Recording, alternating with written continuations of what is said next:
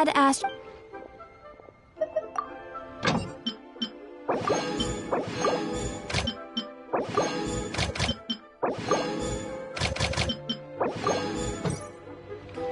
Add Ast. Thank you for.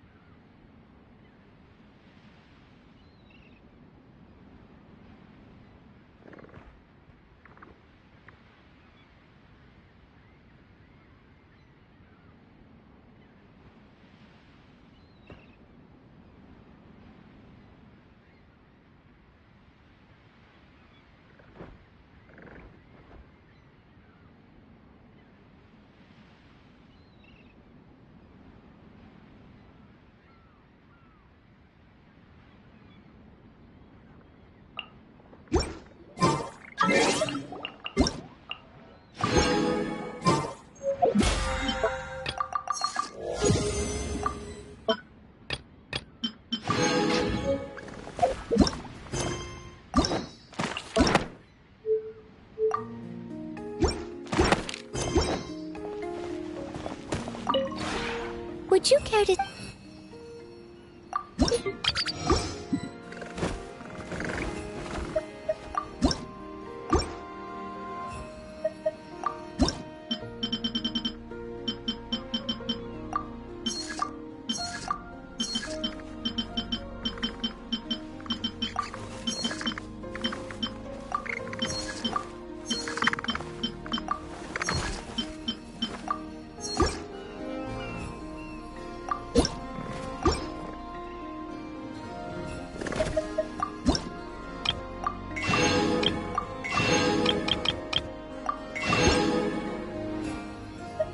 If you ever...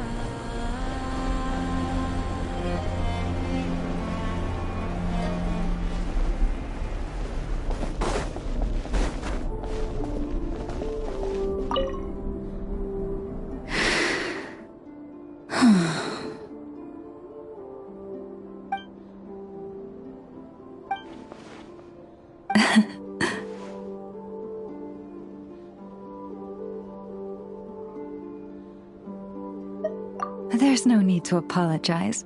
I wasn't sleeping, merely resting my eyes. Besides, this child heard your footsteps and told me of your approach. Animals sense more than we humans. No doubt this is a blessing from the Creator.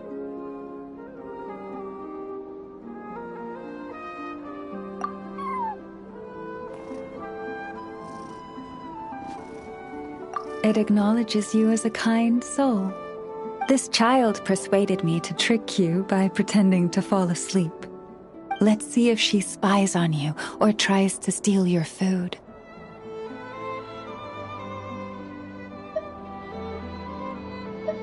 Though I have faith in your noble character, even I couldn't help but be a little bit curious about what you would do. Besides, it seemed harmless enough. Can you forgive us?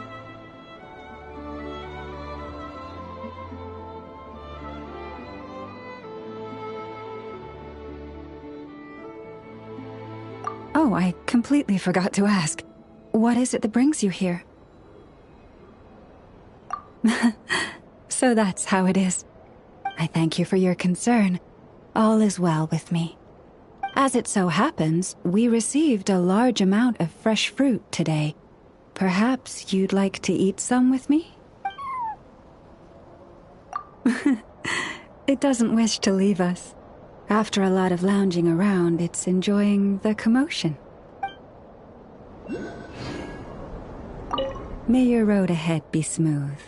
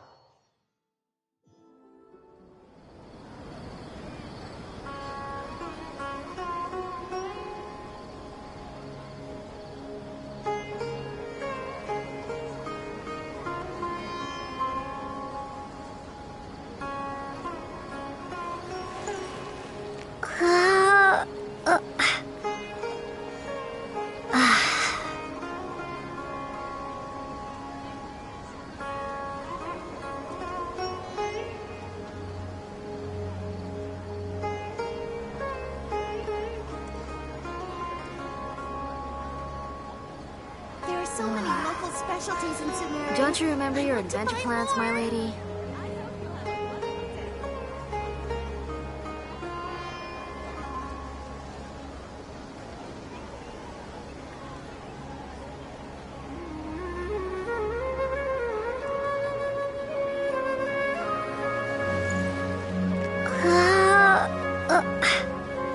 There are so many local specialties in Sumeru. I want to buy more. Don't you remember your adventure plans, my lady?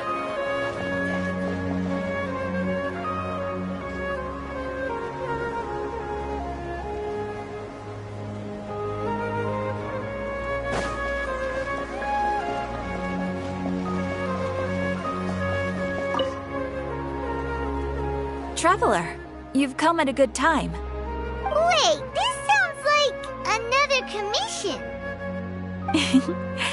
It is as you say. The commission this time around is of high importance. It pertains to the safety of the Avidia Forest's inhabitants. Huh? What happened? Not long ago, we received word that a section of the Avidia Forest seems to have become contaminated. Contaminated? You mean a new withering zone? I don't know about the specifics, but I hear that strange things are happening to people who cross through that region. The Avidia Forest inhabitants won't leave their homes so easily. If we allow this contaminated region to expand, the consequences could be unimaginable. That's why I want to ask you to investigate the situation. Even if all you can do is stop the contamination from spreading, that will still save many people. This is forest business. Maybe Tainari will know something. Let's go find him.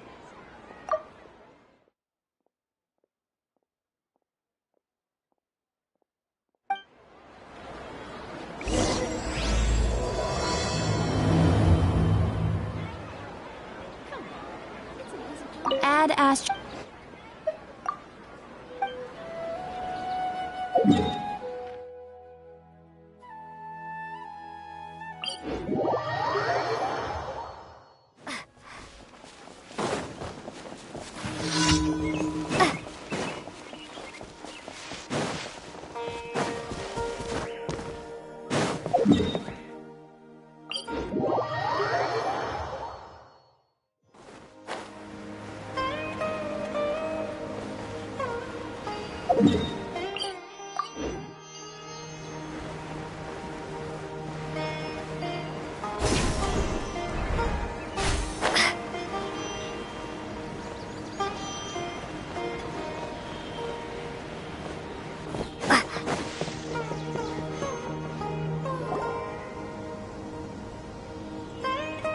This is where you've been, Tainari?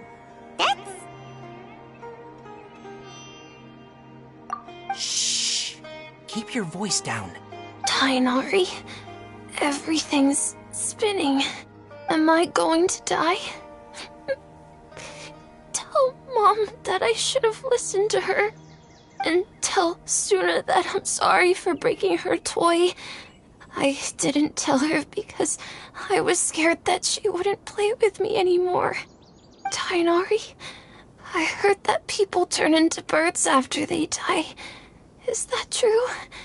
I feel like I'm getting lighter. What happened? Tainari, is he? Okay, enough nonsense. You just have a small fever. Take your medication and rest. You'll be bouncing off the walls in no time. Really? Then, can you keep the thing about the toy a secret for now? No can do. You're a big kid now.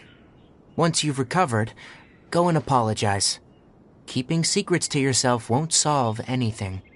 Oh. Hey, let me ask you something. I recall that you're usually pretty healthy. How did you get this sick all of a sudden?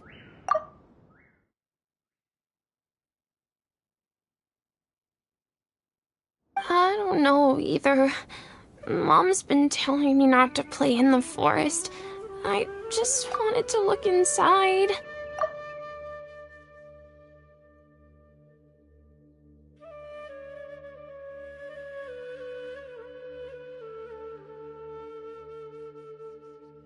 It's different from before. I got lost and went around in a huge circle. After I got out, I started feeling dizzy. Could it be?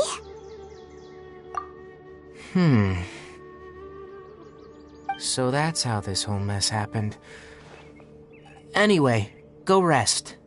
No running around until I say so. Got it? Traveler, Paimon, let's step out for now. Mr. Forest Watcher, how is my son? I gave him some antipyretics. Let him rest here for a while. I told him that he would feel better after some medicine and rest, but I only said that to comfort him. His symptoms resemble a fever, but something else is causing them. They seem more akin to a disruption in his psyche. Antipyretics won't be of much use. What do we do? Mr. Forest Watcher, you have to help him. If memory serves, a plant called Vasanti grass can help soothe the mind.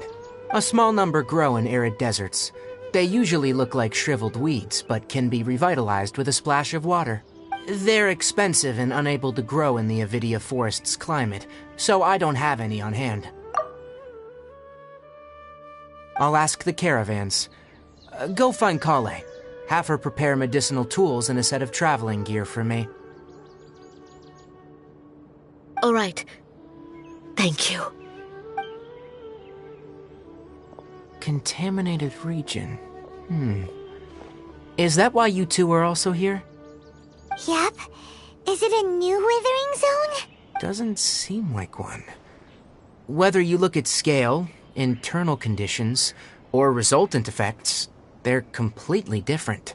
The only thing they have in common is that they aren't welcome. This nuisance made itself home in the Avidia forest, so I can't turn a blind eye. We feel the same way. All right, let's contact the caravans first and purchase some Vasanti grass. We can also ask about the contaminated region. There's no time to waste. We have to move quickly. Let's go.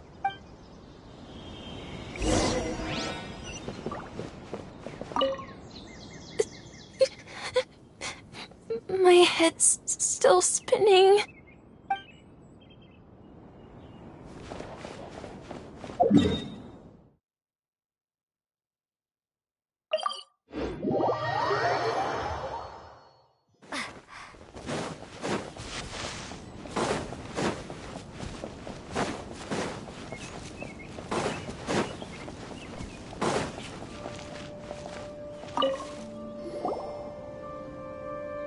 Excuse me, I'd like to purchase some Vasanti grass.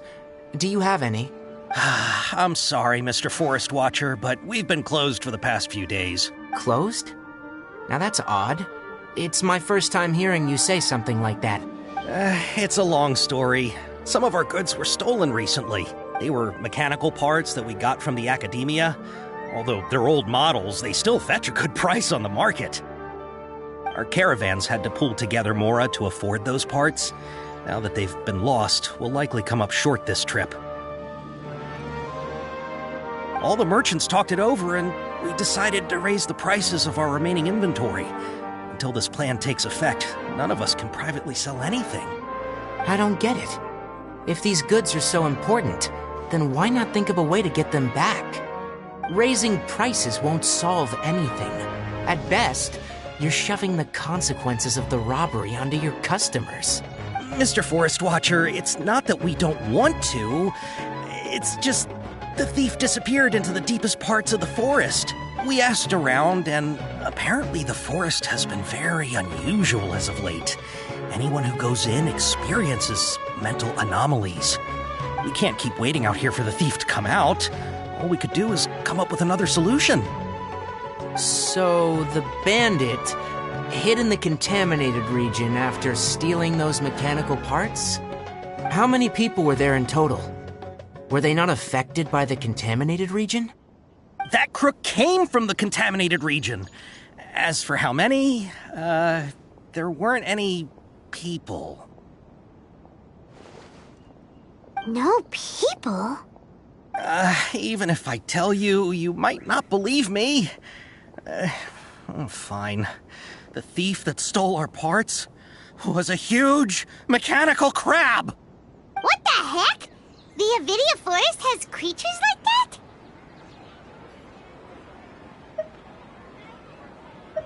that? To be honest, I'd rather not think about it.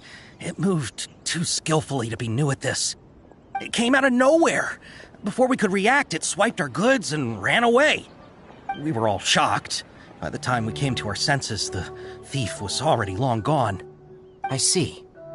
If we help you retrieve your stolen goods, then business will return to normal? Oh, but of course! Not only that, but you'll become one of our caravan's VIPs on all future purchases of any... Enough. Tell me something that's actually useful. Any leads on that mechanical crab? Maybe one. After our goods were stolen, we specifically got someone to assess the situation. If you're interested, you can go and talk to them. All right. We'll go and have a word. How's it going? Figured out a solution?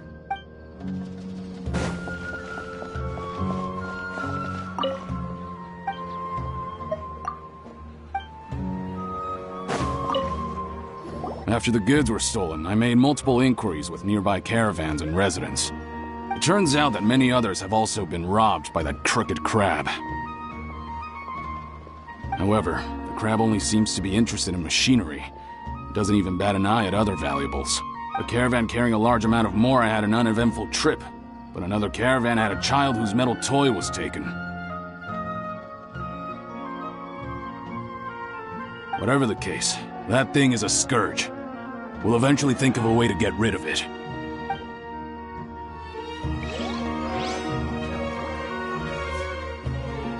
We can't let it get away.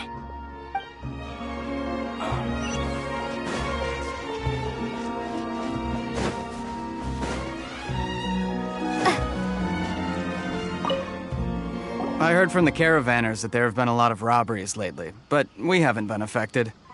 We don't normally see the mechanical crab, and it doesn't disturb our daily lives. It only shows up when the caravans are here, and it runs back to the contaminated region after it's done making a mess. You haven't tried capturing it? We have, but it's too agile and fast.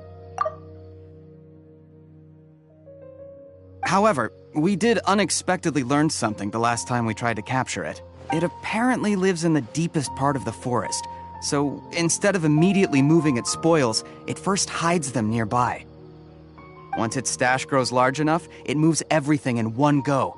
You'll have to move fast if you want those goods back.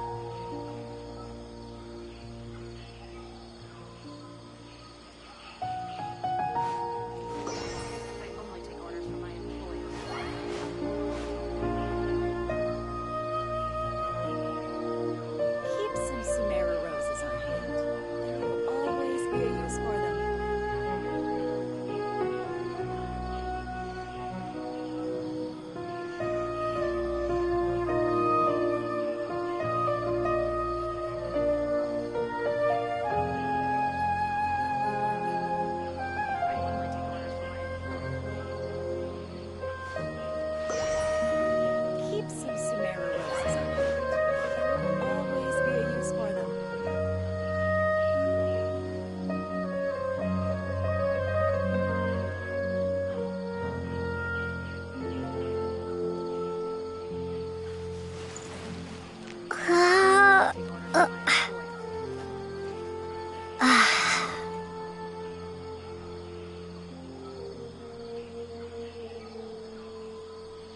some Sumeru roses on hand. There will always be a use for them.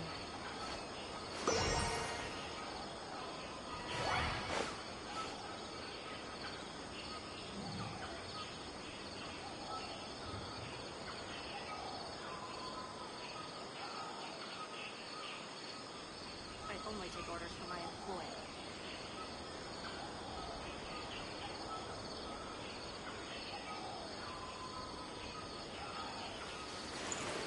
Keep some Sumeru roses on hand. There will always be a use for them.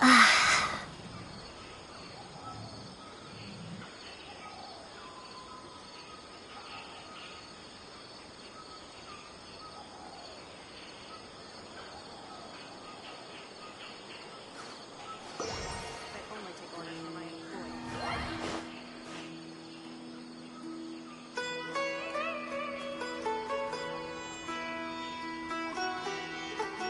Keep some Sumeru roses on hand. There will always be a use for them.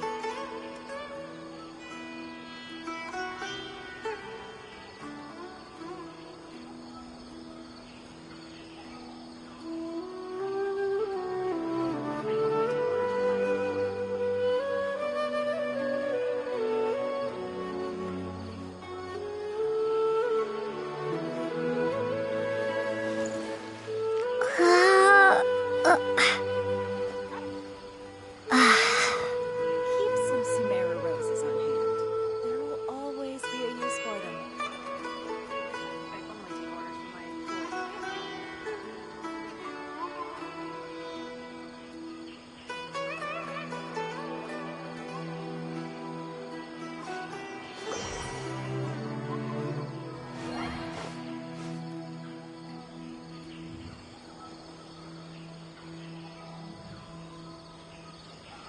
I only take orders from Keep my some employer. Sumeru roses on hand.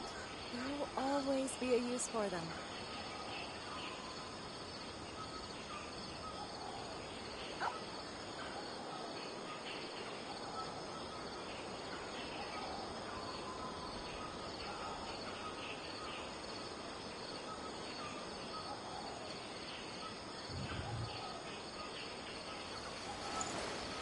Keep some Sumeru roses on hand. There will always be a use for them.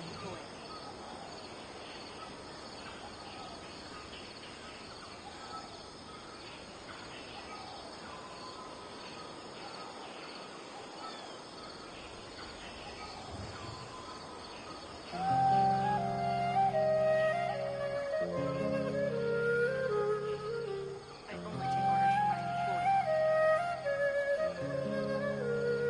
Keep some Sumeru roses on hand.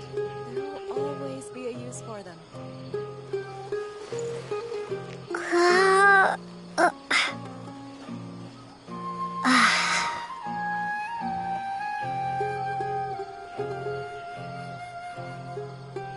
I only take orders from my employer.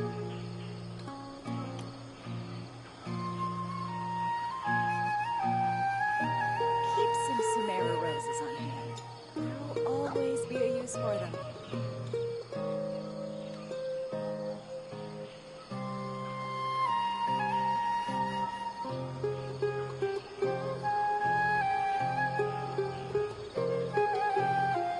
I only take orders from my employer.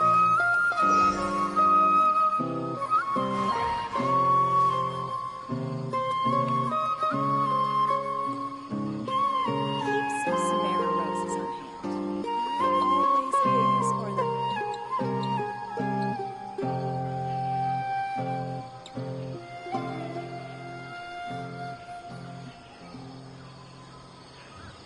I only take orders from my employer.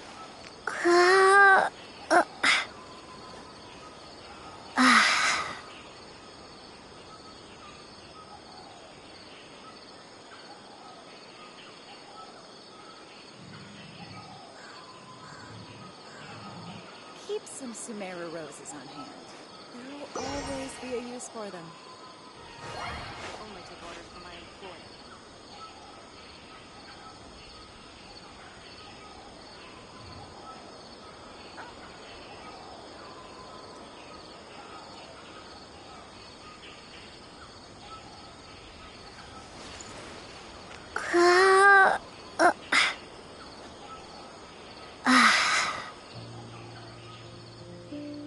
some Sumera roses on hand. I only take orders There from will my always be a use for them.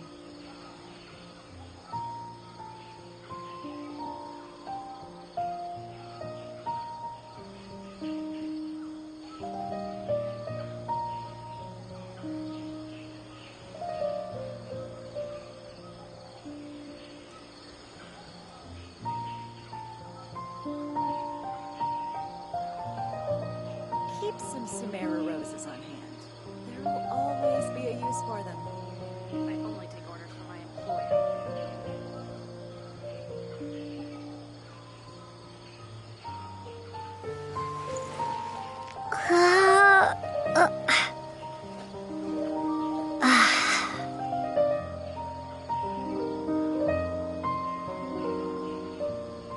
You know, I always thought it looked kind of familiar.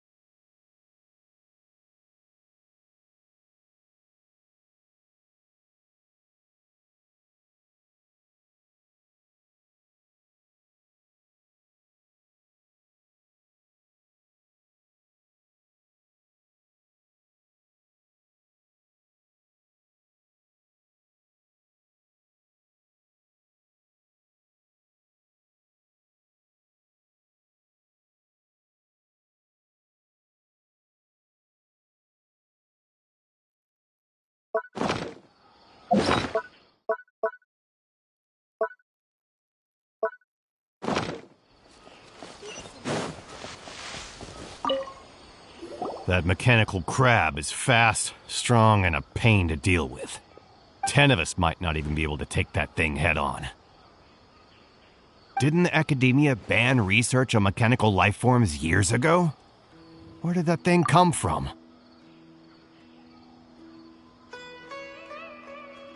Our salaries even got slashed because of it. Ah, who would have thought that that robber wasn't a human, but a mechanical crab? This is rough.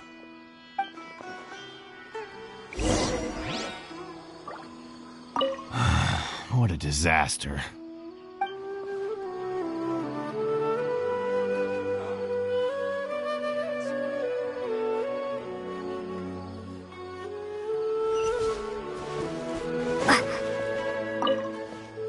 How are things? Did you make any progress? We learned of its behaviors, but much still remains unclear. Assuming normal operational status, mechanical constructs generally act according to their given commands. If I were its owner, I'd command it to steal more valuable things, or the mora you made. That would be the most efficient method. But it only goes after mechanical components. This doesn't make any sense. Right.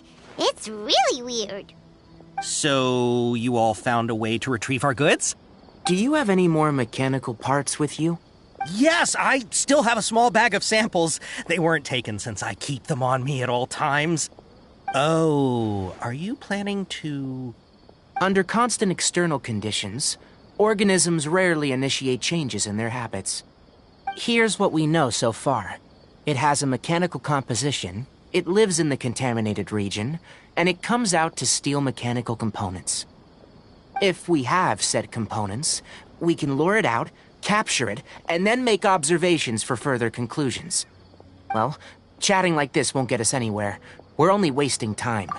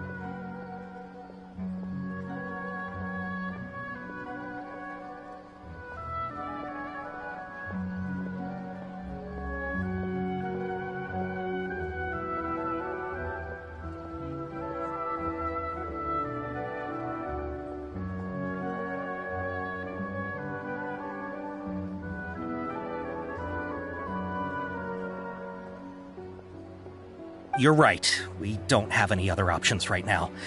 This bag of samples is all yours, Mr. Forest Watcher. If you can get our goods back, the caravans will reward you generously. We don't need anything in return, but I'll be keeping this bag. I may have other uses for it later. We'll also need to borrow a sumpter beast. Our act has to be convincing if we want the crab to fall for it.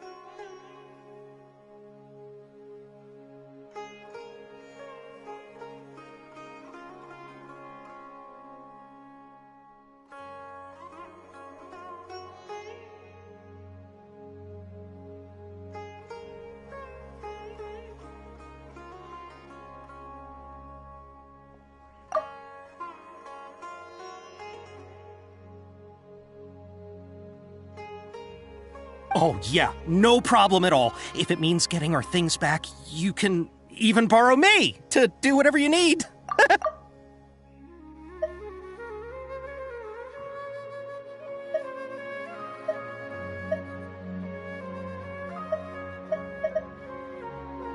Oh, yeah, no problem at all. If it means getting our things back, you can even borrow me to do whatever you need.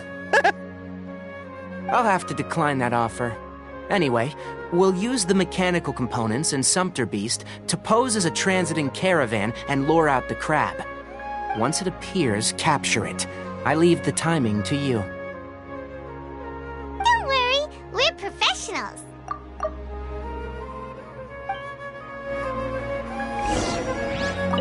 Oh, trading sure is dangerous. Not only do you have to contend with the wits of others, but you have to be ready to deal with anything and everything.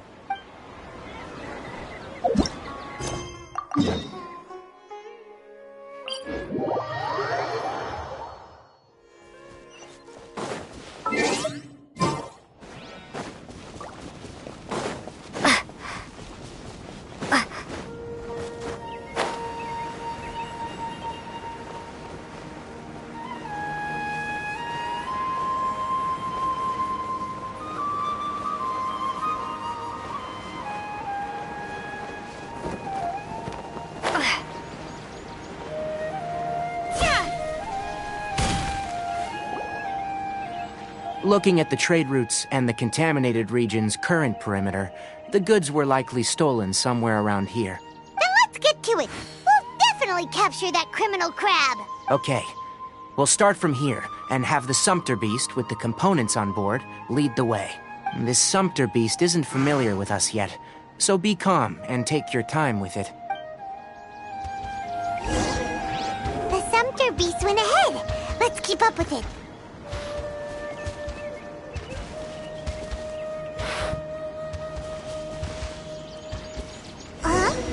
Why'd it stop?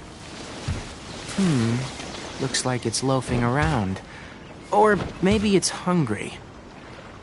The caravanners grew disheartened after their goods were stolen, so they probably didn't feed their animals as scheduled. Let's give it something to eat.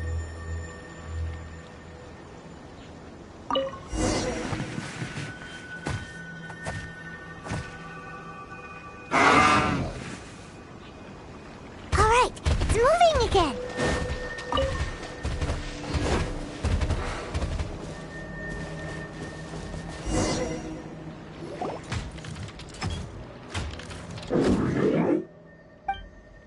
Did you hear something? Ah! Is that the mechanical crab the caravan was talking about? It's charging straight at us! It looks strong. Be careful. Propagate! By royal decree, absorption test.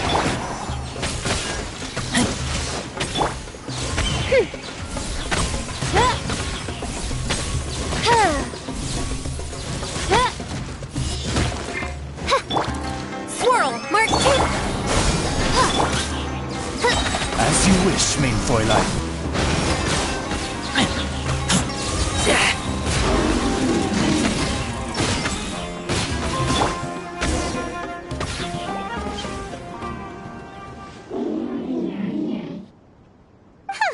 Just try to escape this time, you naughty caravan-robbing crab! Hey, playing dumb won't save you. Spill it! Why are you stealing so many mechanical parts?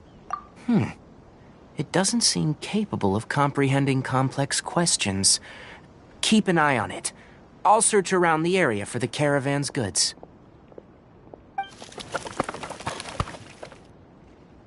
I don't know why you're stealing mechanical parts, but they don't belong to you. Stolen items must be returned to their rightful owners. Any objections? You came from the depths of the contaminated region, right? How about you help us with something? If you take us there, I'll give you some mechanical parts as a reward. It reacted! We can't be certain yet. Its excitement may be a simple, programmed response upon seeing mechanical components. Okay, so you want the crowd to lead us into the contaminated region? That's right.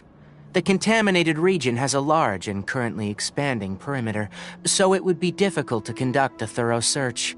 If we charge straight in, we'll get lost like headless pigeons. Also, our new friend here seems to be full of secrets. I've been studying this contaminated region recently, and I have a hypothesis of my own. So to be absolutely safe, it would be best to have a guide lead the way. Paimon gets it now. Does this scuttler understand what you're saying? It doesn't have to, as long as it isn't hostile towards us. I gave it some components that it will definitely take back to the contaminated region. So long as it doesn't attack us, we can simply follow along. It seems to be really happy. Listen to me. Wait for us here. No running off. We'll be back soon. If you're still here when we return, I'll give you another mechanical part as a reward. Understood? I'm not sure. But our priorities are to retrieve the mechanical components and to purchase Vasanti grass to make medicine with. We should return. But before we do, we need to set up a few traps. Can't have that crab escaping.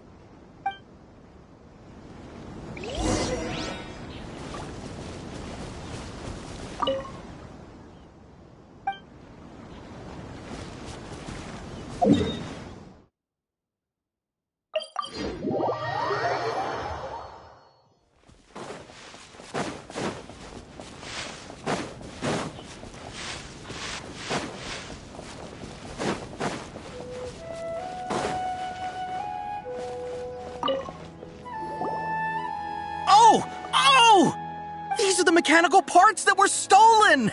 You really got them back for us! Thank you all so very much. I don't know how I can repay you. Wait, didn't you want to purchase Vasanti grass? Don't worry about the price. They're on the house. How many do you need? 2 is enough. No, that won't do. Here, I'll throw in some more. No need. I've already received a reward from you. Reward? You mean that bag of mechanical parts? They aren't worth much compared to this merchandise. But those parts are very useful to me. Just like the Vasanti grass. I retrieved the things you needed, and you gave me what I needed in return. We're even. Oh, and before we go, I retrieved the things you needed, and you gave me what I needed in return. We're even. Oh, and before we go, just a reminder. The forest has an intricate and biodiverse ecosystem. Even if there were no mechanical crabs, other dangers are still present. Take caution on this route. Noted. Thank you all ever so much. Let's return to the village. The earlier we can give the child medicine, the sooner he'll start feeling better.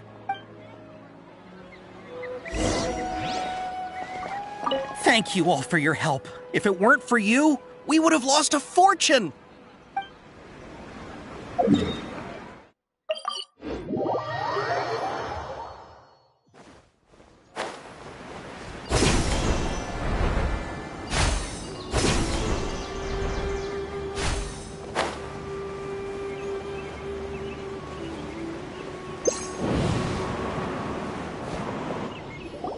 Oh! Hi there, Traveler and Paimon.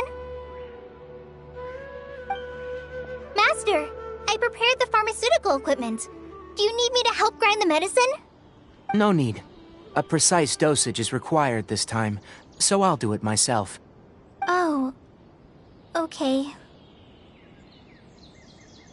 But once I'm done, you can deliver the medication to the child.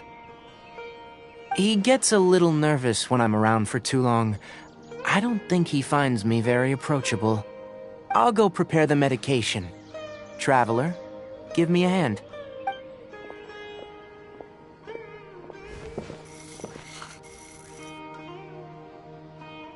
How is he? Doing any better?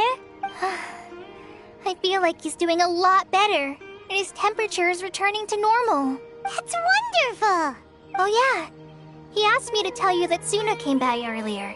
and he told her everything about the toy. Suna didn't get mad, so he wanted to thank you. Can I ask what happened? It's nothing. Did you prepare the traveling gear that I asked you to? Of course I did. Are you going somewhere far away? Yes, we're going to the contaminated region. Judging by its size, we will likely have to stay overnight. I'm leaving everything to you while I'm gone. Huh? But I can't even begin to compare to you. Many things are learned by doing, and once they've been done, you'll realize that they weren't as difficult as you once thought they were. Deal with problems as you yourself see fit. You don't have to emulate me. That's right. You'll do great, Kale. All right, then I'll do my best. Master, Traveler, Paimon, take care of yourselves. I'm sure we'll be fine. I think you'll understand why once we arrive at the contaminated region. You put too much confidence in me. Anyway, like you said, things will likely be uneventful. Let's return and find that crab.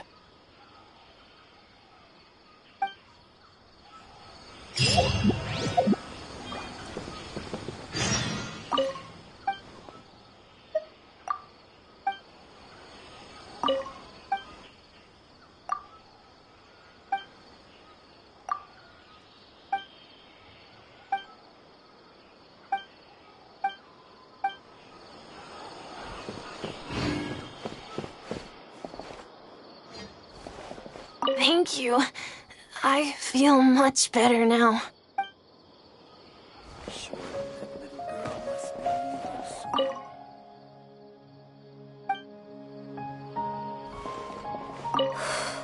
I can do this.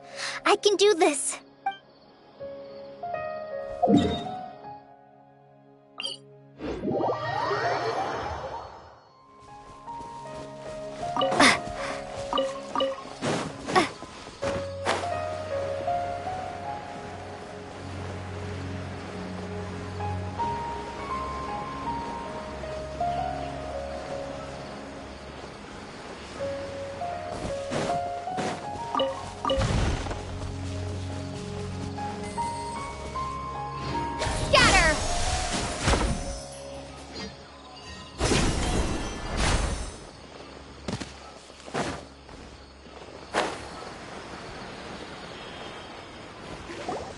We're here.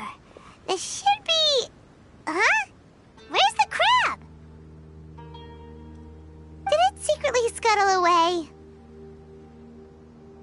The traps weren't triggered, so it should still be here. Odd.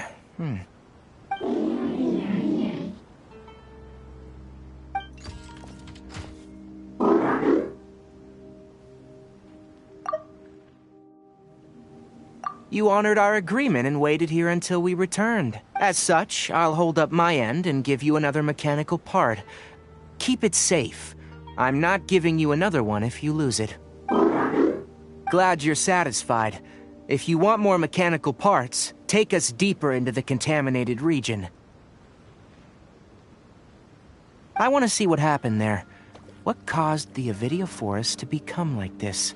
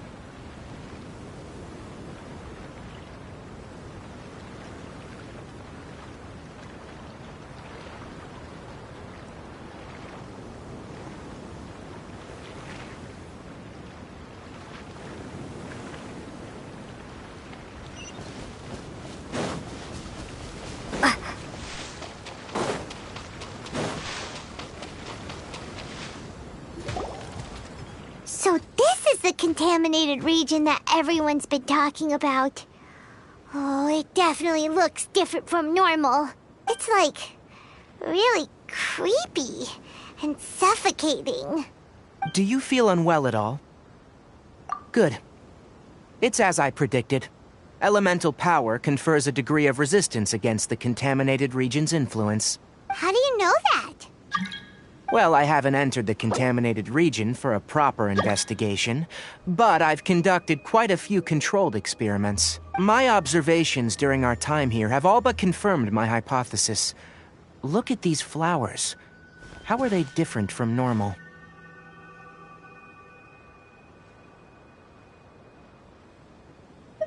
This flower species is formerly known as the Sumeru rose, but it is also known as the leyline lodestar. They're sensitive to ley lines and emit varying amounts of light in response. Excessive brightness indicates a dangerous level of ley line activity in the surrounding area. From the looks of things, the ley lines around here are already out of control. You're saying the contamination here is coming from ley lines? I can't confirm that right now, but I think that is the case. Let's take another look around and see if we can discover more clues.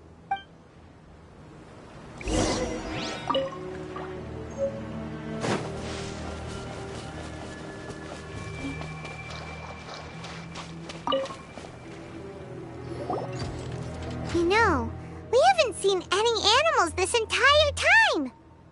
The birds used to chirp really loudly, and there were a lot of foxes.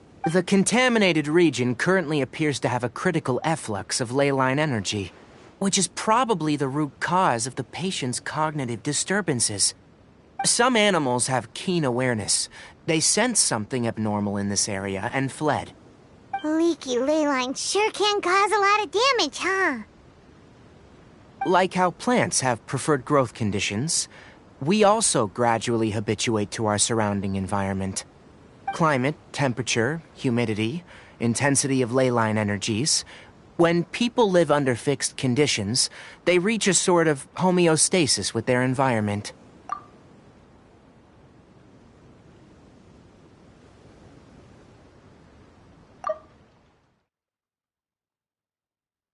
This equilibrium is broken when the surrounding environment abruptly changes, causing people's bodies to react in abnormal ways. If normal fluctuations in temperature occur, then our bodies automatically adjust. However, the average person cannot adapt to changes in ley line energy, and so they fall ill. Then why are we okay? I'm not sure why you are, but she and I are fine because our elemental capabilities allow us to adapt to this kind of change. Of course, it's not a good idea to spend too much time in areas with concentrated ley line energy. The only one who can freely traverse this place is probably the mechanical crab. That's about it for the investigation. Help me find an open space. I want to test something.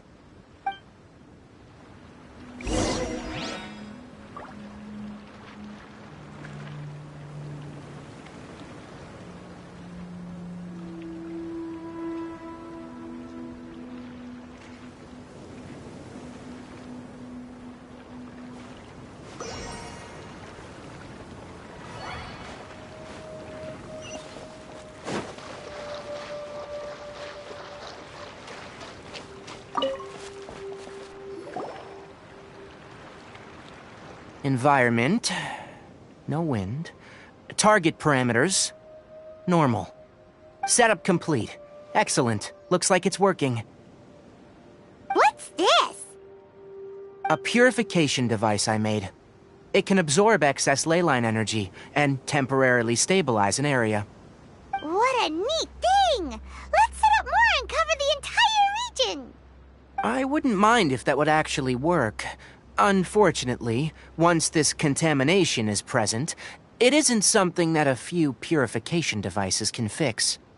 The purification devices have their limits.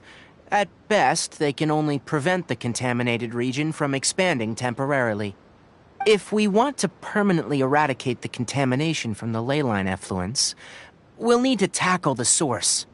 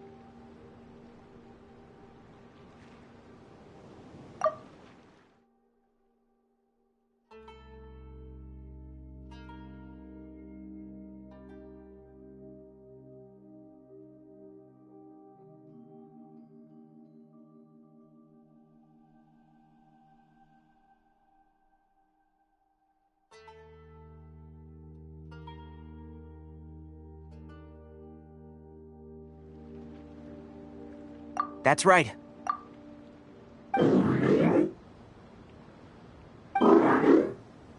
Huh? The mechanical crab is acting a little strange. Something's approaching.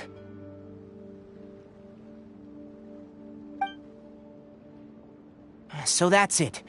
Now that the ley line energy has stabilized, the monsters that had left are starting to return. Get rid of them quickly. Don't let them get close to the purification device.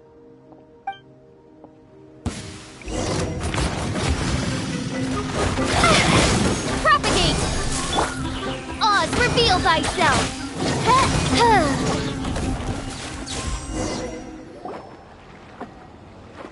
Whew, that's all of them.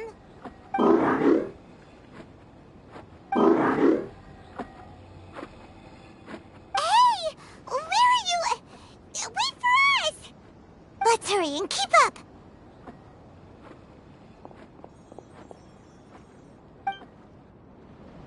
The mechanical crab went that way!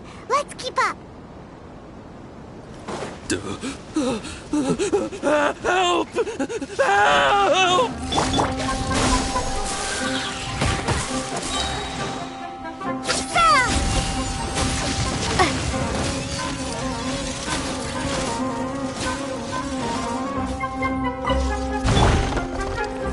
By royal stay clear!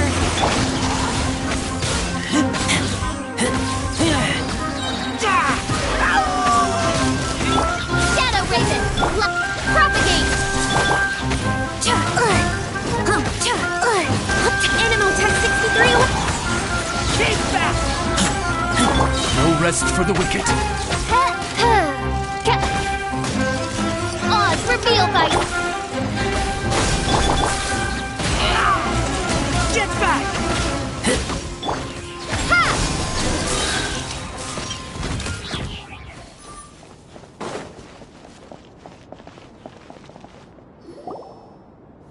Ah! Spare me! Please spare me! Hey, are you okay?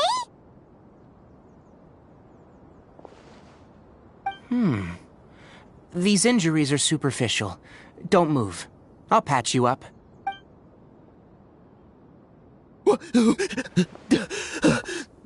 Who are you all? What happened to those mechanical monsters? Don't worry, we took care of them. Oh, good. That's good. It's a monster! Hurry, attack it! How do we explain this? Krabby here isn't a bad guy. It heard you shouting for help and brought us here to rescue you. It's faking it. It has to be. Maybe it's gonna partner up with the other mechanical monsters and kill me. Do you know what's inside the forest? It's all crawling with mechanical freaks. I just came here to pick herbs, but I accidentally went into the contaminated region and almost died. I gotta get out of here. Ah, yes. Yes. I have to escape. Be careful. These mechanical life forms are up to no good. It'd be best if you stayed far, far away from them. No wonder the academia wanted to completely ban the existence of mechanical life forms. Those things should be annihilated! Are you okay? His inarticulate speech and bodily tremors indicate psyche disruption. He's been inside the contaminated region for too long. We've purified the ley line energy over there. Follow this path out and you'll soon see the village. When he gets to the village, someone will bring him to Kale for help. I already prepared medication that will return him to normal.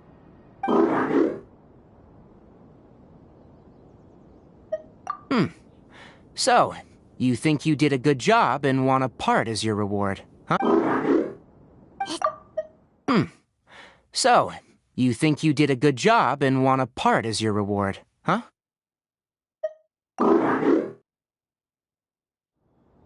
All right.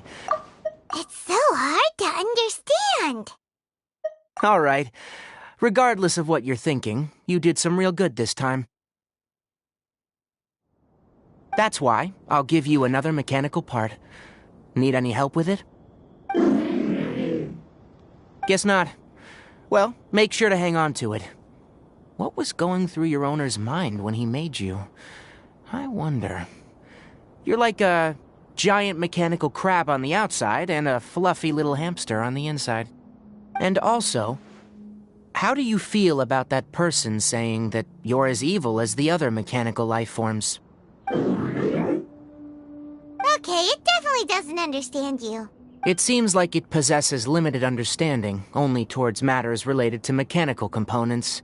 Help others to get parts, that's probably its thought process. As for why it, rather, its owner, is collecting so many components, I'm not sure. It's getting late.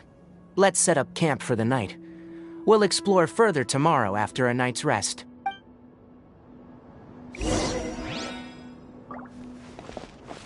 Hey! Over here! Come on, you big lummox. Raise your head and look up.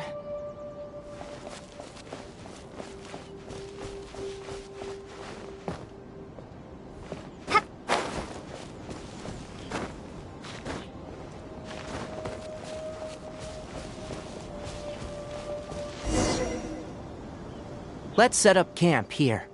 All right. Paimon also thinks it's a good spot.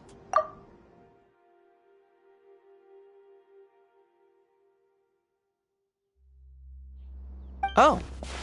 Any particular reason? This place is perfect to put up a big tent. We can also set up a cooking pot and cook tons of delicious food. You're not wrong.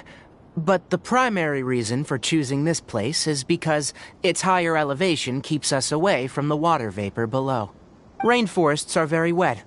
You should always be careful when spending the night in damp places. For the next tasks at hand, let's divide and conquer.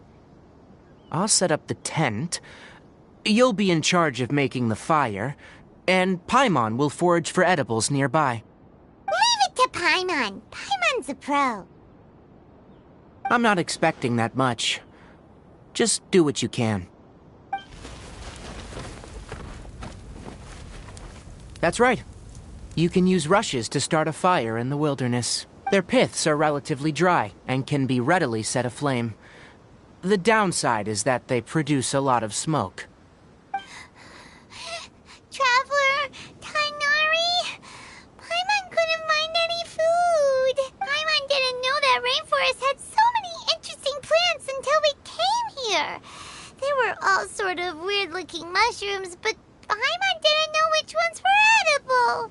Paimon also saw wild berries on the ground, and Paimon was gonna fly over and pick them up, but the dead leaves on top suddenly started moving. It freaked Paimon out. Those were probably dead leaf butterflies. They camouflage as dead leaves to evade predators. My guess is that they mistook you for a bird when you flew over, so they fled. Little did they know that you were more scared than they were.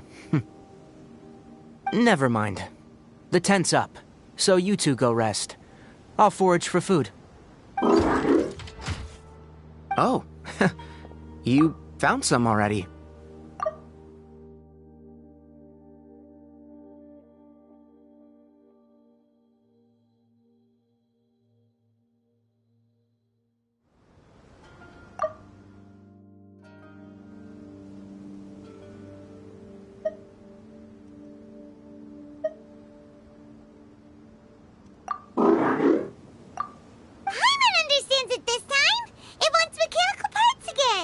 Sorry, no part this time.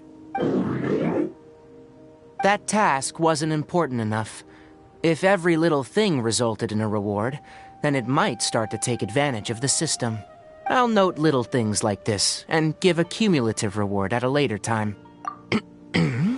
That is one reason. It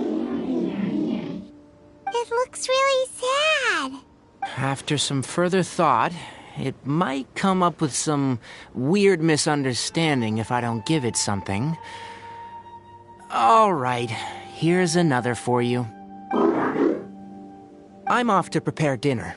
We'll take shifts on lookout duty tonight. You two can sleep first. I'll wake you up later. We need lookouts? Yes. Even though most animals fled because of the ley lines, we can't completely let down our guard.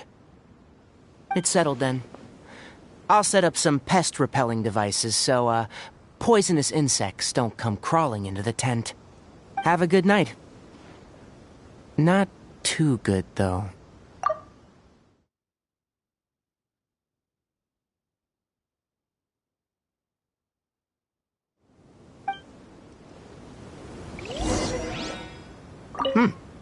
You're still awake?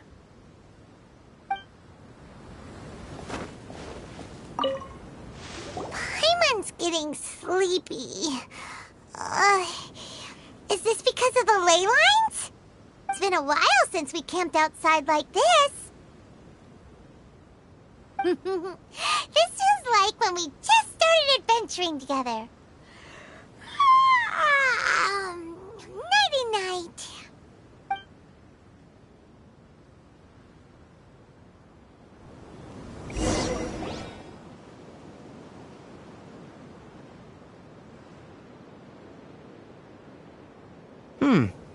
You're awake earlier than I expected.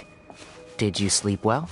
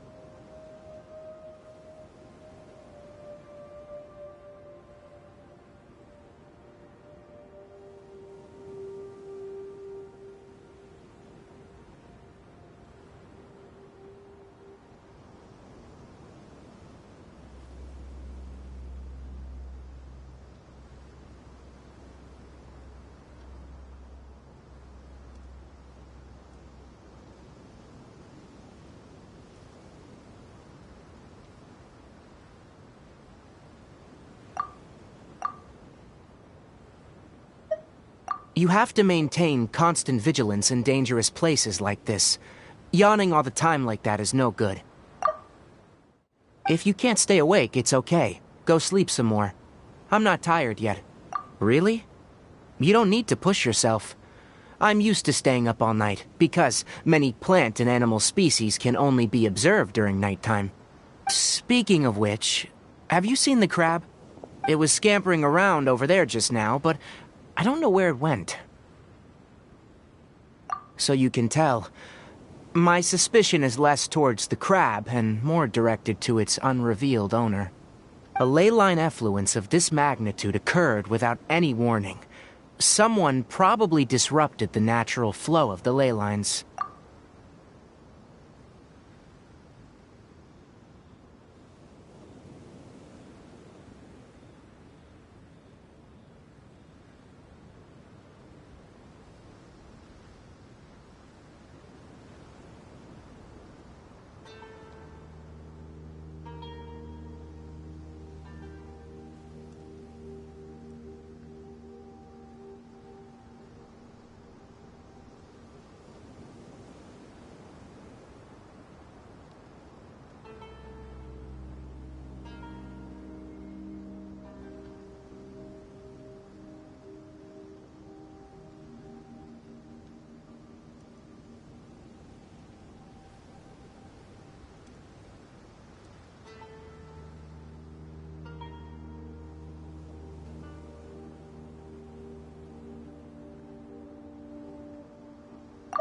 A ley line effluence of this magnitude occurred without any warning. Someone probably disrupted the natural flow of the ley lines.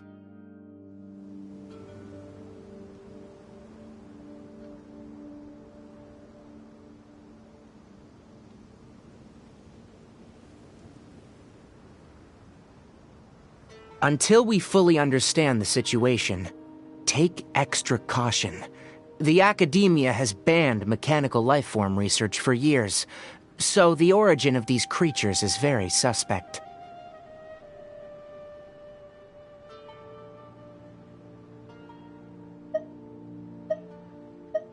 Topics related to mechanical lifeforms were popular in the Spontamod for a time.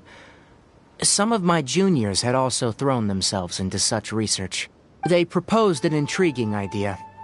Use our knowledge to create a new and practical life form that could help humanity conquer nature.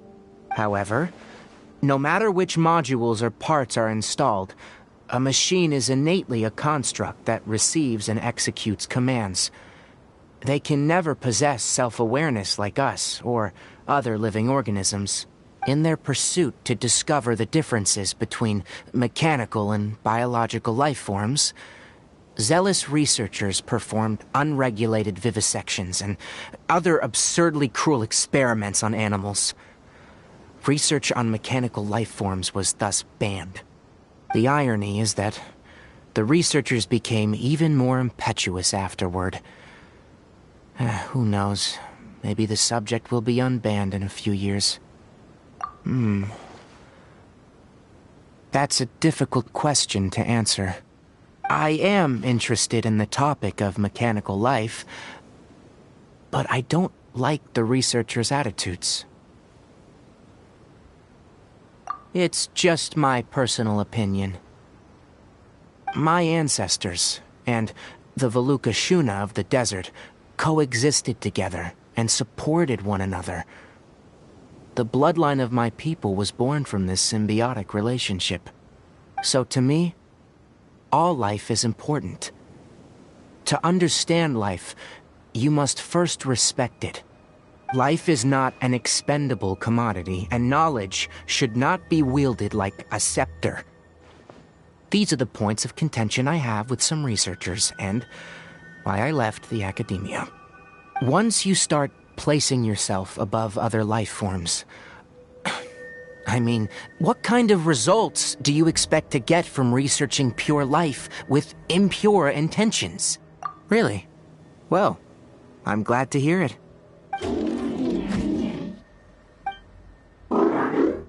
Coffee? Did you prepare this for us? All right. Seeing that you're working so hard to help out, I'll give you another part.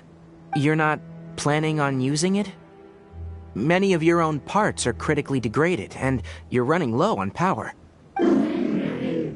All right, suit yourself. Oh, and thanks for the coffee, but I'm about to go to sleep. Leave it with her. The night watch is yours. Stay safe.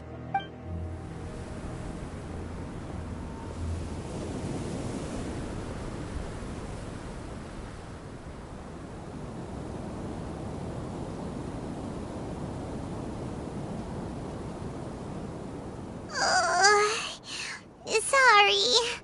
Paimon slept through the entire night.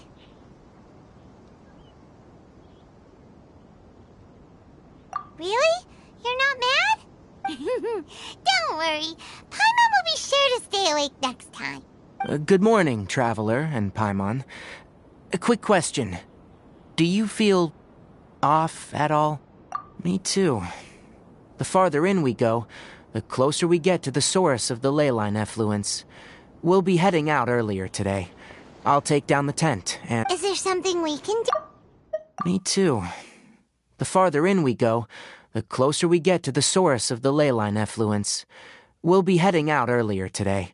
I'll take down the tent, and you two... Is there something we can do? Extinguish our fire so we don't set the entire forest aflame. Also, retrieve the pest-repelling devices from last night. We don't want to affect the ecosystem here. Got it! Paimon will take care of the fire. All right, let's meet back here later.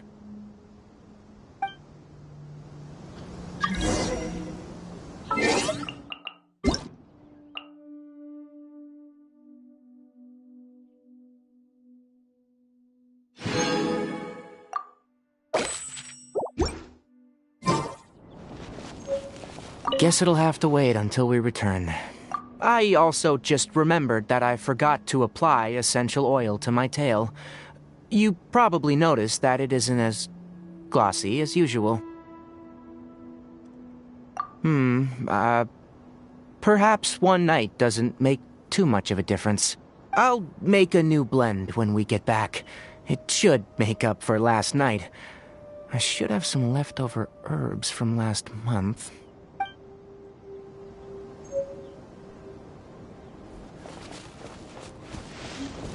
How do you put out a fire?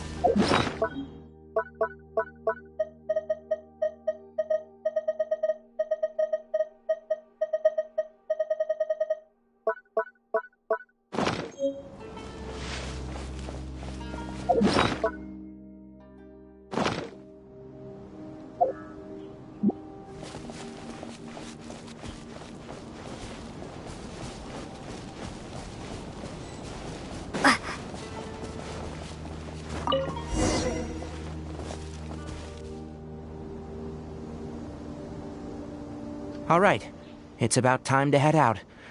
As we go further in, we may encounter more berserk machines. The effects of the ley lines will also increase. If you're struggling, it would be wise to avoid conflict. Try to conserve as much energy as possible until we reach the source of the contamination.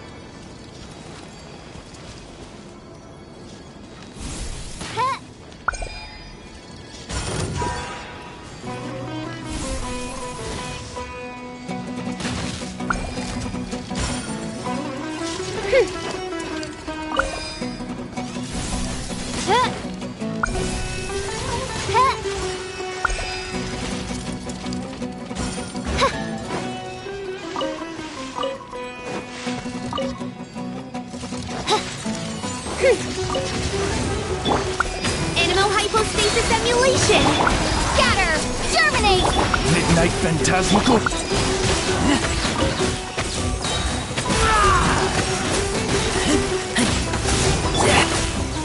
I summon thee!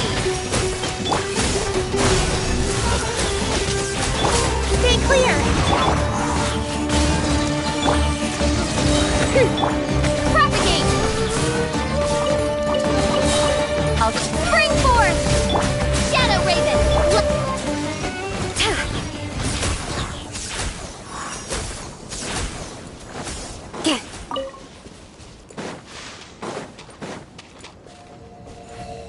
As I thought, the closer we get to the contamination source, the more mechanical monsters that appear.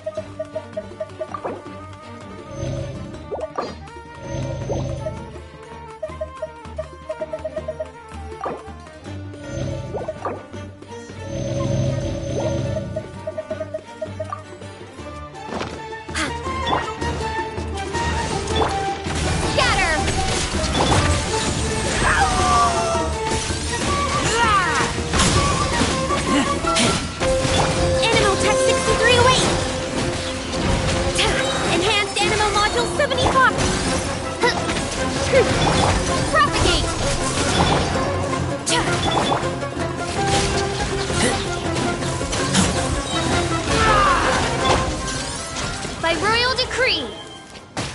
As you wish, me. Germinate!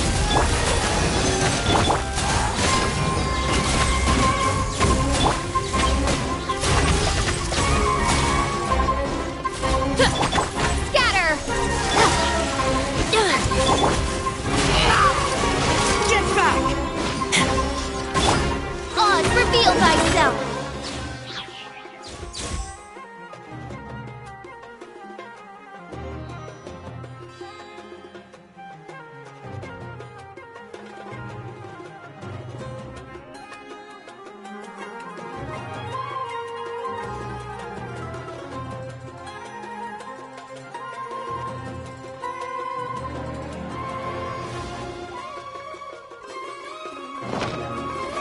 No rest for the... Stay clear! Propagate! Wings of darkness!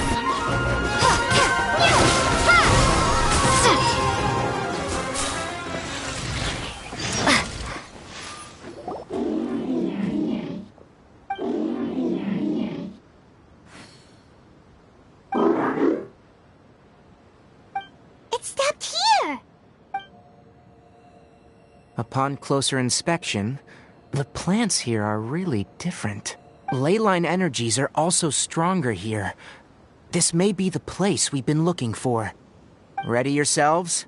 We're going in.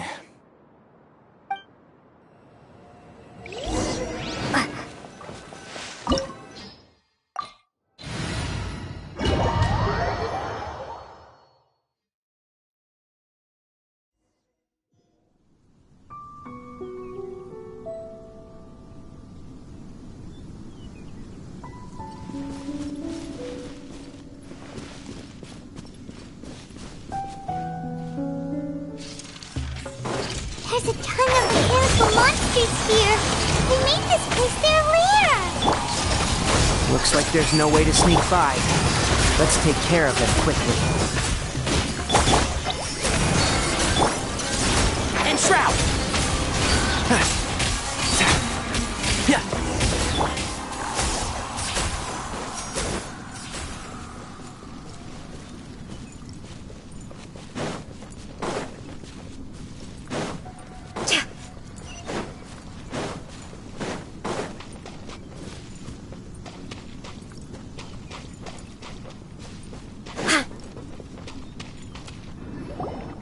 What is this?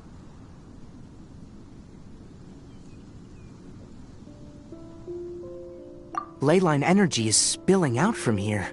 This device, it's extracting energy from the ley lines without end. Who in the world would do this without considering the consequences? The ley lines won't be able to repair themselves if their flow is perpetually disrupted like this. That's terrible! We have to stop it! Let Paimon see. Paimon doesn't see controls anywhere! Standing here is equivalent to being directly showered in leyline energy, which may cause irreversible damage to your body. Take Paimon and get out of here. I'll see if I can find a way to turn this thing off. But you're also vulnerable to the ley lines, right? We're staying. We can't leave you here by yourself. Then let's look for it together. If there's no control unit here, then there must be a trap door somewhere. You know where it is? Hey, wait for us!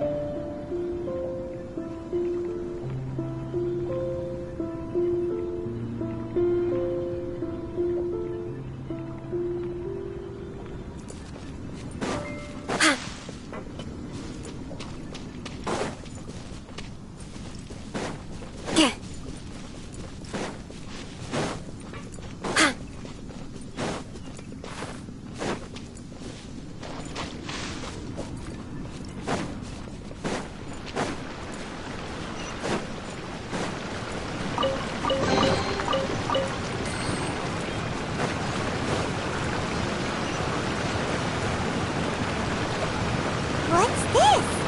It'll only show up if you step on it? Be careful and watch your step.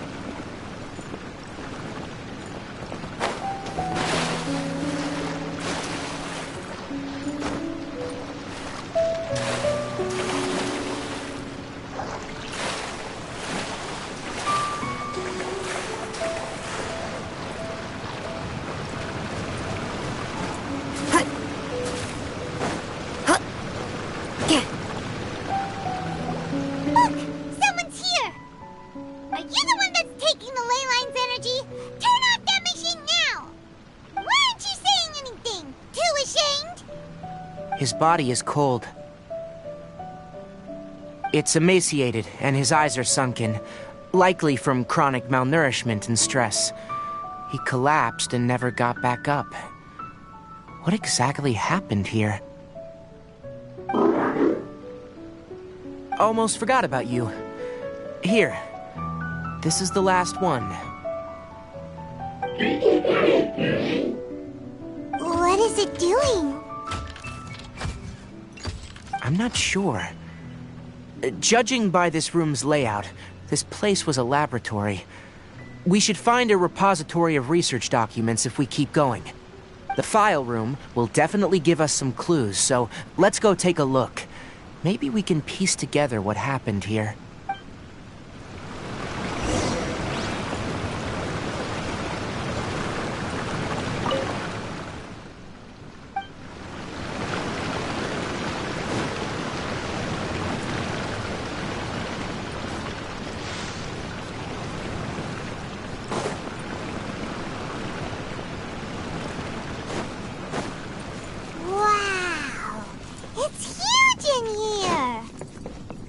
This place is very secluded. It's a natural hiding spot. The pipes continue further. Let's head in.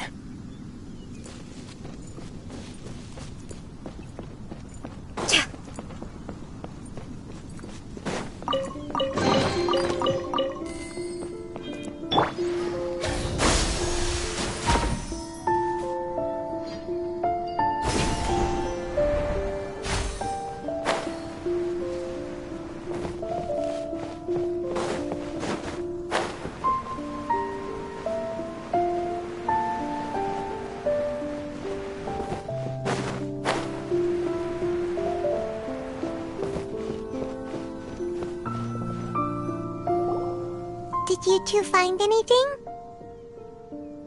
There are a lot of lab notes, but it would take way too long to read through them all. I found a tape recording used for an experiment, and based on its serial number, it's from 2 years ago.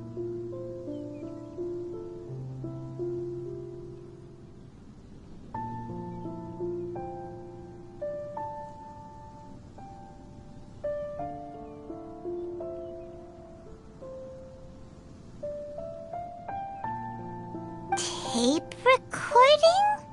Yes. The Spontamod created a device that visually records experiments and consolidates the final production into a tape. However, these devices are expensive to make and aren't entirely stable. That's why they are only used in some laboratories and do not see wider usage. Come on, let's watch it. Hold on, let me figure out how to play the tape. Okay, this should do it.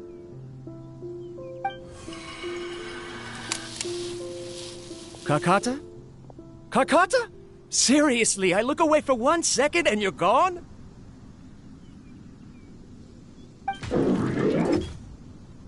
There you are.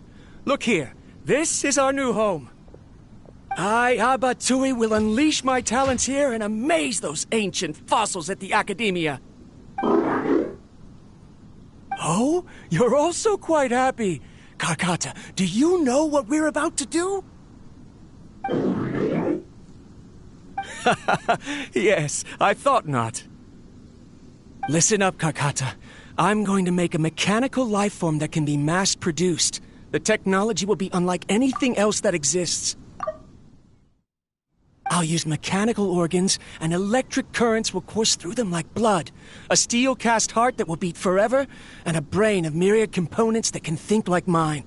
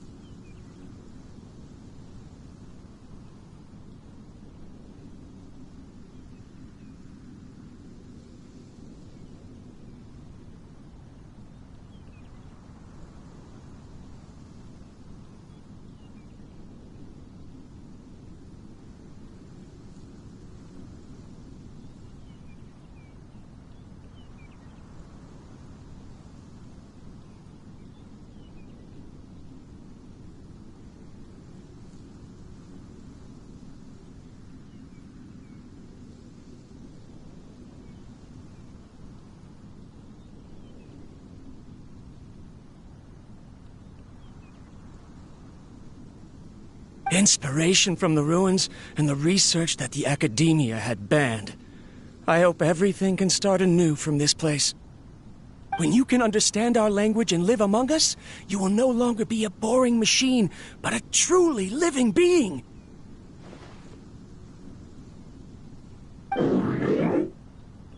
It's fine. You will understand.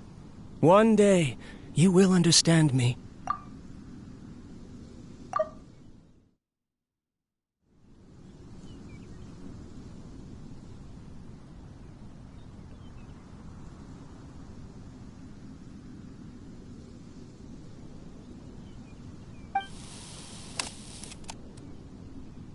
Karkata is the mechanical crab, right?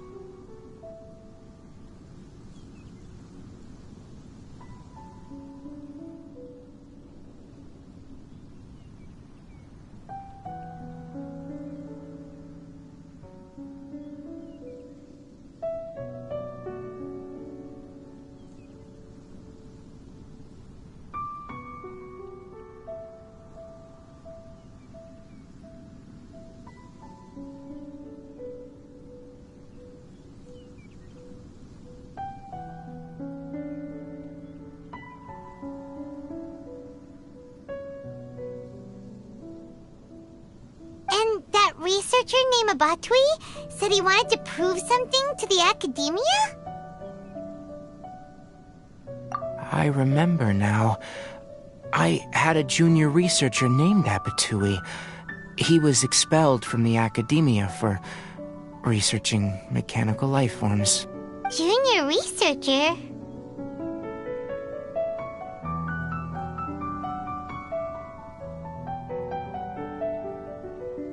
Yeah? What's wrong? Nothing. Paimon was just wondering, doesn't Abatui look older than you? He is, but academic progression isn't tied to age. I finished my studies a while ago, so subsequent students generally considered me as their senior. Oh!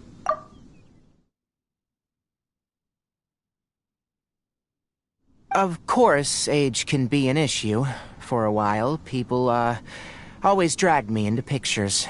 I felt like some kind of animal on display. That isn't important. Let's go and see if we can find other tape recordings.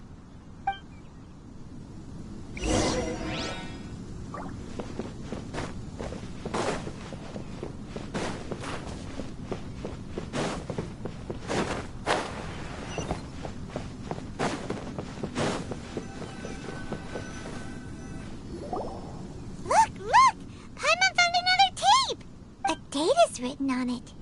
Let Paimon see. It's from a half a year ago! That's quite the time gap. I wonder what happened in between.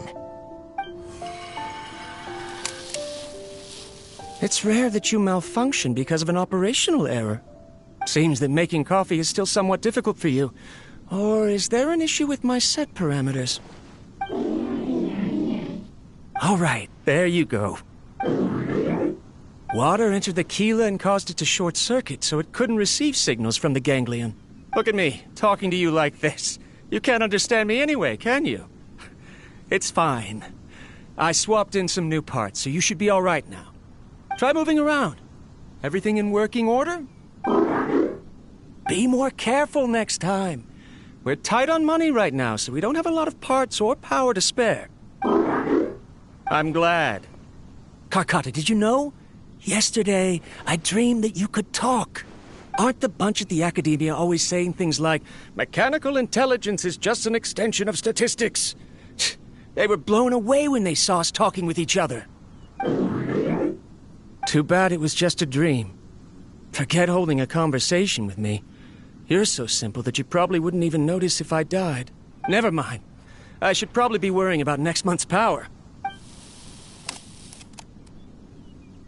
After Abatui left the academia, everyone lost contact with him. I thought he was so despondent that he gave up on researching mechanical life forms. Instead, he had holed up here and continued his experiments. Paimon doesn't feel like he's a bad person. He even changed out Karkata's broken parts. Why would he mess with ley lines? Let's keep looking around.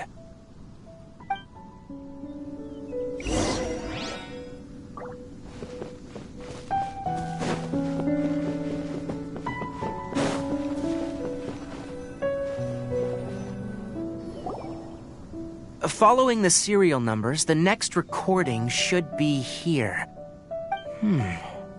The writing is sloppy. Perhaps his state of mind had changed.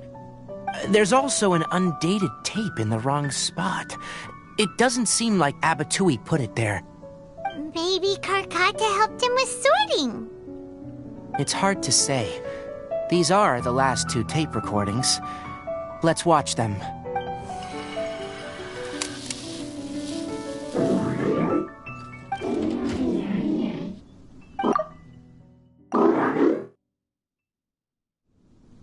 Sorry, Karkata.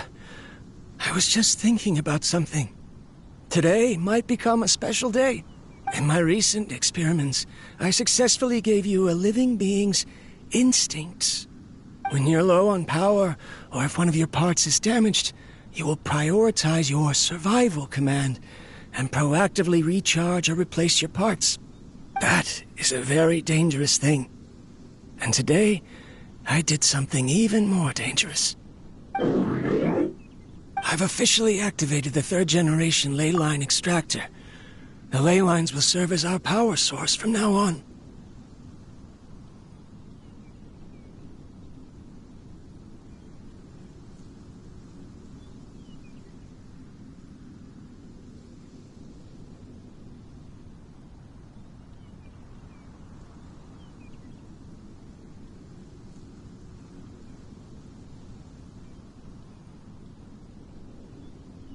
Conducting research on mechanical life forms requires a large amount of power. Even if I scrimped and saved, the more I have wouldn't last for long. I'm also getting tired, Karkata. I don't know what's driving me to continue with this research anymore. They say that even if it simulates the operation of a living creature's organs, a machine is still an ice-cold tool. I want to prove them wrong. I want to turn you into a living, breathing, and talking being.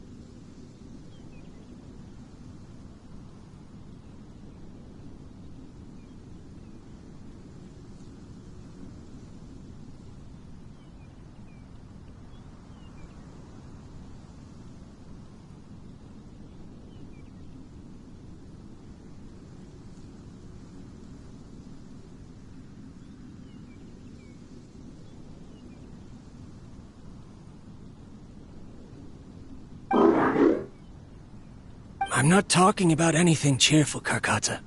Modules for language, emotion, and movement. I've been working my absolute hardest to augment and refine your functionalities, but I've never seen an effective response. You are my finest success, but even you can't understand me.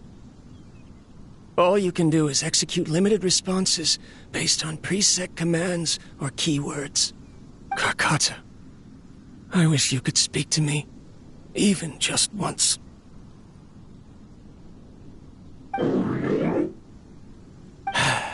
Yes, you cannot understand me, so you cannot answer me either.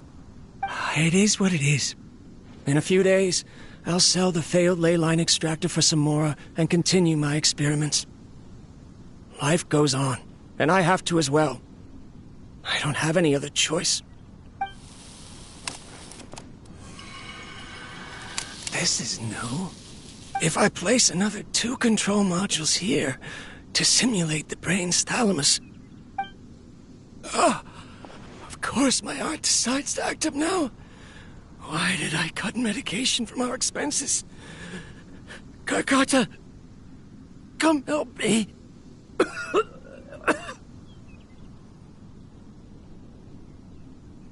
Strange. I feel weak. Oh no, I have to shut down the extractor. Shut it off. If we let them recharge indefinitely, they'll go out of control.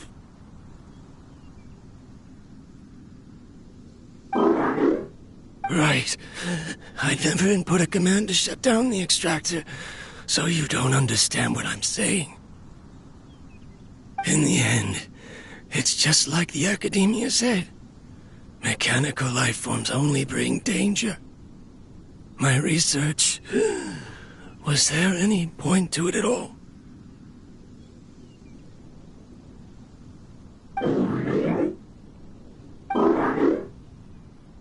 I'm sorry, Karkata. In the end, I still wasn't able to turn you into a true mechanical life form. I see. So, the ley line effluence was an accident. After Abatui's unexpected death, the mechanical monsters were driven by their instincts and continuously drew out power from the ley line extractor. This eventually resulted in severe damage to the ley lines. Paimon understands. Then... Because Karkata is... Paimon understands. Then... Why didn't Karkata go haywire like the other machines? Because Karkata is different from the other machines. To Abatui, for a machine to truly be considered a mechanical life form, it must possess features similar to any other living organism. It should be structured similarly, it must be able to cry and laugh, and it must have the capacity for independent thought. Perhaps only by building such a machine could he have the academia acknowledge his protracted research. But if he had slowed down and saw Karkata as a friend instead of as an experimental product, he would have noticed. Karkata can't speak, and yet it cares about Abatui far more than it does about itself. What does that mean? You'll see in a bit, but before that, we have a more urgent task at hand. First, let's find the control unit for the ley line extractor and shut it down.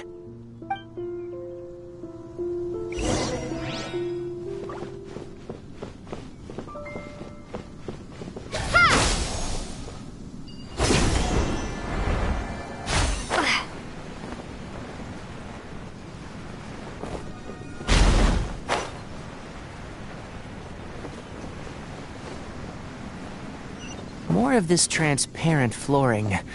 It feels like a maze.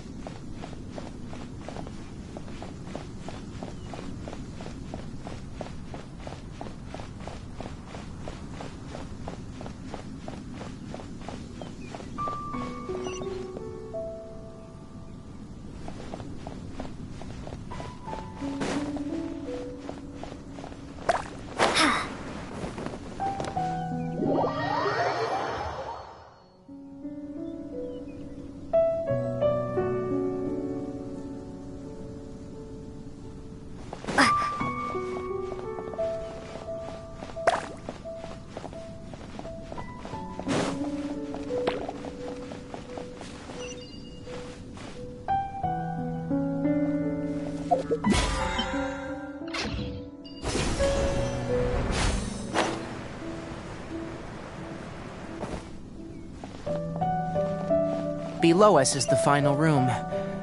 The control unit is likely in there. The way ends here. Wanna try jumping down?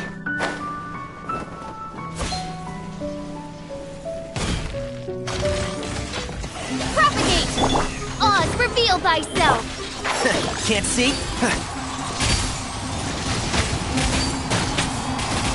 What a drag. Absorption test!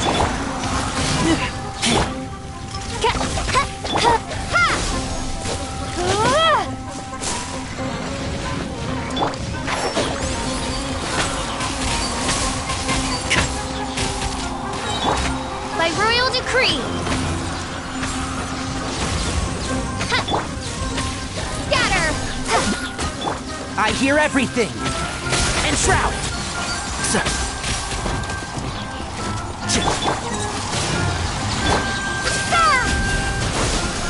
Midnight Phantasmagor!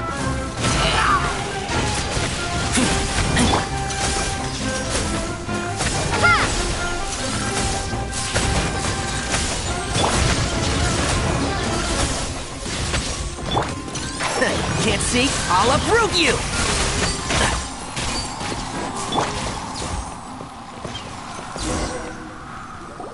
This should be the control unit. Once we turn it off, the leyline extractor should also shut down.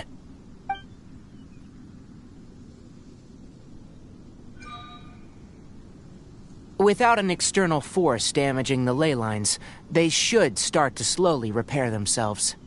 Oh, but I bet you two are more worried about Karkata. Let's head back.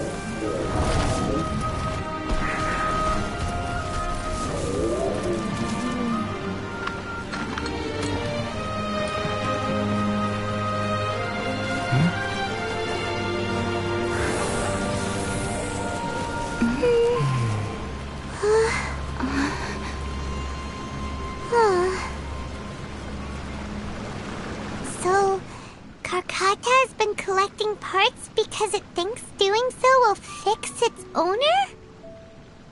Karkata is unable to understand the concept of death. However, it probably remembers when Abatui replaced its parts when it malfunctioned, and how that restored it to an operational state. It's true that Karkata isn't able to think or understand many topics, but it is like a small child that imitates what adults do. So that's why it kept stealing mechanical parts. But it can't repair its owner, no matter how hard it tries.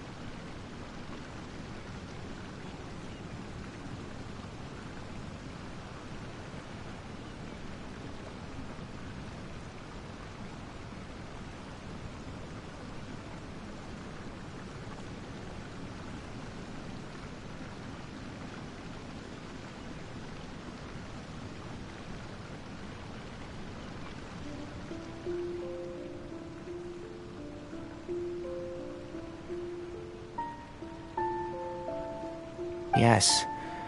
But the important thing is that it formed the thought of wanting to repair Abatui. Who knows how this thought came to be, but it has even suppressed the instincts that Abatui had installed. If it really is as we've predicted, this research truly will make waves in the academia.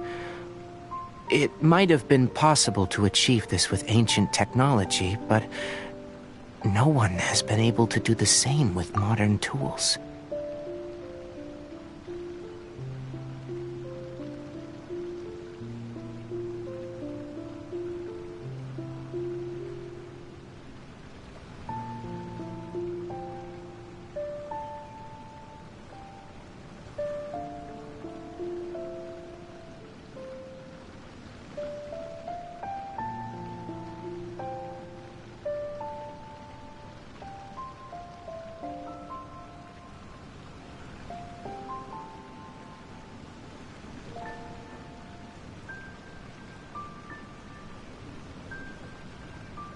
Karkata?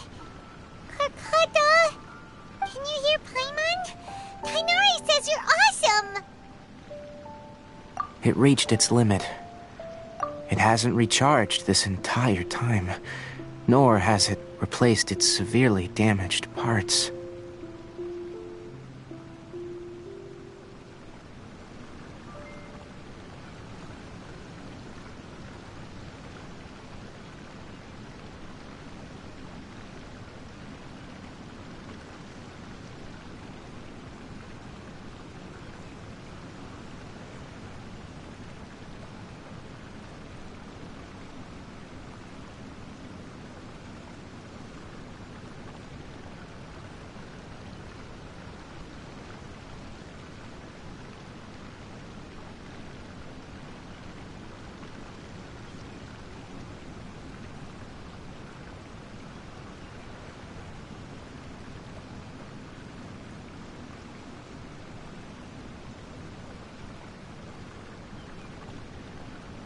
It's truly a miracle that it managed to hang on for so long.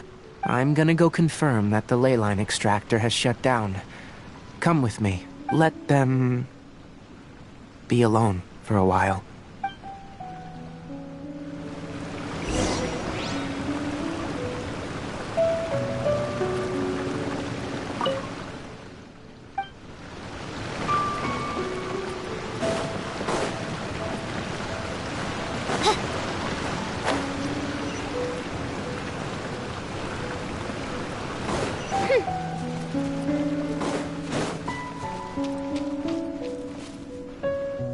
The ley line extractor has ceased operations. Traces of ley line energy are still in the atmosphere, but the effluence's source has been stopped. The purification devices will handle the rest. Moving on. Those affected by the ley lines need immediate care. We'll put up an announcement on the bulletin board about the dangers of entering the contaminated region, and for symptomatic individuals to find Kale. According to the Academia's policies, we need to bring everything back. Research materials related to mechanical life forms will all be destroyed, and Karkata will be disassembled and sealed away. What the heck? You two should return first. I'll take care of things here. Although we've stopped the source of the effluence, the ley line energy in the air exceeds normal values. Your bodies won't be able to hold up if you continue to stay here. But... Listen, the Traveler hasn't rested very well, right? Also, it'll take some time to pack up all the research documents. You're not familiar with this research after all, so you won't be of much use here. Tell the Adventurers Guild that the incident has been resolved, and, then get some sleep. We can discuss matters tomorrow. Oh, and don't talk about Abatui. The fewer that know about mechanical life form research, the better. Alright. Then let's go back to Catherine.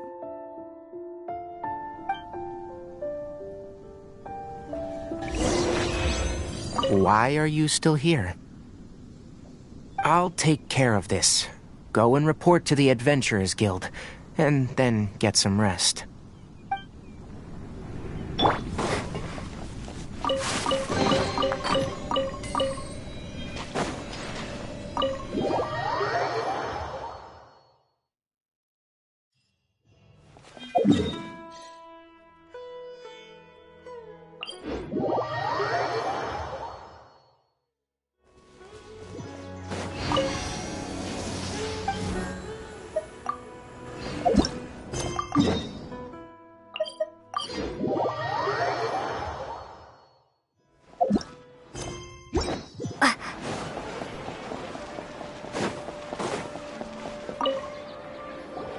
Anyway, so the contaminated region turned out to be a ley line effluence deep in the forest.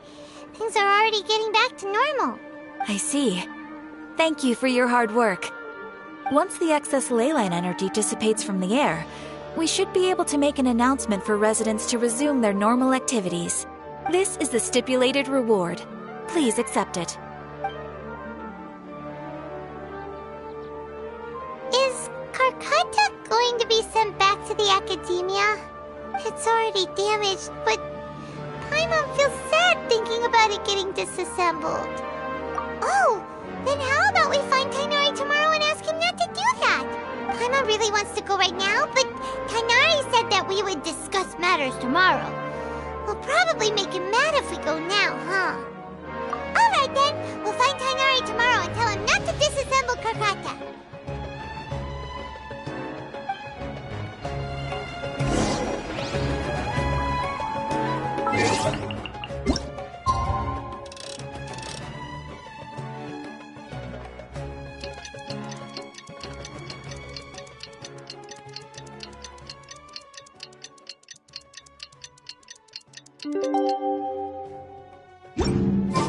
How are you feeling? Sleep well? We should go find Tighnari. How do you think we should ask him?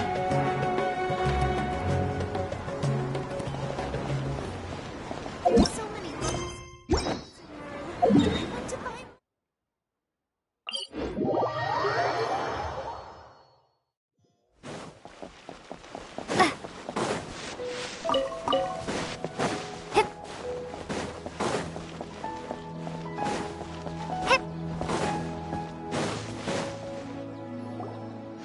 Tighnari!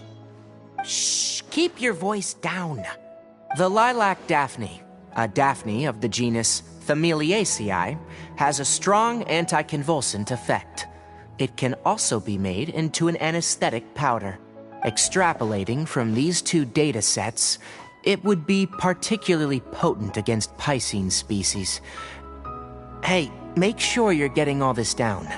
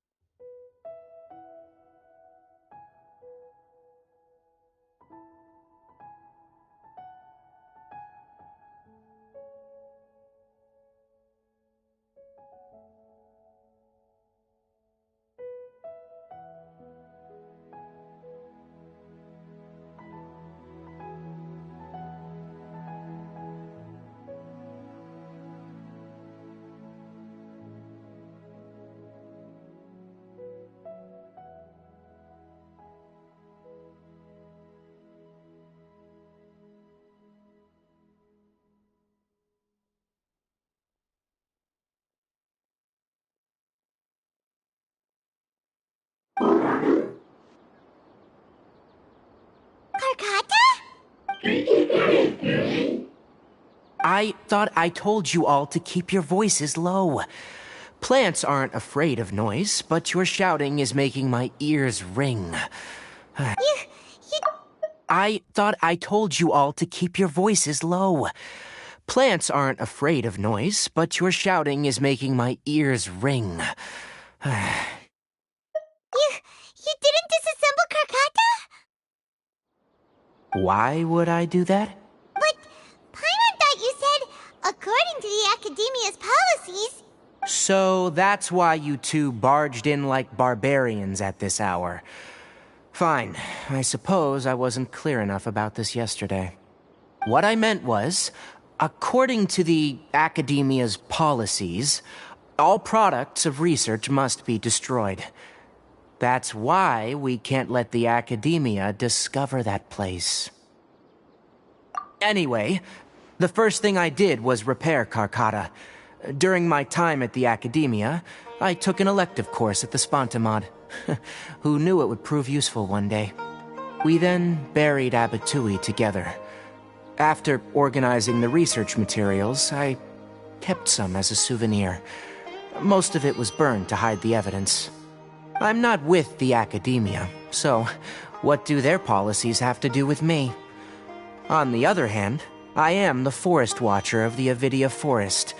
I have a duty to protect all life in the forest. All life brought forth in this world has meaning, and Karkata is no exception. If it exists, then it shouldn't be carelessly abandoned or destroyed. That's great! Wait, you just said life form. You recognize Karkata as a true living being now? The possibility exists is all. It's hard to explain Karkata's efforts to repair Abatui. Abatui only left behind a small portion of his research. Who knows how many commands he installed? Maybe a conflict between all those commands resulted in this sort of behavior. From a more rigorous perspective, it is impossible to conclude that Karkata is a real life form. But the possibility exists. I am willing to believe in that. By the way, I'm not interested in continuing research on this subject. I'm just letting it hang out here because this place is relatively secluded. But as things stand now, it wouldn't be a bad idea to make it my research assistant. At the very least, it can record my experiments. What do you think?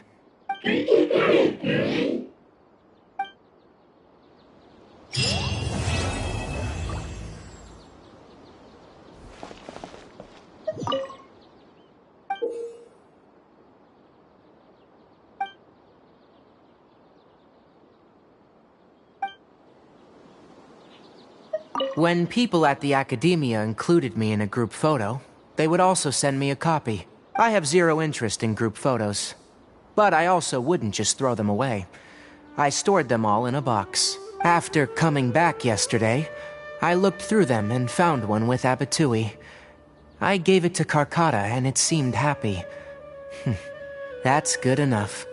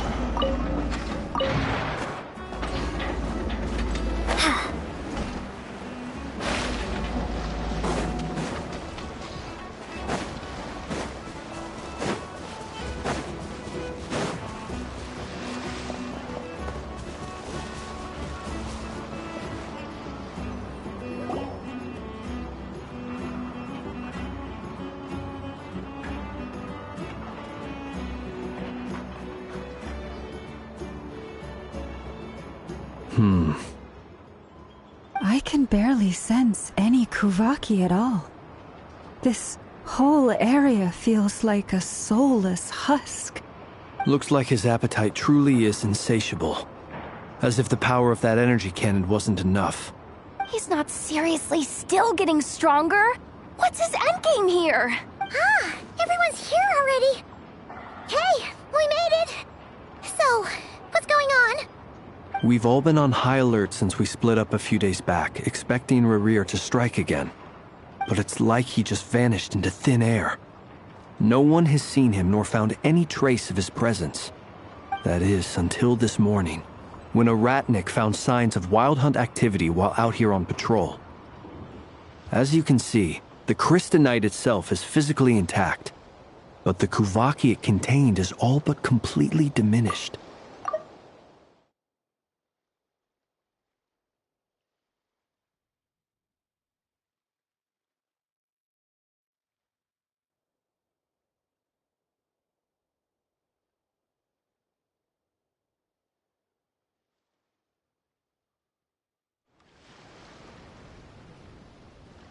Level. Warning, unless de-escalation measures are taken soon, he will pose a threat beyond our ability to contain. The consequences could be catastrophic. Traveler, do you remember when we encountered Rerir just after regaining his body? There wasn't a shred of sanity left. Nothing but madness and rage.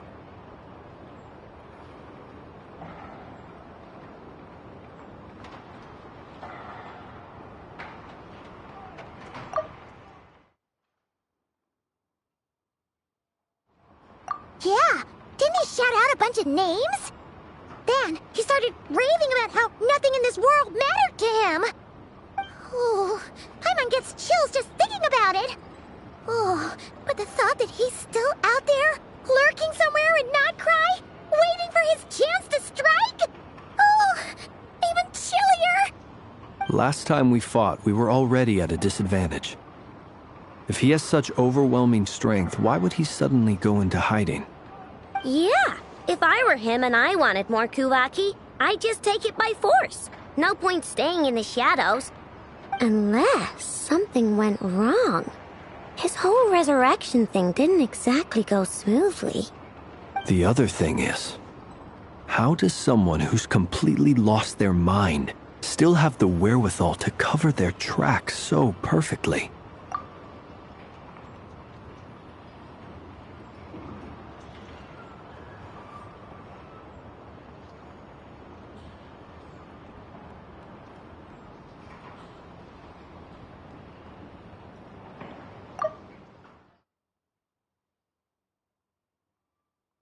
Beats me.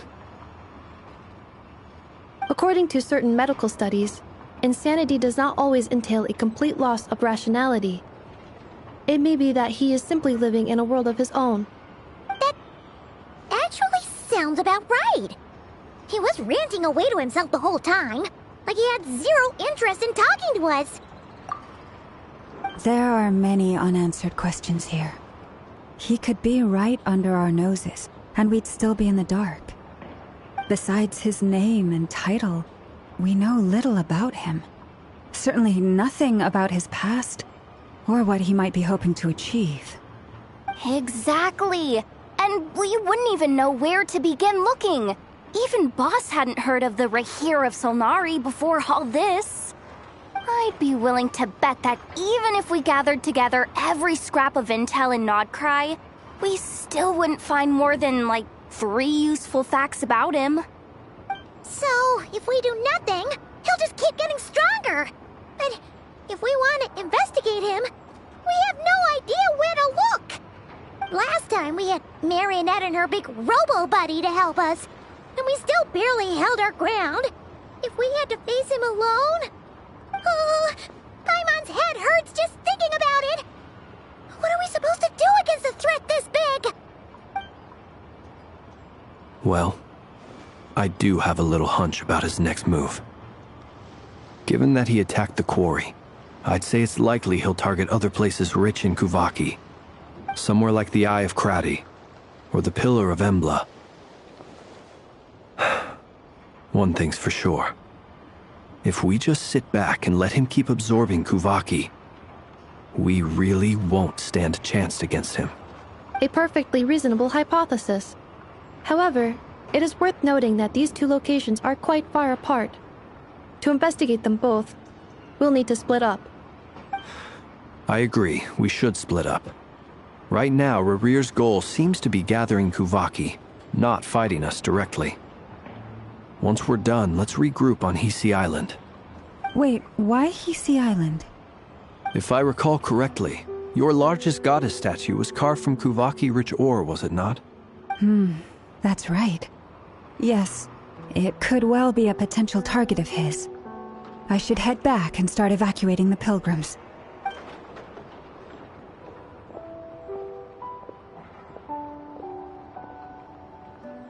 Splitting up's always gonna be risky.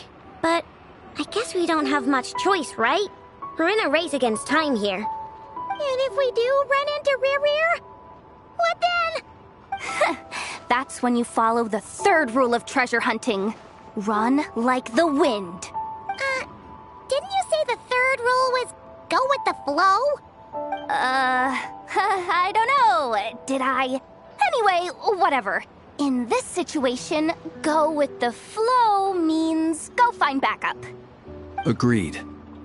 If anyone finds so much as a trace of Rarir, do not pursue him. Get out of the area and alert the rest of us as soon as possible. We need to put safety first.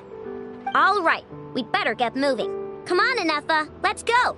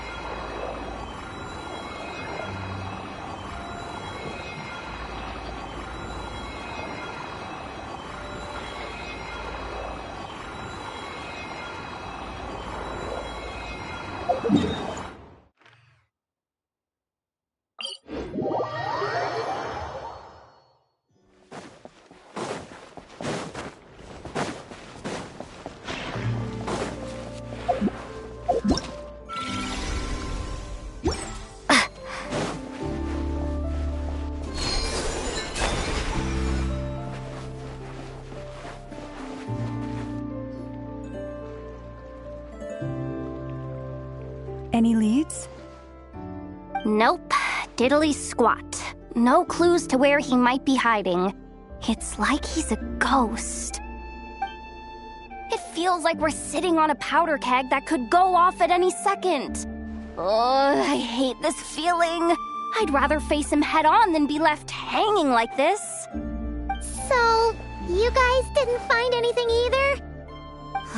Not loving the word either. How about you, Flintz?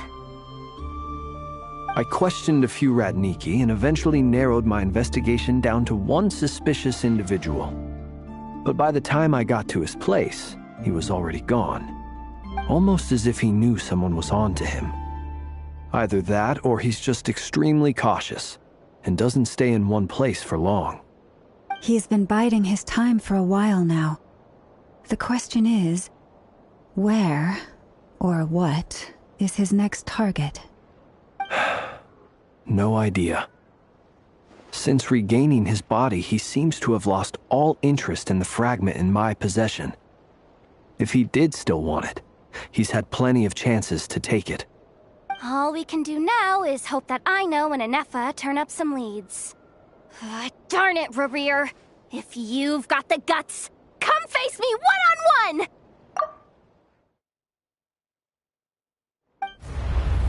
Wait, he's actually here?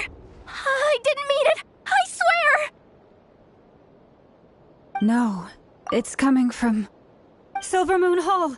The Lady Kutar might be in danger. Let's get over there, quick!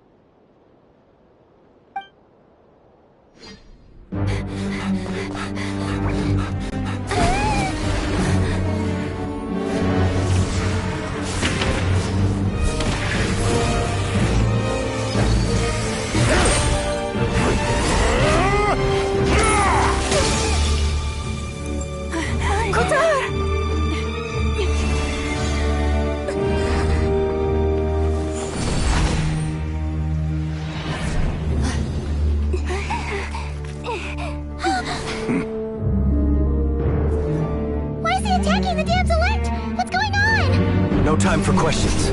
Stop him!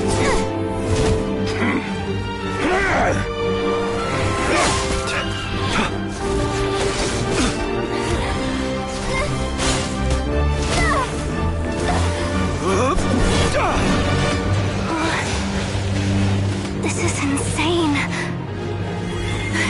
Yehuda, get Kutar out of here! On it.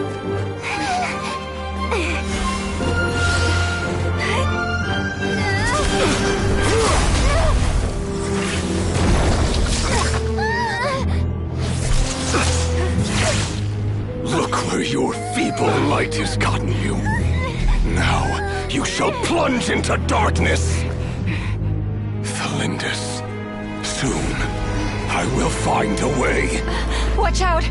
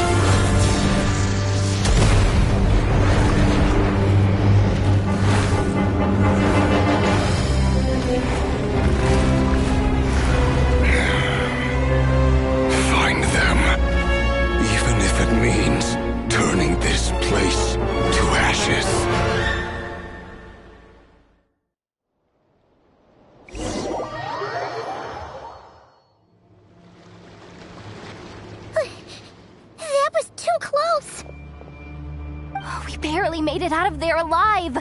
What's that guy's deal? How'd he get so crazy strong? He's a threat to this entire nation. I doubt his strength could even be measured by conventional standards. I have a question. When me and Anefa showed up, we saw him chasing after this lady like he wanted her dead. What was that all about? We weren't there for the whole thing either. They were already duking it out by the time we arrived.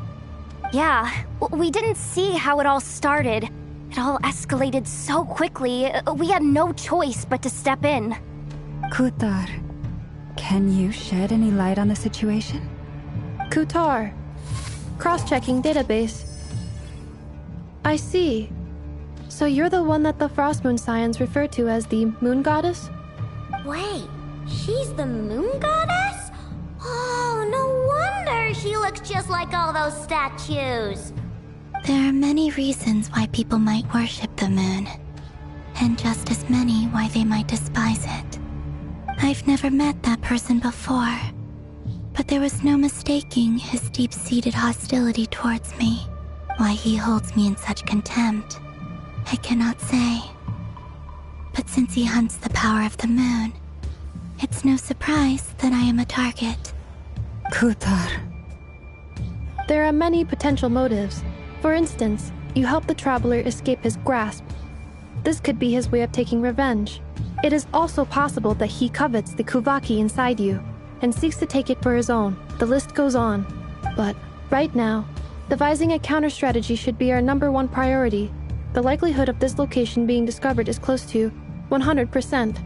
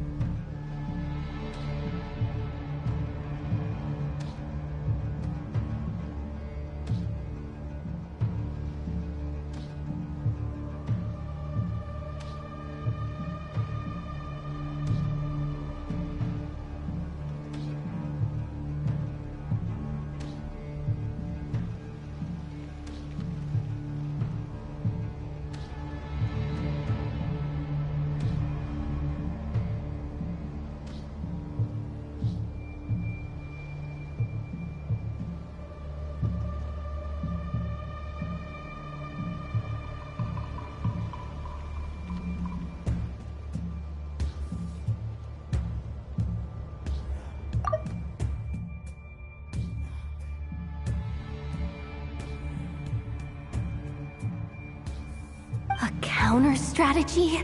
But we don't stand a chance against an enemy like this. Surely our only option is to run. He's not gonna chase us to the end of the world, right? So as long as we can sneak out of Nod-Krai undetected... No, I can't say that. Come on, Yehoda, this is serious stuff. You can't suggest we all just chicken out. Running is our only option. Huh? You seem surprised. But what other choice do we have? We are facing an enemy we cannot possibly defeat in battle. Well, I mean, yeah, but still. It's not too late. I can distract him, so you have plenty of time to make your escape. Wait, what? You're gonna act as bait? Doesn't that make sense? I'm the one he's after. There's no need for you to risk your necks on my behalf. A coyote doesn't stop for bypassers while it's howling at the moon.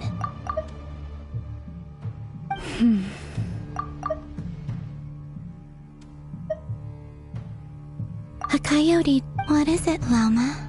The Frost Moon Scions have already grown accustomed to life without their goddess. My presence here is no longer essential, and this is not my home, so you needn't ask me to stay. We can't just roll over and let him get away with this. That's not our style. Yeah, we can't just call it quits after everything we've been through together. Besides, she pretty much saved my life back there. If I just ditched her now, I'd never forgive myself. We can't overlook that you have saved our lives multiple times now. To talk of returning the favor would be a little crass for my liking. But suffice to say that we are friends, and friends look out for one another. Riri's true objective remains unclear. Even if we were to sacrifice Muskutar, there's no guarantee he would stop. But... Kutar, I know why you left the Frost Moon Scions so long ago. It was because people started treating prayer as a form of trade. They would make self-centered wishes, force you to accept meaningless offerings in return, and then expect you to perform miracles for them, as if that were their entitlement.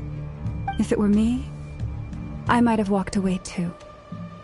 But I believe that time can change everything, and that sometimes it takes losing something precious to appreciate its true worth.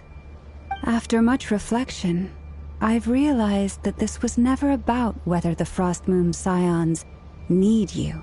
Any relationship based on need is purely transactional. What I truly hope is that you'll choose to stay, not out of obligation, but as part of our family. You were born here, and now you've returned. Who knows? Perhaps it was the moonlight that guided you home. Thank you, Lauma. But my power is on the wane. I'm afraid I will be of little use to you now.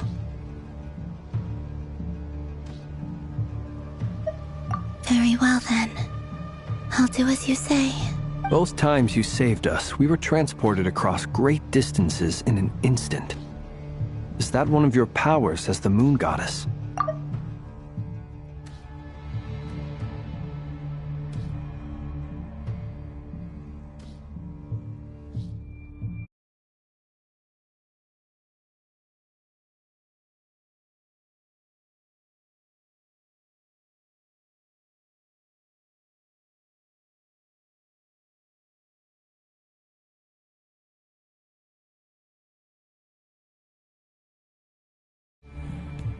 It is, but I find it very draining.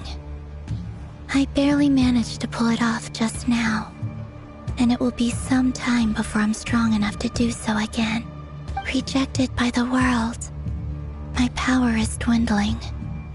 Like a lake cut off from its source, slowly shrinking away. Now, it has almost run dry. What do you mean, rejected by the world? The 3 moons belonged to the ancient bygone era, in which they came into being. From the moment I was born, the world itself has been steadily sapping away at my strength. The 3 moons are not one and the same. As the goddess of the Frost Moon, I cannot wield the powers of the other 2. Yet moonlight has a way of blending together. Each can reflect the other's glow. So when our fingers touched, I was able to restore my strength by drawing Kuvaki from the eternal moon's marrow. But this method of recovery is painfully slow. If only we could find the... It's the Wild Hunt!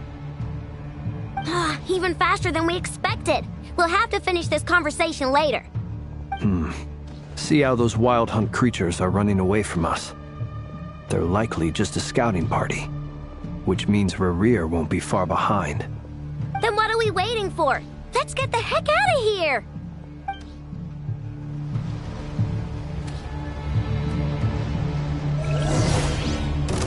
Genshin's a song. By the Frostman of old.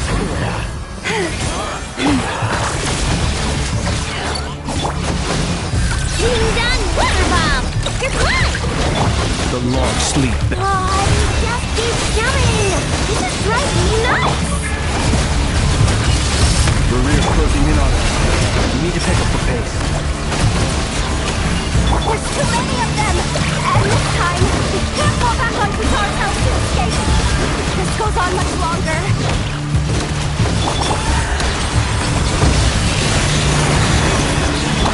Leave this place for the everlasting forest. Rash attack! Ultimatum protocol. Forest, protect us.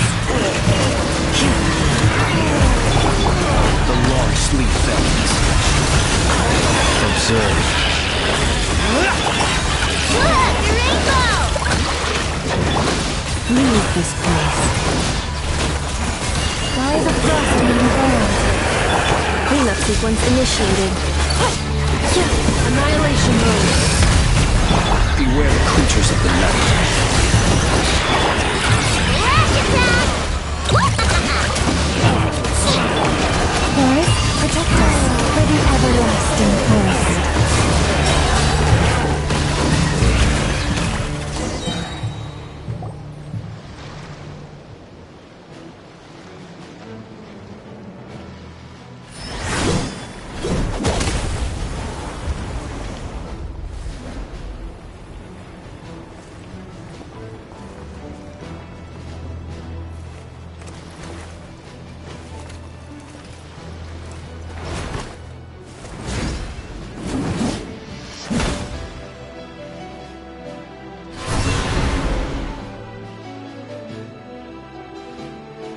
What's the matter? Bit off more than you could chew? Who are you? Uncle Varka! You're back from Amsvartnir? Whoa! You're Varka? Grand Master of the Knights of Favonius? We could save the intros for later. Right now, let's get you all out of this hellhole. Follow me. I know somewhere you'll be safe. Oh, is that where I think it is? That's the one. Come on, move! There's no time to waste.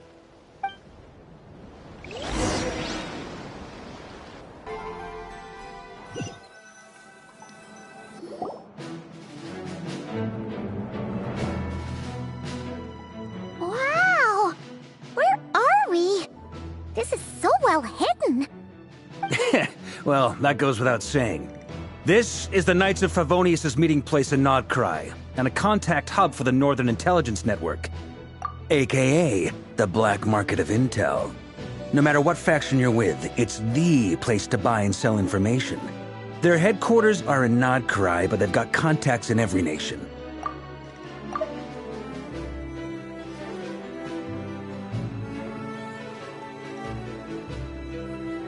As an expeditionary force on foreign soil, working with them has offered us the most effective way of getting our hands on reliable local intel. This is where we meet. so naturally, it's secure. Anyway, where were we? Folks from Nod-Krai should be pretty familiar with me by now, but I believe this is the first time we've met. Allow me to introduce myself. I am Varka, Knight of Boreas, and Grand Master of the Knights of Favonius. We've heard all about you. This meeting's been a long time coming. You look way younger. We've heard all about you. This meeting's been a long time coming.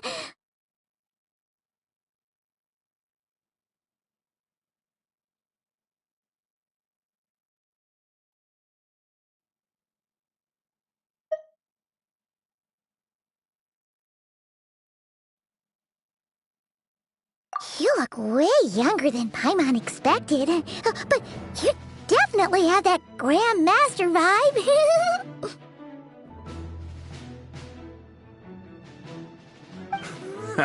Well, I'm no spring chicken. Just not showing my age yet. Definitely feeling some of that back pain today, though. Rushed back from Amsfartnir without a wink of sleep, only to get right into another fight with that freshly revived maniac. Another? You mean you fought him before?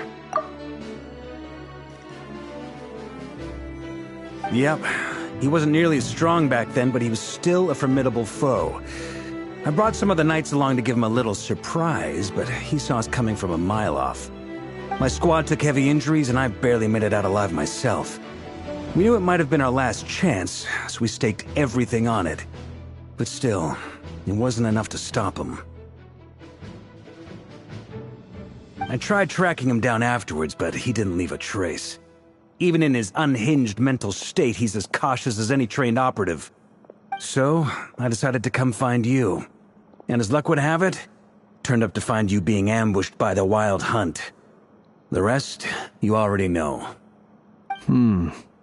Is that why he's been frantically absorbing Kuvaki these past few days? Because he sees you as a threat? Maybe I'm part of the equation, but even if I weren't, I'm sure he'd still be gathering power. He's clearly working up towards something. Note to self, Uncle Varka's strength rating officially upgraded. Guess it's my turn to ask questions now. So, what exactly has been happening in Nod-Krai? Why has the Wild Hunt returned in humanoid form? And why is it after you? That's a long story, but I'll try to make it quick.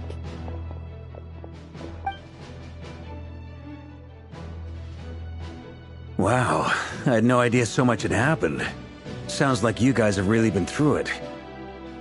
So, the Kutar is actually a Fatui Harbinger. And all this Wild Hunt activity in Nod-Krai is the work of the Raker of Solnari, one of the 5 sinners. That's a lot to take in. Need some time to wrap my head around it all. I'm truly sorry, Mr. Varka. You stood with us against the Wild Hunt, and did everything you could to stop it from escalating into a full-blown catastrophe.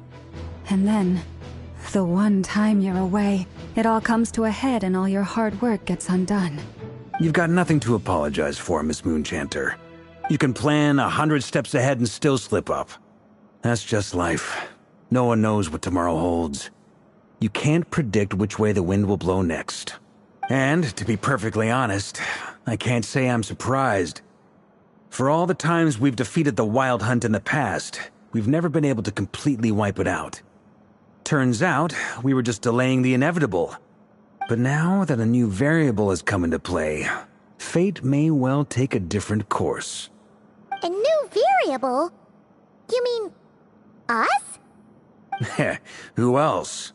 And in a strange way, I think his resurgence might not be an entirely bad thing. The Wild Hunt is like an unrelenting force of nature, but Rerir is an individual with an agenda. He's gotta have a weak spot somewhere.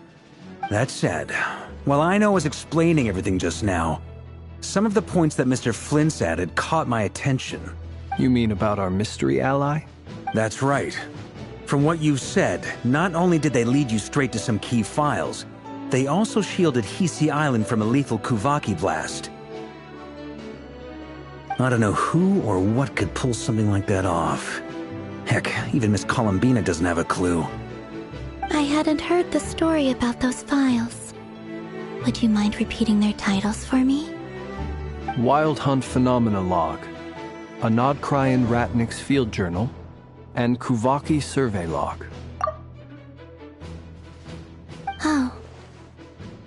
No. Still doesn't ring a bell.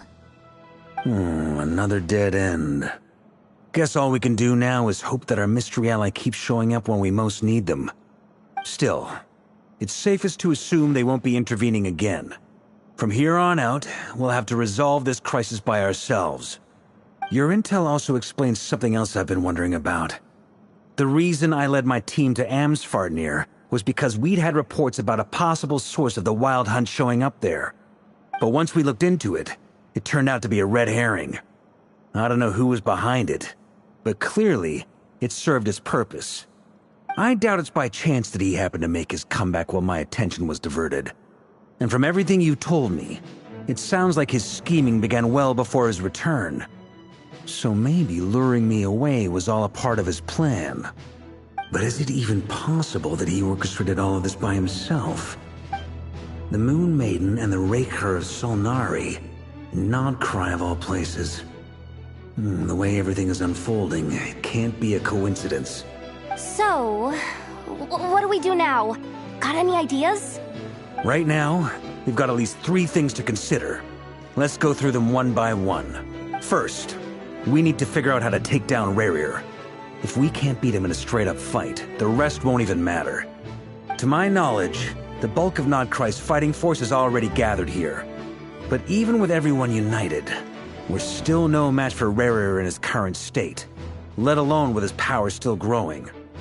What if there was a way to tap into a new power of our own? How so?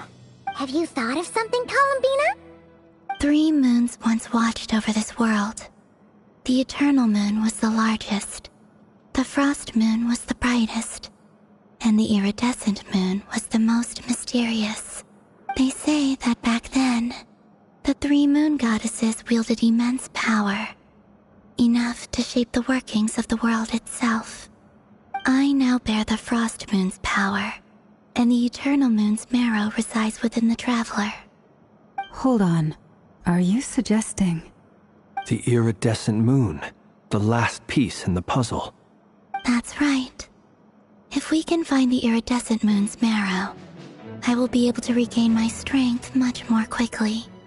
The 3 moons are said to stir the tides and illuminate all things. Perhaps they hold further secrets beyond our understanding. According to my analysis, the solution is feasible. However, it is subject to one major condition. How do we locate the Iridescent Moon's marrow? I know a way, but we will need to visit the Fatui's Experimental Design Bureau. The Experimental Design Bureau? Are you saying we need to involve Marionette? Yes. I must speak with Sandrone. It's a long way from here to the Experimental Design Bureau. There's a high chance you'll be spotted. You shouldn't go alone.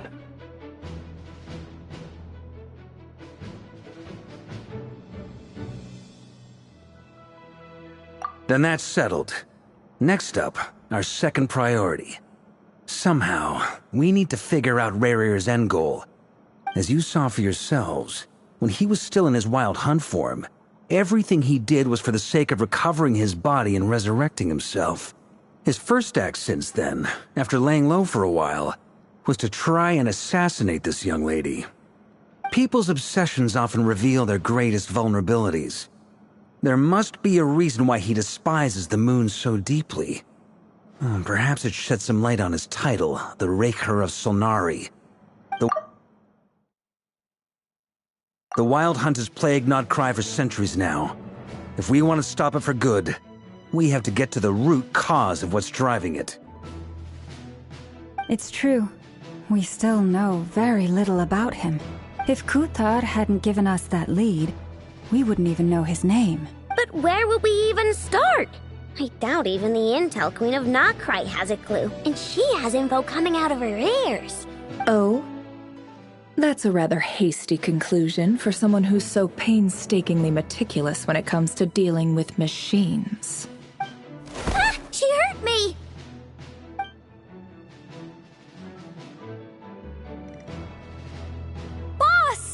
What are you doing here? I'm now asking myself the same question. I received a letter from a humble knight of Favonius, requesting a meeting to discuss a major business deal. But it looks like this humble knight had something else in mind. Details. Miss Neffer, the important thing is that you've arrived at the perfect time. Since his failed ambush, I've been racking my brains trying to come up with a plan to fight Rerir.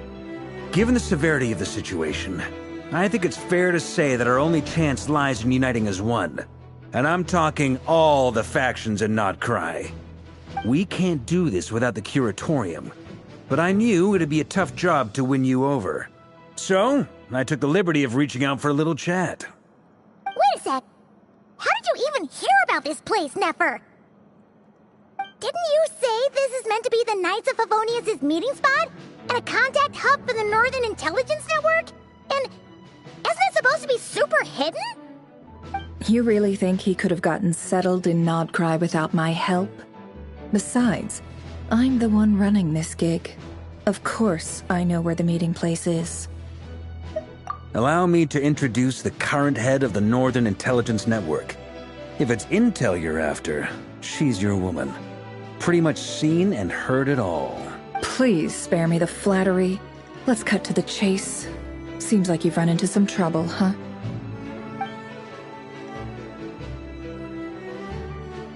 Well, this certainly qualifies as an unforeseen crisis. On behalf of the Curatorium of Secrets, I wish you all the best of luck. So you're just going to sit this one out? Why should I get involved? What could possibly be in it for me? What if we told you we can't do this without you? Oh? Then I'd say you'd better make it worth my while. I don't work for free. I can't put a price on something like this. It's just not in my nature. But then again, you and I have always been polar opposites in this regard. So I can't exactly say I didn't see this coming. If you insist on compensation, I will pay you. Consider this a formal commission. Sound fair? You just don't give up, do you? Too bad. I know you well enough to know you can't afford my prices. The riskier the job, the more it'll cost. And a Moonchanter's stipend isn't exactly generous. Unless you're planning to start passing the donation box around among the faithful. Boss, just a thought. If they come up short, maybe you can take the difference out of my next few paychecks. Things got really dangerous during the fight with Rerir.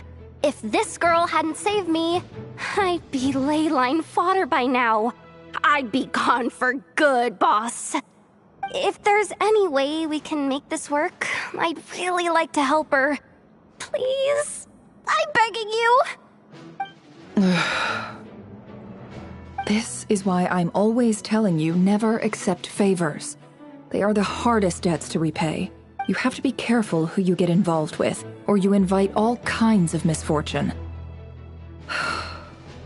Very well, Yehoda, I will help. But just this once. Don't count on this happening again. Flynn's, that fragment that Rerir was after, do you still have it on you? Of course. Let me borrow it. I need it to follow up on some leads. Wait, you actually have some leads? Shh. This is top secret information. I get it. We all have things we'd rather keep to ourselves. Plus, I know we can count on you, so we'll leave the intel gathering in your hands. And that brings me to the third and final item.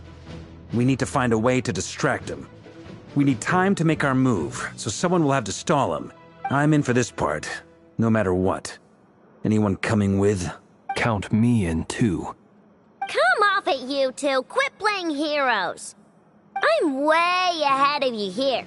Nefa did a scan of the Moon Goddess's Kuvaki signature, and we're gonna use it to make some decoys over at the Kramkake craft shop. Anyone who's in, follow me.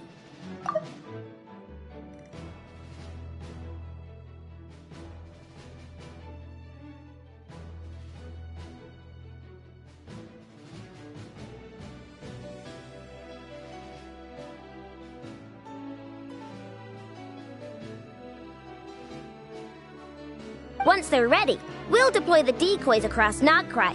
So as long as the rest of you keep moving, he won't catch on to your scent and won't be able to track you down. I like it. Genius idea. No biggie.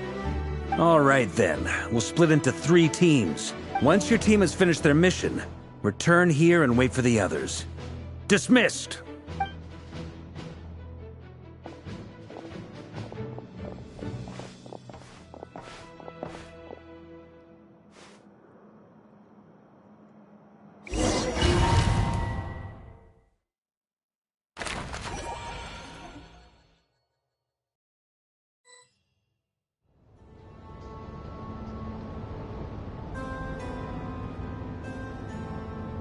Lady Damselette.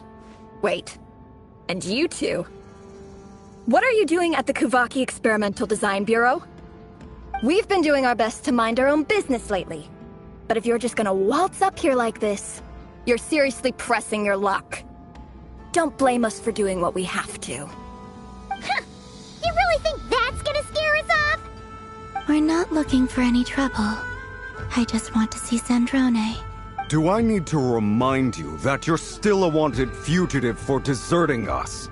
Out of consideration for our former ties and the crisis we're all up against, we'll let you leave in one piece. But don't even think about trying to get inside. Let them in. But... Are you going to make me repeat that? No, my lady. Sandrone seems to be in a good mood. Must be maintenance day.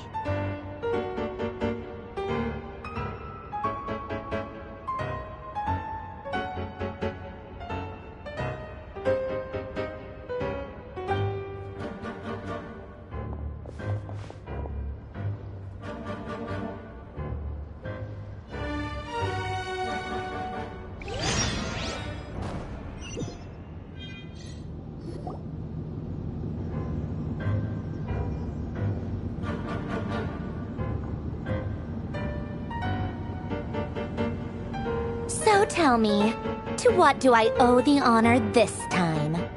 Actually, before you answer that, just so we're clear, we're not colleagues anymore, Columbina. I don't owe you anything. I promise it's nothing big. It seems like you've gotten the wrong idea here. The only reason I let you in was because I was bored. It seemed like a way to kill some time and satisfy my own curiosity.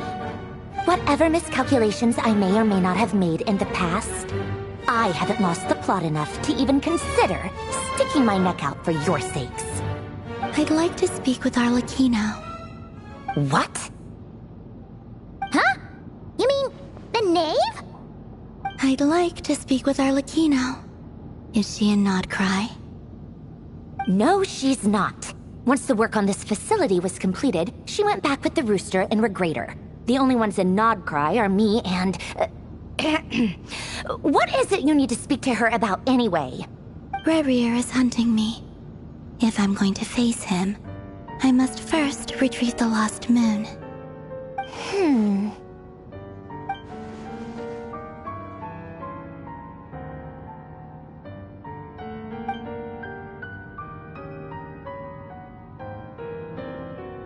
Is that a no, then?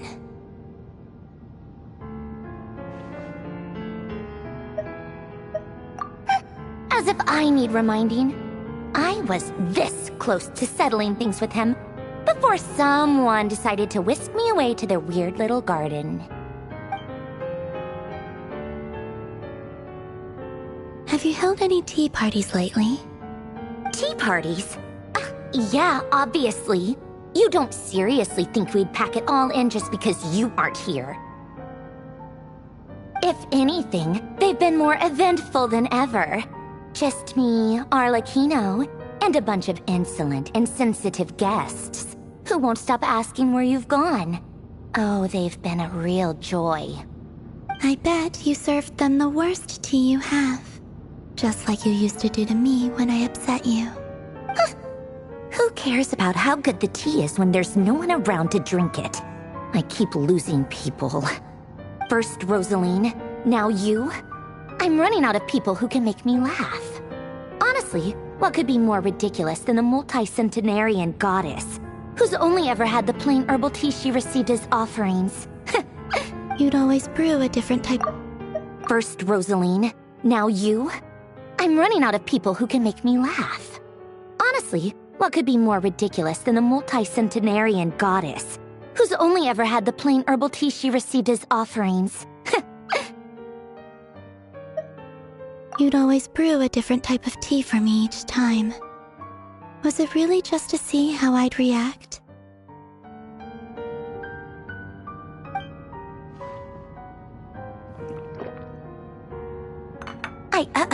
Well, duh.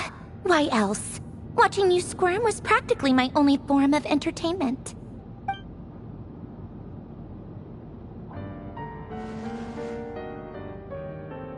Oh, yeah. And Capitano sometimes used to bring Tartaglia around, too. But I guess we won't be seeing him again. Well, I guess we are overdue for a get-together. Polonia! Have Fevronia pass a message to Arlecchino for me. It's time for tea. Will suffice. Pass along a message for me, too, if you would. My body cannot contain the marrow of 2 moons, so I'll be leaving one of them in her care. Excuse me? Who said you were on the guest list? If my tea meant that much to you, maybe quitting the Fatui wasn't your brightest move.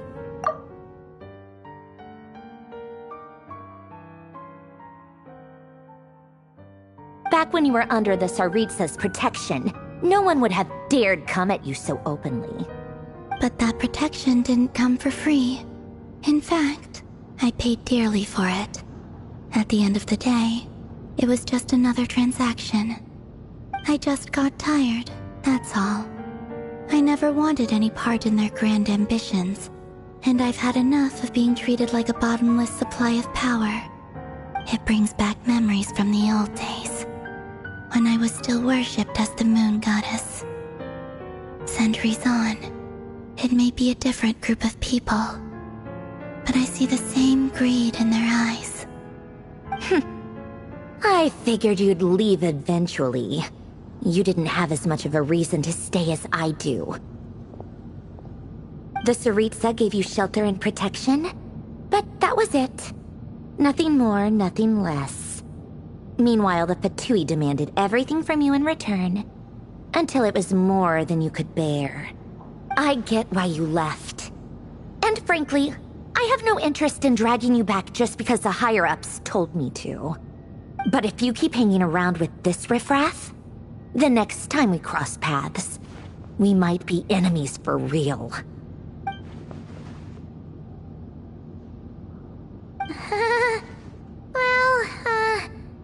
Guess that's our cue to leave.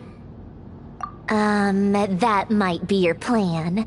But it sounds like someone else wants you to stay a little longer. Huh? What do you mean? See for yourselves.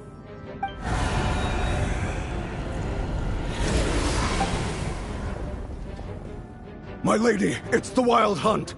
A horde of monsters is headed straight for the facility.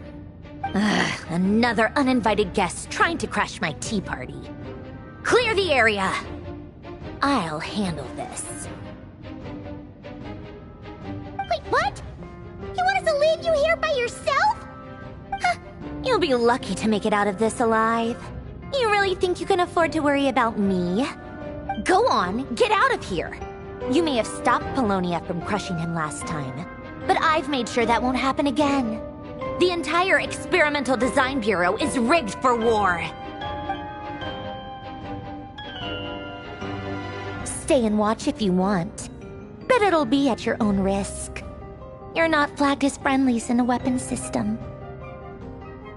Don't tell me what to do!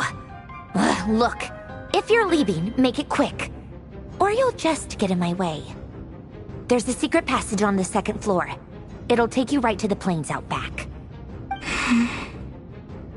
Stare all you want, Columbina. You're not getting another invitation to my tea party. I know. But thank you anyway, Sandrone. This is exactly why you shouldn't hang around with those people. All their melodrama and sentimental nonsense is rubbing off on you.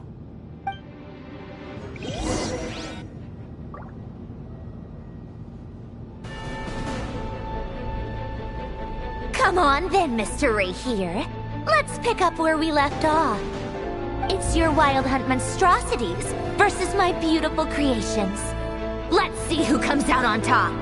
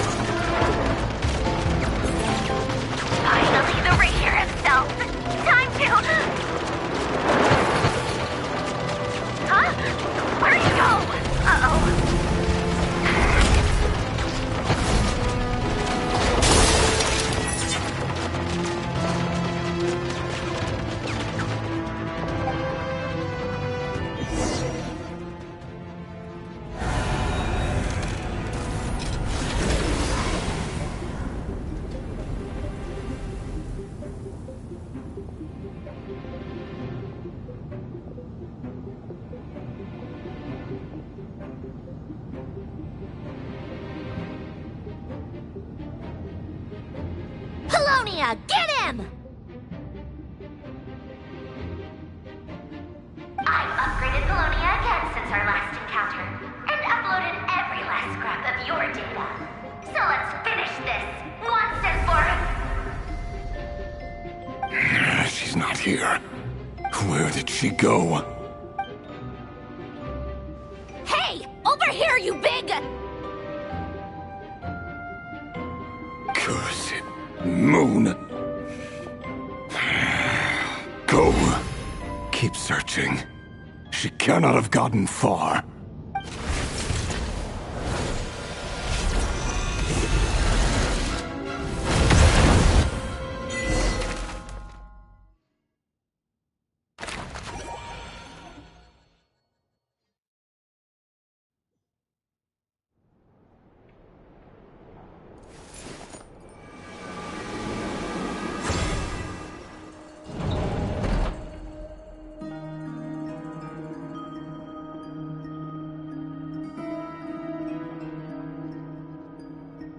So this is your method for investigating Rarir's past? It almost looks like some kind of ceremony. Good deduction. But it's quite a different affair from what you're used to with the Frost Moon Scions. Whoa! First time I've ever been in here. Boss always said it was off limits, so I pictured some kind of creepy dungeon. But it's actually kinda nice. Oh, I guess this must be Sumero decor? That's where Boss is from. And that nice shopkeeper who sold me my treasure compass.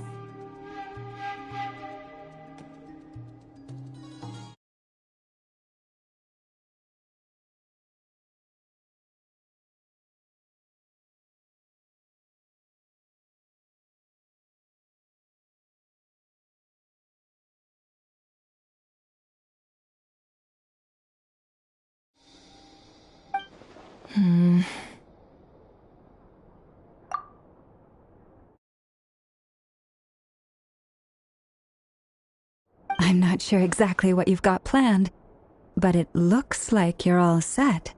When do we begin? Whenever we wish. But for some reason, I've got a feeling this isn't going to end well. I've never faced Rarir myself, but from what you've told me, his power is beyond anything I could imagine. I, on the other hand, am just an ordinary businesswoman. Our paths should never have crossed, yet here I am, forced to make an enemy of him. If you ask me, you're about as far from ordinary as it gets. So what are you saying? You're getting cold feet? Once I take a job, there's no backing out. Still, I have to ask myself if the power I'm relying on will even work on an opponent of this caliber. And also how to make sure I come out of this alive if things spiral out of control. Death is the one thing we can take for granted. It is the great equalizer, however fortunate or unfortunate we may otherwise be. So it's important to consider how to spend what lifespan we have left. Come on, boss. Lighten up. Quit talking about death. It's bad luck. For once, I agree with you. When you're up against a foe like Rarir, there's no such thing as being too prepared. Is there anything I can do to help? That won't be necessary. I've already made up my mind. Time to cash in a precious favor I've been saving for a rainy day. Yehoda, I need you to find someone for me. The sooner the better. Eh? Find who? That shady merchant who sold you an overpriced treasure compass the other day. Come on, boss. You're pulling my leg again. In what way is she shady? She showed up when I was completely lost and sold me a neat little gadget that was exactly what I needed. Trust me, she's a good person. Anyway, I know who you're talking about.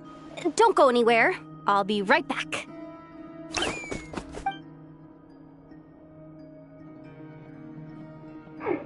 Quit grabbing me! I genuinely can't run any further!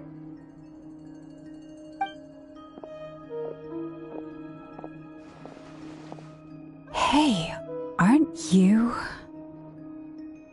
is it? What's the big rush?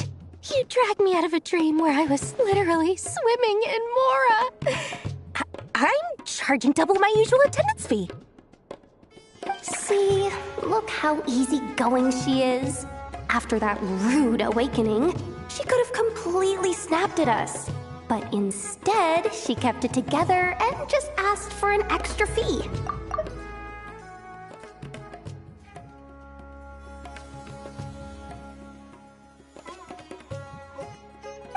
Dori Sangama Bay? I never would have pictured you two doing business together. If you want to make it big in Nod-Krai, it's all about connections. Lady Nefer just so happens to have a lot of intel that interests me. And she also did me a big favor in the past. It was back when I first arrived in Nod-Krai. My trusty assistant, the genie in my lamp, had an adverse reaction to the Kuvaki and fainted. And when you know it, that's when I suddenly find myself in a life-or-death situation. Good thing my compatriot was there to swoop in and save the day.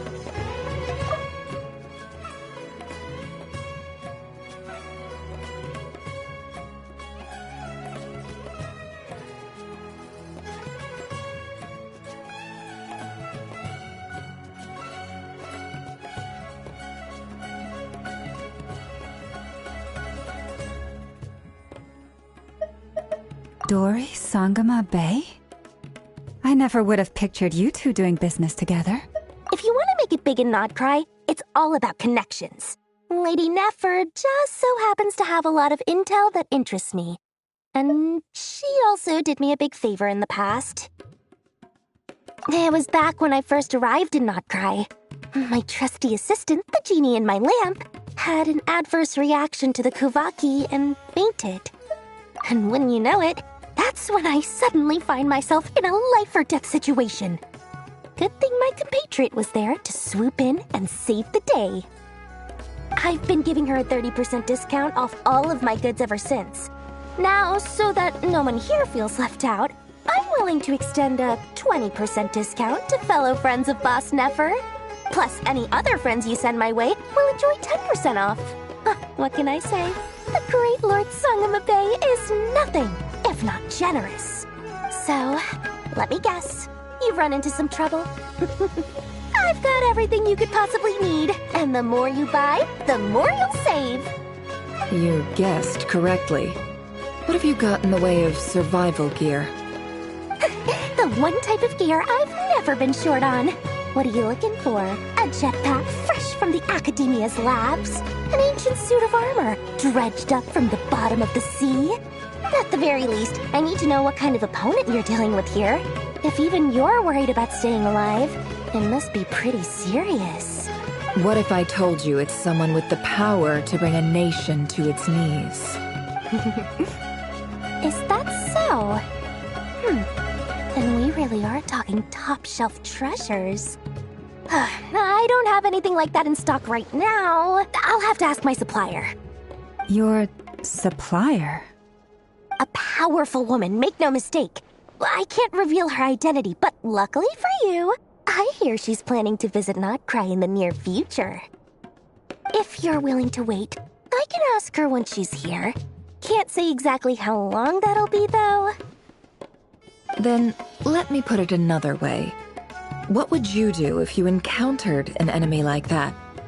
Roll over and serve yourself up on a silver platter? Of course not! I have a handy little trinket from one of my generous suppliers, which...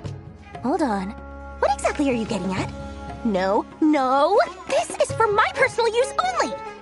Let's just say I'm borrowing it, all right? Just for insurance purposes. You'll get it back later. Favors are the worst kind of debt to owe, and now you've got a chance to repay one. A win-win situation, don't you think? Fine. You can borrow it for 5 days. No, make that 3. And for every extra hour after that, I'm charging you 1,000,000 mora. Deal? Deal.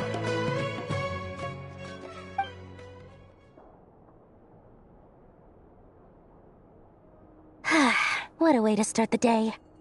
Now, was there anything else you wanted? Or can I go back to bed now?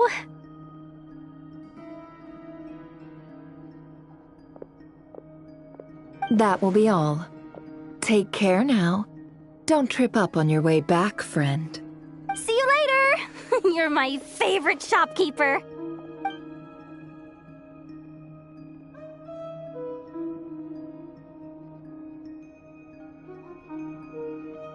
Excellent. Everything is well and truly ready. The ceremony can now begin.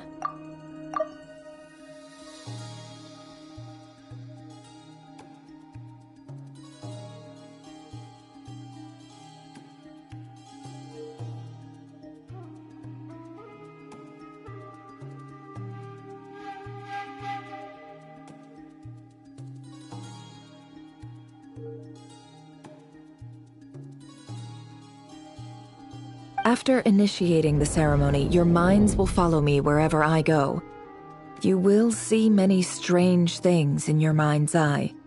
So remember, don't be frightened, and don't make a sound. Now then, let us peer into the Raker of Solnari's past.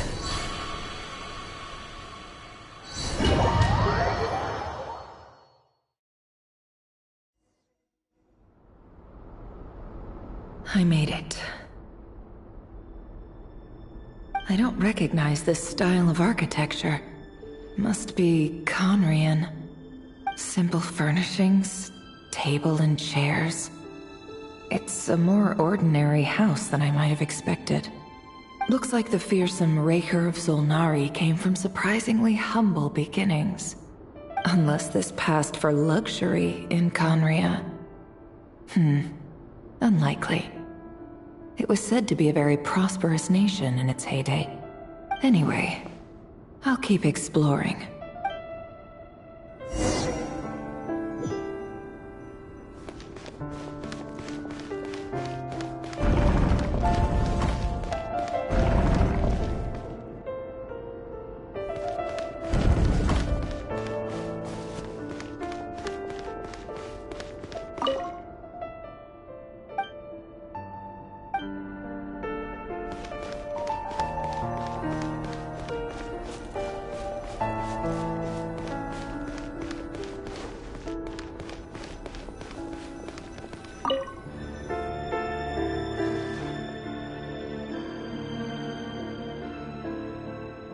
Hi, Rivier. Since you're working extra hours tonight, I thought I'd keep myself busy by checking out that new kebab shop. I've heard good things about their menu.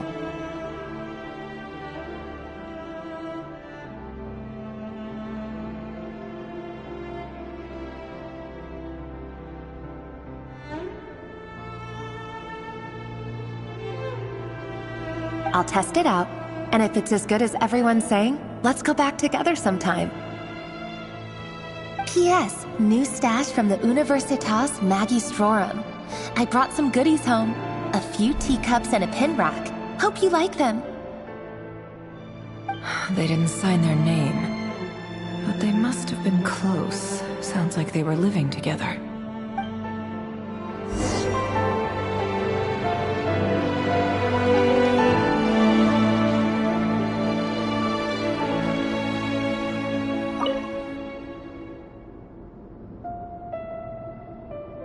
I went over to Joseph's for drinks today. They have a fine collection, but I went alone. Felindis was tied up with something and couldn't make it. Joseph asked why I came alone, but I didn't really have an answer. He then went on to ask about other things.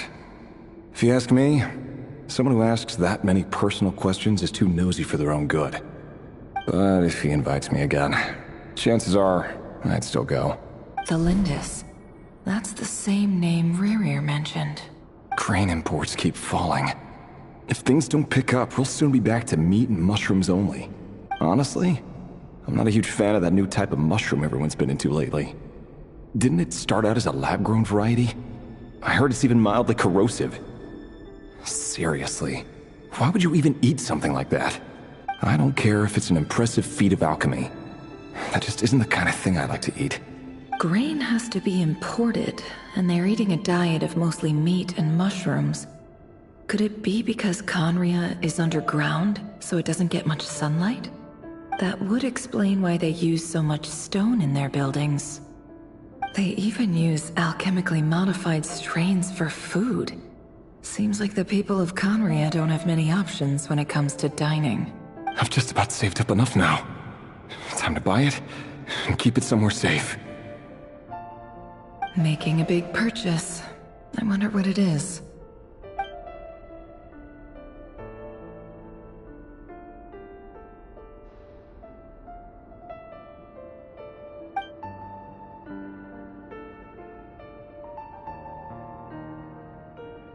He really is a professional. No wonder he's so good at covering his tracks. Despite what he's become, it seems like he's retained certain habits, at least in this regard.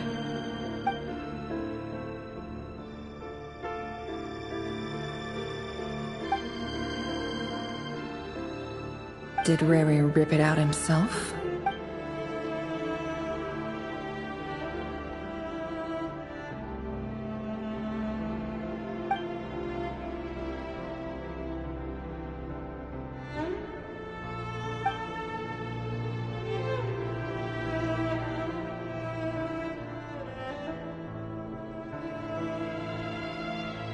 Before I met you, I was convinced that my heart was nothing more than a stagnant pool.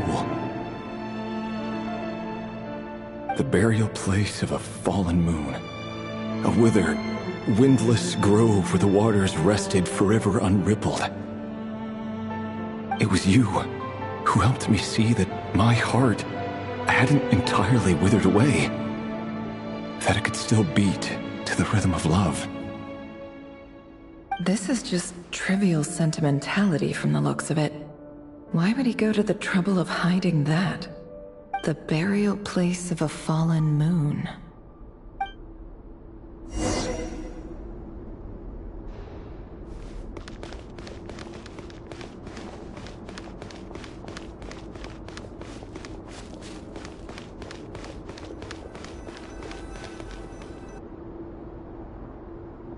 Rerir! Over here! Dane! Oh, and, Vedalfin here? What a surprise to see you here, sir. Hello there, Rerir. You need not address me so formally outside of court.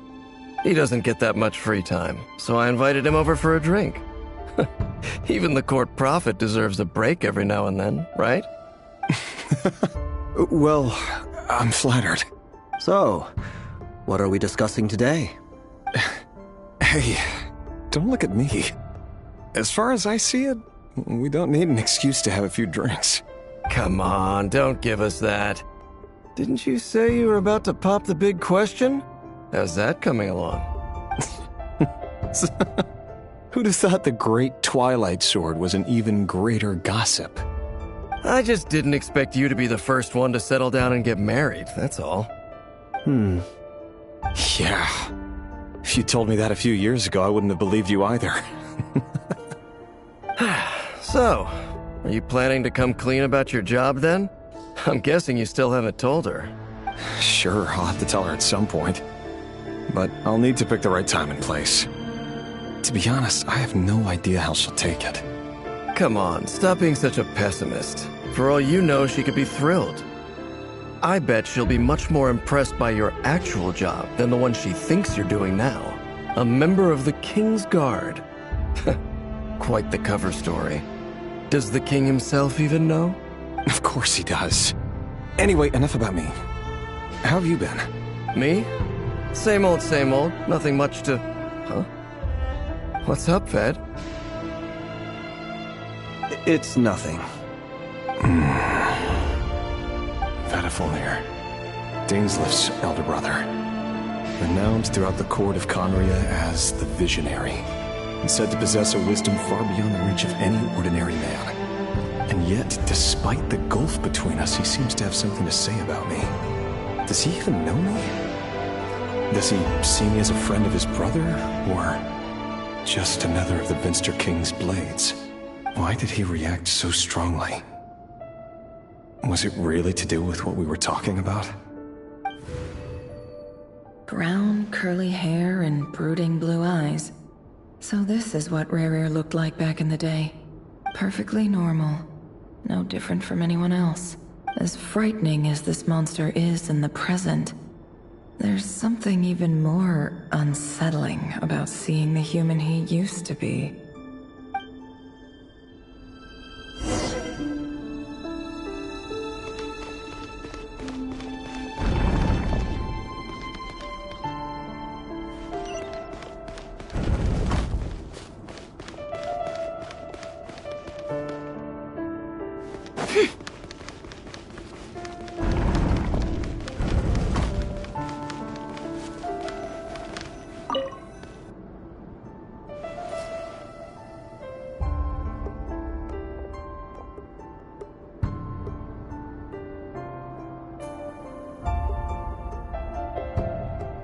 Felindis?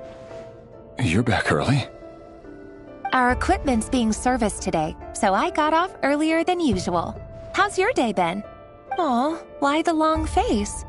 Is something the matter? Has your boss been giving you a hard time again? Went for a drink with Dane and the others after work. Isn't that a good thing?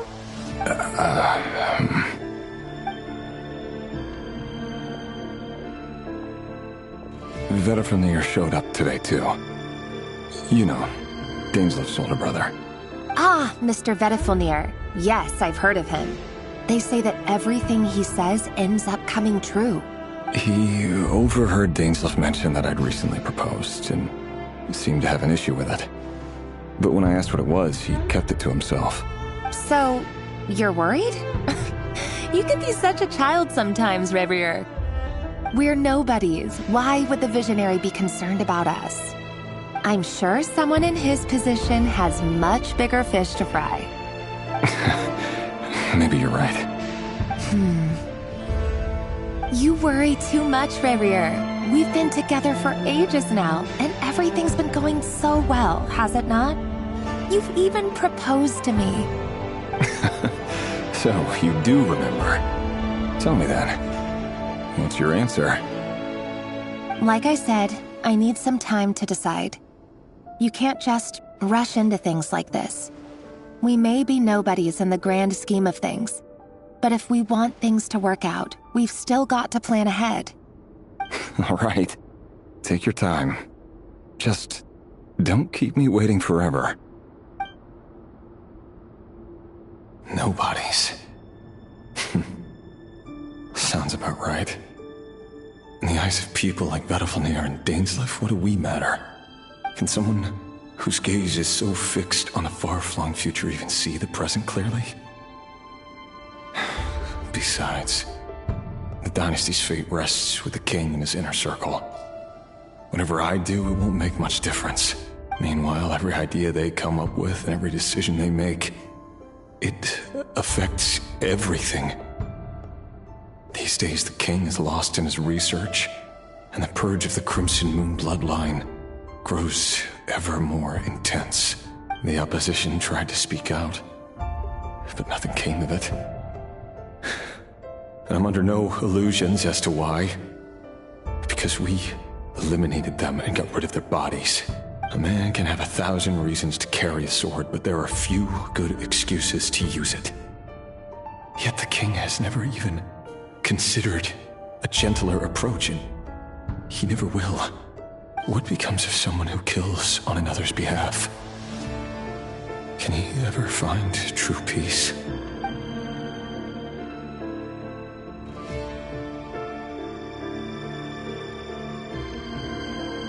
Felindis,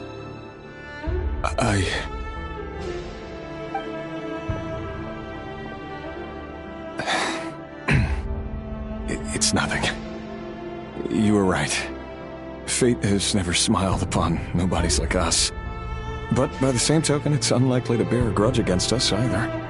There's no reason we can't keep living happily together, cherishing the simple joys of each day as they come. See? You just need to stay positive, Revier. I can feel your warmth, your breath. You're right there, right by my side. Just seeing you makes me happy in a way I can't explain. And that's something that no one could ever take away from me. So smile, my love. Let go of that frown. You're right, Thelindis. I've just been overthinking things. That's better. Getting caught up about things like this will only ruin our evening. Speaking of which, all set for the ball tonight? I need to go get ready. You go ahead. I just have a few things to take care of, then I'll come join you. Even busier than the big shots, huh? Fine, I'll go get started. But don't be late. If you keep me waiting too long, I won't be a happy bunny. Relax. I'll be there. Seriously, though, you drive a hard bargain. You're really gonna leave my proposal hanging and still expect me to take you to the ball? Well, that goes without saying. I already told everyone I'd be coming with a dance partner. Besides, they're two completely different things. Let's take it one thing at a time, all right? All right. White outfit it is. It seems like Rerir was deliberately hiding his ties to the intelligence services by giving the impression that he was just an ordinary member of the Venster King's Guard. He clearly doesn't want his would-be fiancée to know about his other life. Then again, that's hardly surprising. People in the intelligence trade rarely do. Who'd have thought we were in the same line of work? Let's dig a little deeper.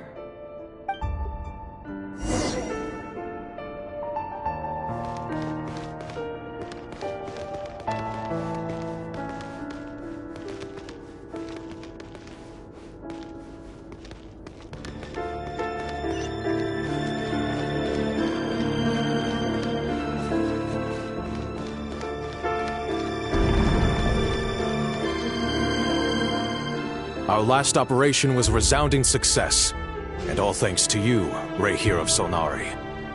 In total, we apprehended 32 dregs of the Crimson Moon, and 67 accomplices. After all these years since the dynasty's fall, so many of them still linger on. Indeed, it cannot be denied. Yet it was destiny that the Crimson Moon should be overcome by the eclipse, and that His Majesty, the all-seeing Venster King, now guides our nation on the path to prosperity. Khaenri'ah has no further need for a dead moon. But alas, there will always be those who refuse to see the truth, choosing instead to romanticize the past. That's not entirely true. Much about the Crimson Moon era was worthy of remembrance. And that's exactly why they keep trying to see it restored. Many of its secrets remain unsolved to this day. As it happens, that's precisely the field of study my partner is devoted to. You still haven't told her what you really do for a living. Where would I even start? How do you tell someone that you're one of the king's hand-picked executioners? That your hands are steeped in blood? You didn't choose this life, any more than I did. Orphans like us don't get a say. But I'll sure as heck be the one to pay for it. Speaking of which, we need to be more rigorous in the way we identify direct descendants of the Crimson Moon. Someone, it seems, has strong opinions about my future plans. Most likely my marriage in particular. I have a feeling that we may soon become targets of the Crimson Moon's retribution. Your concerns are not unfounded. They've taken out many of our colleagues these past few years, and for that very reason.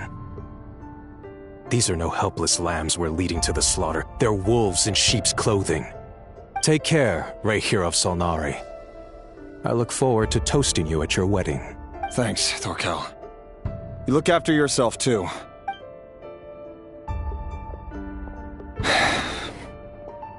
Thelindis, I never wanted to keep this from you. You're the last person I would ever want to lie to. But that's exactly why I can't tell you everything. There are things you shouldn't know. Things you cannot know. The moonlit dynasties are a thing of the past. Yet even now, with the sun shining high in the sky, there are those who would call forth a dead moon's ghost. Could that be why Vedalfnir held back?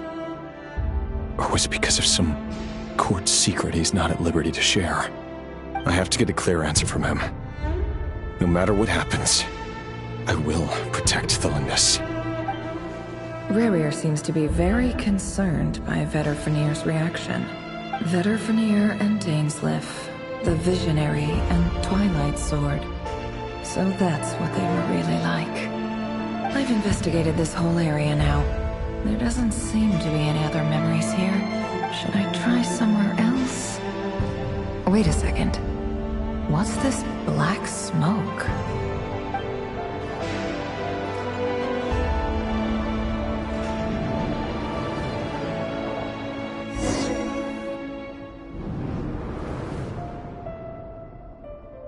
So, he's late after all. Just you wait, Rerir. You're in for it. Big time. Are you waiting for someone, ma'am? Could I tempt you into buying some flowers? Oh, sure. Pick me out a pretty bunch if you would. Thank you. But I'm afraid none of them are as pretty as you. For someone so young, you sure have a way with words, don't you? I'm only telling the truth. Look me in the eyes. You'll see I'm not lying. May we have a word in private? Who are you? And what do you want? It doesn't matter who I am. Too many of our kind have fallen lately, so I decided to take the risk of reaching out. Not long ago, the Ray here of Solnari led an assault on one of our strongholds. We suffered many casualties, and many who came to our aid lost their lives as well. Sorry, I don't know why you're telling me this. And I don't want to get involved. Wait, hear me out. This time we finally got a clear look at his face and learned his true identity. His name is Rerir, and he claims to be one of the King's Guards. What did you say? A cruel irony, isn't it? The man you're set to marry leads a double life as a brutal executioner. But surely, you must have caught a whiff of the blood on his hands. Why are you telling me all of this now? Simple. It's because... How strange. Rerir was nowhere to be seen in that memory. It clearly belonged to the Lindis. Rerir couldn't possibly know what happened if he wasn't even there. Why would her memories appear in his fragment? The ceremony won't last much longer. I think it's time to call it a day.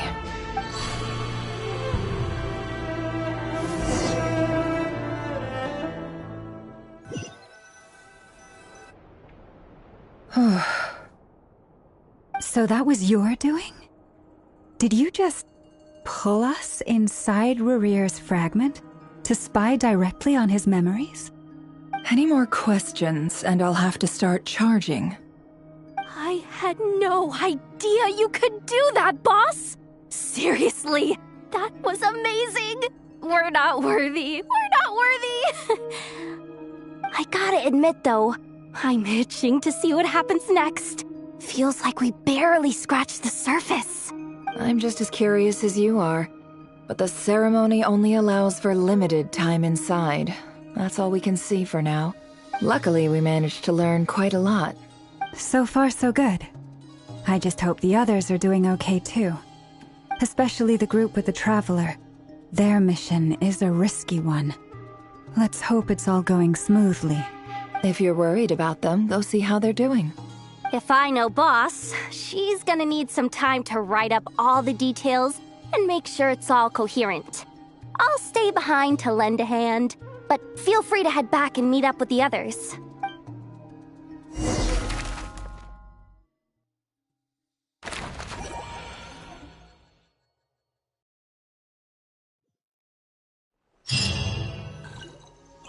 Oh, they've been prowling around for nearly 2 days now.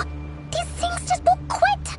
Oh, they might not have seen us yet, but with them constantly sweeping the area, our way out is completely blocked. Oh, that's never gonna work. One little slip up and it's game over. If they spot us, they'll run straight back to Rerir. And once he knows we're here, it won't be long before he's breathing down our necks again. Oh, guess you're right. All right, time to zip it.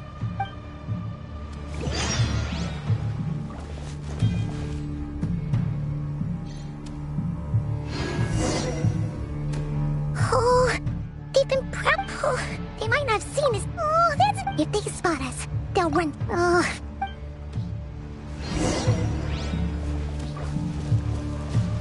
Quick, hide! We almost got spotted!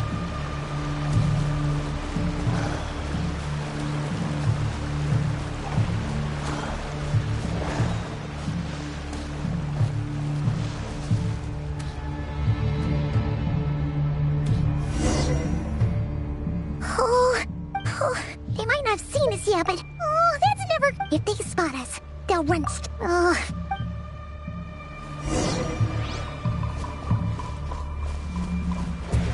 hide! We almost got spotted. Phew, that was a close call.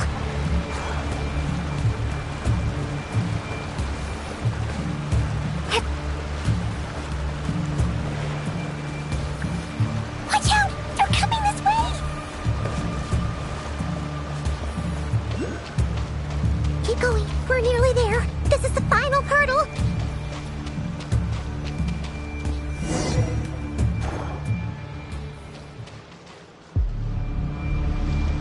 Oh, there's no end to these things!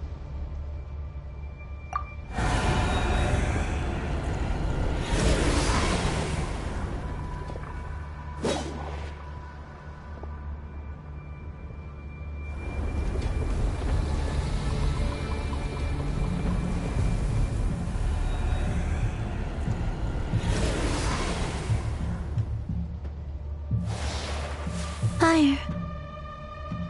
Fire? Wait, what's that smell? Oh no! There's a fire!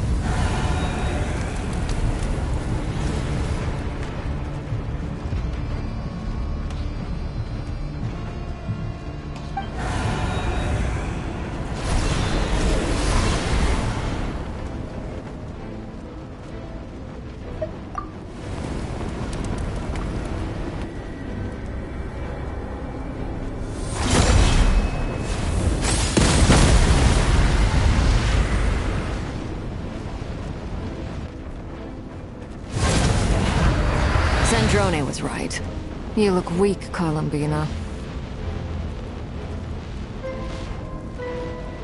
The old you would never have let such lowly creatures bar your way. Word has it that you did something for the Tsaritsa, and that's why you've lost most of your power. Freedom comes at a heavy price, doesn't it? It's Arlecchino! You came! Hello again, Columbina. And greetings, guests of the House of the Hearth. It's been a while, Arlecchino.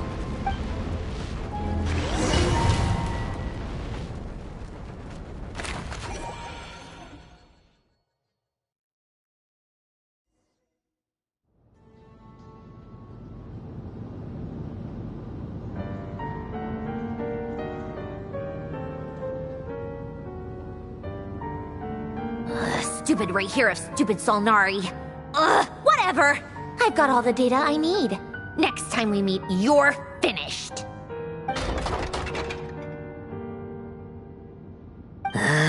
He sure doesn't pull his punches. Excuse me, do you need a hand?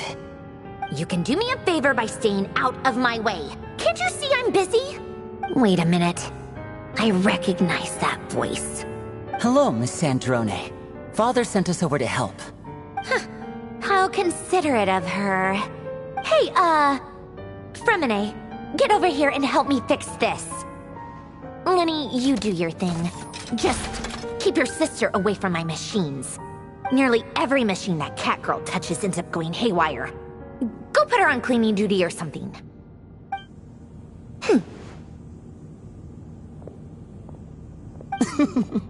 Then let's start downstairs. Fremine, we'll leave this place to you. You've got it. Wait a second. Pretty sure there's still some tea in the cupboard. If you want some, you'll have to make it yourselves.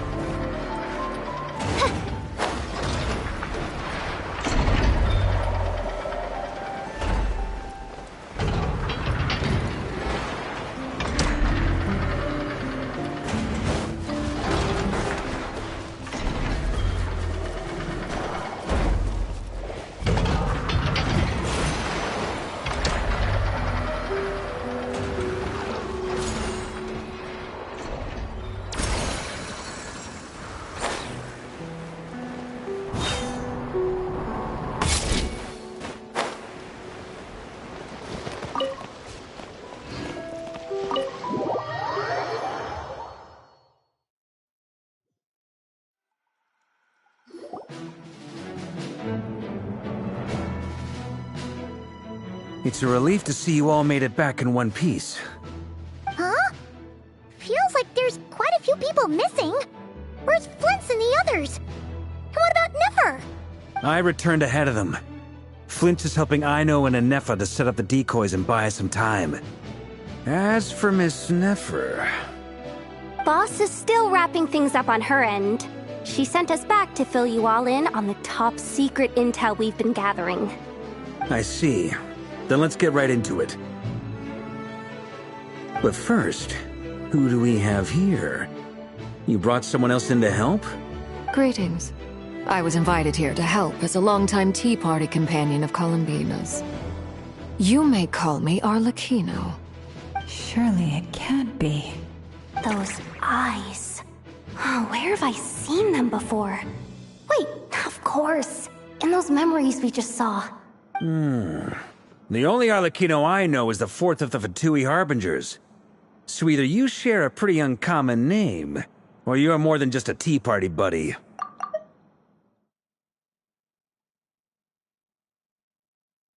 You're well informed, Grandmaster. A man from Mondstadt living all the way out here in Nod-Krai, and yet the people and affairs of Snezhnaya seem to hold a special place in your heart. Oh, the feeling's mutual. Sounds like you know all about who I am, too. A Fatui Harbinger. The atmosphere in here just got really tense. Guess we can't just start trusting Fatui Harbingers, even at a time like this. I must admit, though, I'm a little curious. Seeing as the Moon Goddess no longer belongs to the Fatui, what makes you so willing to put your neck on the line here? Nor does Nod-Krai belong to Mondstadt, Mr. Varka. Yet still, you're fighting for it all the same. Things don't always have to have a tangible payoff. Sometimes, stopping things from spiraling out of control is a higher priority than chasing the spoils of victory. Of course, I can't say there's nothing in it for me at all. But that's between Columbina and myself. Forgive me. I don't mean to doubt you. It's just that the Fatui really have been the source of many of our troubles. We have our own way of doing things here in Nod-Krai. But ever since they arrived, the Fatui have treated us with nothing but hostility. I know there's been a lot of bad blood between us in the past. I've done my utmost to avoid friction whenever I could. But sometimes fundamental conflicts of interest simply can't be settled amicably.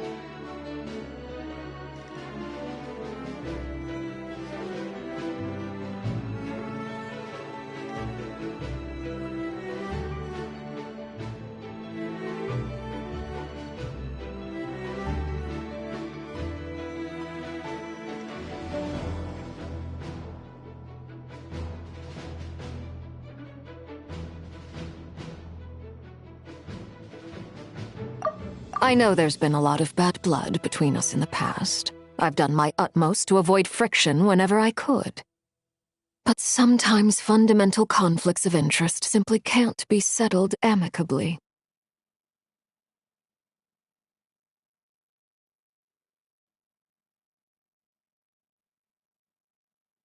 That's why I'm here solely in a personal capacity. This has nothing to do with the Fatui. As a gesture of good faith, I'll be frank. I can help Columbina track down the iridescent moon's marrow, which will help her restore more of her power. Anyway, what else is on the agenda? Let's begin. She says she'll be frank, then completely skips over the details. Looks like she doesn't want to give away too many secrets after all. But she clearly wants to change the subject. It'd be awkward if I tried to bring it up again now. I guess we'll just have to go along with it. She's the fourth of the Fatui Harbingers after all. One look and you can tell she's not someone you'd want to mess with.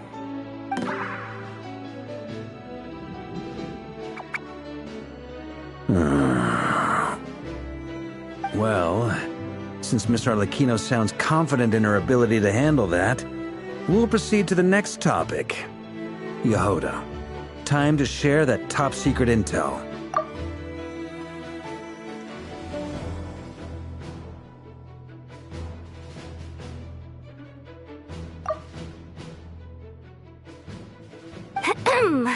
Alright, listen up everyone. First, we now know that Rerir was originally a Conrian secret agent whose primary mission was to hunt down and assassinate the so-called Dregs of the Crimson Moon.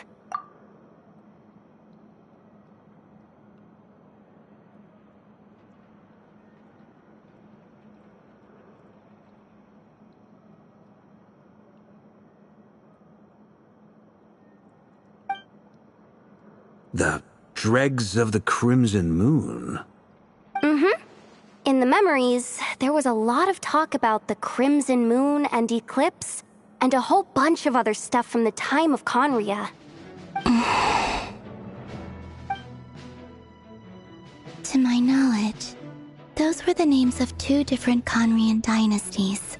Long, long ago, it is said that the people of Conria worshipped the Crimson Moon, drawing a mysterious power from its reflection. But one day, a coup saw the Crimson Moon eclipsed, hence the name of the new dynasty that replaced it, and how it became the new emblem of Conria. Still, long after the Crimson Moon dynasty had fallen, the last ruler of the Eclipse dynasty, the Vinster King, still coveted the secrets it left behind. So, he sent the Rehir of Solnari to secretly hunt down the Crimson Moon's few remaining followers. In those days, Rerir showed no signs of madness. In fact, he was as normal as any other person. Oh, and he had a fiancé, or at least a would-be fiancé, called Tholindis. What's the matter?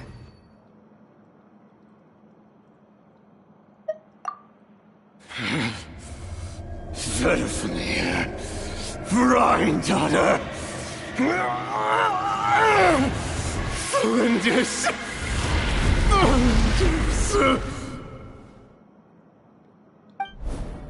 Interesting. Anything else? What about this would-be fiancé of his? Do we know anything about her? Well, she was a researcher at the Universitas Magistrorum, but it felt like she was hiding some kind of secret.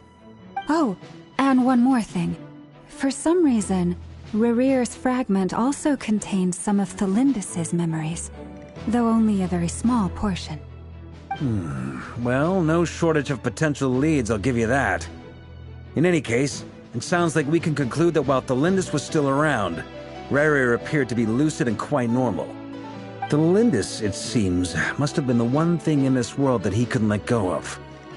Tell me, though, were these pure-blood Conrians we're talking about here? Why do you need to know that? Hold on. If she was a pure-blood Conrian... Oh yeah! Just like how it was with the captain!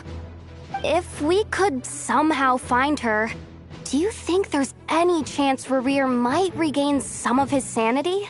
It's possible, but it would take a miracle. We can't pin all our hopes on that. That merchant who Nefer knows, Dori Sangama Bay. Maybe we could hire her to look into it. All right, then. Let's keep working in our separate teams. Traveler, Paimon, Kutar, and Miss Arlecchino will go look for the iridescent moon's marrow. As for the others... On the way over here, I noticed that the Wild Hunt monsters had grown even more frenzied in their search for Kutar. At this rate, the people living here will be in grave danger too. So I'm thinking of gathering together some of our followers to go wipe them out. I'll head back to the curatorium and meet up with the boss. Feels good knowing we've all got something to be getting on with. Given that the Wild Hunt has been a lot more active lately, the Lightkeepers have likely begun their own operations too. If that is the case, someone will need to pass the news on to Flint's. I'll hold the fort for now, then discuss our next move with Flint's, Ino, and Anefa when they get back. All right then. Well, the clock's ticking. If that's everything, we'll be on our way. We'd better get moving too. We'll try to buy you as much time as we can. Relax. Just do your thing. Now, I decided to call in some backup since things are getting so hairy. Our reinforcements should be here any minute now. Stay safe, everyone. Dismissed.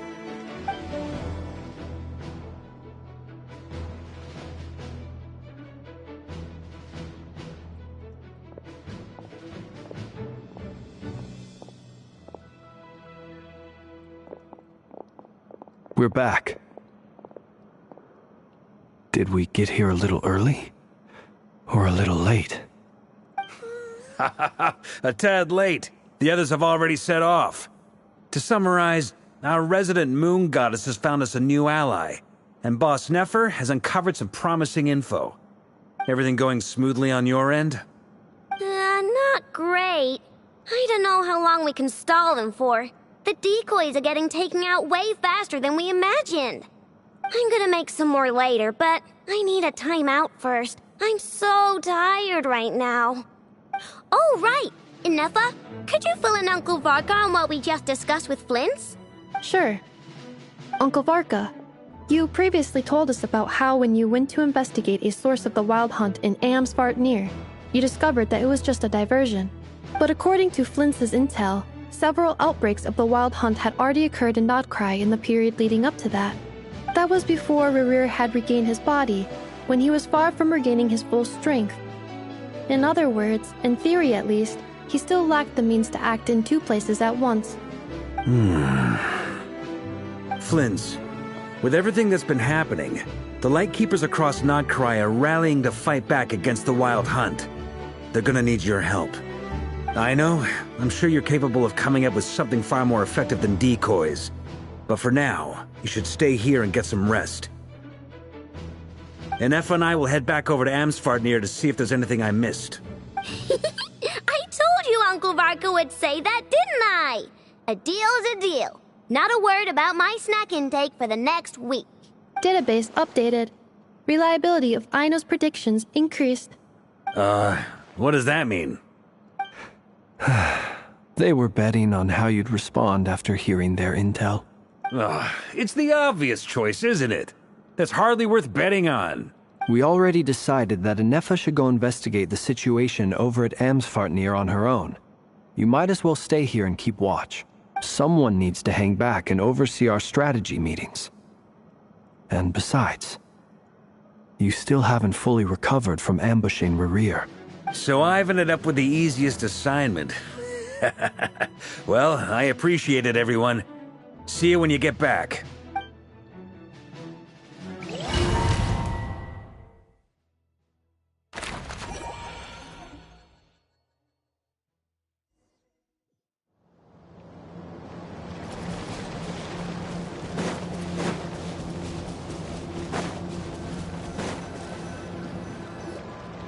Here, this will serve as a good spot to cross over. Arlecchino, hold up a second. Since you brought us all this way, would you mind telling us what you've got planned? We still haven't got the slightest idea what's going on here. And if even Columbina doesn't know where the iridescent moon's marrow is, how do you? Simple. Because I am an inheritor of the royal bloodline of the Crimson Moon, and one of the last surviving embers of the Two Worlds' flames. Huh? Are you serious? Isn't you're a descendant of that Crimson Moon dynasty we were just talking about? The one from ancient Conria? Your surprise is understandable. I was also taken aback when I first learned of it. But the more I thought about it, the more I realized the signs had been there all along. When I was young, I discovered I could wield a very special kind of fire. It coursed like blood through my veins and smoldered away inside my nerves. What's more, whenever I experienced strong bursts of emotion or drew too deeply on this power, it was like some kind of presence within the fire would begin to gnaw away at me, consuming me from the inside out. Exactly. That is why my hands are like this too. At first, I saw it only as a curse, but once I became a harbinger, the jester apprised me of the truth. Together with my own investigations over the past few years, there are several things that I have gradually come to understand. For instance, take the so-called Crimson Moon. In truth, it is nothing more than the shattered remnants of the iridescent moon, fused with the abyss to prolong its lifespan. Since this blood flame was bestowed upon me by the Crimson Moon, it is a fusion of the iridescent moon's former power and the corruption of the abyss. You all understand the nature of the abyss well enough. I draw upon its power, and in return, it hungers for my soul. This strange blackness is the mark of corruption it has left behind. If I recall correctly, you once told me that if the corruption ever made it to your heart, you'd become a completely different person. Yes, and that's the reason I'm always careful not to push my power too far. It's essentially a never-ending tug-of-war. Oh, sounds intense. Anyway, the rest of my story can wait. Is there anything else about the Crimson Moon or the Iridescent Moon that you're unclear about? Paimon has a question. So, the Crimson Moon that the Karians used to worship was actually the Iridescent Moon, right? Which was one of the three Moon Sisters. Does that mean that the Karians were to the Crimson Moon as the Frost Moon Scions are to the Frost Moon? So much of that history has been lost. We have no way of knowing exactly what they were like. But I would suspect that the Conrians weren't as devout in their moon worship as it might appear. The iridescent moon's remains simply served as their link to the abyss. Later on, perhaps someone discovered a way to make direct contact with the abyss. Or maybe there was some kind of ideological divide. Either way, a dissenting faction staged a coup and drove out the royal heirs of the Crimson Moon dynasty. Still, even with the dark sun looming high overhead, the Crimson Moon's glow never truly faded. If you want living proof, it's standing right before you. The first time we met, I sensed something familiar in your presence. When I looked at you, I felt I could see that mysterious red moon in the corner of my eye. In your flames, I saw its broken image, surrounded by a strange black aura. Well, I appreciate that you kept it to yourself. Much about the Crimson Moon is still a mystery, and I'd prefer not to end up as the object of an insane research project. Anyway, time is against us here, so if there's any other questions, they'll have to wait. I just want to make sure I've got one thing straight. In her letter, Sandrone mentioned that since you are unable to contain the iridescent moon's marrow yourself, you intend to leave it in my custody, correct? That's right. For now, it's the only way I can pay you back for your help. The iridescent moon is already part of who you are, so with its marrow in your possession, you'll be even more powerful than before. Deal. Then let's get started. Get what started? What does this place have to do with the Crimson Moon? When I first became a harbinger, the jester gave me a book called Parenheri, also known as Leobranto Inamorato. You should be able to buy a copy next time you're in Fontaine. It's a love story set in the Crimson Moon era, but setting aside the tangled romances of its characters, it also records a few interesting details. In the Crimson Moon era, or so the story goes, there was an orphanage that received children from beyond the bounds of this world, and subjected them to a peculiar induction ceremony. Beyond the bounds of this world? For real? And What kind of induction ceremony? The Crimson Moon Sages looked beyond this world for beings with powers that surpassed the gods.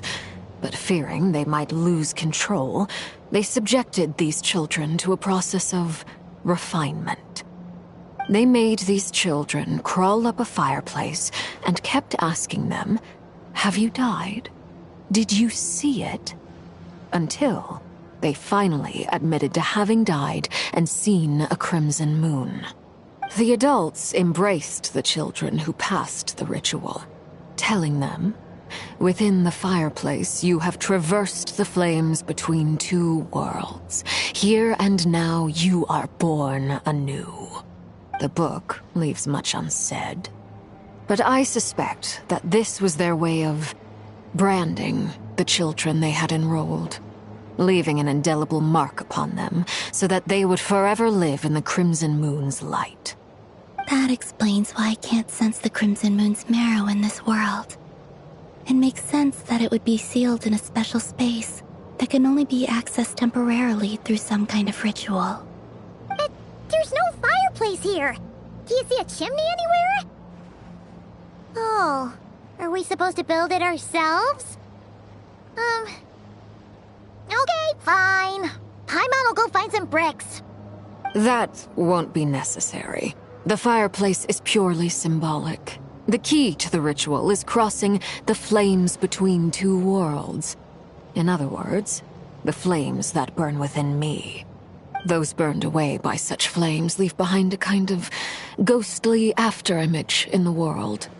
In the days of Conria, people believed they could be used to bridge the gap between the two worlds of life and death. In short, I can open a passage to that space for you. That's the easy part. The catch is I'll need to stay on this side to keep the passage open, so I won't be able to come with you. Once you're inside, you'll have to find your own way. Very well. Then I'll open it up. Traveler, spare me a little more moonlight if you would. I may need it.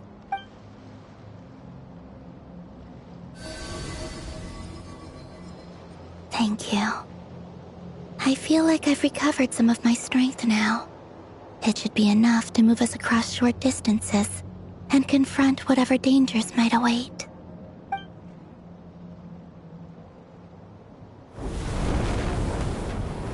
Mistress of the seven hues of ages past, great mother of the present, crimson-clad sovereign of the two realms, by fire severed, by fire renewed, I offer myself now and beseech your descent.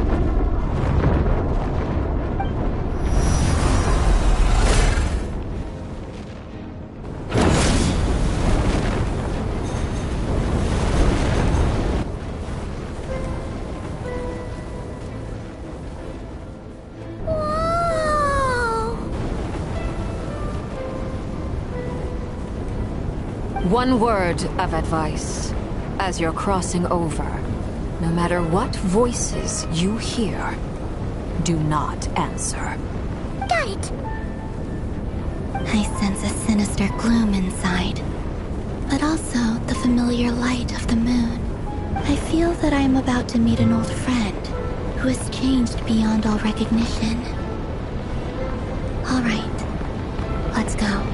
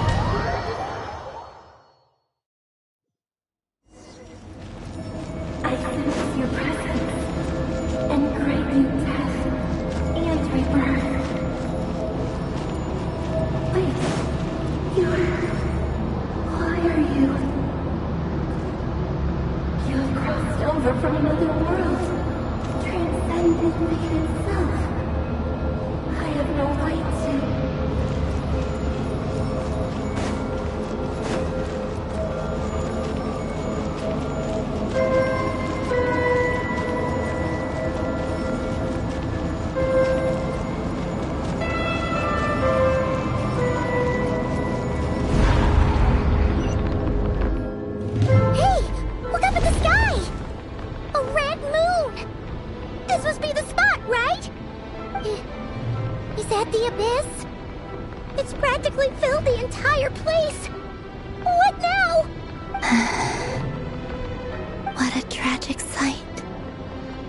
Fragments of your broken body, seized by the abyss and hung up aloft like mummified remains. Iridescent moon, was this truly what you wished for? Careful! There's something spooky about this place. Feels like something is lurking in the fog. Haimon's right behind you. Whatever you do, don't run off without her.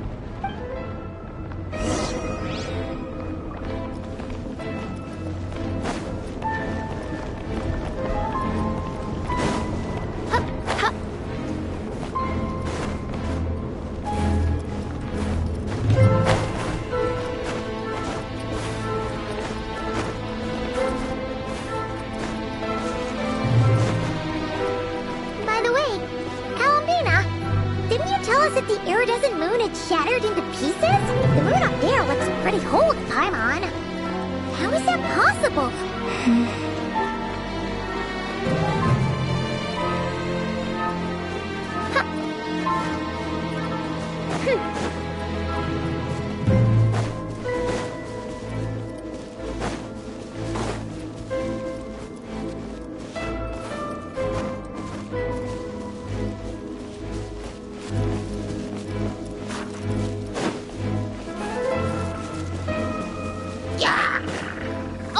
Reveal thyself!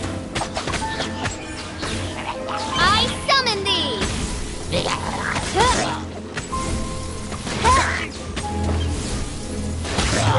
Propagate! Spring forth! Enhanced Animo Module 75!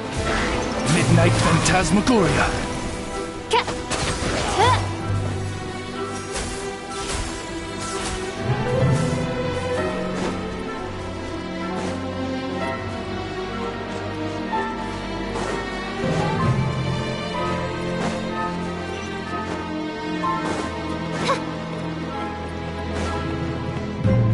Just like I thought. It was only a facade.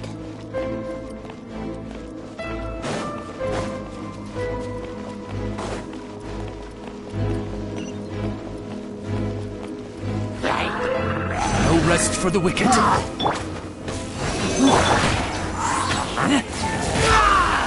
Get back!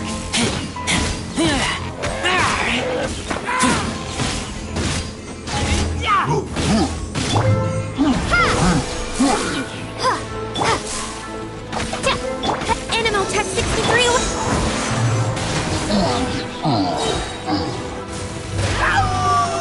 Get back! I summon thee!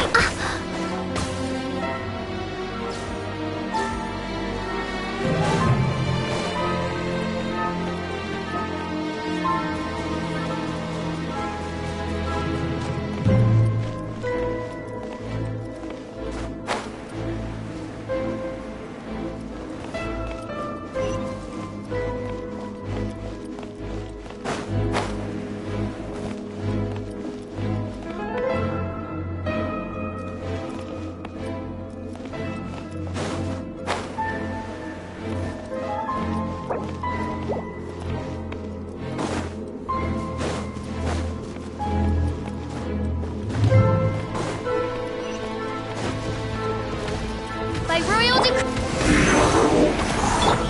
Propagate! Ah!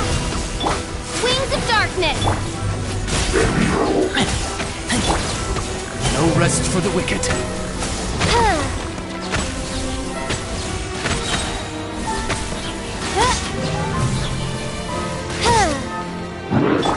Animo hypostasis emulation!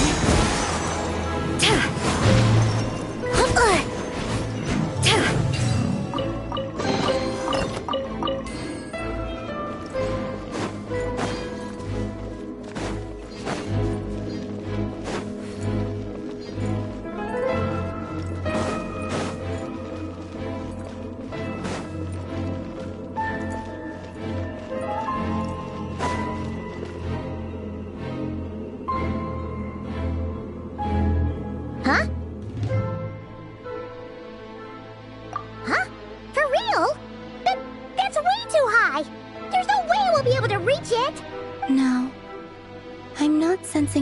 up there. It's coming from under the mountain. Let's see. Ah! There's some kind of weird shadow over the water. Wait, see that? Looks like a mechanism of some sort. Let's check it out.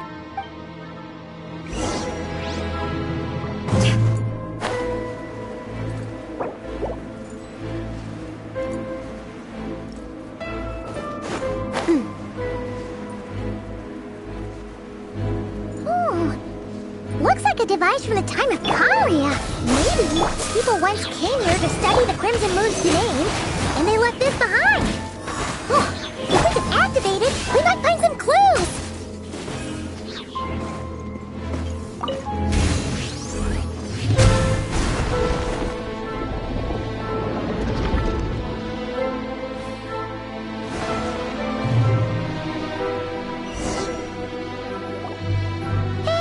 Look at that! Now that the mechanism's running, the shadow in the water looks different. Do you think these mechanisms might be the key to unlocking the secret? Let's try to find more of them! Felindis, we'll leave the rest of the research in your hands. We'll be heading back now. I hope this isn't ruining date night. Ugh. Mind your own business. Just leave me some snacks on the table. Felindis? Is that Rere's girlfriend? How come we're hearing her voice here? Oh yeah! So, do you think she was studying this strange space all along? The Abyss has made this space extremely unstable. Maybe that's why some of the things she said and did were preserved here. Like echoes. Or after images. Whenever I see this view, it takes me back to a poem from my childhood. Waning moon, oh lifeless damsel, weeping on the mountain crest. Mourning still in wistful tone, her fragile soul now laid to rest. For me, of all people, to be here investigating the mysteries of the Crimson Moon space. Is it a coincidence? Or something more?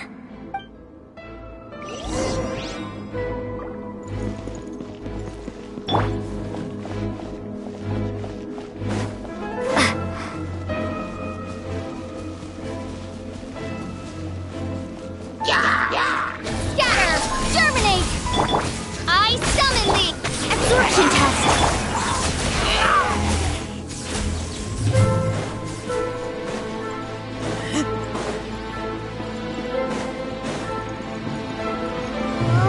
Looks like the Abyss has messed up this mechanism.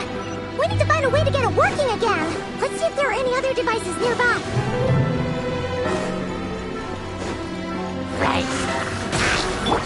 By royal decree, propagate!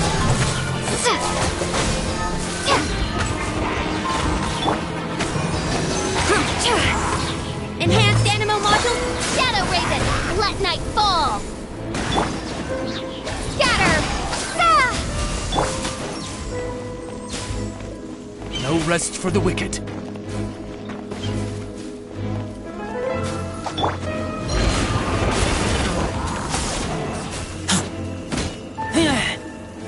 Propagate!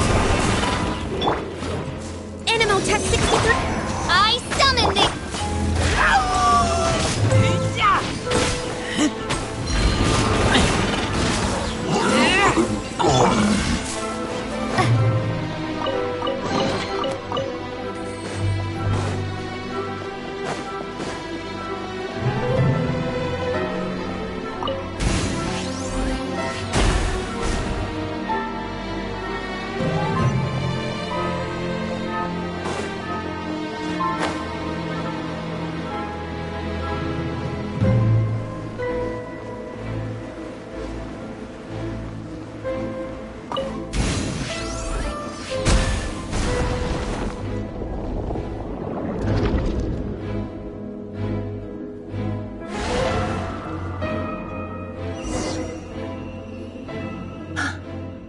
See.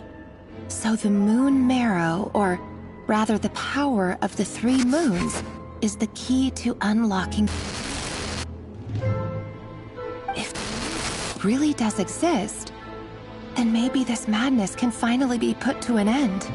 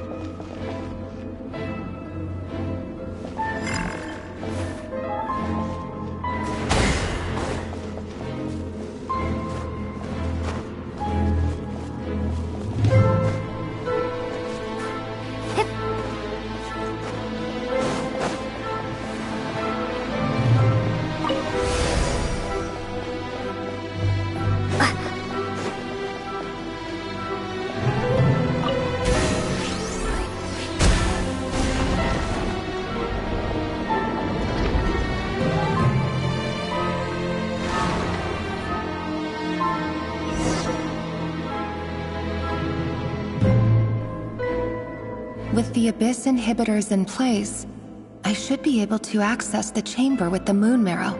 Oh, Revier, with every step you take, you're drifting further from what you truly desire. But you're not the root of the problem. Ever since that outsider set foot in Conria, the Vinster King has sunken deeper into madness. If only I could get my hands on that outsider.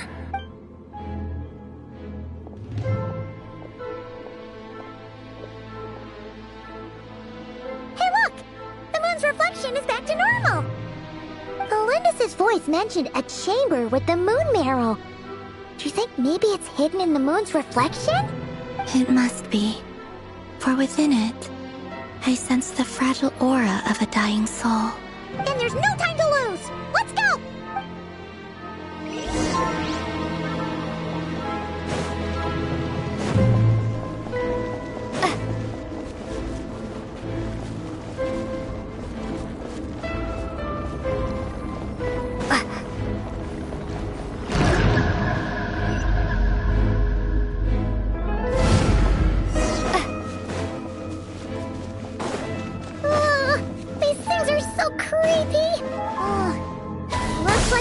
Destroy them if we want to get to the iridescent moon's marrow!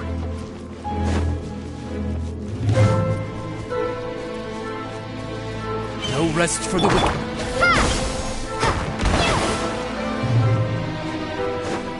That must be the iridescent moon's marrow! Oh, we'll need to destroy these things before we can reach it!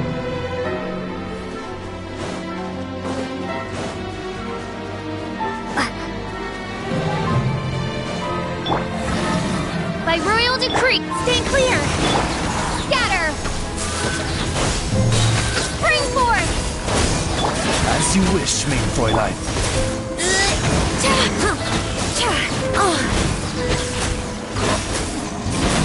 Animo Tech 60. Animo Hypostasis. Oz, reveal thyself! Ha! Midnight Phantasmal!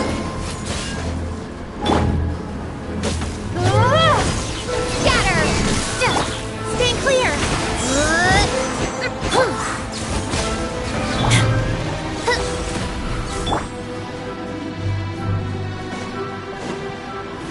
Propagate!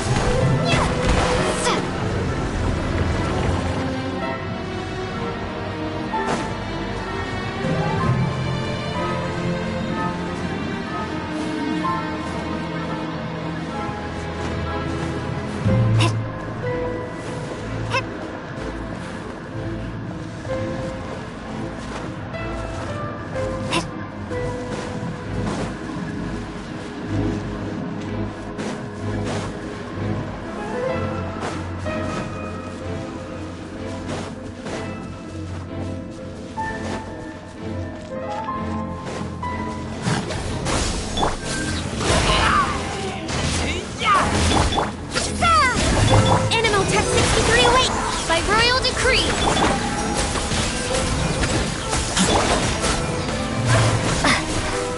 Scatter!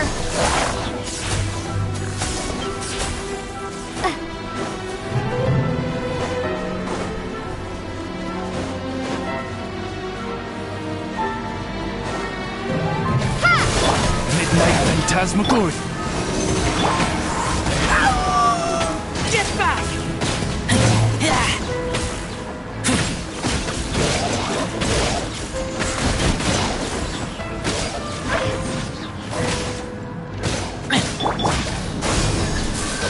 Propagate! Odds reveal thyself!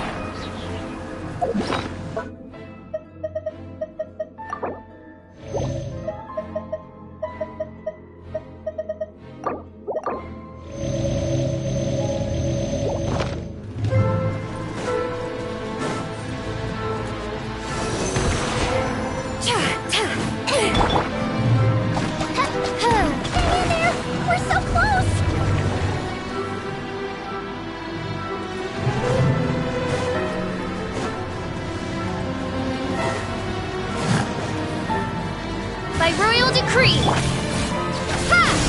Springboard! Enhanced Animo Module 75! Absorption test!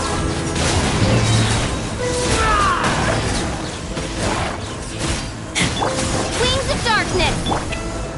Scatter!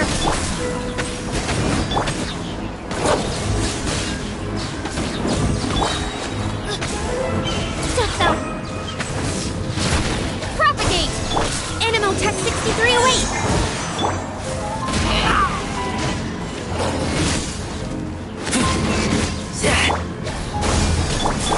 Odds reveal by... Scatter! Exterminate!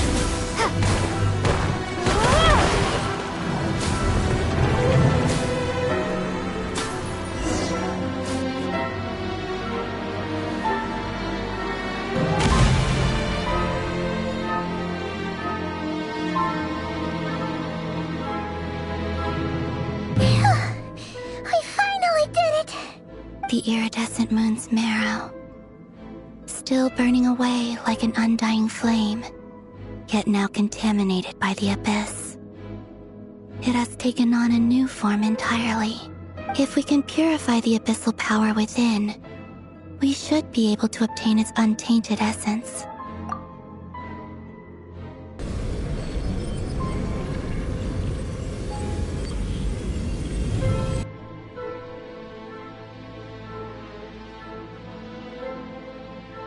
It's so cold.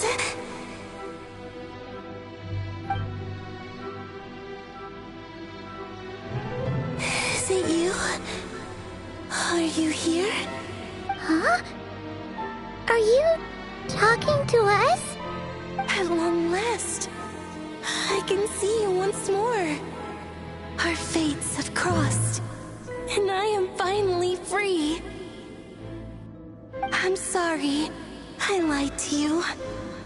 Even knowing what was to come, I still couldn't let go of the fear in my heart.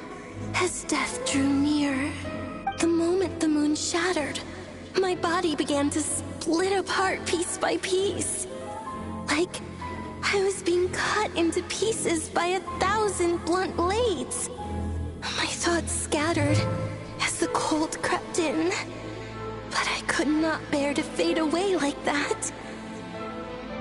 Tell me, what was it that brought you to us all that time ago? If only I had possessed your courage, then I might have been spared this torment more painful than death. You look so puzzled. That's how I felt too when I first saw you.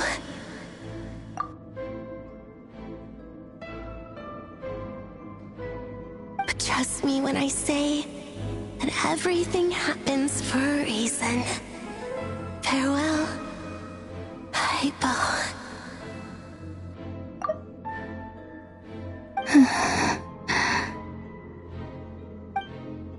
What was that all about? goddess of the iridescent moon? Oh, it sounded like she was speaking to a long-lost friend. But none of us have ever met her before, right? Perhaps. She took me for the goddess of the frost moon she once knew. For a fading soul like hers, our auras must be too similar to tell apart. But anyway, we've got the iridescent moon's marrow now. That should help you regain your strength, right? Alright, time to leave this place and meet back up with Arlecchino. Let's go!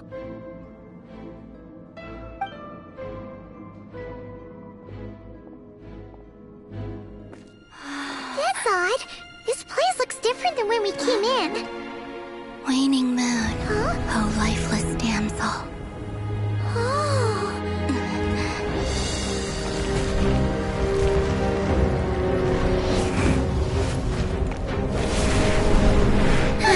Hurry! The place is collapsing!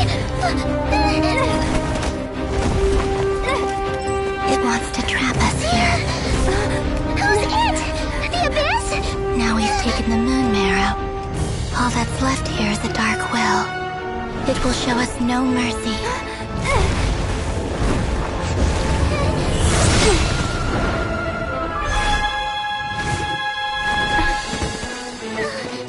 Give it back! The crimson moons! My marrow! My heart!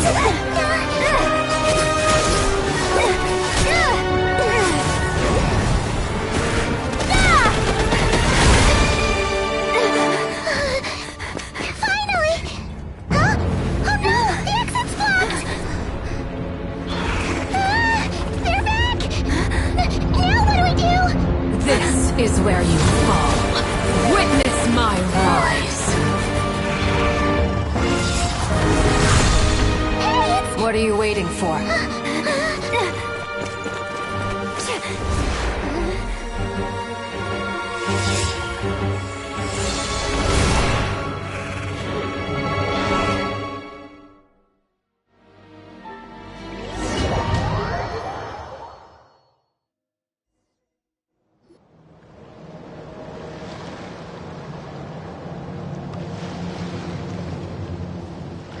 Oh, we made it!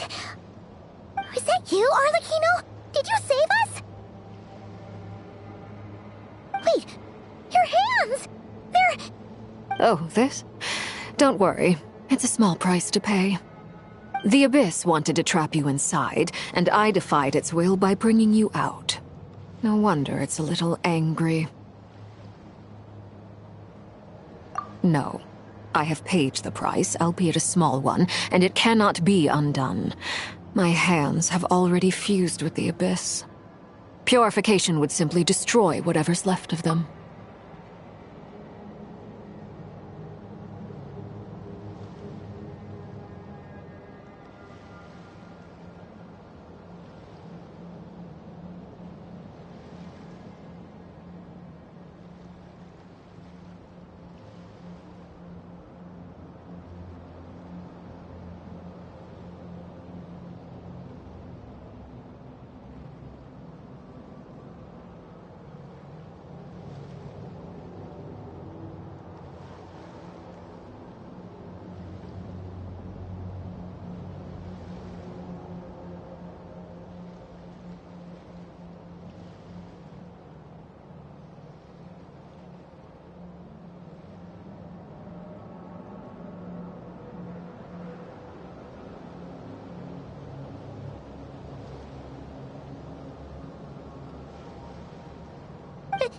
But surely... Oh, we're so sorry, Arlecchino. Paimon can't believe you'd make a sacrifice like this for us. As much as I'd like to call it a favor, the truth is I was simply holding up my end of the deal. Well, Columbina. Yes, you did your part. And as promised, I will leave the iridescent moon's marrow in your care. From this day forth, may the two worlds' flames burn ever more brightly.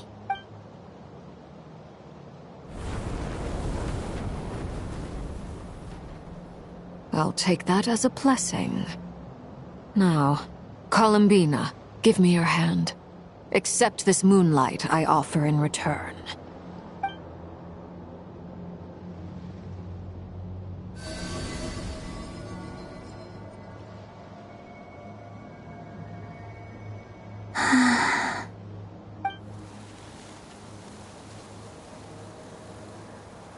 Feeling stronger?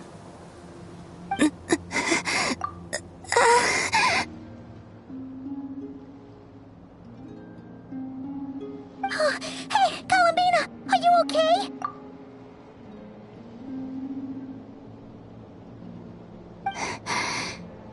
I'm fine. Our powers are a little at odds, that's all. By the Frost Moon's authority alone, wielding the power of the other moons was always going to be a stretch. Still, I think it's fair to say that your strength has returned, at least to the level it was at as Third Harbinger. It's still not enough. There's no way I can hope to challenge Rayrier like this. Just one more ray of moonlight, if you would. It's okay. I can take it.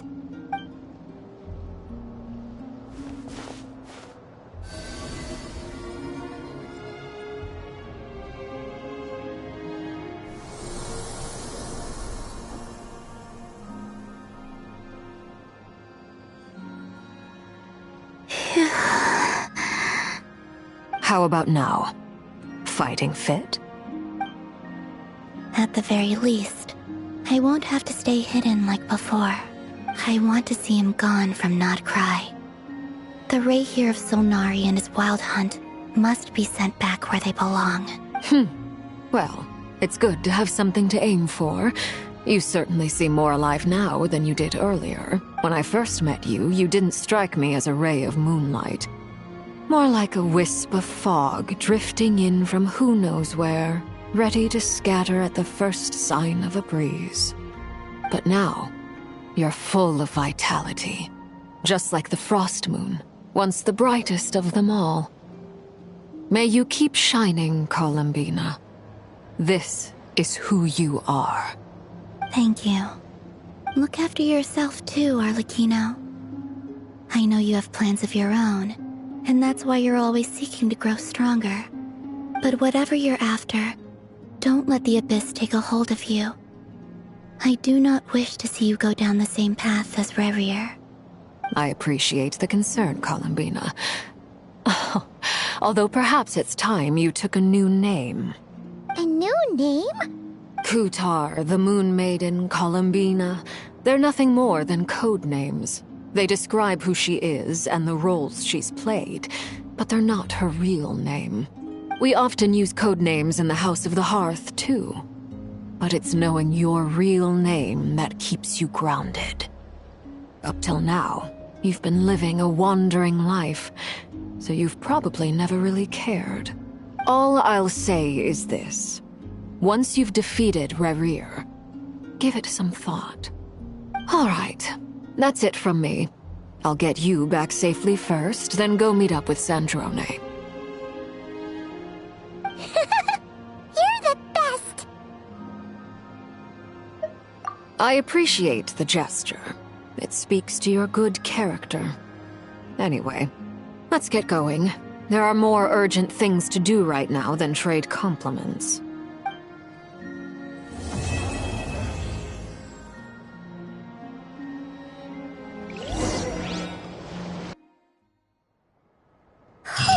It was a close call, but we got the iridescent moon's marrow and restored Columbina's strength, and that's all that matters. In other words, mission accomplished. Paimon wonders how everyone else is doing.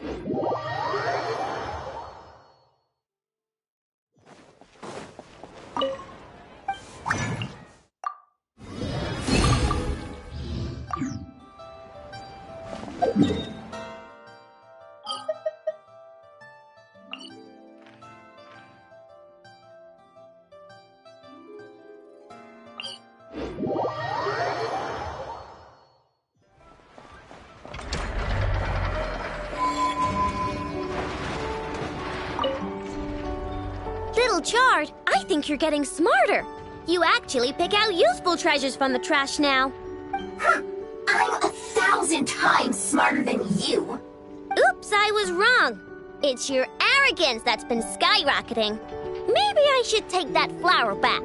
Looks like someone is getting a bit too big for their britches. I won't let you! And it's not a flower. Yeah it is. It's the one I put on you last time. Well, I won't let you take it. Why? Because it makes me smart.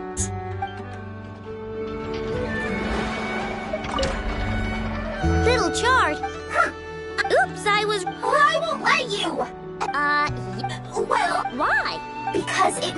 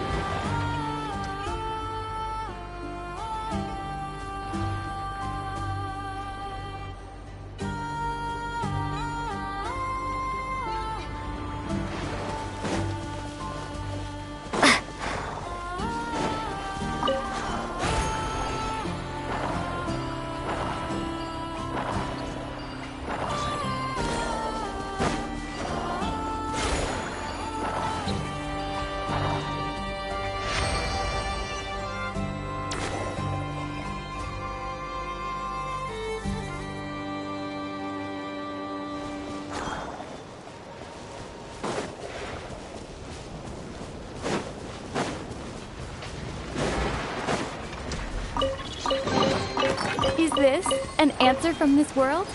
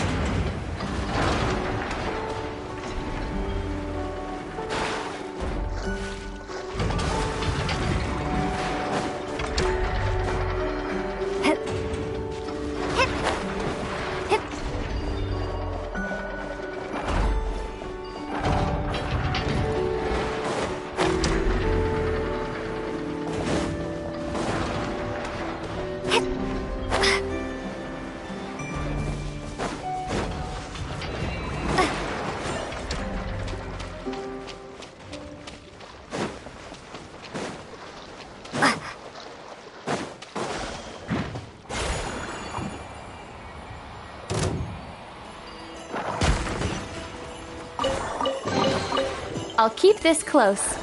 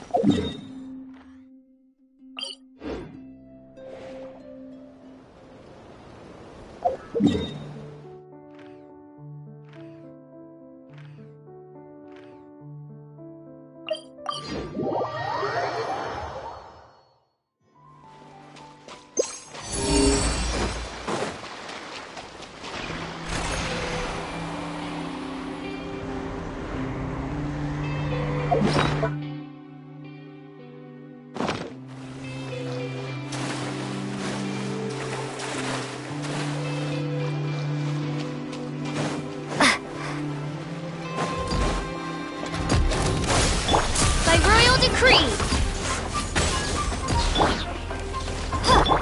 Shadow Raven! Let night! Stay clear! Animo Hypospace!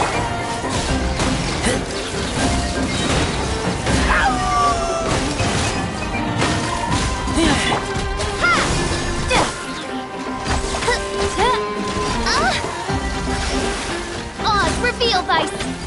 Animo test 60...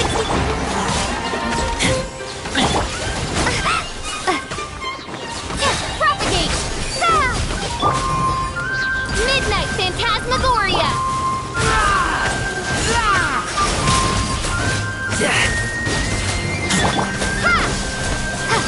I summon thee!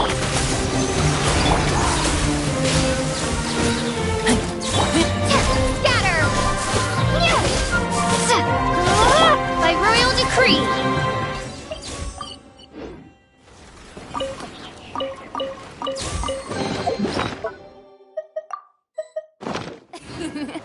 Cry out my illustrious name.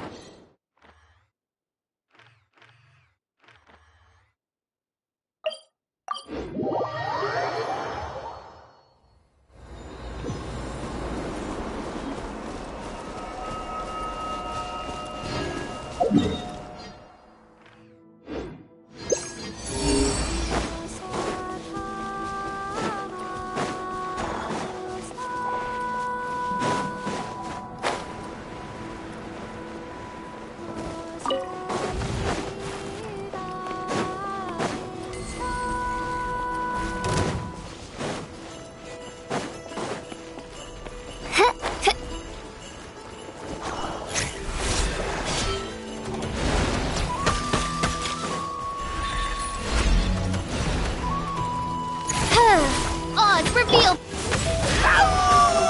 Get back! Spring forth! Shadow Raven, let night fall!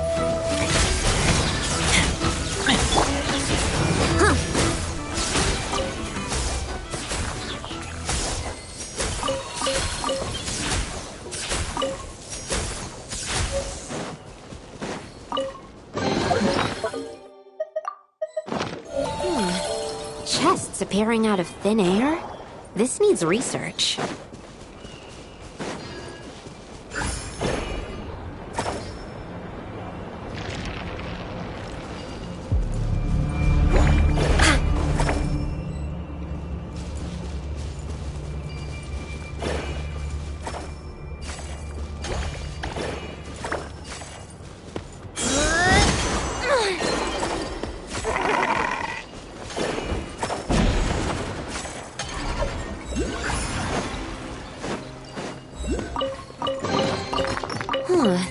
Chests appearing out of thin air? This needs research.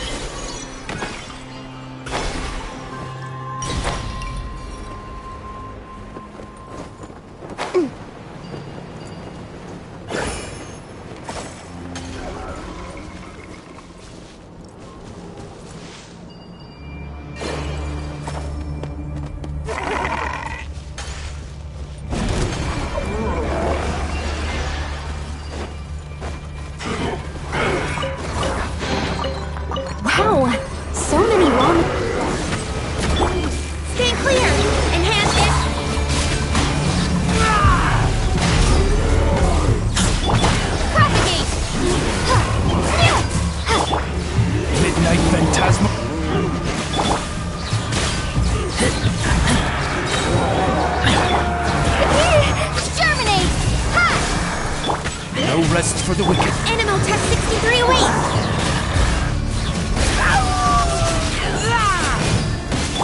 Propagate!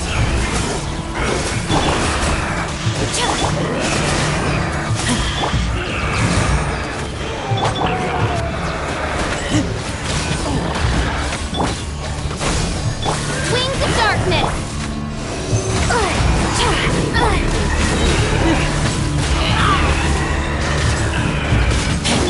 World, where's two?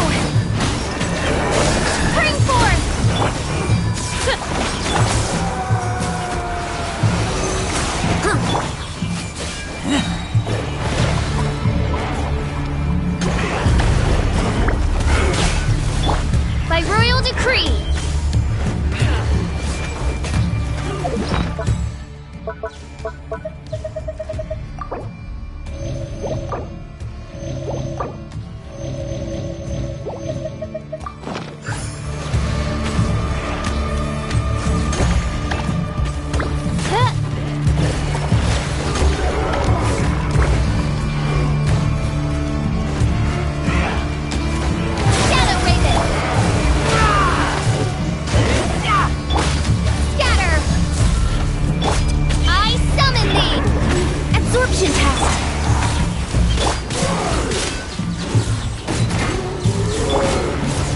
Oz, reveal thyself!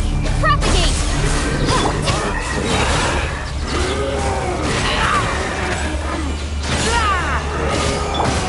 Ha! Germinate! Stay clear!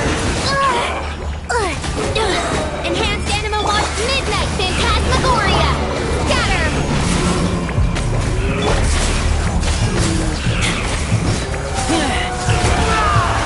Get back! No rest for the wicked. Propagate! Animotech 63 away! By royal decree! Ha! Ah! Wings of darkness!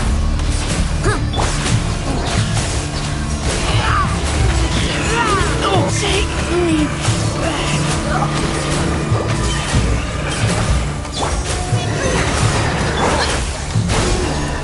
Propagate! Oz, reveal thyself! as you wish, make for. Germinate! I summon thee! Swirl, Mark 2! Animotech 6308! Ha! Ha!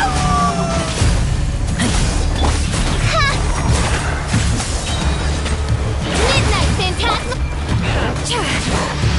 Stay clear! Don't break my glasses!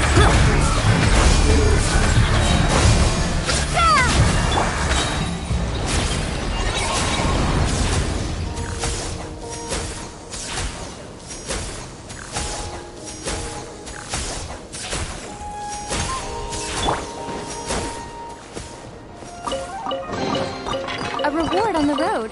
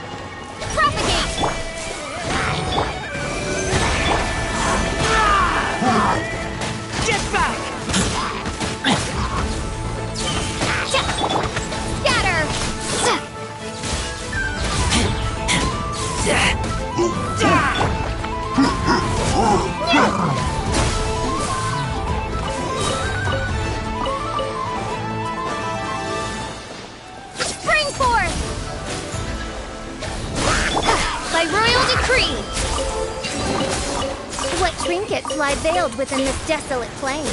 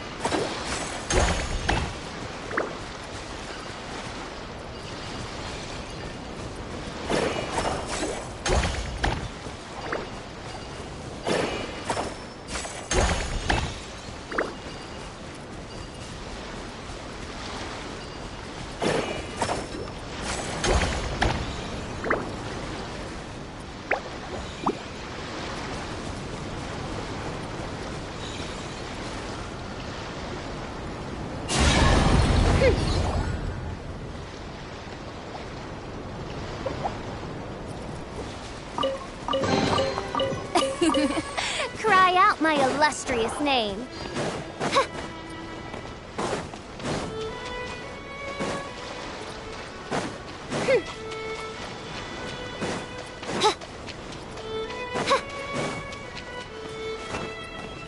Ordeal power! Propagate! Absorption test!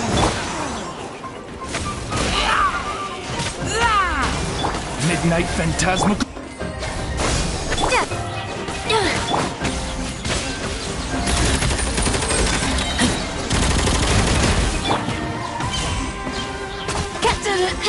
Take too long. Is this an answer from this world?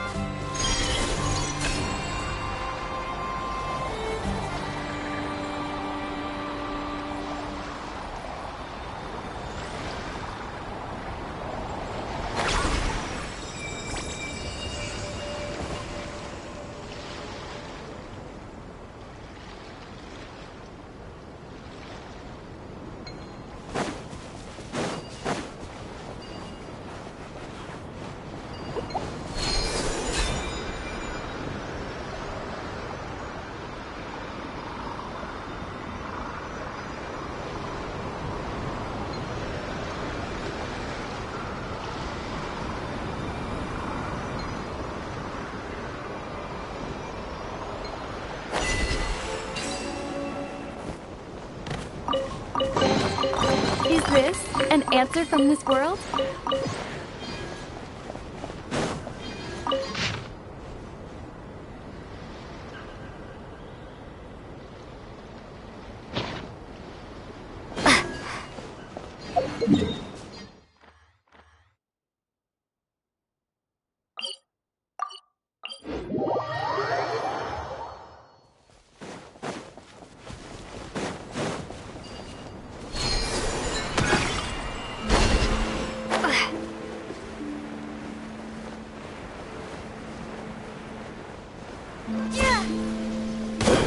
Scatter!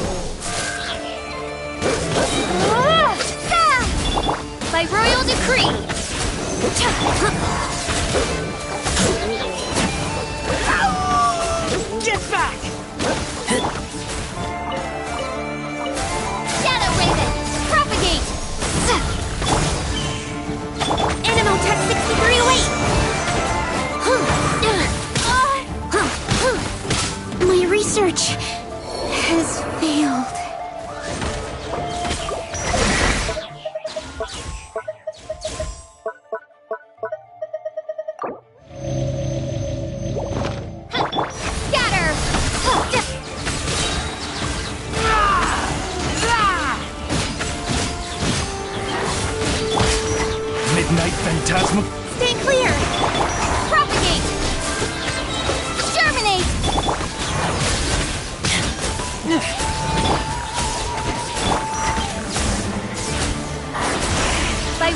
Creep! Get back! Wings of Darkness, come! Animotech 63 away!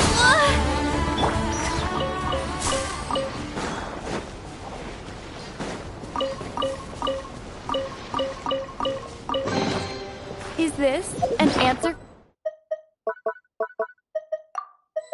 from this world?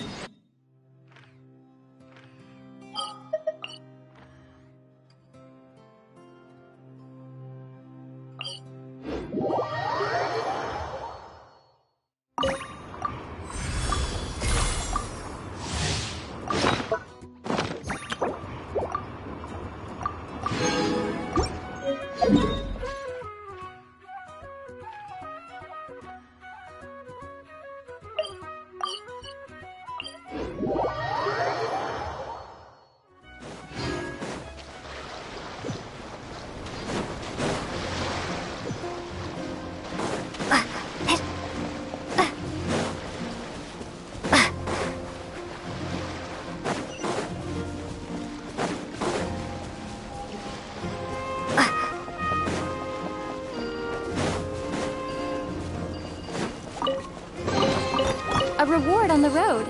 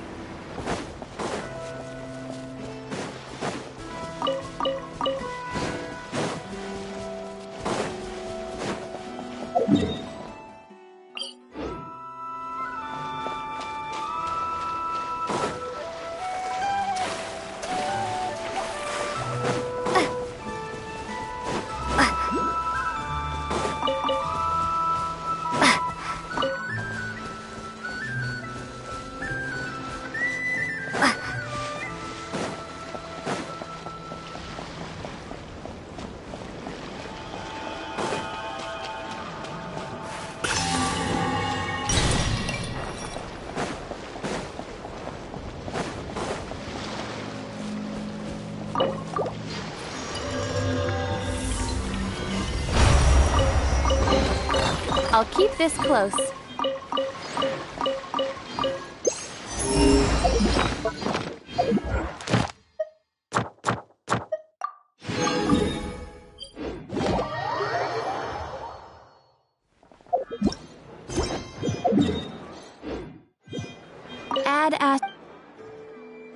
Thank you for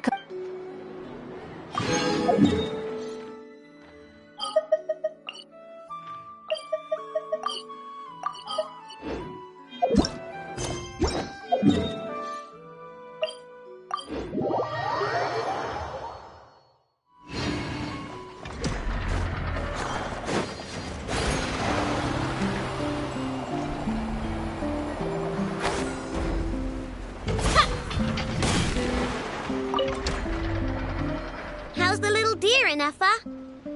Its wounds are beginning to heal. Condition? Stable. So, that dog's medicine worked after all. Is it still in pain? Pain is unavoidable. However, it will surely recover soon. Okay, Neffa. Next up, make us some cakes. Oh, and crown gakes too. I bet it's gonna be starving when it wakes up. You are speaking on your behalf, I know, not the deer's. But rest assured, I have a recipe for animal food, which I will prepare shortly. You cannot consume food meant for animals, I know. Hey, I wasn't thinking about stealing a sick deer's lunch, okay?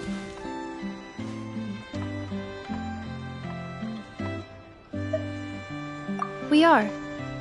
We encountered this deer under a cliff. It appeared to have fallen to the bottom of the cliff and it was badly injured. Therefore, we brought it to a town to visit a doctor. We also acquired medicine for it. Our current plan is to care for the deer until its wounds heal.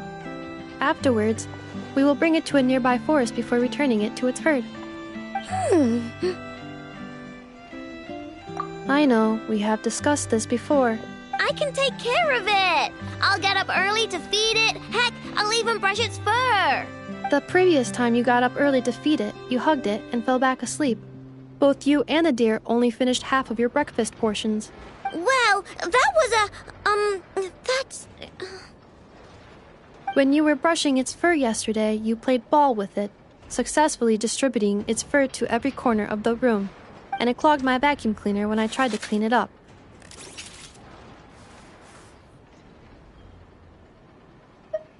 I just couldn't help playing with it. Fine. I'm sorry, I guess. But even if you say all that, No, I want to keep it as a pet. I'm already used to waking up early, giving it water, brushing its fur, then playing with it. If it suddenly leaves, I'll have trouble adjusting. The deer will too. Look, even the deer doesn't want to go. I am incapable of understanding deer speech, I know. Well, just look at it. Haven't you heard actions speak louder than words? It loves me this much. If only the deer could talk. It could do all the persuading then. And then I could tell it to stop helping you eat the vegetables in your breakfast every morning. What? Neffa, how'd you know? I did not know. It was merely a guess. You have proven it correct. Ugh, you're such a big, sneaky, lying meanie, Neffa. Tomorrow morning, I will supervise both of you as you take your breakfast.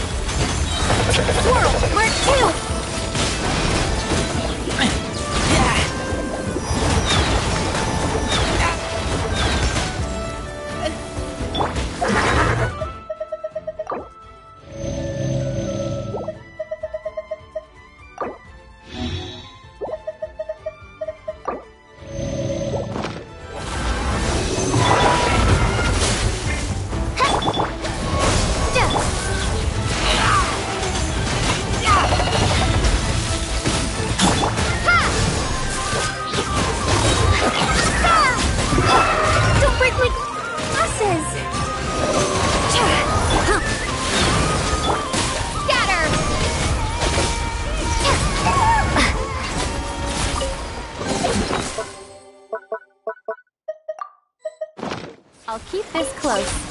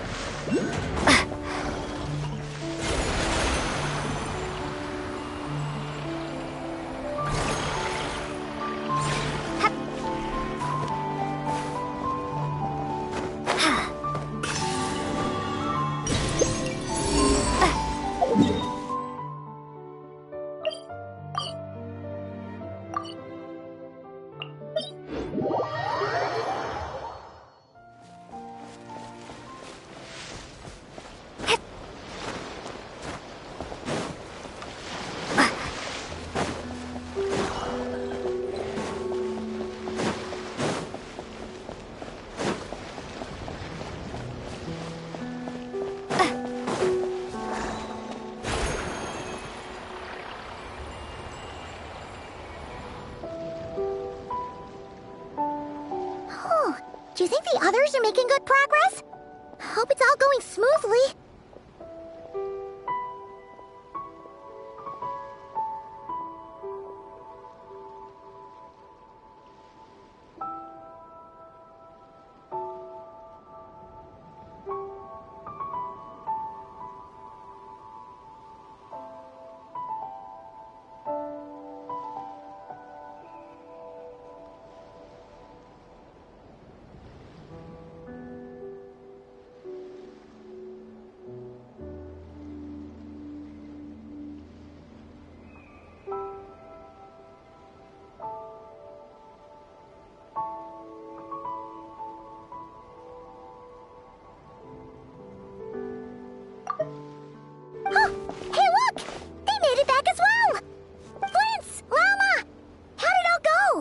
All is well, thank you. Nefer and Yehoda had to stay at the curatorium to wrap things up, so they won't be joining us for now. I ran into Miss Nefa and Miss Aino on the way back. Their work is still in progress, so I suspect they won't be back for a while either. You seem rather cheerful today, Mr. Flintz. I certainly am. I achieved what I set out to do and came away with more than I bargained for. Fighting alone can get quite tedious, but I had the good fortune to run into a pair of brave young warriors. We meet again. How have you been? Albedo! What are you doing here?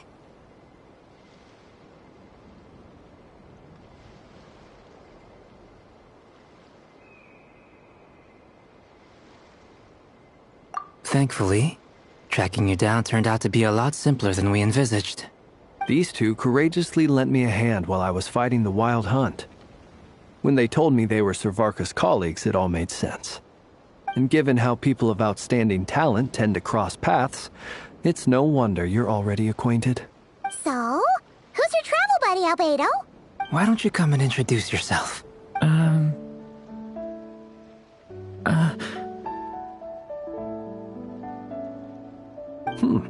A gentleman of few words, I see. And a rather stern countenance. I presumed you were acquainted with him. Is that not the case? It's nice to meet you. Again. We've technically met before.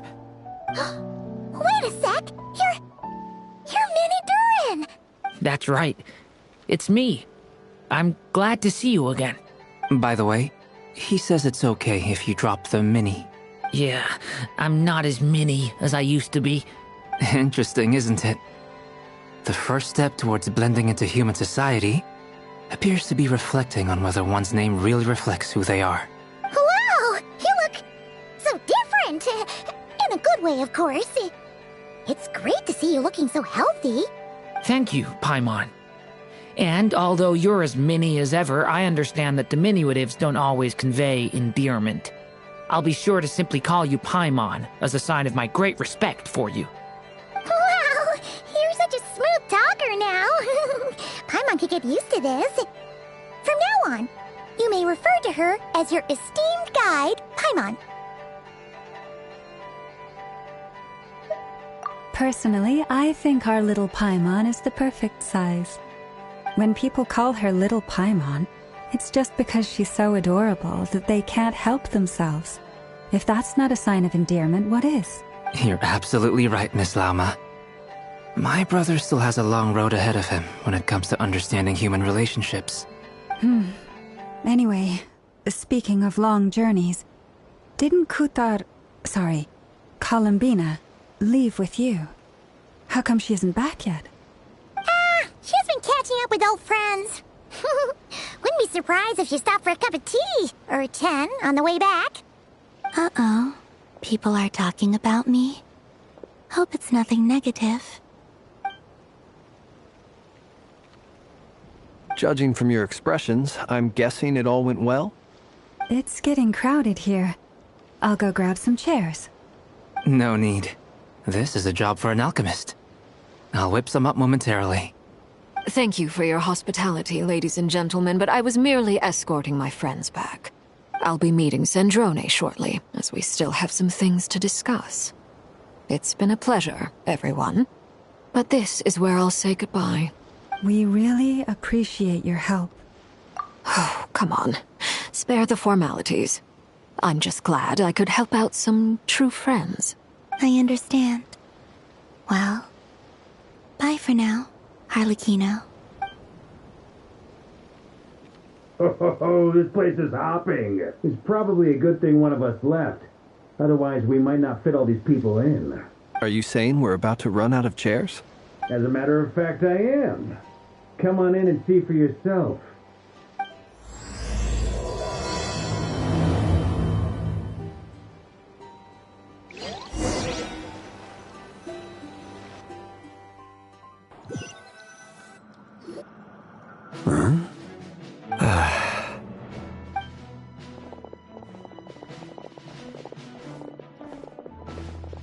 I overheard your little chit-chat outside, by the way. With Miss Columbina's colleague gone, we should be back to the original crew plus the other colleagues I brought in. Though, it looks like we have another new face. Someone else managed to rope in a colleague, too? Frankly, you and Paimon are the only people I know here. This here is Deanslip, colleague of Tibet's greatest guide, Paimon, and greatest adventurer, the Traveler. Well, not exactly colleagues, more sort of friends. When someone else jumps in to do the announcing, you know you're speaking to someone important. Let's hear what he has to say. Note to self. Once Paimon knows your name, the rest of the world will soon follow. When he comes looking for us, it's usually something important. Paimon's guessing you've heard about the Wild Hunt, then. From the looks of it, you're about to hold a meeting. If I were to say that the Wild Hunt is our mutual enemy, would that earn me a seat at the table? As the saying goes, the enemy of my enemy is my friend. Mr. Dainsleif, there's a seat with your name on it. Though, I can't promise the same for everyone else. Hey, Albedo, think you can rustle up a couple more chairs? After all this time apart, Grandmaster Varka's first order is to rustle up a couple more chairs. I've missed this. Is he being sarcastic? Hey, he's your brother. Why are you asking us? I've still got a lot to learn about the nuances of human conversation. Trying to decipher Albedo's way of speaking has been like jumping in at the deep end. Oh, good point. Paimon gets you now. Don't sweat it. There are people who go their whole lives without getting the hang of it. You're ahead of the game already. I wonder what's taking Nefer so long. Perhaps you should go and check in with her. If anyone can hurry her along, it's you. I just got back from the curatorium.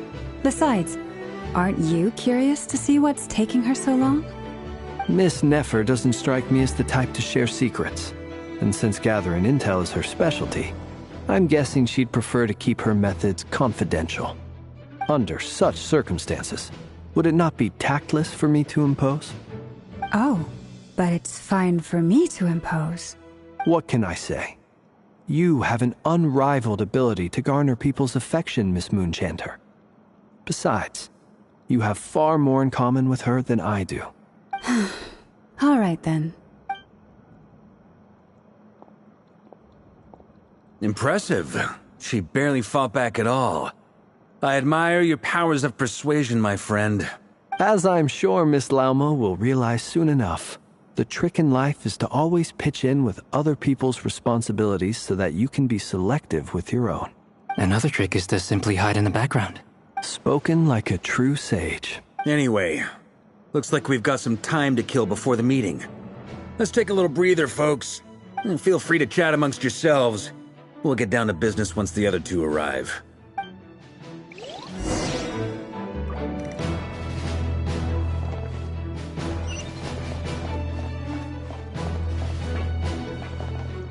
Is there something you'd like to say to me? Yeah! For starters, why'd you just show up here without even giving us a heads up? If you think back to our previous interactions, you may recall that that's hardly out of character for me. You do have a point there. Oh yeah! You'll need to find somewhere to stay the night too, right? Want to tag along with us? You never know. We might get a group discount.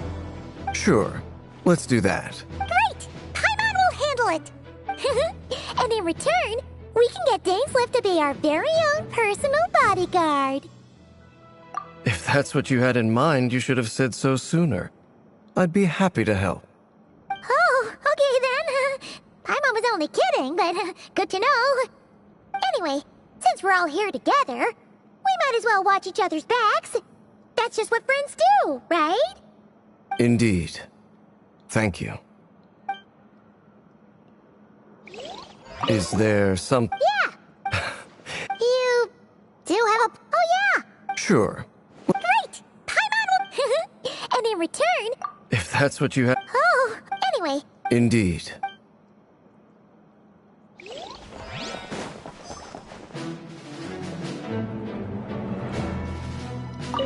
Truth be told, I can't remember the last time I was in a meeting with so many people. You're not alone there, my friend. The Lightkeepers also struggle to bring everyone together for a serious discussion. I don't doubt that. I've only ever met two Ratniki, one being you, and the other being that young guy, Eatlua. Eatlua is a good apple. I'll give him that. He's kind, honest, and regularly delivers supplies to my lighthouse. A true Ratnik to the core. In that sense, he puts me to shame. So you're what? A fake Ratnik? That's what it sounds like you're saying. But I get the feeling that's not quite what you meant.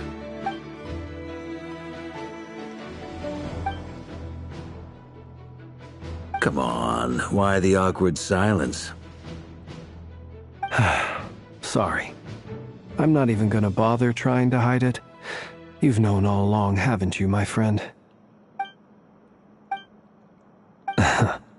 Now that was an awkward silence. Let's just keep this between ourselves. Probably best if Eatlua doesn't know, huh? That goes without saying. Gotta be careful what you share with youngsters, after all. Anyone else in the know? Let me guess. The Traveler and Paimon? It's dangerous being too sharp for one's own good, you know. Then, in the name of the Animo Archon Barbados himself, I swear, your secret's safe with me. When we went for drinks, you said that you and Barbados were practically best buds. In the light of that claim, do you really expect me to take your oath seriously? Of course. Just as long as you don't go spreading around the fact that I'm close with Barbados, all right? Fair enough, then. Nothing like a bit of mutual leverage to seal the bonds of friendship.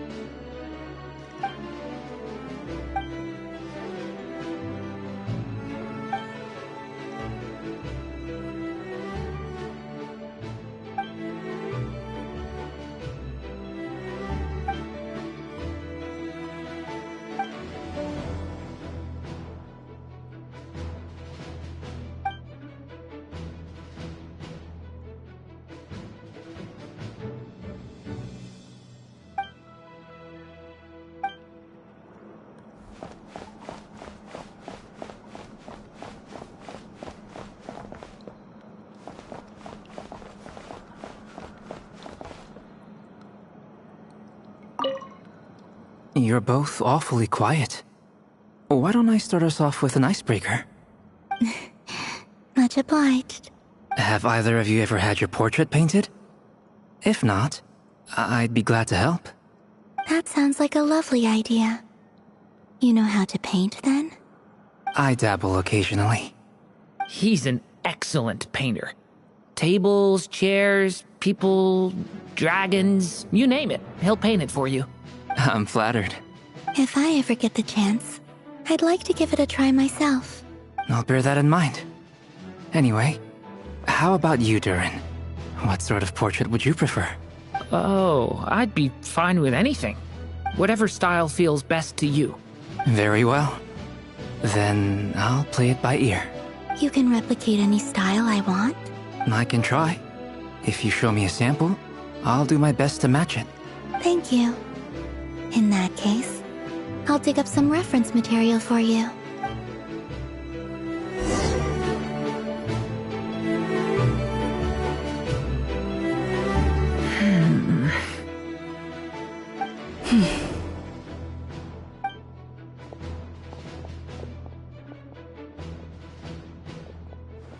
Ah, Miss Nefer. You made it after all. But what about Yehoda? I'm here to give you an update on how things are going on our end. Once this is over, I'll be heading straight back to continue my work. I left Yehoda back at the curatorium to watch over things while I'm gone. Huh. So much for just this once. Shh! Not so loud! We're on a roll here. What if she remembers and suddenly decides to back out? Did you say something, Mr. Varka? Huh? I didn't say anything. Right, Flint's? Must have been a frog. They get so noisy around here at nighttime. It's like they're putting on a concert in the background. Anyway, before we begin, there's a few introductions to make. Let me start by saying that it's an honor to be speaking before so many distinguished colleagues and collaborators. First up, we have Miss Lauma. As Moon Chanter, she's the leader of the Frost Moon Scions, a local religious community in Nod-Krai. Then there's Miss Nefer, boss of the Curatorium of Secrets, an intel gatherer extraordinaire. Nefer is leading the investigation into Rerer's background, assisted by Yehoda and Lauma. From the little I've heard, they're making some great progress. Over here, we have Mr. Flint's, a ratnik and guardian of the abandoned lighthouse. In our last operation, he courageously distracted the Wild Hunt to buy time for the rest of us. For those of you who've never met, this is Mr. Albedo, a renowned alchemist and captain of the Knights of Favonius investigation team. By his side is a new face for us all, myself included, Mr. Durin, who has come to lend his aid. Next up, we have the Moon Maiden and former Fatui Harbinger, Miss Columbina. Then we have the Traveler, who's earned more titles than I could possibly hope to list out, so I'll spare you the rundown. And Paimon, the ultimate travel companion and quite possibly the best guide in all of Tevat. Wow! That's a lot of people! Great turnout! Miss Nefer, it looks like you might have another job coming your way, so, congratulations on the booming business, I guess. You think I haven't got enough on my hands as it is? Who's looking for me now? That would be me, Miss Nefer. I have a commission for you. And you are? Who I am doesn't matter right now. What does matter is that I'd like you to gather more intelligence about the Recher of Solnari. Well, it's not as if we never take on anonymous commissions. But in your case, I'll have to decline. I'm gonna take a wild guess and say your job's probably more hassle than it's worth. Something about you seems like bad news.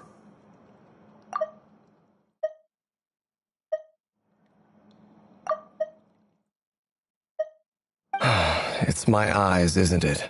Conrian, I assume. And what's with the mask? Are you trying to hide your identity? In any case, the fact that you're even still alive raises an awful lot of questions for me. My name is Dainsleif. And yes, I am from Conria. As I'm sure you're aware, the Recher of Solnari's real name is Rerir. He was once an acquaintance of mine. Really? Then you must have been quite an influential figure yourself. You flatter me, but none of that matters anymore.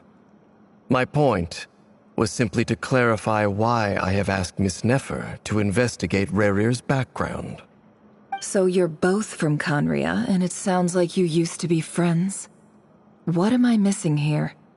Surely you already know how he became one of the 5 sinners. I'll tell you everything I know. The history of Khaenri'ah, the names and identities of the 5 sinners. I remember it all like it was yesterday. I have never spoken openly of this before, but the truth was exactly as people say. The 5 sinners were each driven by their own desires, and it was by playing upon these that the Abyss tempted them to their fall, tearing Khaenri'ah apart in the process.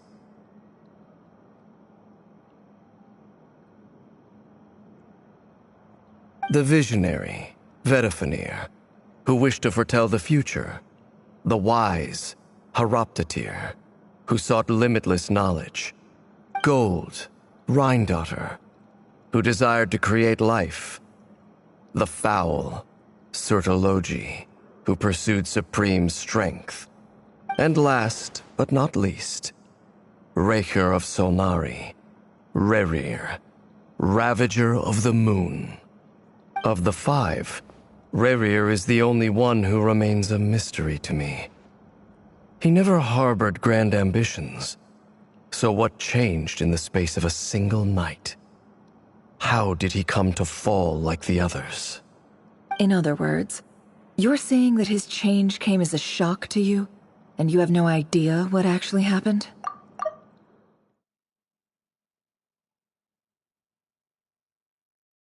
That's right. You mentioned how the Abyss tempted them, which led to their fall. But what did that look like in practice? And what other context can you give me about the events of that time? The more detail you can give me, the better. Strangely, now that it comes to it, I hardly know where to begin. The fateful night took place during the era of the Eclipse Dynasty. One day, my elder brother, the visionary, Vedifenir, was summoned to the palace by the Vinster King, only for the king to gouge out his eyes and cast him into the dungeons. When I came to hear of this, my fury knew no bounds. I gathered together every ally I thought I had, and together, we set a night to storm the palace and free Ved. Centuries on, the memories of that night still haunt me, like a never-ending nightmare. We broke through the palace gates, just like we had planned, each striking towards our separate targets. But then, I was betrayed. Even Vedifenir, the very person I had come to rescue, abandoned me and partook of the Abyss's power. So, it's personal after all. Then tell me, Mr. Dainsleif, what price are you willing to pay? You, of all people, must know that nothing comes for free. I cannot say what price would be worthy of such a commission. But know this. Rerir was not always a madman. Believe it or not, there was a time when he was just an ordinary man, working for the Khaenri'ah Intelligence Service. Uncovering the truth of Rerir's past is the only way to unravel this mystery. But before you decide if you will accept my commission, I will tell you more about him. Enough, I hope, to help you plan your next move. Sounds pretty good to me. Feels like we just flagged down a random passerby, only to discover he's actually a master strategist who has a score to settle with our enemy.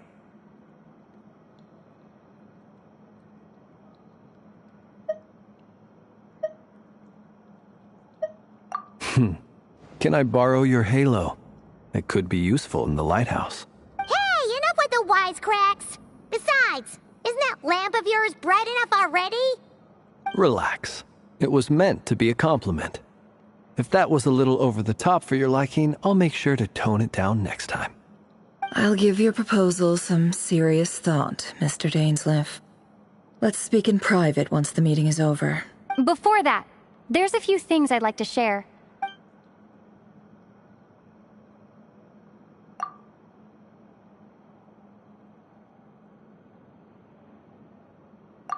Now that we've united the hearts of the three moons, your power should be greatly enhanced. But it seems like that hasn't happened yet? I believe it will take a little longer. You've done so much for me, so I want to be completely honest with you all. Even though I'm doing a lot better now, the truth is, my recovery will likely be an ongoing process. From the moment I was born, my power has been slowly ebbing away. And that is because Tevat has never accepted me. Even with the moons united as one, it seems my rejection cannot be undone. So far, I have yet to find a solution. It may turn out to be a problem that will plague me until the day I finally leave this place behind. Even so, I will do everything in my power to help you drive out the Rayhir of Solnari. As Arlecchino put it, this is not about chasing the spoils of victory. It's just a gesture of heartfelt gratitude. Kutar.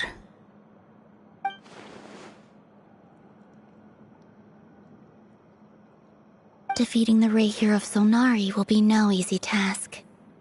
While my strength slowly recovers, we'll also need to gather more intel. Naturally.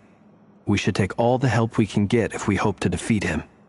We've considered several viable plans now, but our choice hinges on the answers to a few key questions. Is it even possible to kill Rayhir?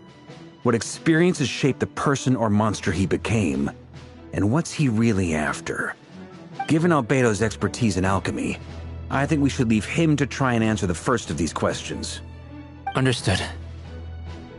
As for the other two, I'm afraid we'll have to count on you again, Miss Nefer. Believe me when I say it's not my wish to burden you. But right now, relying on your skills is our only option. So you're placing all your hopes on me, huh? We can't thank you enough for agreeing to help us. Honestly, I can hardly believe how lucky we are. You sure have a talent for changing your tune, Miss Moonchanter. Timid like Yehoda one moment, then flinches insincere flattery the next. Ladies, please. I must object to your portrayal of me. That's all. Feel free to keep bickering. Just pretend I'm not here. I almost don't want to leave this room. I'm curious to see how this plays out. I have faith in you, Miss Nefer. Something tells me you'll stand by us until the very end. Oh? And what makes you so sure of that? What if I suddenly decide that my compensation is insufficient? This isn't about the money. I can sense that you've got a deep-seated distaste for Rayhir. And knowing you, that alone is motive enough. Look at them getting along so well. Like two peas in a pod. And I'm the one they accuse of insincere flattery. There is no justice. Miss Lauma, you have to understand something. Unlike you, I don't actually enjoy having everyone's hopes on my shoulders. Is that right? Well, maybe the fact that I'm willing to put my hopes in other people says more about me than you. But the fact is, I also trust you. And that's because I know that you're someone we can count on. Anyway, we've got our plan, so let's get moving. Mr. Dainsleif, let's talk. And Traveler, once we're finished, if you've nothing else planned, I'd like you to come with me. This whole experience is teaching me a lot. For instance, I now know that when other issues come up in the future, I'll have far more luck getting Lauma to convince Miss Nefer than trying to do it myself. Hate to say it, friend, but that's one of the funniest things I've heard in a while. Why? You think I've got it wrong? Quite the opposite. But what makes it so hilarious is how long it's taken you to realize.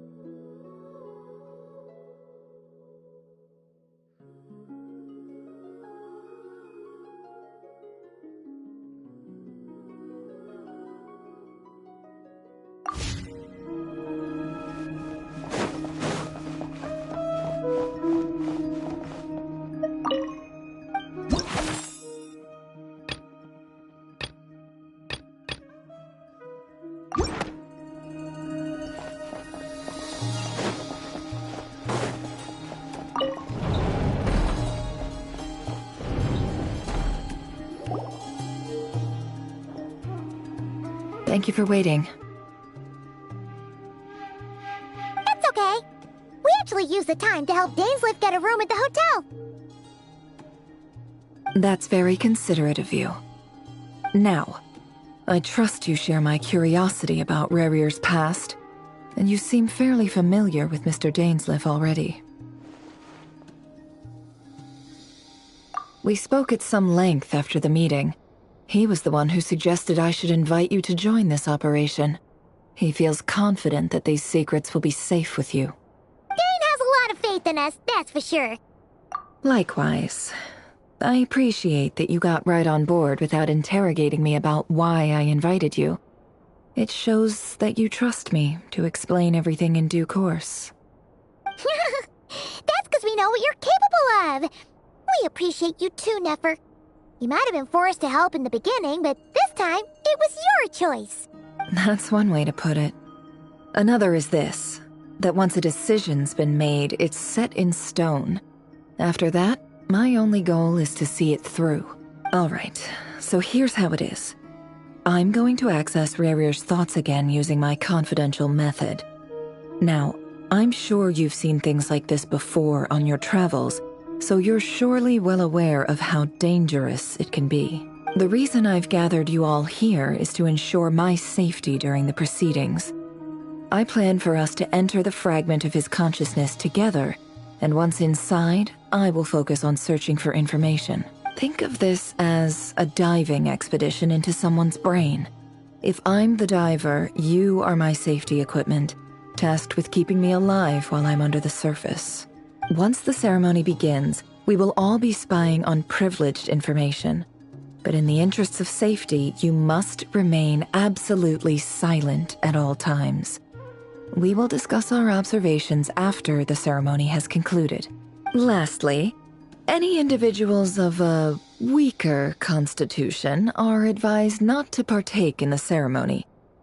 In any case, Paimon has her own job to do, which requires staying in the room but not joining the ceremony.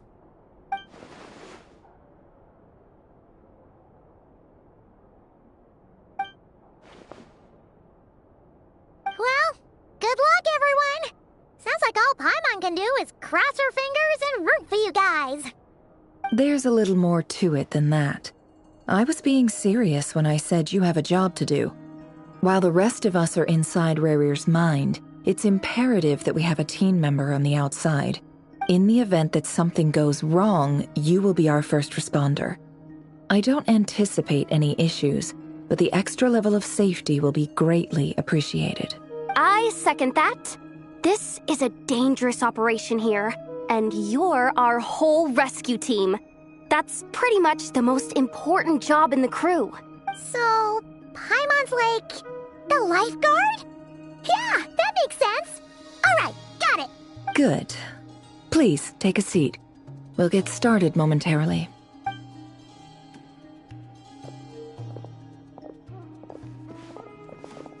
So, did Mr. Dainsliff tell you anything else? He told me that he believes Rarir kept some big secrets in his life. He's not sure that they were the cause of his eventual downfall, but he's asked me to uncover what those secrets were all the same. But surely you're not planning to go through with this, no matter the cost. If you think that, you'd be overestimating me. I'm a businesswoman, not a mercenary. But I do have my own professional reasons for taking this job. You think I'd turn down the opportunity to get a first-hand glimpse into Conrian history? No chance.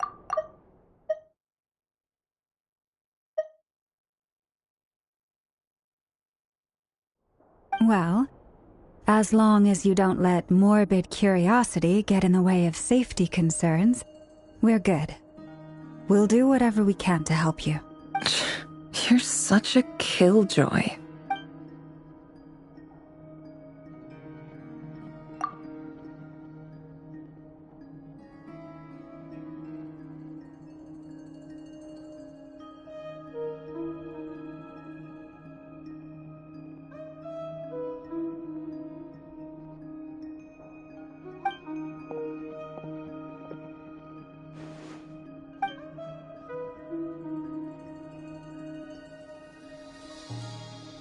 All right, I'm good to go.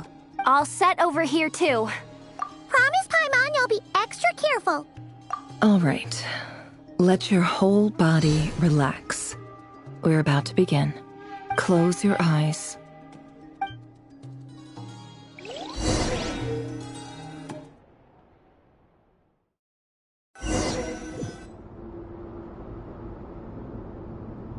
Phew. Could this be his office? Pretty standard setup. Bookshelves, paperwork, files. According to Dainsliff, Rarir used to be an intelligence operative. Chances are there's plenty of top-secret intel stashed away in this room. Is this where you keep your secrets, Rarir? Can't say I'm not looking forward to this.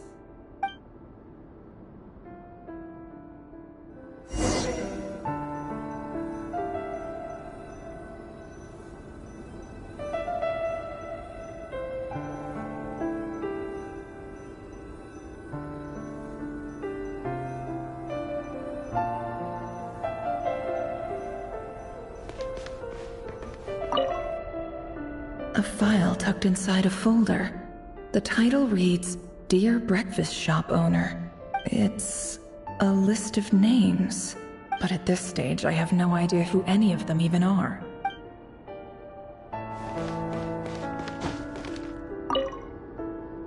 Wonder what kind of encryption technique this is. Seems like it has to be inserted into that camouflage device nearby. Aha! It's an audio recording.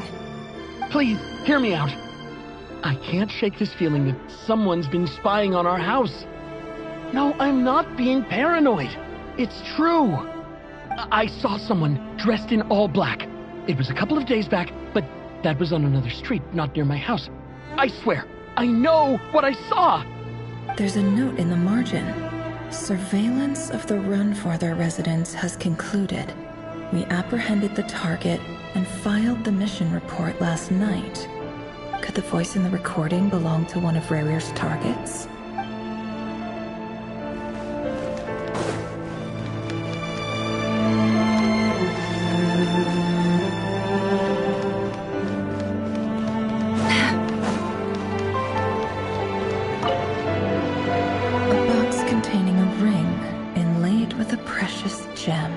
Must be for his girlfriend. He looks even gloomier than last time. I wonder what's changed.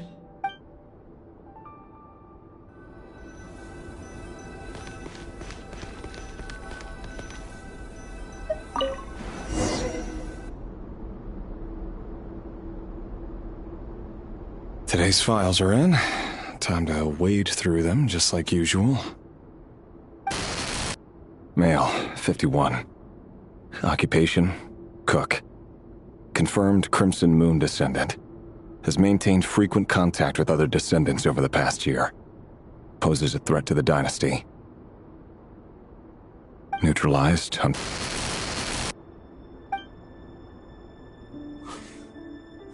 This one should be archived under purged targets.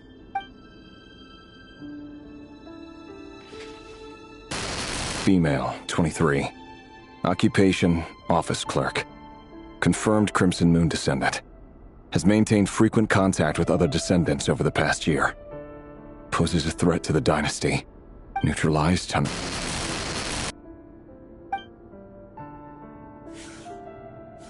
Another one for purged targets. Sounds like she was that other man's daughter. Never mind. What's it got to do with me?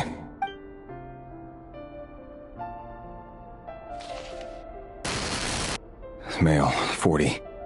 Occupation, teacher. Confirmed Crimson Moon descendant. Has been observed making contact with other descendants during the past year. Poses a threat to the dynasty.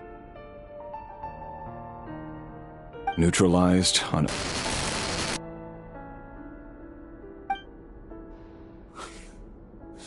Just another nobody for the archive. Come to think of it, I remember surveilling this man. A case like his never would have been considered a priority in the past. Huh. He barely even interacted with other Crimson Moon descendants.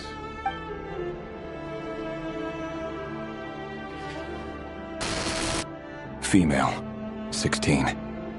Occupation, none. Orphan and confirmed Crimson Moon descendant. Has been observed making contact with other descendants during the past year.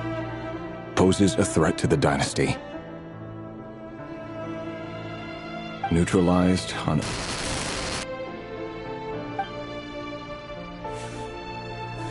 Filed. I have no recollection of this girl. None whatsoever. She doesn't seem to be anyone important, but then again, how many of them really are?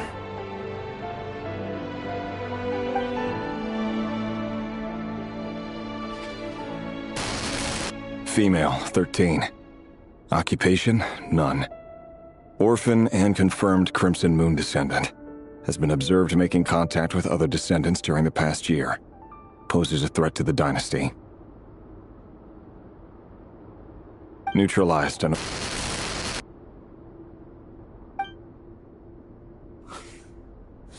Filed.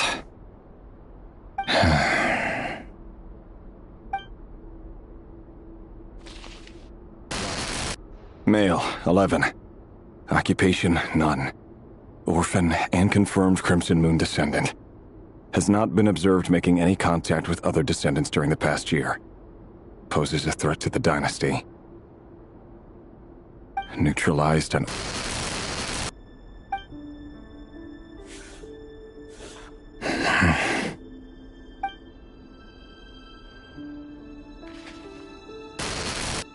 Male. 6. Occupation, none.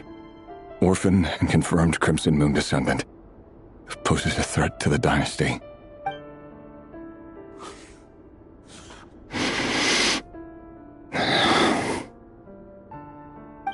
It's funny, isn't it? Your job is becoming both harder and easier at the same time, depending on how you look at it. Sooner or later, the Crimson Moon descendants will be completely wiped out. But as their numbers dwindle, they become harder and harder to track down. That's not how it is. Fortunately, however, most of the able-bodied adults have already been taken care of. The remaining weaklings will be increasingly easy to deal with. No! No. My job is to ensure the survival of the Eclipse Dynasty. And the only way to do that is by eliminating any and all potential threats. It's a perfectly legitimate line of work. Every single one of my colleagues can attest to my fairness. And if my friends were aware of the facts, I know they'd back me up too. Assuming, of course, that they were aware of all the facts.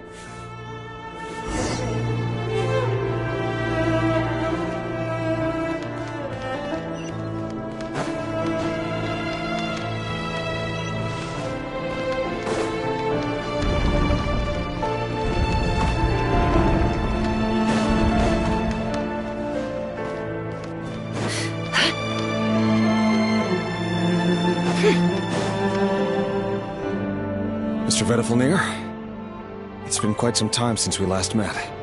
Rerir, I trust you're here because you have something important to discuss. Forgive me. I wasn't tuning out, it's just, I noticed you didn't even phrase that as a question. As if you knew I was coming. Tell me, does someone in your position ever feel the need to ask questions at all? It is indeed within my power to foresee certain things. Things like your arrival. I was just thinking. It won't be long before I'll be inviting both you and Dane to my wedding. That isn't a lie, but nor is it a fact as such. It's a wish, isn't it? No fooling a prophet, is there? Ever since that day we met for drinks, I knew it was only a matter of time before you came looking for me. Does it feel good? Knowing how the future will unfold. I'm afraid the notions of good and bad fail to capture the complexity of what such a power entails. Once you've seen what will come to pass, it can be all too easy to succumb to fear and melancholy. Unless, of course, you learn to abandon these feelings.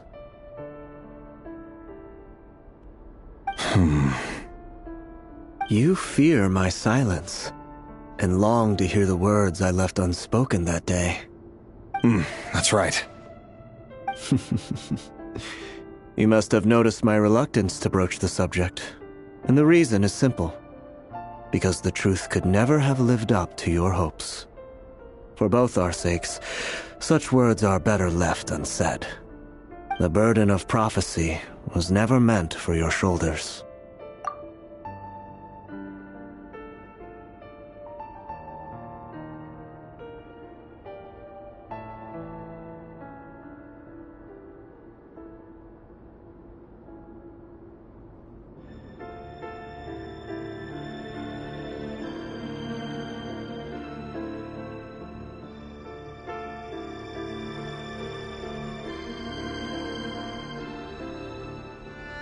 So who exactly do you deem worthy to hear your prophecies? None but our exalted king? Or rather, our king as he once was. You're closer to his majesty than I am. You must know better than anyone how much he's changed.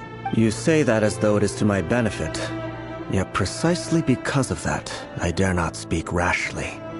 A king can turn out to be the most virtuous of rulers, or a tyrant more terrible than the most vicious of dragons.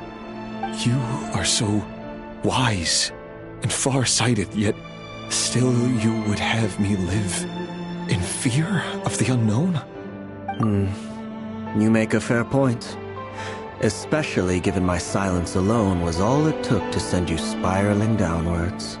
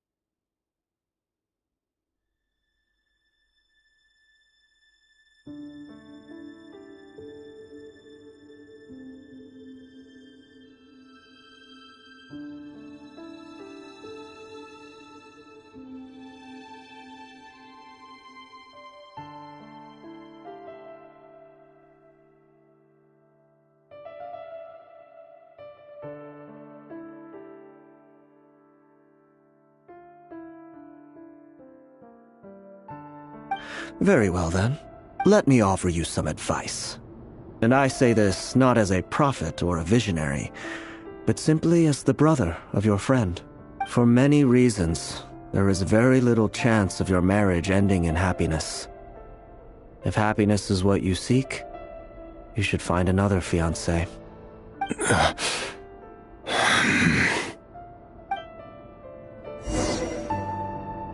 Hold on.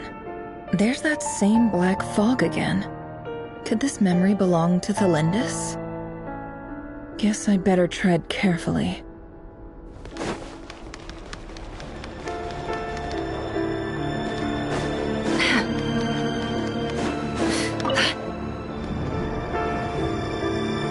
Wait. Hear me out.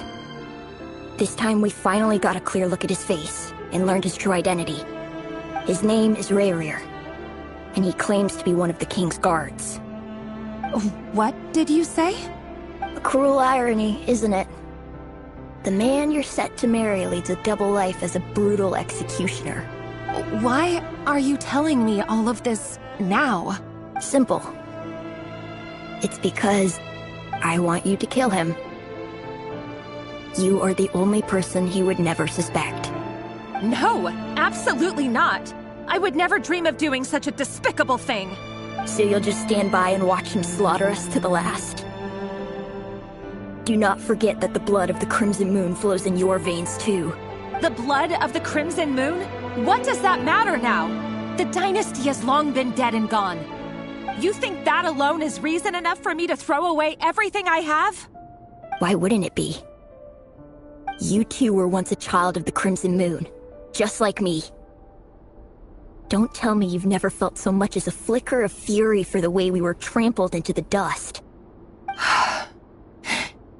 As long as you promise to abandon this pipe dream of restoring your dynasty, I can try to persuade him. Or have him persuade the Vinster King. Persuade the Vinster King?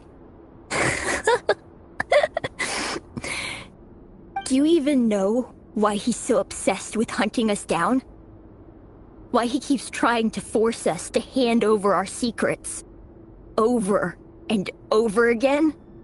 Or why we refuse to give up on restoring the dynasty? The Vinster King. A blind fool. His eyes clouded by powers from beyond this world. A petty little man with a miser's heart. And he dares to sit upon the throne? Mark my words. Sooner or later, Conria will fall. And it will be his doing. If you can't bring yourself to do it, so be it. Just you watch. It won't be long before calamity descends upon us all. The Rehir of Solnari. That really is quite a secret you've been keeping from me, Rerir. But who am I to talk? Am I really any better? I've kept my own past a secret this whole time too. Love should be built on honesty. But ours was born from lies. And yet, is it really so wrong to hide things that would only make life harder? If we don't cover up the parts that no one else should see, how can we go on pretending to be normal? Vedifulnir must have known all this. And that's why he made his prophecy. In the end, nothing stays hidden forever. But I won't just sit by and watch this disaster unfold. I'll do everything in my power to protect what I cannot afford to lose, no matter who I have to face.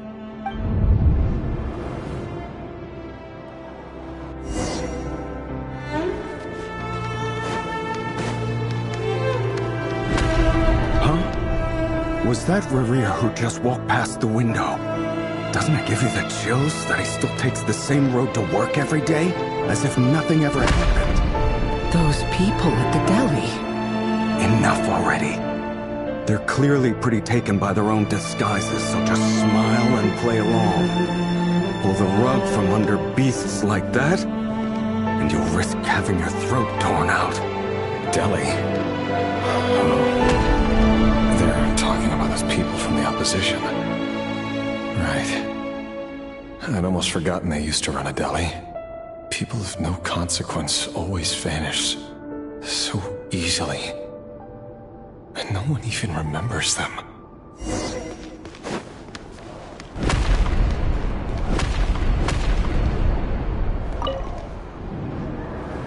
But surely you can see he's not the man he pretends to be! So many have died already, and they say that the king's madness grows with each passing day. We're not going to survive this, are we? But why does it have to be this way? Do we really deserve to die just because of the blood that runs through our veins? Felindis, are you even listening? Sorry, Freether. My mind was off wandering. I heard you, though. You're talking about what Rerir said. He's just following the king's orders. He's a secret agent, and it's his job to hunt down rebels and dissidents. By the time you first met him, he'd already taken lives. Maybe he was using you from the very beginning. No. Rerir has no idea I have anything to do with the Crimson Moon. My family are only distant relatives of the main lineage, and besides, my eyes are perfectly ordinary. Truth be told, apart from my teacher, pretty much no one knows I have any connection to any of it. It's been a long time since my family severed ties. But as Orlog said, who could possibly talk sense into that raving lunatic of a king? No one. I'll work something out. Trust me, I'm with you all. But for now, you need to keep yourselves hidden. Don't let anyone find you, anyone at all. Don't forget that Rerir is an Eclipse operative. You need to be extra careful when he's around. And when I am too. For now, don't come looking for me. And if anything happens to me, just act like we've never met. If even you can't escape this, what hope do the rest of us have? But after all this time together, surely he wouldn't lay a hand on you. I won't speak in his defense, nor can I give you a clear answer to that question. But I'll do everything I can to put an end to this. Here, hold on to this. If an opportunity to escape presents itself, take it. You'll be glad you took some spare change. You call that change? But what about you? I've got a job, and there's still money coming in. But you can't go anywhere right now. Please think about yourself for once.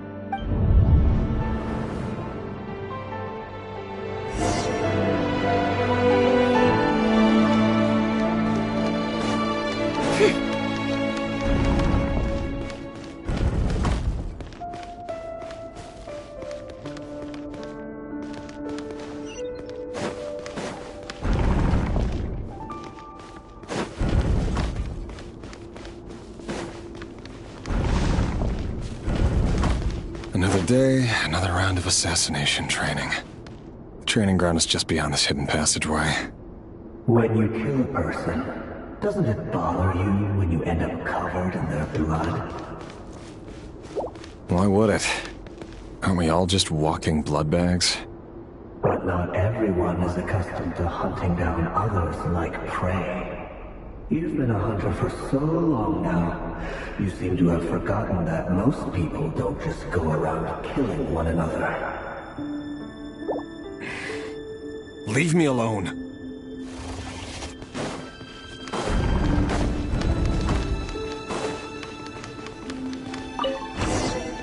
It all adds up. Make sure you have a firm grip on the handle. Then choose your angle well. Keep your movements light and brisk. And the prey won't sense a thing. I know. I'll bet no one's ever died a quiet death at your end. I work clean. No traces.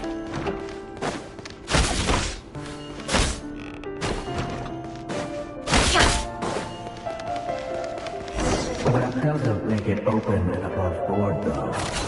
The king just happens to need you right now. What if somebody doesn't?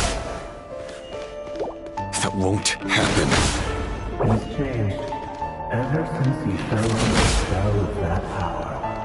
In the beginning, he only had to pick out a handful of the guilty. But now... The ones I've dealt with have always been guilty. And I've carried out my work flawlessly.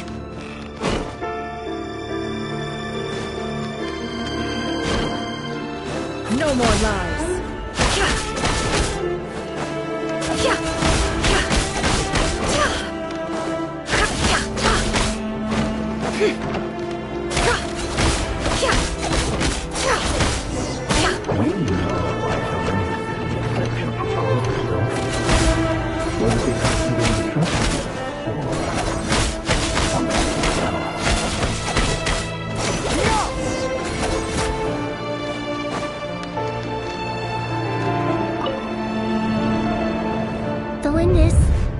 Do you still remember Orlog? Orlog. The boy who was pretending to sell flowers. You spoke for quite a while, didn't you? Yes, we did. What about him? He was arrested 2 days ago. Chances are he's already dead. He... I just don't get it! After everything he's done, why do you still stand by him? Or does it mean nothing to you that people keep dying? No, that's not... Just hear me out.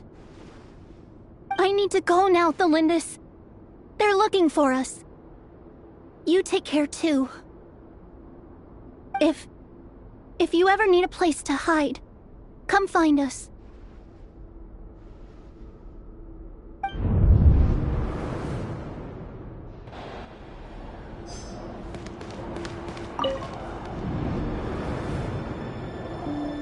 Author Thelindis. Over the course of this week, the research object was subjected to interference for a total of 47 hours for experimental purposes. The results are as follows. All subjects of observation that were sent inside have now... The situation within is proving more problematic than anticipated. No progress whatsoever. What now? Won't you give me even a glimmer of hope? Things are getting worse by the day. I have to find a way or we'll all be in danger.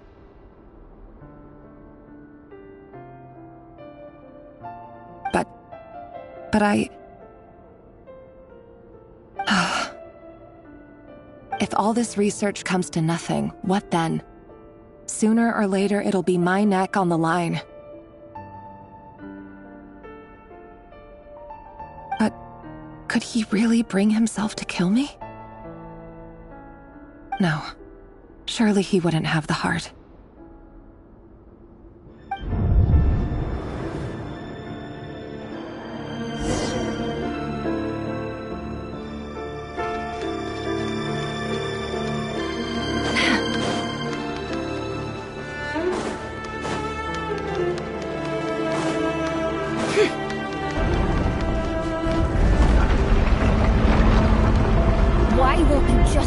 go.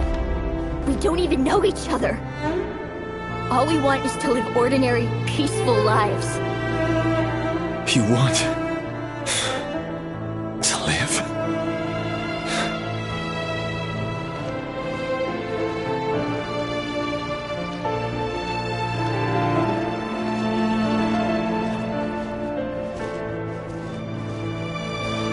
Yes. I just want to go on living. Is that really such an unforgivable crime?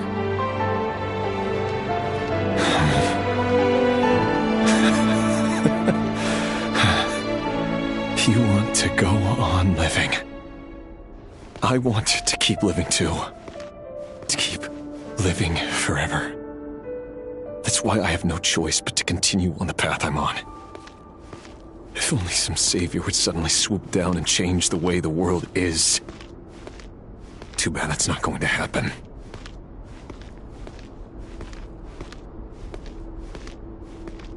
Imagine that. If there really were such a person, you and I wouldn't be standing here like this, would we?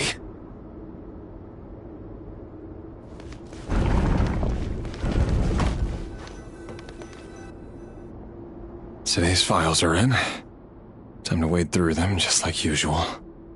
No, I don't get tired of it. It's my job. And not only am I lucky to have it, I'm good at it too.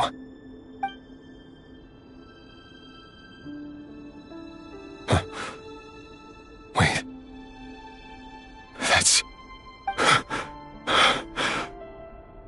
Thalindis? No. No! No! Why? But you bear no mark of the Crimson Moon. How could you possibly have anything to do with them? It cannot be!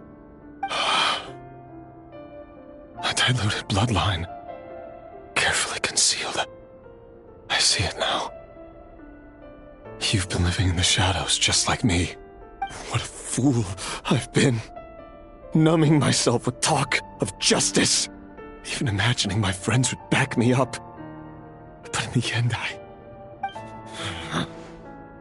Irminsul. Finster King! How far are you going to take this? From the direct bloodline to secondary offshoots? And then what? Today it's the descendants of the Crimson Moon. Who will it be tomorrow? Will you not rest until everyone down here is dead? No. This cannot go on. This is where it ends.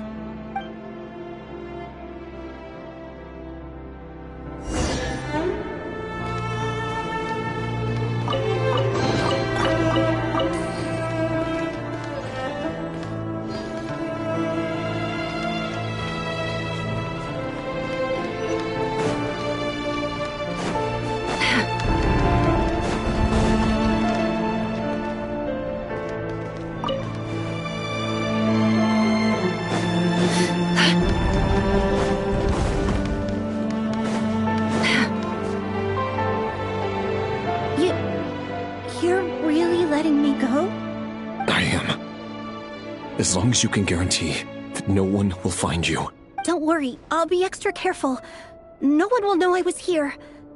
But... what about you? Me?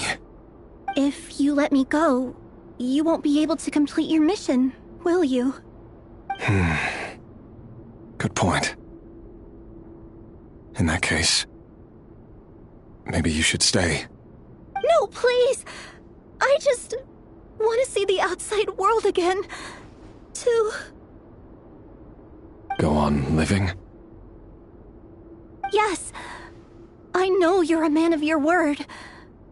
So please, just let me go. If I let you leave, what will become of me? Just kidding. Go, now. But remember, don't let anyone know you were caught. We'll be seeing each other again very soon if you do.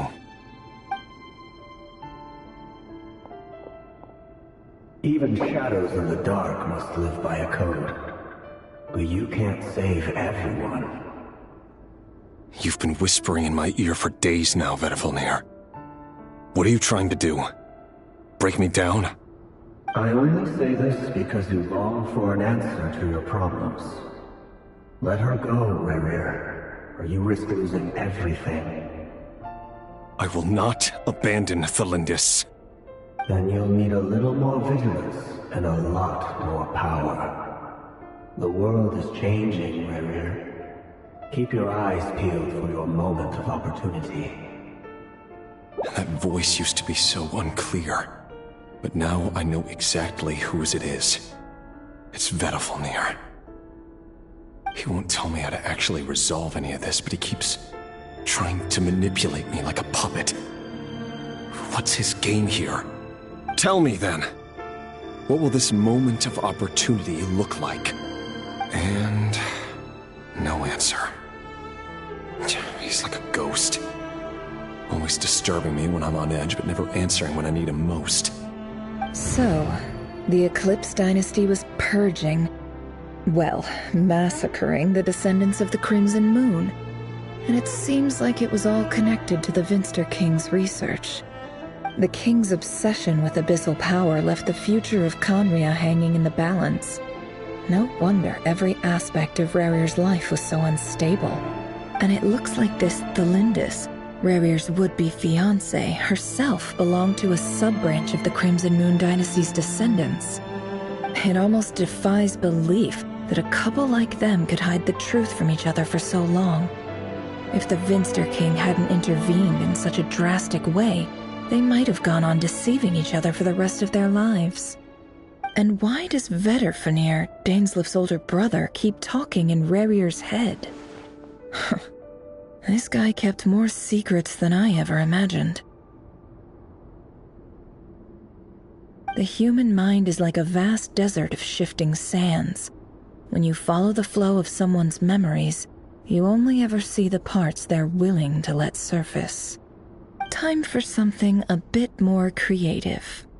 We've been inside Rerir's mind this whole time, building up a picture of his psyche. There's already enough clues on the board to start reading between the lines and mapping out the rest.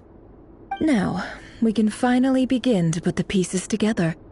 Sure, it'll only be a reconstruction, part simulation, part reasoning, but it's usually pretty accurate. Once we've built up a cognitive profile, we just need to cross-check the logic behind his actions. And then we'll be able to take a sneak peek at whatever it is that Rerir has really been hiding.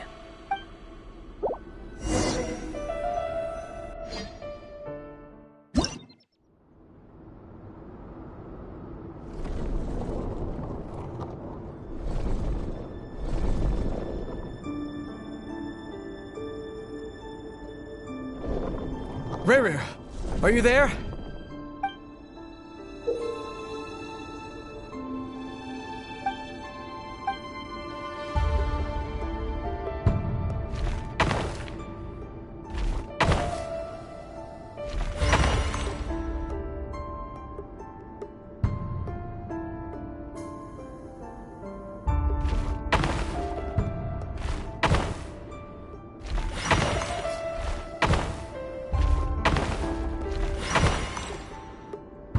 Hey, Rerir!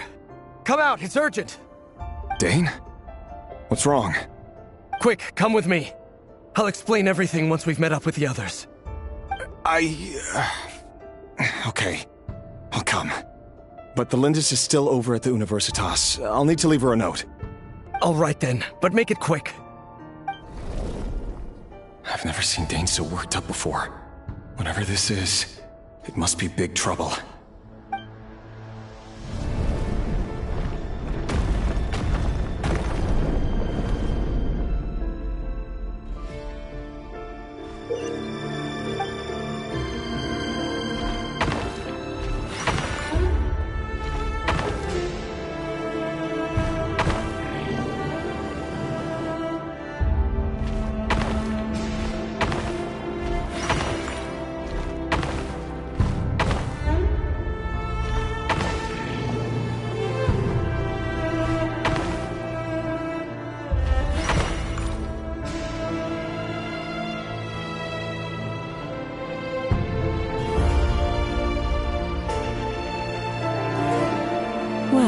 This is a nice change, meeting you all at this hour.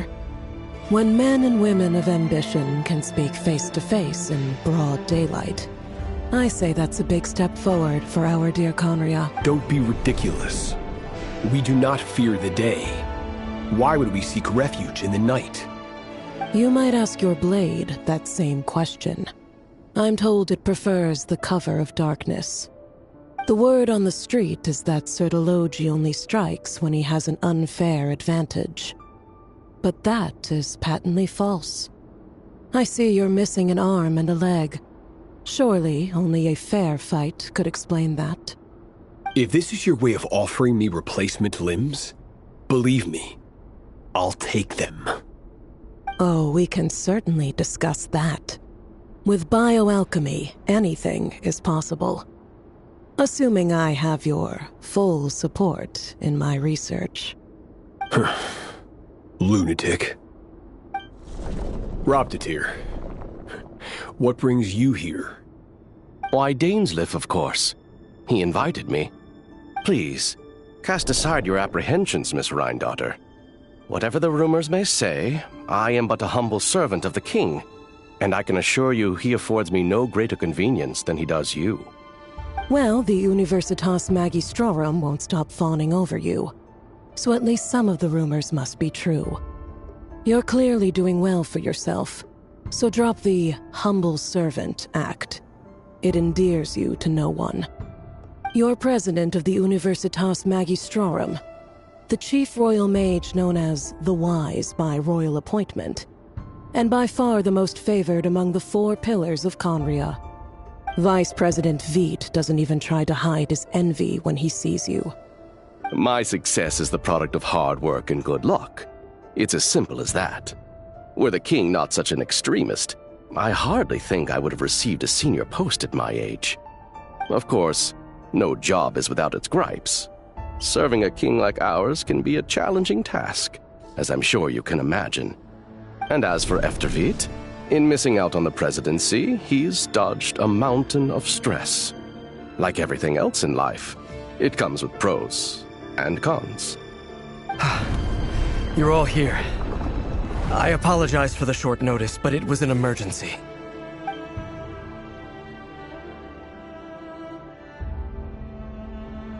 You must be Rerir. Mr. Sertologi. Yes, I handled your case file during your sentencing.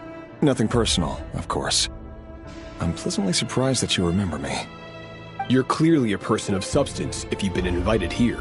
But Dainsleif, you'd better have a very good reason for convening this little gathering. It's my brother, Vedofenir. After he spoke at the court this morning, the king was so infuriated by his words that he had him blinded in both eyes and thrown in prison. Vedofenir in prison? Strange. I thought the king trusted him and Horoptatir more than anyone else in the world. Does this mean the king's circle of trust just got even smaller? It has nothing to do with trust. It's about what the king wants, which is as clear as day to anyone paying attention. I simply appease him, because it's in the best interests of the Universitas Magistrorum. And also because you're slimy. Vedofenir, perhaps less so. But still, a visionless visionary? It rather inclines me to think that qualifications are not what get you ahead in Conria. Do you honestly think this is an important discussion to be having right now?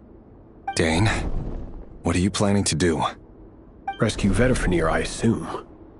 Correct. It will mean storming the palace by force. Tonight. I need all of you on my side. That's far too dangerous. And don't forget, Dainsleif, you're captain of the Royal Guard. You swore an oath to the throne. You've been planning this for a while, haven't you? I have no desire to commit treason. But whatever critique the king may have of Vedofenir, disfiguring your most loyal subject for putting the best interests of his court and nation first, this is not the conduct of a wise ruler. My blade will force the king to see the error of his ways. So, Vedofenir's prophecy enraged the king. I'm sure it wasn't what he wanted to hear, but if he won't take counsel even from the visionary, that is deeply troubling news. The extent of His Majesty's madness is now all too clear. The question is, how does a man like me get out of this situation unscathed? You have noble ambitions, Dane, but I'm afraid they don't do much for a guy like me. I'm not interested in saving the world. All I want is a letter of pardon. A letter of pardon? For whom? Thelindis?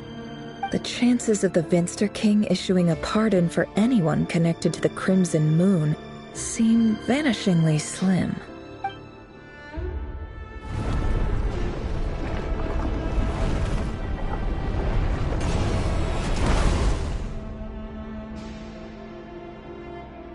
This black fog over the board must have some connection to Thelindis. But why is it taking this form? Does it have something to do with Rarir's past? Another mystery I'll need to unravel.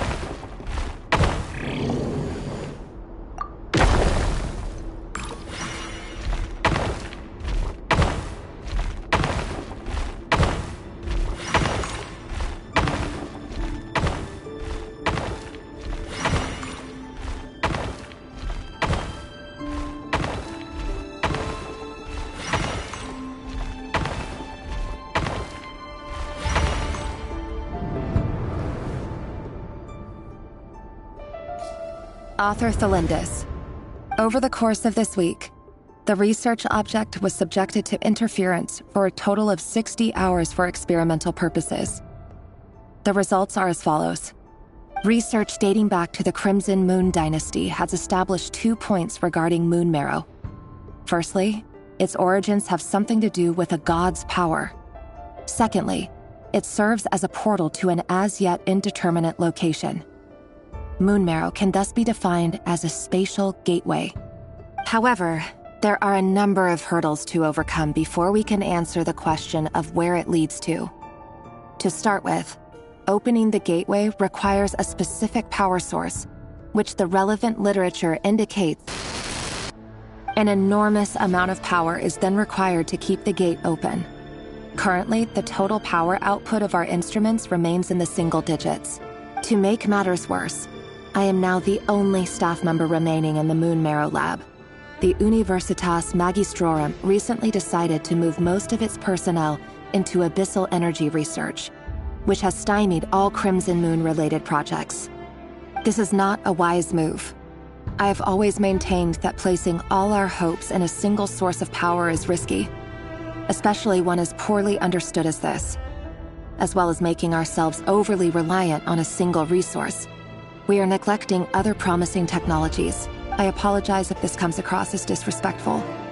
But as a Moon Marrow researcher, I desperately want to see the world beyond the gateway. If we really made it there one day, what would we find? And how would we go about taming the unknown? My imagination is endlessly fueled by questions such as these.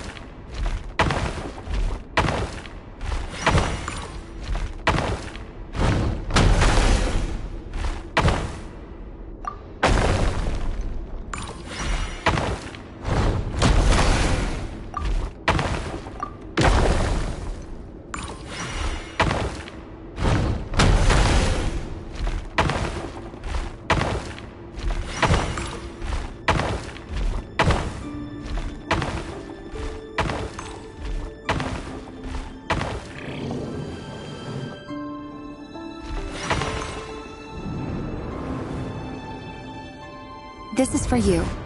I heard you're gonna leave the city with your parents. Delindis, did you hear about what happened? I've heard nothing.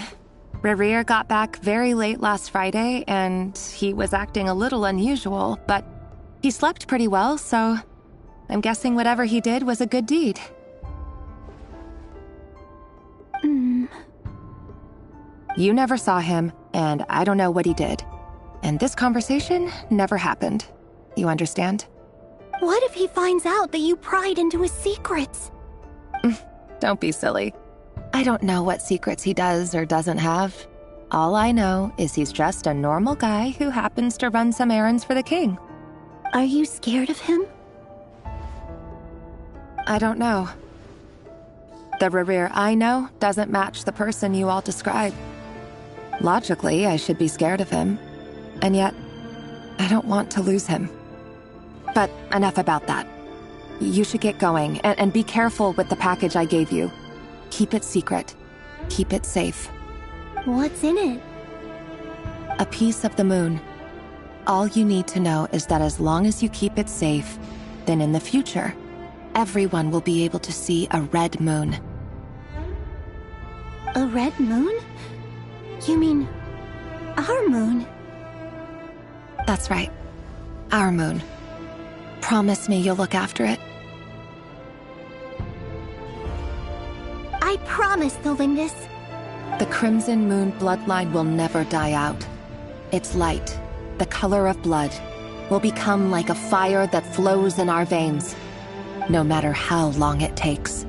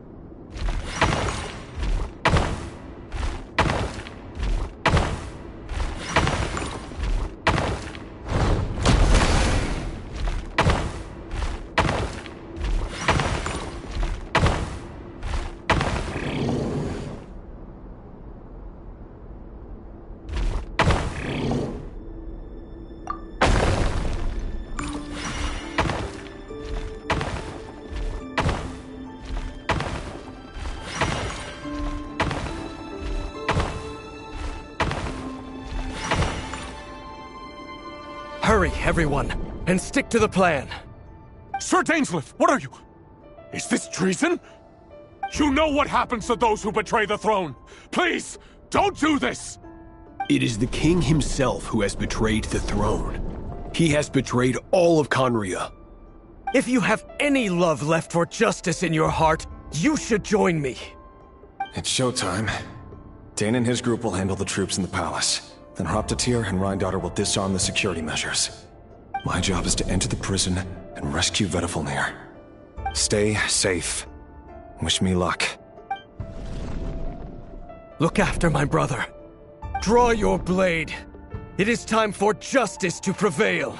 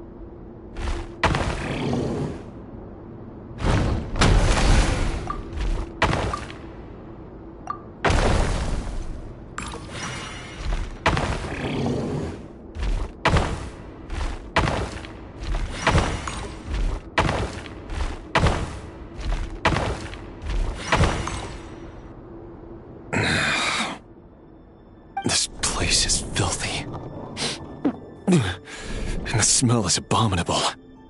Clearly, the king doesn't allow his prisoners a single shred of dignity. This is dire. Found you. Hello, Mr. Vedafilnir. Ah, it's you. Surprised? Oh, wait. I guess surprise isn't an emotion that prophets feel very often. I certainly felt some surprise in the moment when I was blinded. Surprise at the king's sheer ignorance. Surprise at just how unfairly this world responds to words of earnest remonstration. I'm curious. What did you prophesize this time? It wasn't a prophecy. It was a word of warning. Someone had to say it. The king has forsaken all reason in pursuit of his obsessions. I simply told him that if he continues on this path, Khaenri'ah will surely fall. But he didn't listen. Worse still, he stabbed you in both eyes and locked you away. Dane asked for my help. The court is in complete chaos now, but I'm sure you predicted that. Everything is transpiring as I foresaw, yet I am powerless to change it. Fate is an immutable force. I can but lament as the inevitable unfolds. I do wonder whether giving a man the power to see the future does nothing more for him than slowly crush his spirit. Forgive my curtness, Vedafilnir, but the king did not suddenly turn on you today. His suspicions have been brewing for a long time.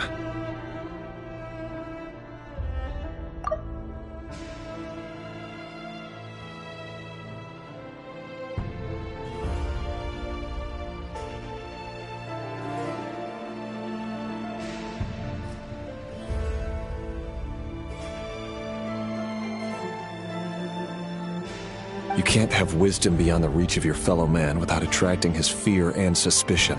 There are things the king does not want to see. So, he doesn't want you having visions of them either. He blinded you because he thought this would make the visions stop. He wasn't entirely wrong. I did indeed lose my power to see the future. Right up until... Until what? Just now. I believe I saw something new. Well, tonight could go a lot of different ways. 5 of us banded together to storm the palace, also we could rescue you. This will go down as the most tumultuous day in Khaenri'ah history. I sense hatred in you, but also hope. A desperate hope that with the tyrant deposed, that will be the end of the story. But this is not the end. It is the beginning of a new chapter, in a whole new story. There are many men of honor and courage in this world, Rerir. But you are not one of them. You're not here for justice, are you? You're here for yourself. Is that a dagger? Interesting. Why not the polearm? It was always your weapon of choice. With your abilities, I don't doubt that you were able to recover some of your sight. But I also doubt that you want to make an enemy of me right now. Of course not. We're on the same side, aren't we? We could be. But I need you to be honest with me, Vedafilnir. At this point, you're my only hope for the future. You mean your future? With your beloved, Felindis? Yes. And I know there are bigger things at stake here. A dynasty, a nation, maybe the entire world. But forgive me, I care first and foremost about myself. I can't abandon the one I love to save myself. I just can't do it. But you see a broader picture of the future than I. You see the solutions to the biggest problems of our age. So tell me, what is my solution? What's the answer? In matters of fate, answers are either right or wrong. What will be and what will not. Maybe you are willing to pay a certain price in the pursuit of happiness, but unfortunately, fate does not negotiate. That is the cruelest thing about fate. It is unmoved by your sacrifices. That can't be true. I know it's your voice that I keep hearing in my head, urging me to see how the world is changing, to seek more power, so I can protect the things I love. You show me disaster, but you won't show me how to avoid it? Why? Why are you doing all this? My voice. In your head.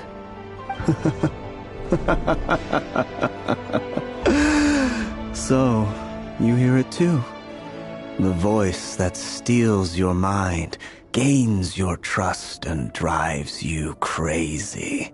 It turns out that we are not so different, you and I. Vedifalnir just broke into the strangest smile I've ever seen in my life. As if he'd discovered some monumental secret. But then he suddenly switched to looking extremely weary. Very well then. My advice to you is as follows. You must persevere.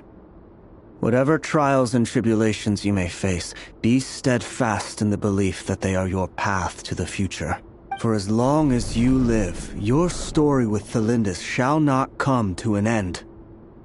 That is the only chance you have of fighting back against fate. It is up to you whether you believe my words. Regardless, that is all I will say on the matter. I have no right to intervene any further. I will hold you to your word. Thank you for setting me free. In return, I will tell you one more thing that you cannot afford to ignore. Just then, a strange wave of energy rippled through the city.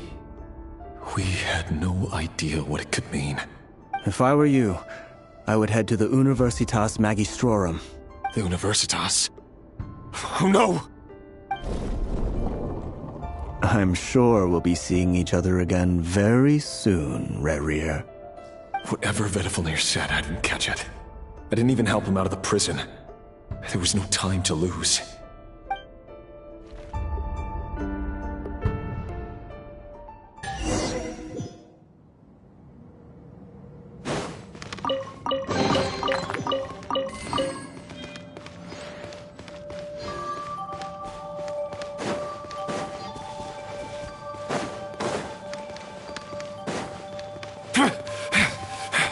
Monsters?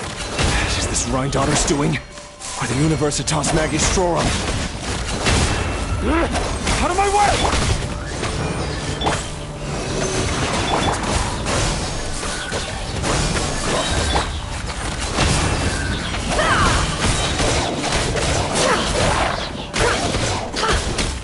Can't hide the truth.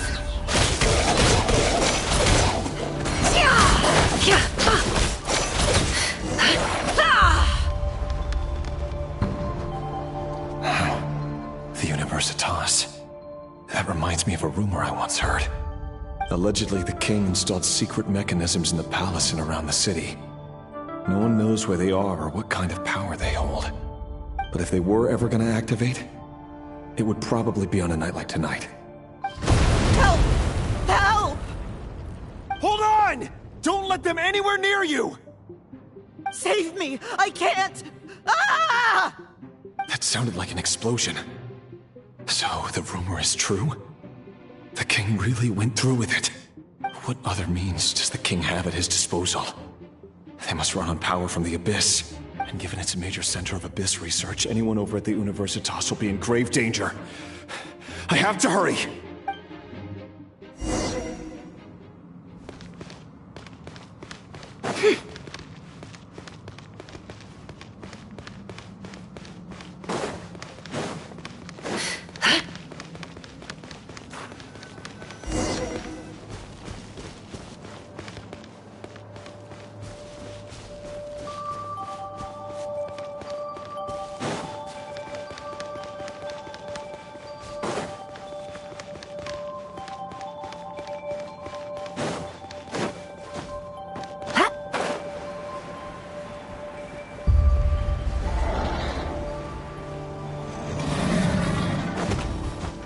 The deception ends here. No more lies. Can't hide the truth. Oz revealed thyself. Animotech 63. Get back! Animo hypostasis emu. Propagate. Germinate. It all adds up. Can't hide the truth. Seek within.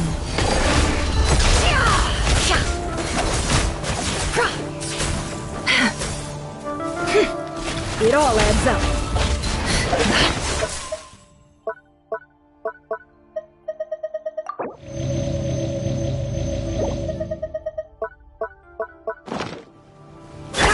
By royal decree.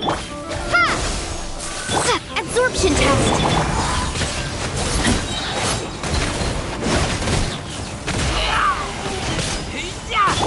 Shadow Raven. No more lies. It all adds up. The deception ends here. No more lies. Scatter. Animotech 6308. Enhanced Animo mod. It all adds up.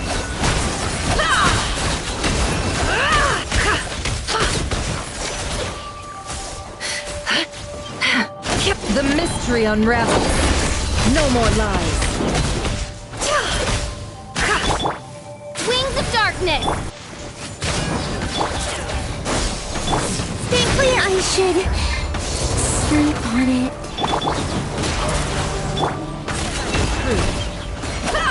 It all adds up.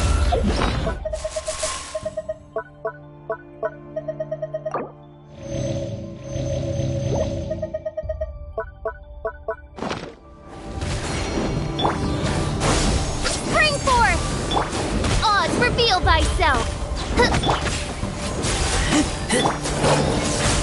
Propagate! Can't hide the truth. Seek within. It all adds up. Midnight Phantasm!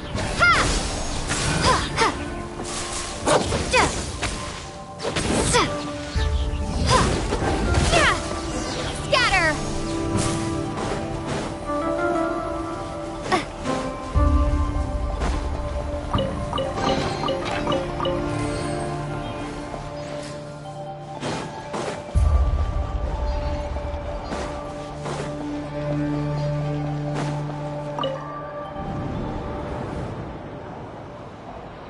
Monsters! At the Universitas Magistrorum? Why now? Oh no! They're coming! It's no use. The table won't hold out much longer. The weapons. Where are the weapons? Of course. All the lab equipment was upgraded after the inspection last week, but the new weapons haven't been allocated yet. I'm done for. Is anyone there? I need help! Ah! Stay back!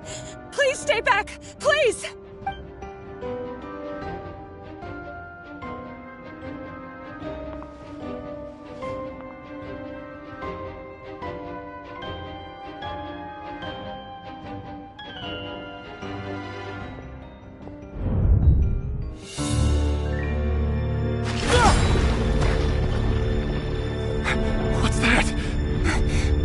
Rear. So the rumors about your work are true. What? No! Listen, something happened at the palace tonight. We have to leave! You don't need to lie to me anymore. What do you mean? I know why you're worried, and I will respect the decision you've made. But it's okay, because I found a solution. I know how to end all this. You can have it back. The normal life you so desire. But until then, I'm afraid our wedding will have to wait. Cylindus? No, don't do it! Cylindus! Cylindus!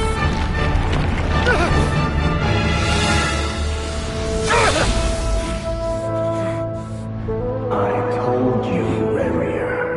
Let her go. You will find someone better. No!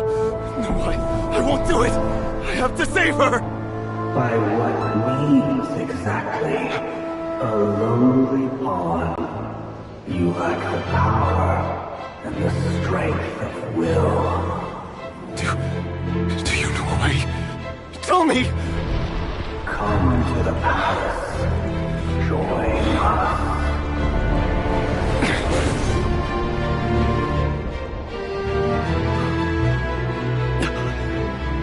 Rary, thank goodness we... Step forth and take your share. You made it. Not you too.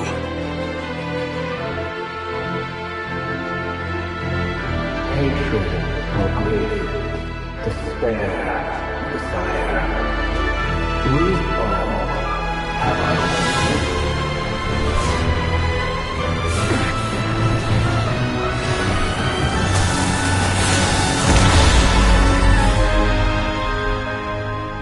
Rarier. Rarier. Flindis? Were you daydreaming?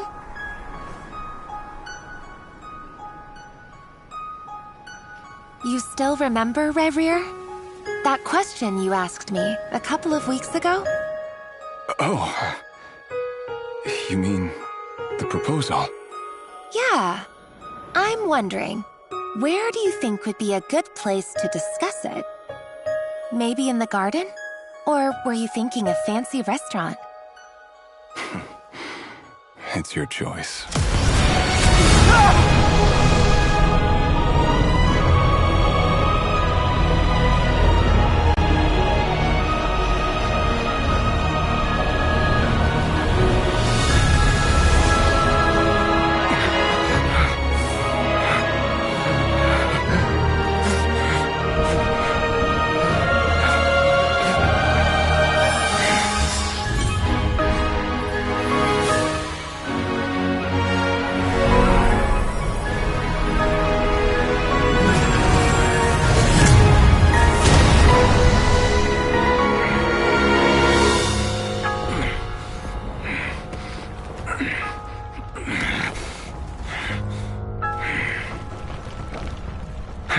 Find you.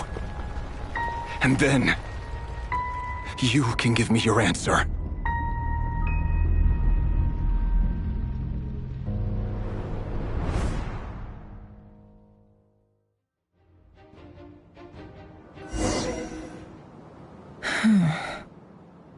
So that's how the Raker of Solnari was born. A monster created by circumstance is a monster all the same. Viewing other people's thoughts for too long can get uncomfortable. Right now, I'm feeling a strong sense of loathing. In a nutshell, the story of Conria is what happens when the truth falls by the wayside. Everyone tells little white lies, and before long, you have a huge pack of lies that destroys everything. Whew. Time to get back. His past is filled with sorrow, but the tale of any fallen civilization is one of endless tragedy. Cruel as it may be, that was Conria's fate.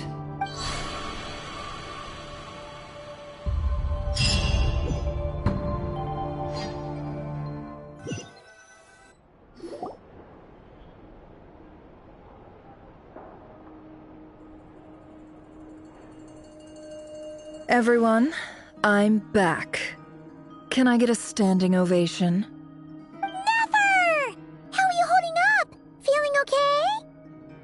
She's fine. Boss is a pro. Yes, I'm fine. You will have seen the events of Rarir's life through my thoughts. It's now clear that he is just a regular nobody, driven by personal tragedy, as he said himself. I mostly agree. There's only so much we can know about him from his memories alone, but they did give us a clear glimpse into his life in Conria. However, I would not consider Rarir to be a nobody. He was deeply involved in the events of that era.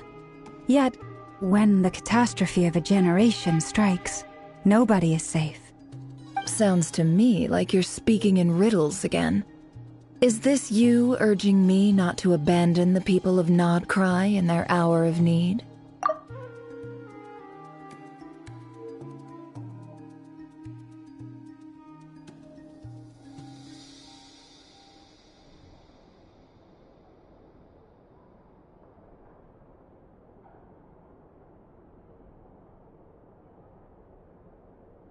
That's not what I meant. Although I do hope you choose to remain a part of the plan. Without you, the mission ahead will be all but impossible. Then try to remember that I respond better to the carrot than the stick. And I don't appreciate being bossed around.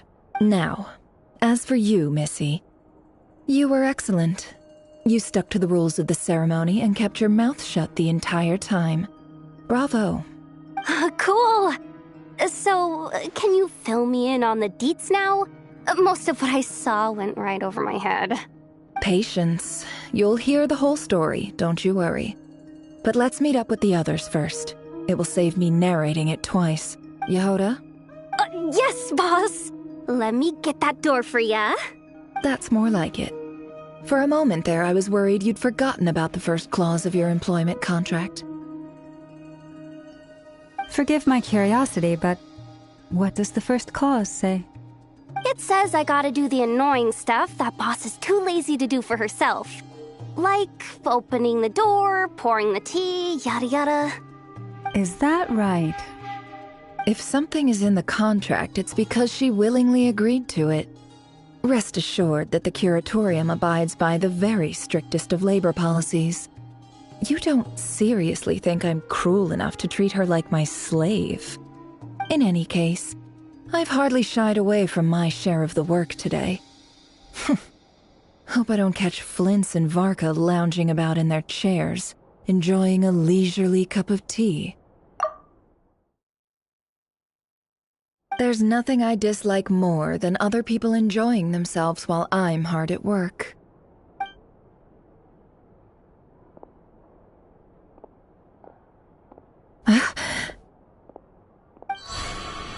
Oh no.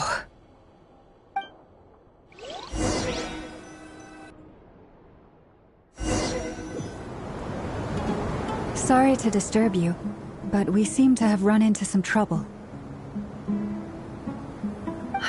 Evidently so. Don't worry, I'm not about to leave you to fend for yourselves. I'm not that kind of boss. And it would go against the Curatorium's labor policy. I'm sorry? What did you hear me say? I wasn't talking about labor policy. Wait, how long have I been standing here? Not long. You just appeared by the door a moment ago.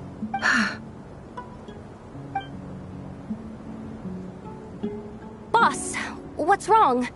You look like you've seen a ghost. We've been tricked. We never left at all. Somehow I hallucinated that whole scene back inside the office. Hallucinated? But how? How indeed. This place should heed my will alone. All thoughts and actions that occur in here are just a result of pawns moving across the chessboard in a carefully calculated manner. And nobody has access to this chess set but me. So you control everything in here? More or less. But yes, it's a special technique of mine. Has anything like this ever happened before? Only once. It was the first time I used the chess set. Is there any similarity between what happened then and what's happening now? I suppose my thoughts are a little turbulent, which was also the case my first time. Is there anything I can do to help? The first clause of your contract clearly states that I only need your help with things that I'm too lazy to do myself. Meaning, you're not feeling lazy right now? Meaning, this is not something Yehoda can help with. The chess set is a personal treasure that I alone understand. I must be the one to find our way out of here. Boss, it's fine. Really. Let me do something useful. Oh, listen to you.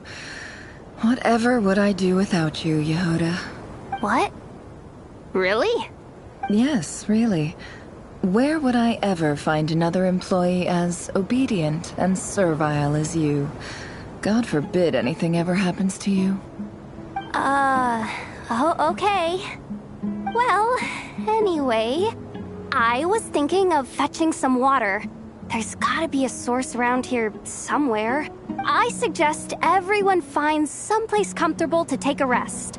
We gotta conserve our energy.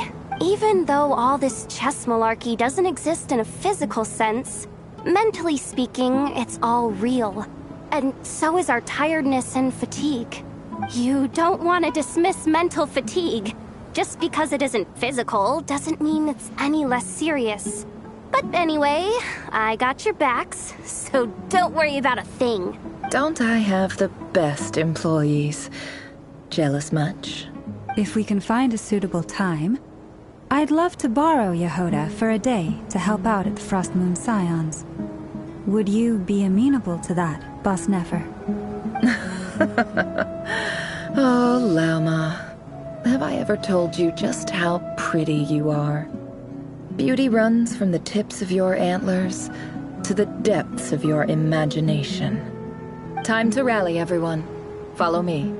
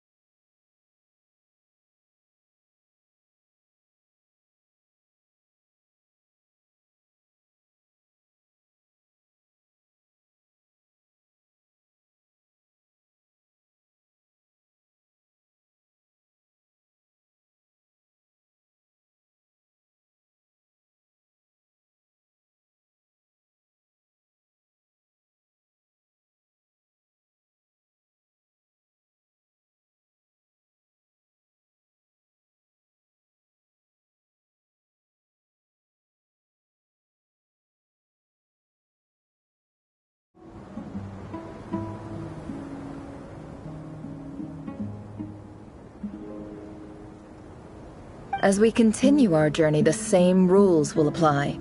That means stay focused and no talking no matter what we encounter. And don't disturb the chess pieces. You have my word that I will get us all out of here.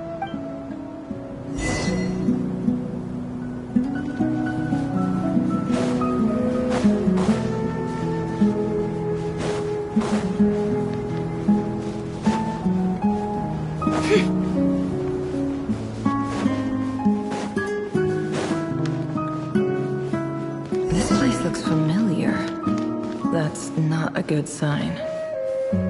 There's someone up ahead. Time for a little chat.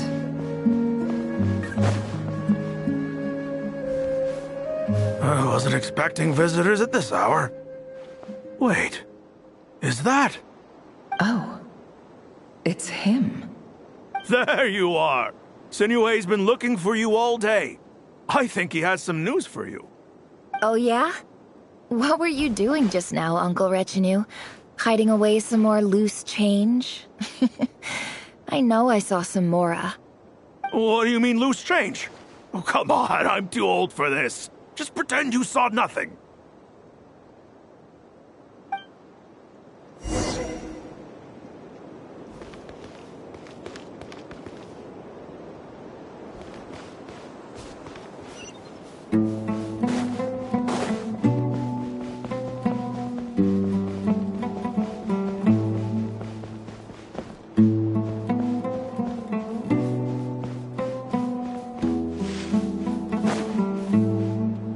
Kid, mind telling me what Sinuhe's been up to recently?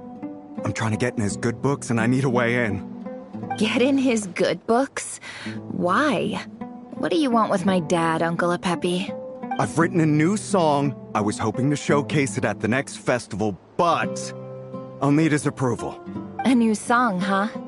I'd love to stay and listen, but unfortunately, Uncle Retinue says my dad's looking for me. Well, there's plenty of time and I'm not going anywhere. See that pile of stones? I'll be sitting there warming up my vocal cords. Come find me when you're done. Pile of stones. Got it.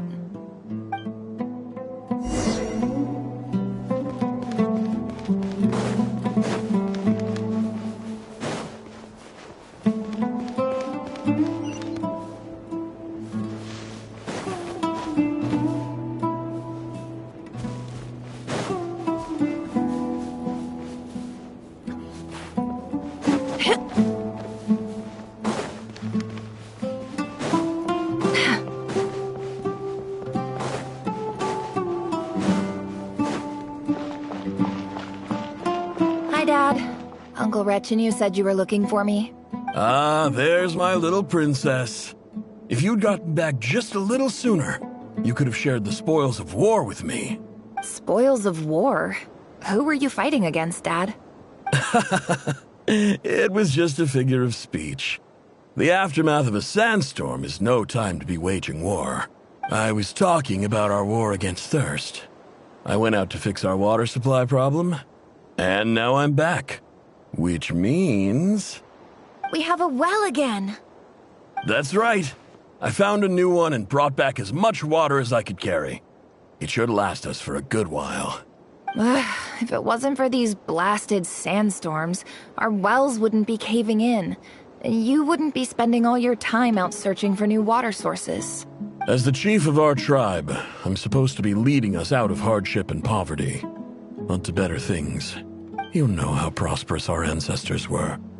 I've told you all the stories. And look at us now. Squeezed into these hovels. No one would choose this, if it wasn't for the endless wars over the years. But things are looking up. I started working with some folks from the academia a few months back.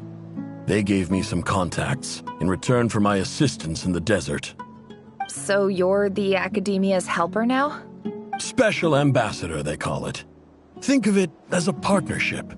It's nothing bad, okay? We've been isolated here in the desert for too long. Seeking opportunities elsewhere is the best thing for us, and the fastest way to progress.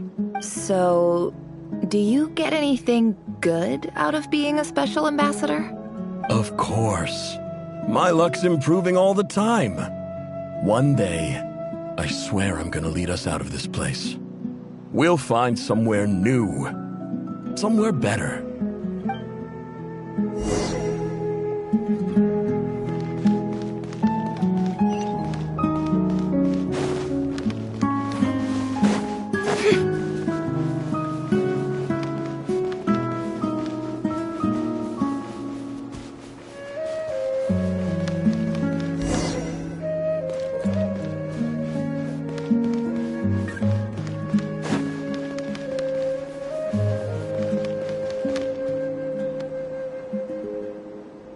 That's our well, and you know it.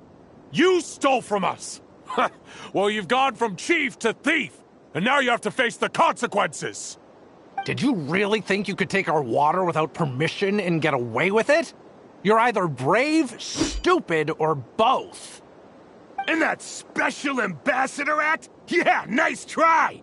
We spoke to the academia. They said it was all news to them. You're a liar and a cheat!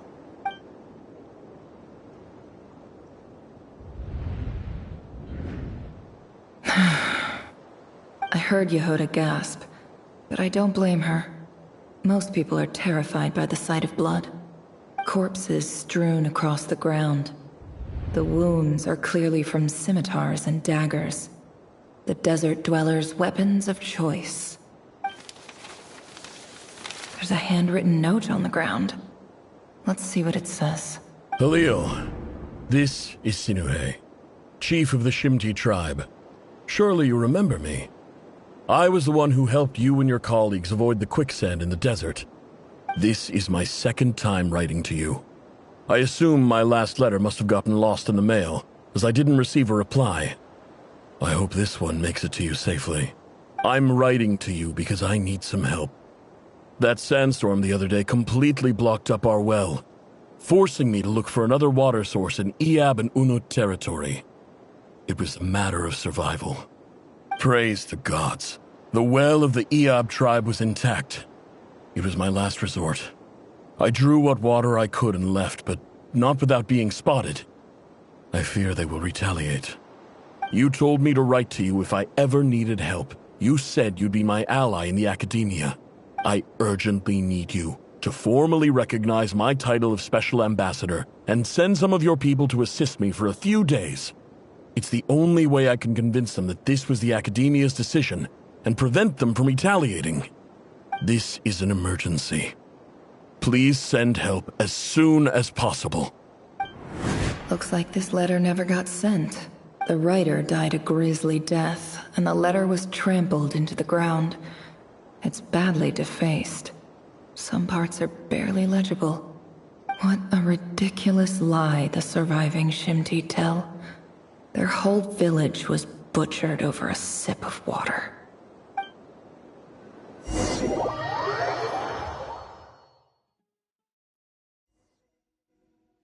Ah, officer.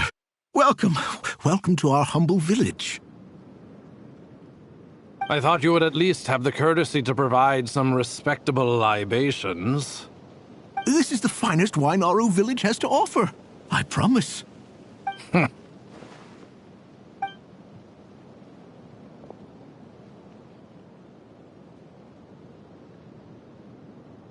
The Academia has agreed to reserve a single space for a candidate from your village.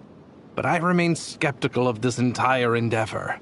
I highly doubt anyone in this desert possesses serious academic potential. Please, have faith. If not in us, then in our god. The child we found shows great promise. I beg you, take her away from this place. Give her a chance. Don't let her talent go to waste. I don't recognize her. New arrival? She showed up here a few days ago and we took her in. She's a really bright kid. Please help. I'm begging you. So, where are you from? Nowhere special. Just a sand dune. What about the rest of your family? How many of you are there? Just the one. It's only you? Correct. So, no brothers, no sisters, no mother or father? Any who have slept on a bed of sand, I call my brothers and my sisters. Apart from that, I have no family. All right.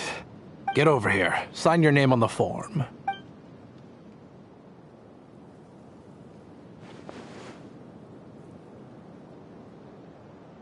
Never? You're rather fair-skinned for a desert dweller.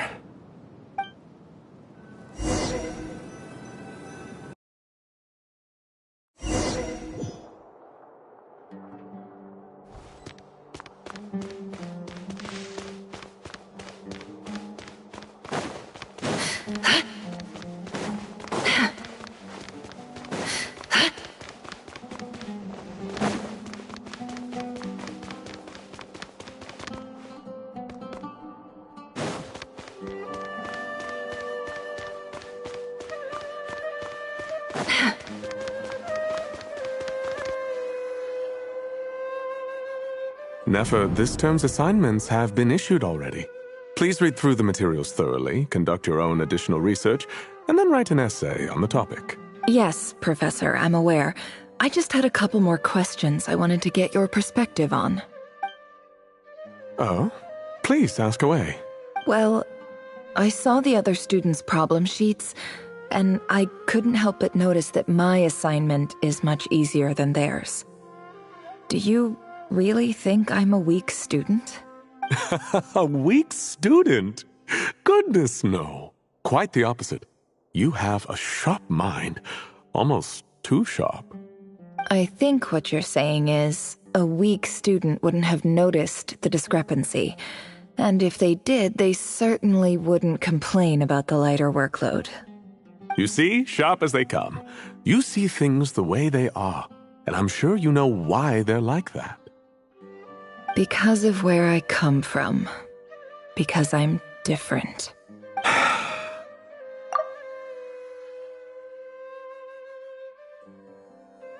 I'm sorry, Nefer.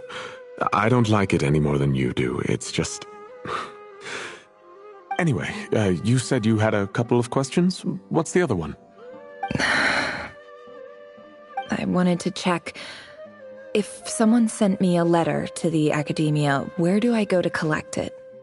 Ah, your family wrote to you.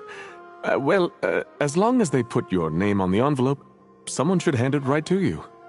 Not exactly. It's not even a recent letter.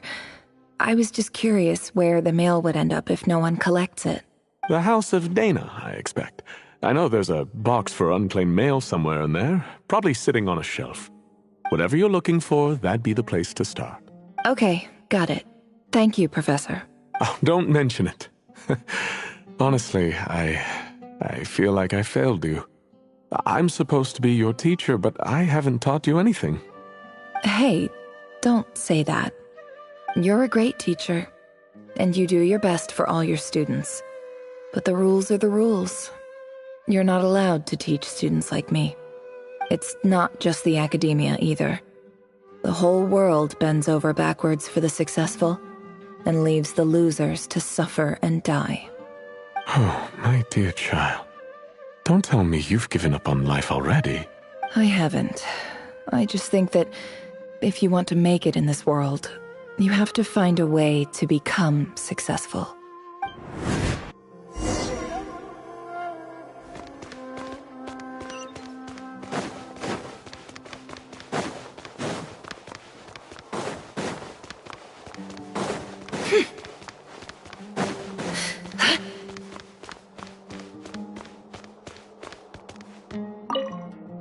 This must be it. A big cardboard box full of unclaimed mail. And probably some letters that ended up here by mistake, too. Let's take a look.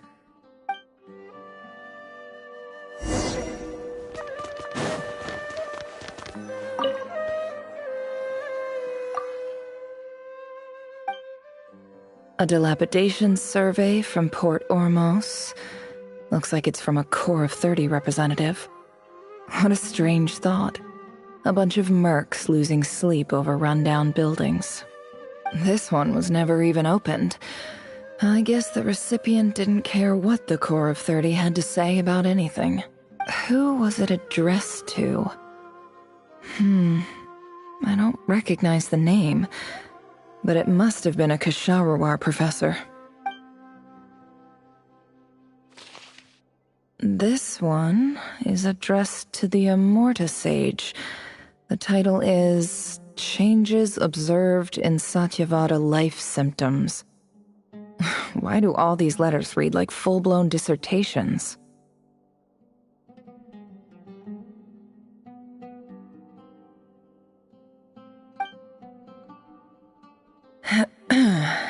Guided by the incense, we became lost somewhere in the forest.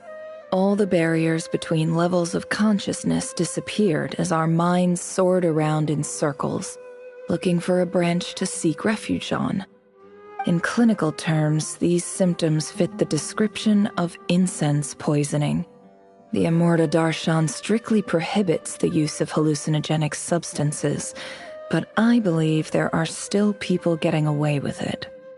For example, my neighbor who always breaks out into song and dance after using incense. This seems like something the academia would want to know about. Why wasn't it collected? Wait, what's this written on the back? It's so small. The note says, "The sender authored this letter while under the influence of mushrooms. I would send it back, but no return address was provided.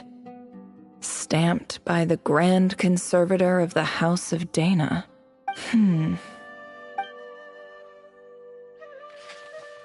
This next one is addressed to Grand Sage Azar. A few words of protest regarding recent changes in Sumeru's educational policy. In recent years, the academia has taken on a small number of students from the desert region, as per the policy to this effect. However, it appears to me that these students have not, in fact, been provided with educational opportunities that are, in any meaningful sense, equal to those enjoyed by their peers. As well as receiving dumbed-down assignments and perfunctory tutoring, they do not even have full access to the Akasha system.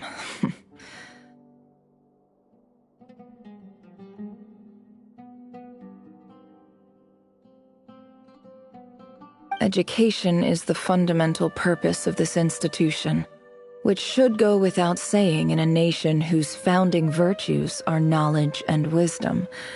I ask you, is the lip service we pay to the policy of education for desert students truly the standard of pedagogy to which the academia aspires?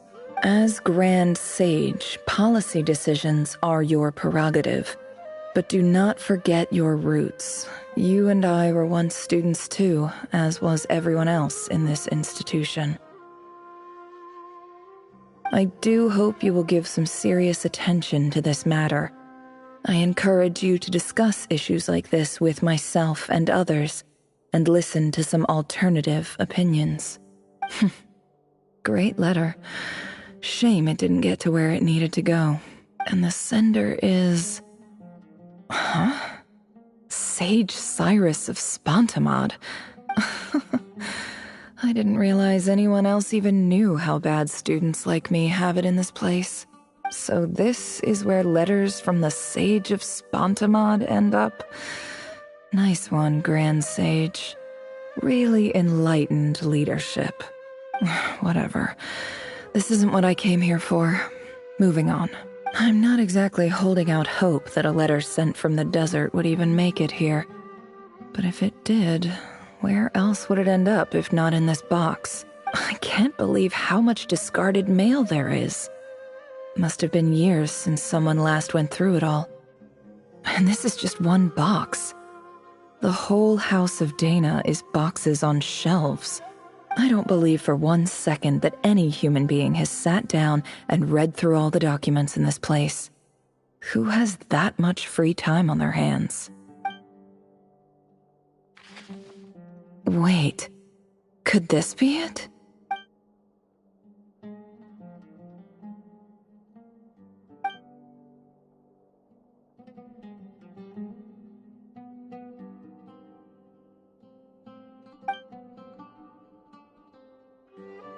Greetings, Halil. My name is Sinuhe, chief of the Shimti tribe. I was the one who came to you and your colleague's aid when you ran into trouble in the Great Red Sand.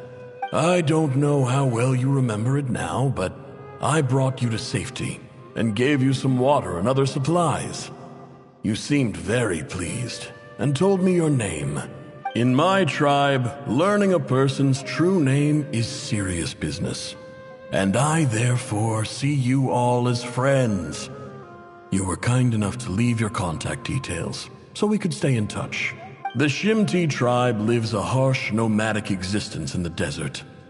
You were sympathetic towards my plight, promising to make me a special ambassador of the academia and help us find a way to make a better living.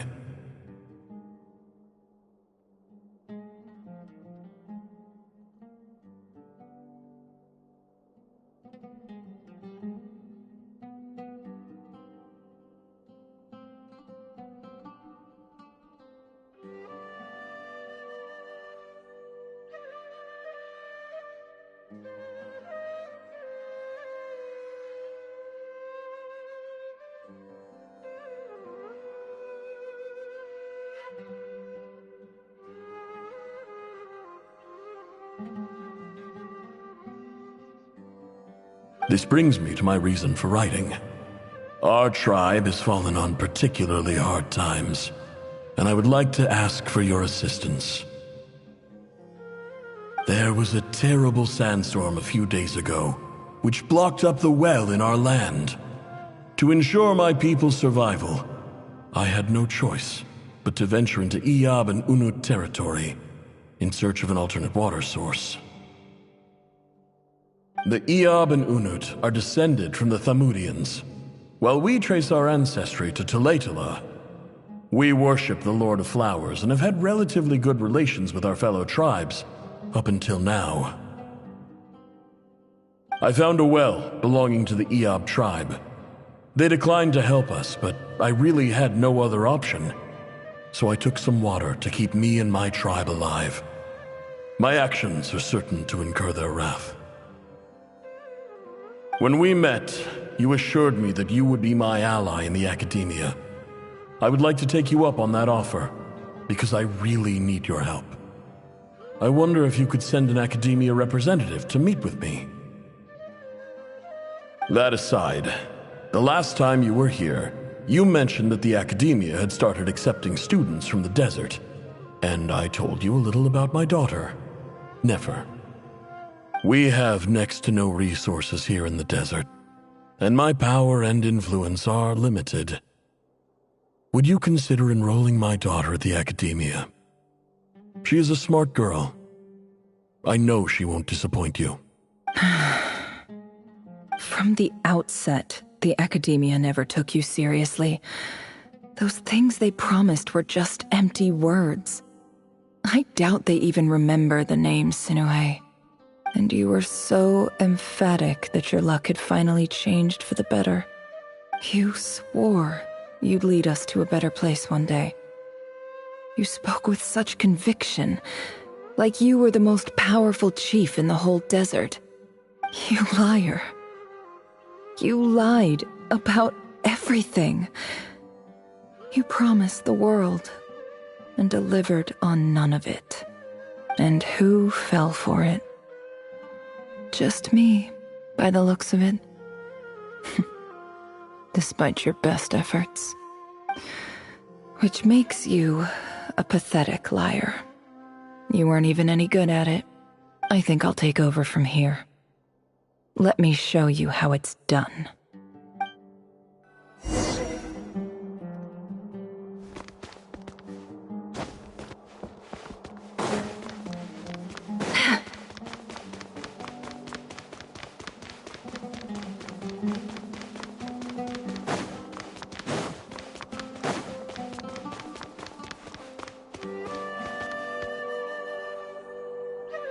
I just came to say goodbye. Thanks for everything you've done for me in my time here. Nefer? You packed your bags. Where are you going? I'm quitting. Something's come up in my hometown. Gonna head back and deal with it. Huh? But this was a hard-won opportunity for you. You know that better than I do. It was, but it doesn't matter. I have more important things to deal with, and they can't wait. Oh, and I didn't want to overfill my bags, so I left some incense on your desk. What's wrong? I thought you liked incense. Although, I did read somewhere in the House of Dana that it has hallucinogenic effects. Don't use it all at once, alright? Isn't this the stuff you brought from your hometown? You're just letting me have it? But you said it's a rare and valuable commodity. Yeah, about that. I lied. It's not rare at all. There's this bunch of ruins near my hometown that are practically overgrown with this plant. It's not worth much. Keep it, it's fine. But Nefer... Alright, that's all from me. You take care.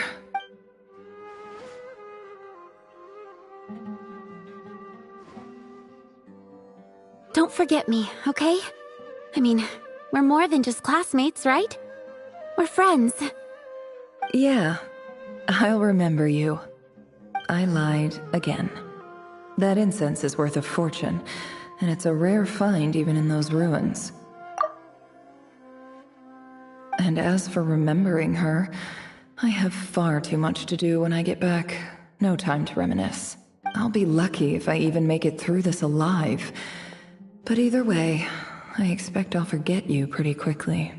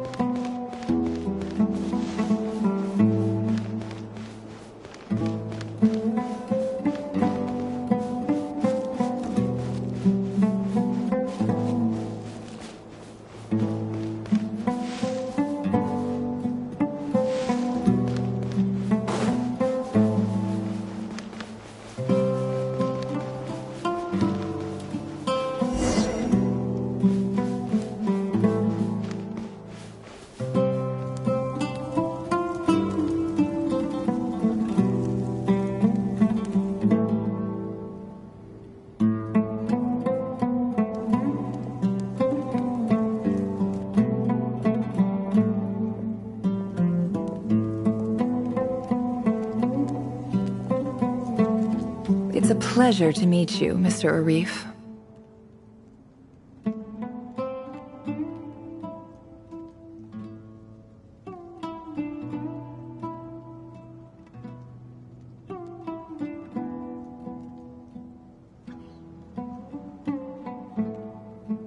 So, what does the Academia want? Since they've sent their special ambassador, I assume there's a big business deal to be made. If not, I'd be very disappointed. Please, sir, lower your blade. You're lucky I'm the one they sent.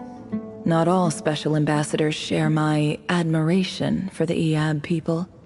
The ever-shifting balance of power in the desert reduced the once great civilizations of this region to rubble and sand. But the story of the Iab has a very different trajectory. Others grew weak, but you grew strong, beginning in obscurity and moving to prosperity.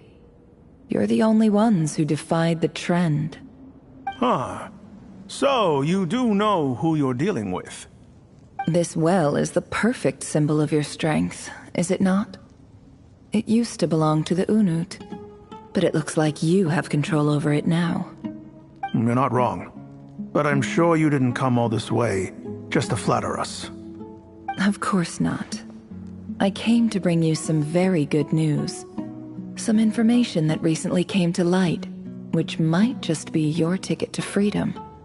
Records uncovered by the Vahumana Darshan show that a certain well currently under Iab control is built on top of some ancient ruins. These ruins are of great archaeological interest to the Academia. I checked the map carefully on my way over here, and I'm confident that this is the well in question. The Academia is offering 50 million mora in return for excavation rights. 50 million?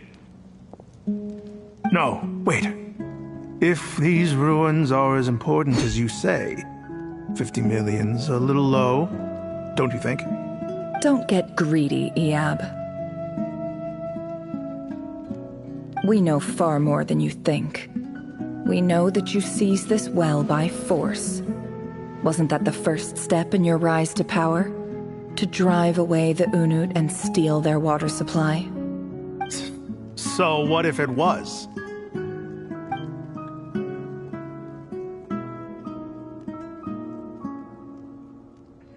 Don't worry.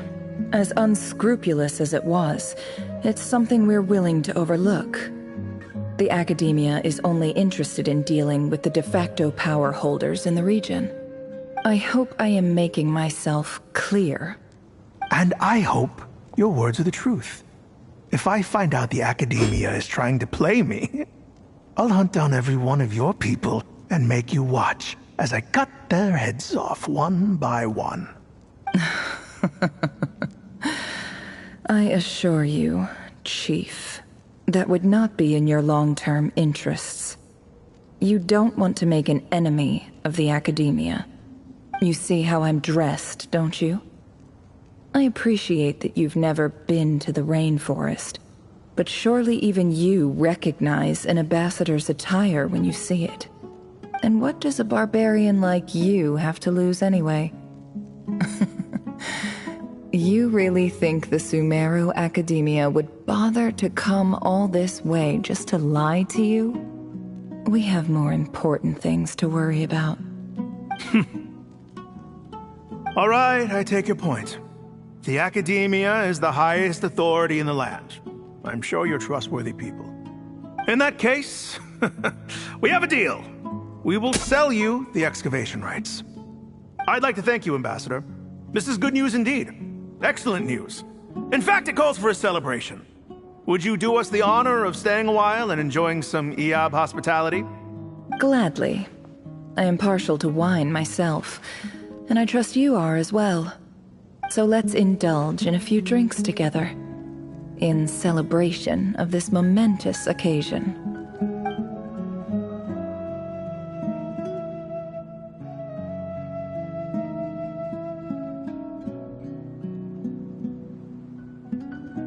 Chief! Chief, it's an emergency! It's the Unut. They've taken the well. What? Well, don't just stand there. Take it back. Yes, Chief. I have every confidence in the Eab's military superiority, and yet... Well, what is it? The Unut's response was alarmingly fast. The day after we reach a deal, they seize the well. This can't be a coincidence. Perhaps there is a traitor in your midst. I don't think so. I am obliged to remind you, Chief, that the Academia will only deal with the de facto power holders. If you cannot regain control over the well, I'm afraid you won't see a single mora of that 50 million. No! Please, Ambassador, just give me some time. I swear the Unut will not get away with this. That well is ours, and so is the Mora. Glad to hear it. I will wait here for an update. If there is a traitor, I will find them. In the meantime, make yourself at home. I'll report back as soon as I have an update. Much obliged. Wow. All it took was a few words and I've got him wrapped around my finger. What an amazing feeling. So, in summary, Ambassador, the Academia would rather negotiate with our tribe instead of the Eab, yes? The Eab are ruthless murderers who don't listen to reason. And now they have the gall to interfere in our research projects in the desert region. So let me ask you, Chief, if you were the Academia, what would you do? Kill them all, of course. Precisely. The Academia does not tolerate those who stand in our way. The Eab have held back our academic pursuits for too long, and our patience is wearing thin. At the same time, there is simply no way that the Academia can be seen to be intervening in desert affairs. I'm sure you understand where I'm coming from. We have our own rules out here. If the rainforest dwellers raised arms against a desert tribe, you'd start a bloody war. Right. We can't confront them ourselves, but we can support their enemies. The Unut have always had strained relations with the Eab, which makes you our natural allies. Natural allies. Weren't the Eab your allies once? You were quick to send them after us to protect your interests back when we stole that water. And now look at you. You're at each other's throats. Let me be clear. The Academia wishes to collaborate with the legally recognized rulers of the desert in this matter. We are asking for excavation rights to that well, and our offer is 50 million mora. Say no more. I believe we have an understanding. Good. Then I suggest you get to work. Get us access to that well, and the mora's yours. You see, Dad? Lying is easy when you know how. People will believe anything.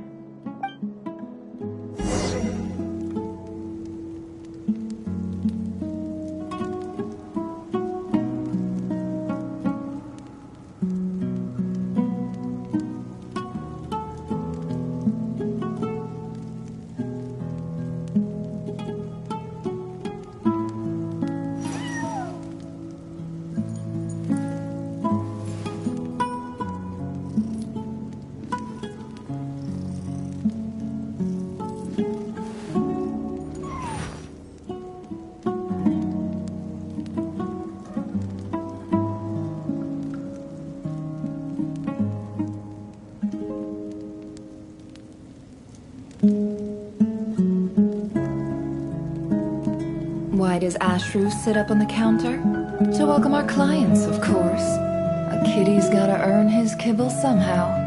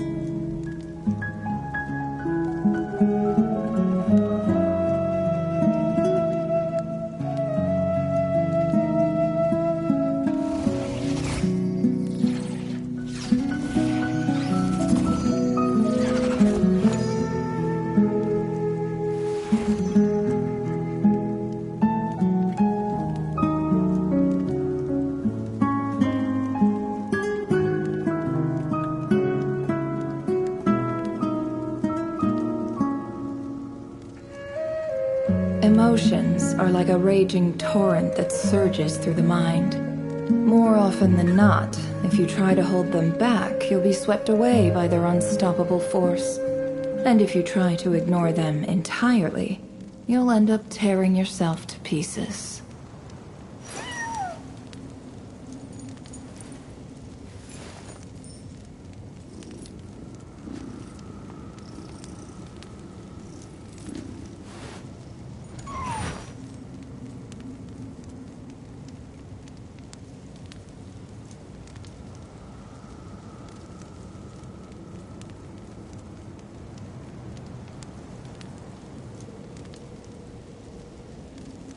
Don't trust your eyes uncritically.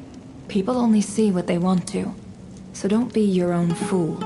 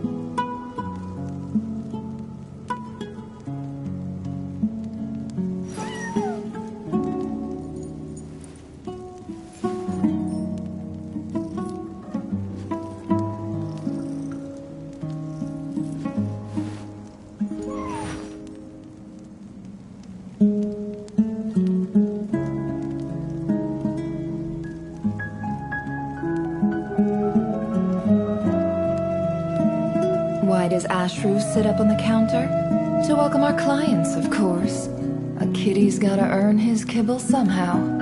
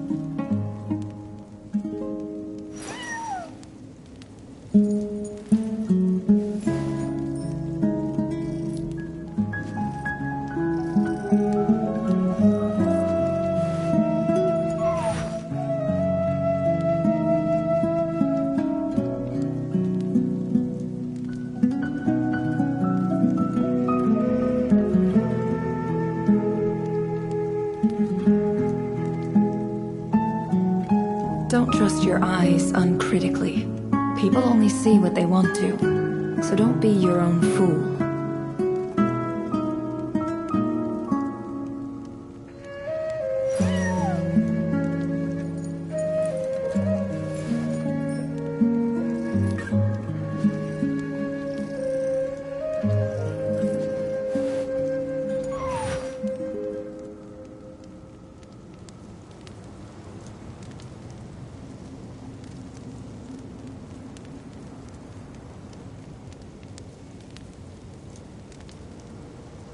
Why does Ashru sit up on the counter? To welcome our clients, of course. A kitty's gotta earn his kibble somehow.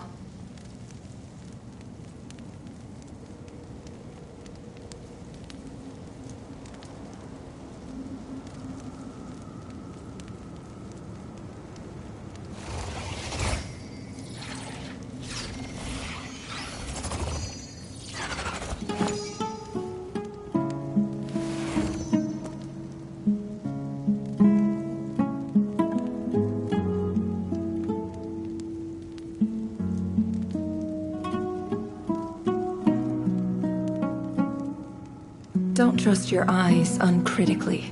People only see what they want to, so don't be your own fool.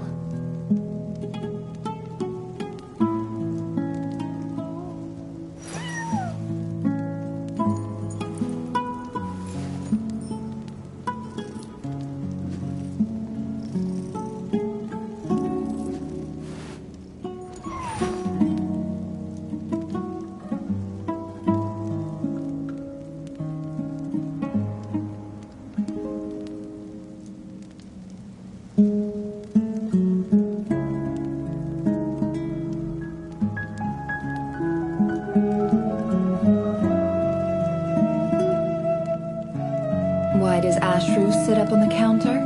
To welcome our clients, of course. A kitty's gotta earn his kibble somehow.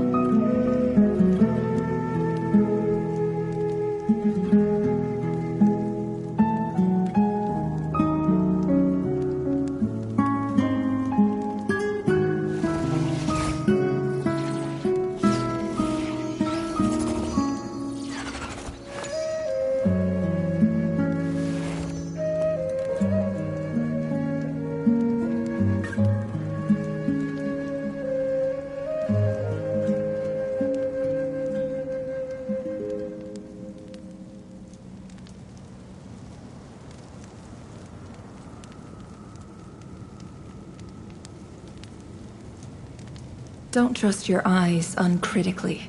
People only see what they want to, so don't be your own fool.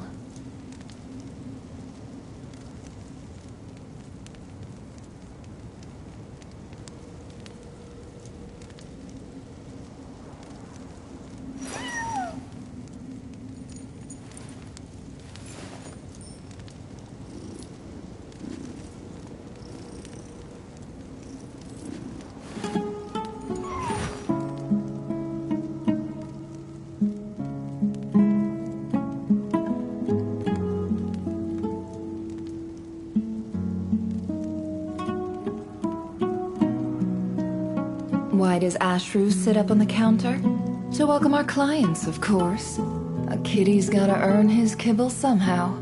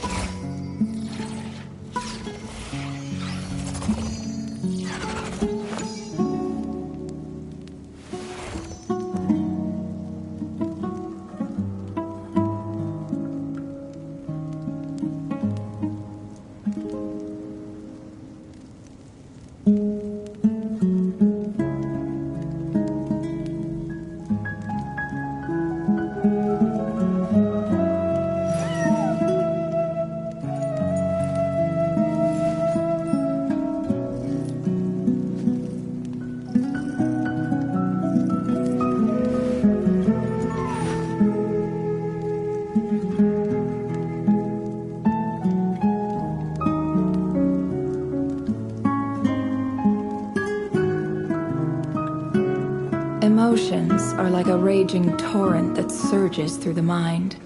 More often than not, if you try to hold them back, you'll be swept away by their unstoppable force. And if you try to ignore them entirely, you'll end up tearing yourself to pieces.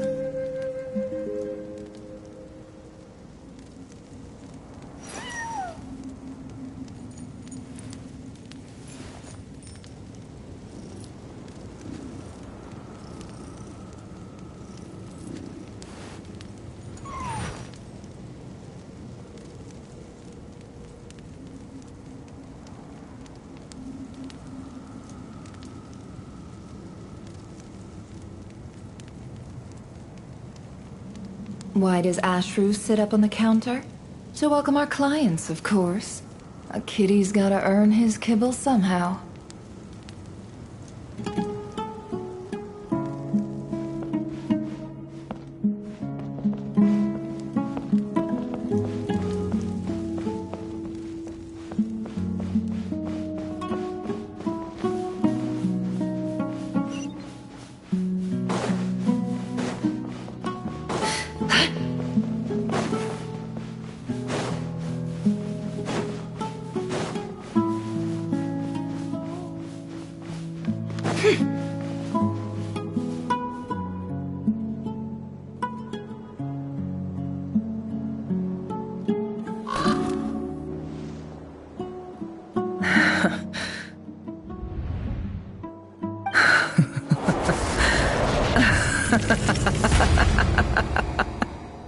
Look at yourselves.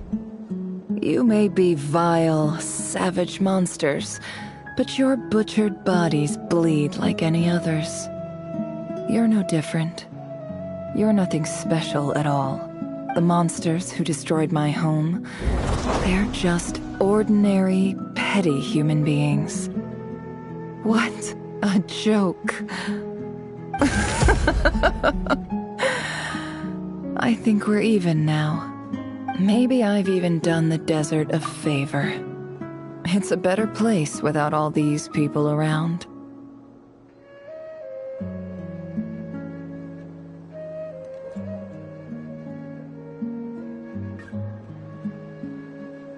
Oh, Sinuhe, my gullible fool of a father.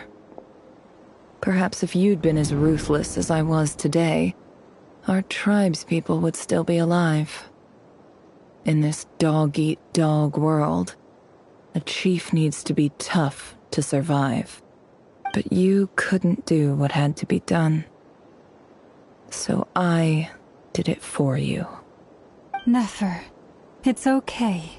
All of this is in the past now. I believe I remember you promising to remain silent. Yeah, but even so... Yehoda, is there anything you can do to ease the tension? Alright, time for a sharp turn onto a completely different topic. So, anyway, that's enough of that. When are we getting out of this place? Feels like we've been walking forever. I'm getting pretty tired. Oh, Halma, you tired? Yes.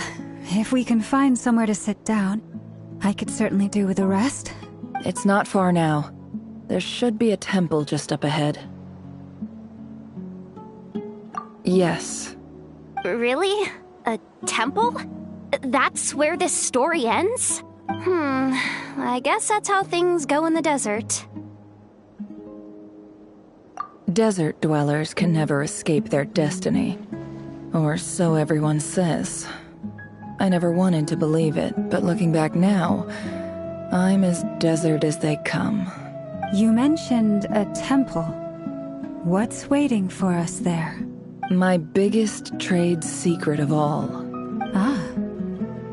Then I'm guessing it's where you got your power from. The power to peer into other people's minds. I didn't know you were clued up on any other religions. I'm no expert in the history of Sumeru, but since you come from the desert, I would imagine it has something to do with King Deshret.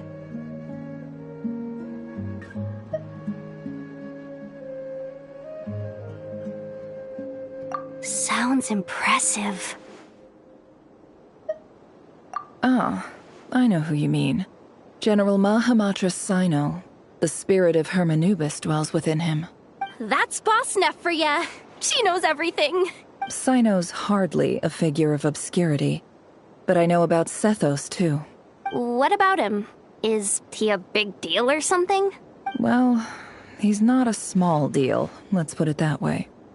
Please, this is the bare-bone basics. Save the flattery. Thanks for your patience, everyone. I'm sure it's been a lot to take in. With any luck, that's our exit just up ahead.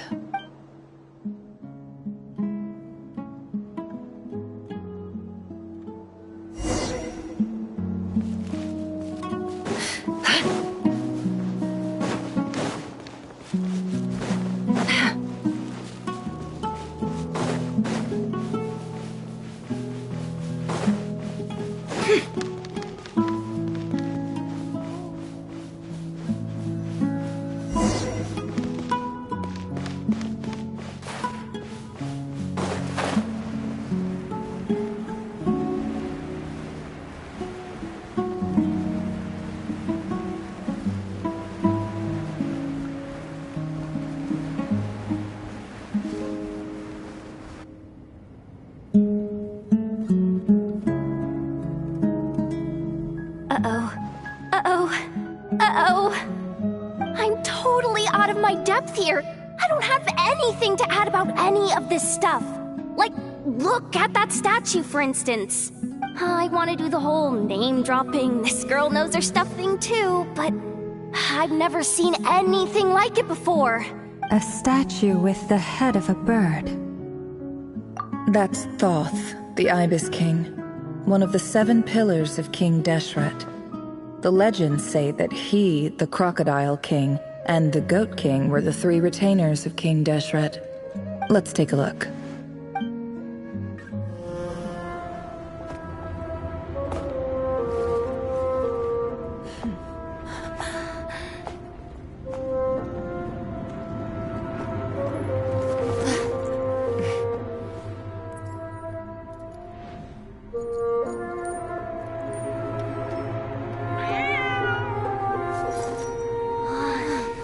It's just Ashru. So, all is well?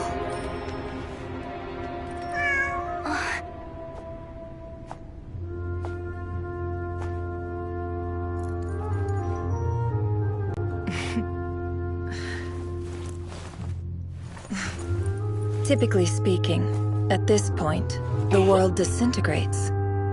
Then we find ourselves back in the outside world. Besides, these are my memories. There's nothing to fear. You're sure? Of course. It's almost over.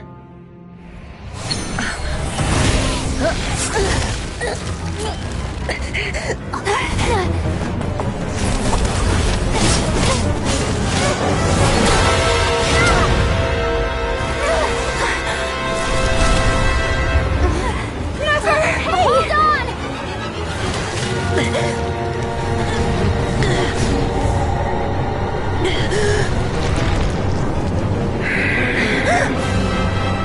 Knowing too much is always a death sentence. Speak for yourself.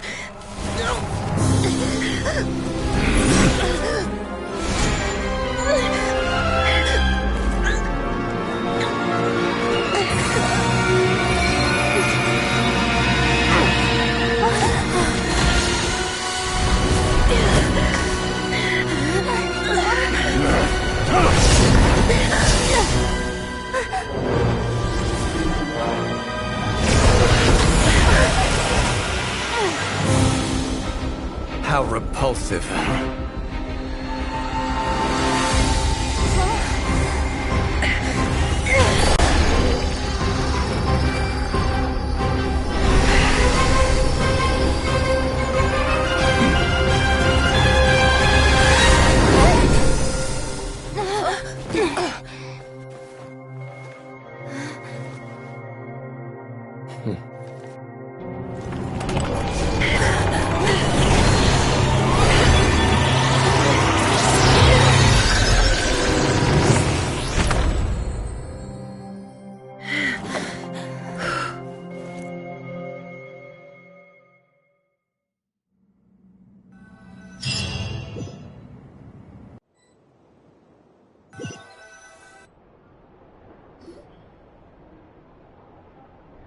Timed that pretty well, didn't I? It's okay. I'm just glad no one was hurt. Paimon noticed you doing something too, Dainsleif. Were you helping get them out? Of course. When I asked Nefer to conduct this investigation, I was not naive to the dangers involved. I had a duty to ensure your safety. Good to know your sense of justice is still intact after all these years. I take that to mean that you saw the truth. That comes as a great relief. I certainly did. And thanks to your help, I also managed to trap Rerir inside the chess set. Whoa, really? How'd you manage that? Well, to be honest, I sensed that something was wrong long before we made it to the temple. By using this fragment to probe into Rerir's past, well, the monster formerly known as Rerir, it seems I alerted him. I was tracking him, then he caught on and started tracking me too. Can't say I'm surprised. But how did he track you through your thoughts alone? That shouldn't be possible. Rerir was a secret agent who reported directly to the Vinster King. He is an expert at finding a trail and hunting down his pursuers. No wonder. He infiltrated the chess set, read my thoughts, and built a new virtual chess set inside of it. That's why we weren't able to leave at first. Speaking of your chess set, it's quite a remarkable item. Would I be right in thinking you have some connection to King Deshret? You overestimate me. I only have a connection with one of his underlings, the Ibis King. You all saw how this came to be. A long time ago, the Eab massacred my tribe, the Shimti, in our home village. A few years later, I enrolled in the academia, where some new information came to light.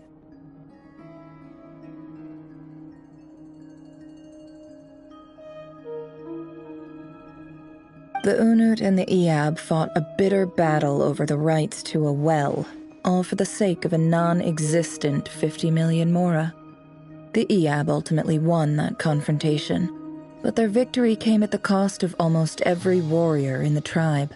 The final blow to the Eab came at the victory feast, when an Unut assassin beheaded their chief right before my eyes. The remaining Eab fled and have been scattered to the winds ever since. Having gotten my revenge, I returned to my hometown, where to my surprise, the nearby temple was still standing. There it was, seemingly immune to the relentless hostility of the desert, while my tribal home lay in ruins.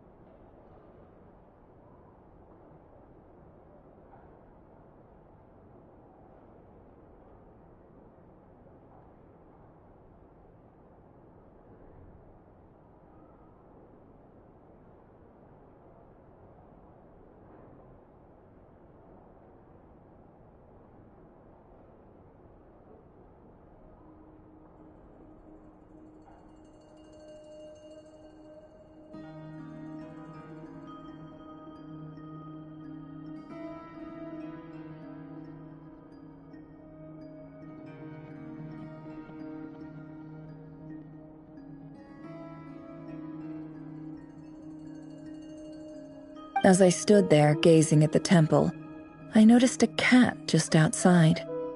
This cat, as it turned out, was home to the spirit of the Ibis King. He led me to a gate deep inside the temple, and there he made a deal with me. This chess set is my gift from the Ibis King. The chessboard within is made to the same specifications as the one in the mausoleum of King Deshret, and represents his power of piercing analysis.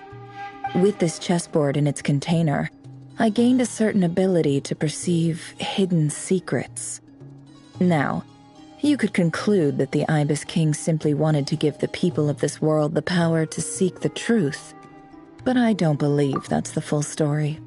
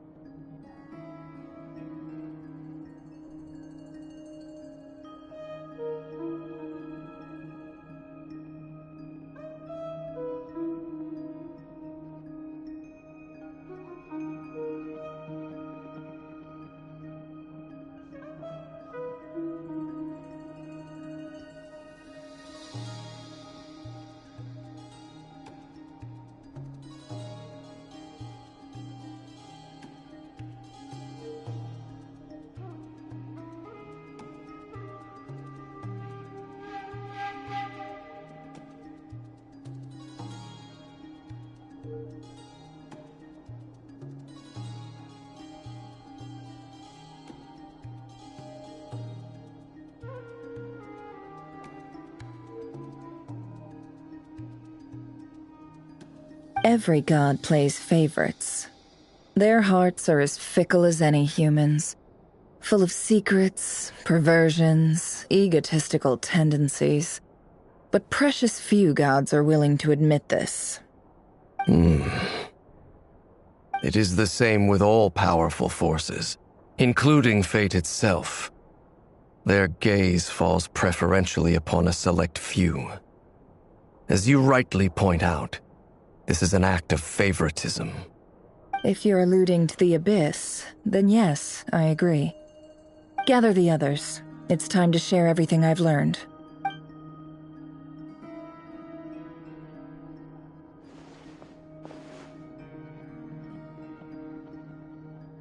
Thank you all for being here.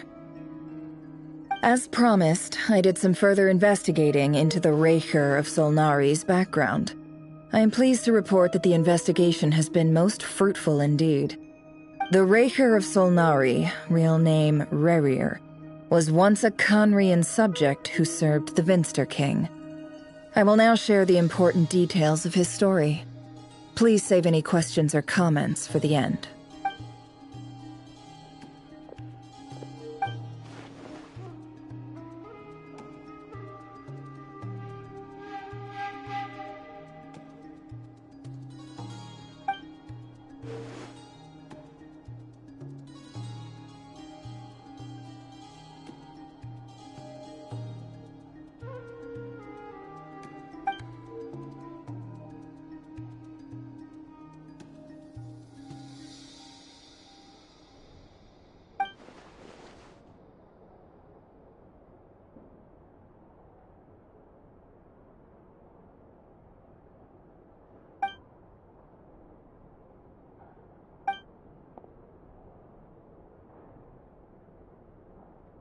So that's why he's so obsessed with the moon. A tragic tale, to be sure. But it does not excuse his many transgressions. No matter how much Rerir suffered in the past, the fact remains that he is what we know today as the Wild Hunt, wreaking havoc upon innocent lives in Nod-Krai. He becomes more dangerous with each passing day. If left unchecked, it is simply a matter of time before all of Teyvat suffers the consequences. This is a threat that the Knights of Favonius cannot ignore.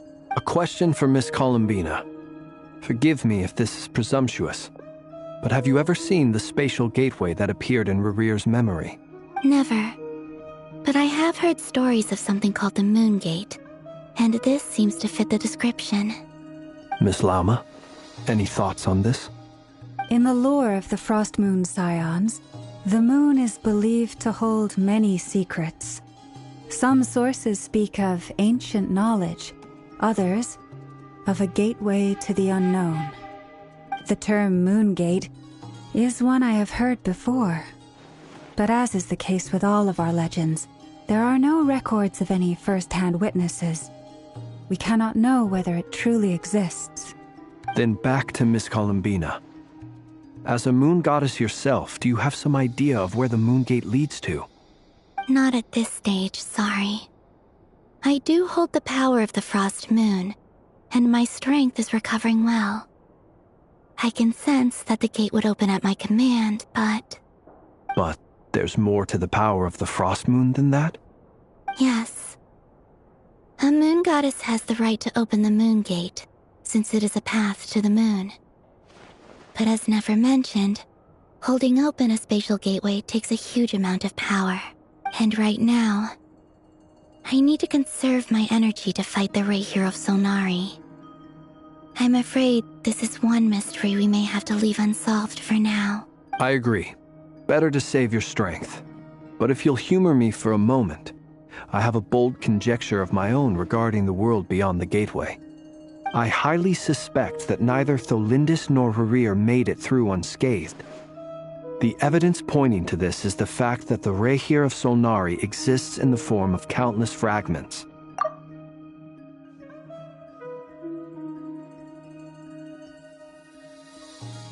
With the abyssal power he wields, no ordinary foe can touch him, let alone tear him to shreds. And yet, the Wild Hunt proliferates wherever his scattered fragments lie, drawing hordes of monsters to many different locations across the land. So your theory is that Rerir was physically torn to shreds by some powerful force? Hence, why the Wild Hunt is a distributed phenomenon, rather than a unified one? Makes sense to me. Explains why the Wild Hunt is so pervasive, and why he's been trying to piece himself back together. He was whole to begin with, and he wants to be whole again. Without the power of the Abyss on his side, he almost certainly would have perished the moment he was torn apart. But the Abyss, much like a curse, has kept him alive. I could not agree more. The power of the Abyss is most surely a curse. It is a compelling explanation, and one that accords with my present understanding of Abyss creatures. Whether the life form in question is primitive or advanced, if a curse has extended its lifespan unnaturally, it will continue to survive in spite of everything. This raises some interesting questions. I will run some experiments and see if there is any validity to my suspicions. That being said, regardless of whether my research bears fruit, I would like to thank Miss Nefer for conducting such a thorough investigation. Already, it has greatly enriched my understanding of the entity we face.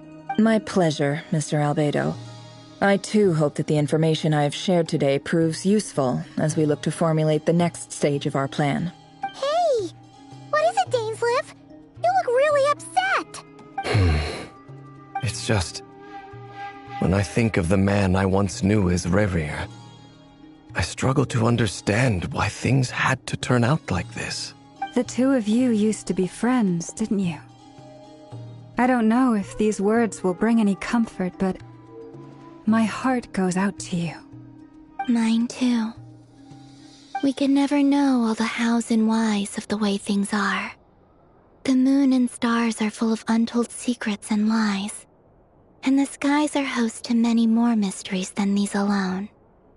Yet, none of that can begin to compare with the complexity of human life. Those are the first comforting words I've heard in a long time. Thank you, both. Well, I think this is a good place to end today's meeting.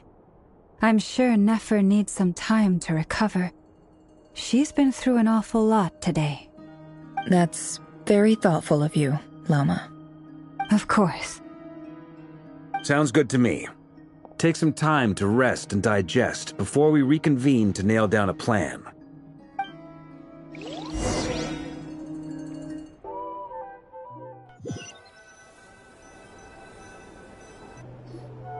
Hey, is this a bad time? Hope I didn't kill the conversation.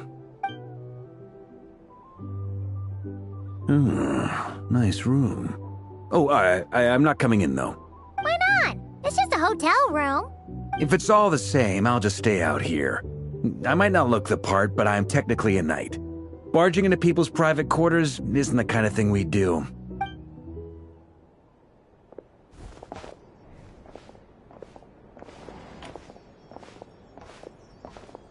Anyway, Nefer went back to the curatorium to get some rest. But before she left, she shared some things with me that I thought you should be aware of. Firstly, although she managed to trap the Raker of Solnari inside her chess set, there's no guarantee that the power of the Ibis King is any match for one of the 5 sinners.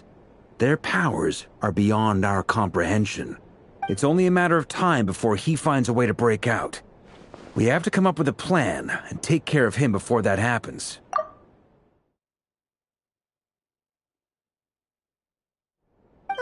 Honestly, my mom figured that might be the case. So, how long have we got? Well, I asked her that same question.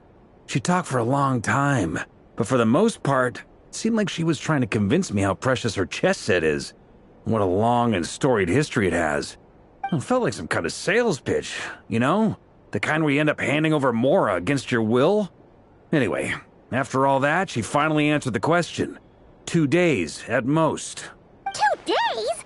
Holy moly! Can we even recruit enough help in that time? That remains to be seen. Which brings me to the second issue. Dainsleif is obviously conflicted about this whole thing.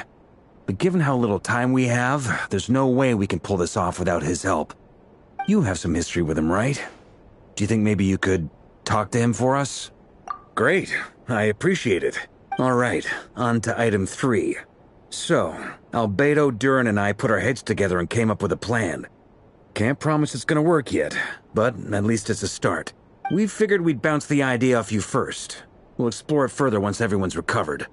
Oh, Paimon's dying to hear this. All right, so here's what we're thinking.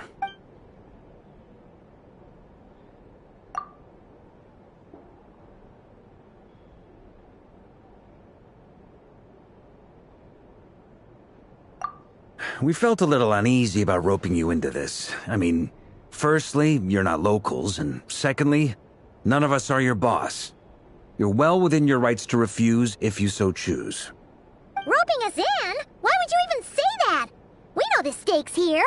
It's all of us against the Rehur of Solnari, or none of us stand a chance. I choose my words very intentionally, I'll have you know. I like to think there's an art to striking a down-to-earth tone even when the stakes are through the roof. Sir Varka, I have a few thoughts about this plan. I'm all ears. I think we can be more flexible with how the roles are allocated.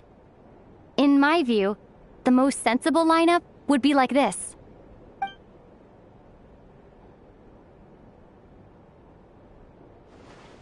I see your point, yeah.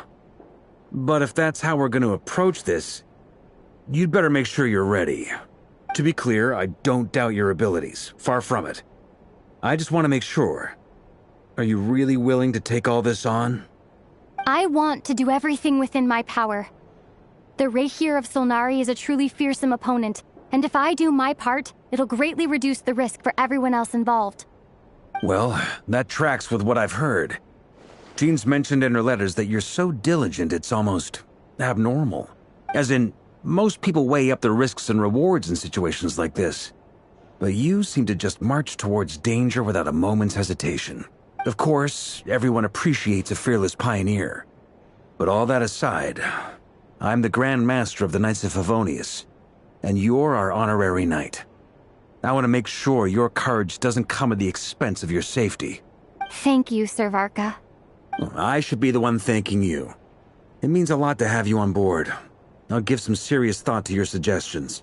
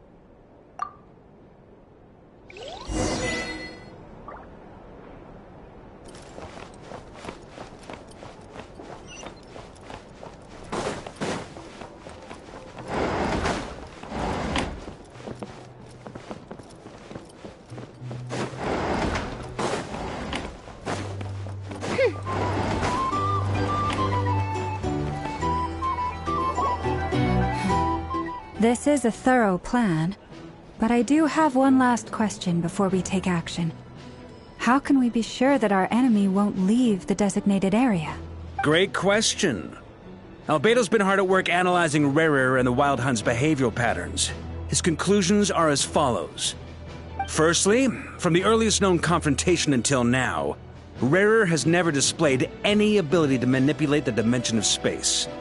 So it's unlikely he has any power in that domain. Secondly, he seems to have a particularly strong vendetta against our group. If we put him in a fight-or-flight situation, he'll choose to fight every time. Thirdly, finally, and most importantly, he is consumed by hatred, both for the moon and for his enemies. Turns out, we tick both of those boxes. We have a reincarnated moon in our ranks, and a spy who accessed his private memories without permission. He'll be baying for blood, not looking to escape. As someone who's had their fair share of interactions with the Wild Hunt, those all seem like valid observations to me. Understood. Then I will defer to the verdict of the group. Well, everyone, that's the plan in full detail. Albedo and Durin are carrying out their part as we speak. Plan approved.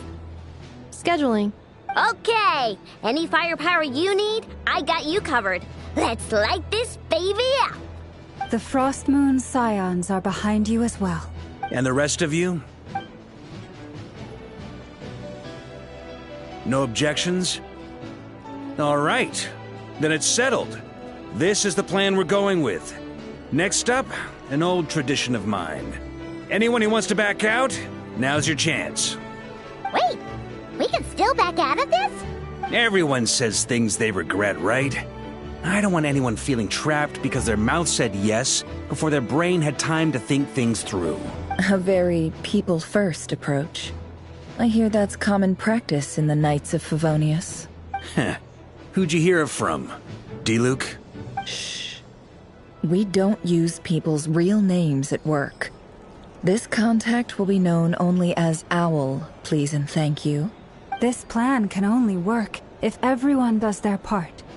Flint's and I will absolutely support it. We shall indeed. You'll be glad you accepted our help. Also, you are the last person I expected to see here, Miss Dory. It's not often I get called Dory in a work context. My peers usually call me Lord Sangama Bay. So, the longer your name, the higher your net worth. Is that the idea here? In that case, Mr. Flint's here must be worth a fortune. That's right, I know your full name. It's... The walls are thin here. I'd appreciate you keeping that a secret. Okay, fine. I'm actually only here as a favor for someone else. Do you have any idea how much it would cost to hire me otherwise? Oh, does this mean someone out there actually has the power to boss Dory around? It most certainly does not. We have a long-standing and mutually beneficial business partnership. She's actually the mom of a friend of yours. Said mom supplied me with a great little trinket, but now that lady's ruined everything. If I don't start building a little goodwill now, my whole business in Nod-Krai is gonna go down the drain! Okay. So what exactly is so special about this pendant? It's a lucky charm that a great mage made for me. We have a business relationship, and she was worried that something bad might happen to me. So, she wanted me to have something that can store power to protect myself with. I finally got it all fully charged up with Kuvaki, and then never went and used it all up at once! Never lost so big in my life! You're right. It was all my fault. I didn't mean to drain all the Kuvaki in the pendant, but I'll make it up to you. You will? Well, in that case, how about you give me your chess set, and we call it even? I knew you'd say that. Well, it's yours if you want it. In fact, take it now, and I'll even throw in a free Raker of Solnari. Deal? You're putting me in a difficult position here. It's a very useful thing to have around, but I have a funny feeling it won't be around much longer. I guess we'll see in a couple of days. Looks like bankruptcy for me. Hey, don't be so pessimistic. See this through and you never know. You might find a new business opportunity on the other side.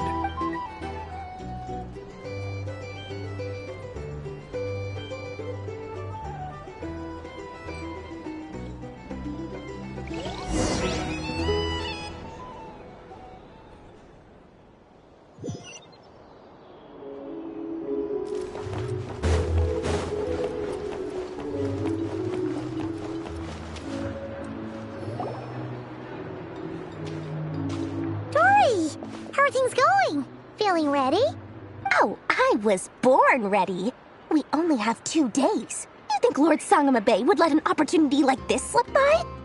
Don't forget, when something's in high demand, the people with the goods on hand get to charge the highest price of all, even higher than the sellers taking advance orders. Ta-da! See? It's right here! Ah, it's so pretty! Did you make it? No, I have a supplier. We go way back. So he made me a very attractive offer. Aha! No wonder you were talking about Lucky Charms at the meeting. You've been getting Kaveh to make them for you. That's not the full story. It actually started a while back as a project between me and the Dendro Archon. Mage Alice once warned me that this world won't stay safe forever. There may come a day when everyone faces a great crisis. I passed this on to the Dendro Archon, and she secretly brought together a research team made up of Sumeru's top scholars to invent a technology that could keep people safe. I won't go into the details because it's all very complicated, but if you want to know more, you can ask the Dendro Archon about it sometime. Anyway, point being, it was the Dendro Archon who asked Kaveh to build this little contraption. As one of the top Kashara War talents, he was the obvious choice. Took him long enough. He stressed over it for ages. Must have gone through at least a dozen designs before producing a final product. But that's Kaveh for you. Marak delivered it to me a couple of days ago, along with a letter from Kaveh. Could I ask why I'm sending this technology to you? What's your proposed use case? Has it been approved by the relevant authorities? So nosy. My fault for sending him the research permit to begin with. Surely Nahida must have told him you were involved in this project. He was probably just nervous because you're always so secretive about your business. Could be. Anyway, I just replied, let's hope there never has to be a use case, because it would involve grave danger. Fair enough. But it sounds like he was just being cautious. He probably felt responsible as the one who made it. Or maybe he was asking as a favor for his housemate. He's done that before. Not sure why, though. His housemate doesn't seem to really care that much about this kind of stuff. Either way, all's well that ends well. I'm just glad to finally have my hands on the product. I wouldn't want to be without it, given the potential dangers that lie ahead. Huh? What does that look mean? Paimon's just super surprised. This must be the first time we've ever seen you actually get serious about something. Well, a long time ago, I made a promise to myself. I promised that I was gonna live every day of my life with a big, beaming smile. Obviously, Mora plays a big part in that. But there are always gonna be times in life when you have to give something back. That could mean paying back a debt, returning a favor, or showing some kindness. Alice has been a huge help to me over the years. She was the first investor I ever had. And I want my investors to know that Lord Sangama Bay is the best in the business. And more than that, no one knows what the future will bring. Whatever happens, I want to make sure the Dendro Archon and all of Sumeru is prepared to face whatever comes. Oh, that? I was just making sure Nefer and I are square. Don't be thinking it was some sort of benevolent act. I'm no saint, so don't treat me like something I'm not. My priority is doing the business that I want to do. So long as my conscience lets me, but it usually does. That's the Lord Sangama Bay business model. Alright, if you say so. I do say so, and that's the whole point. I'm a businesswoman. Don't go trying to figure out what kind of person I am. You'll exhaust yourself. Much easier for everyone involved if you just take my word for it. Oh, and could you two help me get this stuff where it needs to be? Thanks so much. You're my favorite assistants.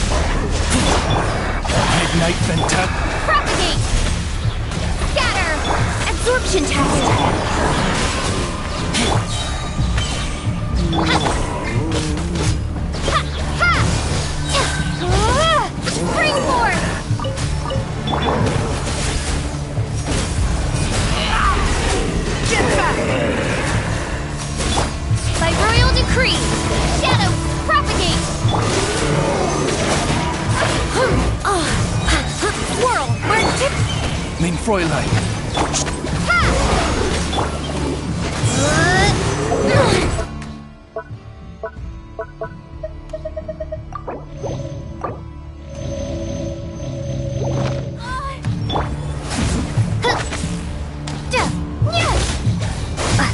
Animo Tech 63 away.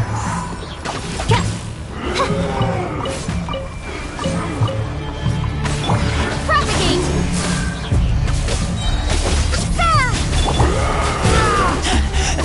I taste blood. Midnight Phantasmagoria. Ha! Stay clear. I summon the...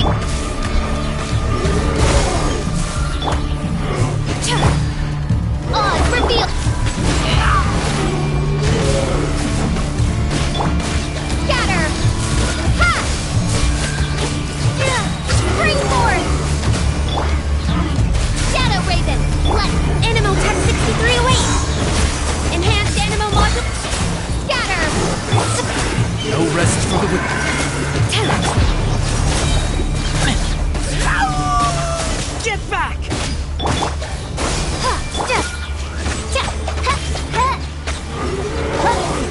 I summon! Stay clear! Propagate!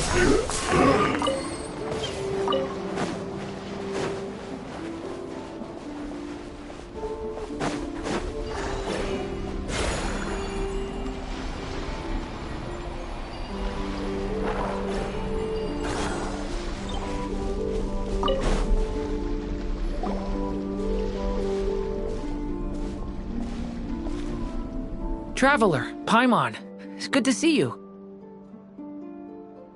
Everything going smoothly over here? Sort of. As you're probably aware, Varka, Durin, and I captured some abyssal creatures from the Wild Hunt. Per the plan, we dissected and analyzed some samples of these creatures. The process went very smoothly. The findings, however, come with some troubling implications. What? You can actually dissect the Wild Hunt? That depends on your definition of Wild Hunt and dissection. Harmless, lifeless. These words are accurate descriptions. The Wild Hunt is an interesting phenomenon. In and of itself, it doesn't seem to possess anything akin to a human personality. But taken as a collective, the medium through which the Wild Hunt is summoned does appear to have a soul. Master griped a lot about the wise Horoptetyr, and seemed somewhat fascinated with the foul Certology. But she barely mentioned Rerir at all. I don't think that was because of his lower social standing, though. Anyway, it's a pity. I should like to hear her thoughts on the nature of the lifeform he has become today. It's a strange mix. The furious energy of an abyssal being channeled through a fractured physical existence. A consequence of being torn apart by an unknown power. Perhaps the only explanation for his survival in this state is that he sacrificed a degree of individuality in exchange for a continued existence. Oh, sorry. Once I get talking about interesting research, I have a tendency to go on indefinitely. Back to our research findings. Essentially, they confirm my hypothesis. Rerir's corpse is completely contaminated by the Abyss, and the effects are irreversible. You could think of this as Rerir in mutated form. But in my view, even that would be inaccurate. In reality, his whole being has been consumed by the Abyss. In other words, he is now nothing more than a manifestation of abyssal power. Unfortunately, at present, we have no means of completely eradicating abyssal power. Hence, we cannot fundamentally destroy the Rayhir of Solnari either. Oh, that's terrible news! So, that's it? We can't defeat him? Not even if we get the power of the Three Moons? Miss Columbina's situation is a difficult one. She can never achieve wholeness when the world does not accept her presence. It's as if her creator banished her to a place she can never be accepted. It means she spends most of her energy just on her own survival. Given the circumstances, it's only natural to despair. But we must see this plan through to the end. Time to kick off the backup plan. Oh, Paimon almost forgot! This is for you. Duri just to bring it. Ah, how wonderful. Well, thank you for making the trip. Durin and I will be heading off shortly. I'm sorry I won't be there to protect you in person this time. Please be careful. All right then. Stay safe.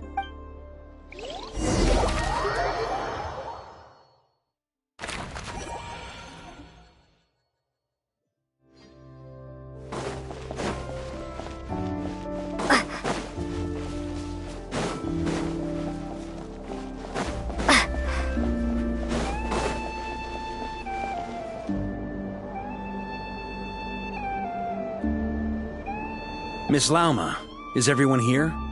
Yes. The fate of my flock is in your hands, Grandmaster Varka. Please keep them safe. My lady, what are you saying? Within the next 24 hours, we will face the biggest crisis the world has ever seen. This is not a burden that we deserve to bear, but I believe that we reap what we sow in this life. So I intend to act.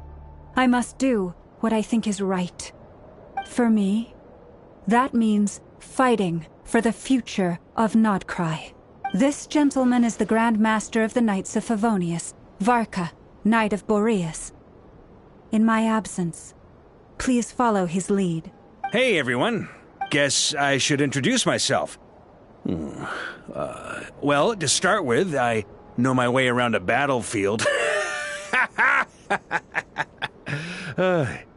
Biggest strengths are honesty and hard-workingness. Anyway, point is, I don't intend to let Lauma down. I'm gonna do everything in my power to keep every last one of you safe and sound.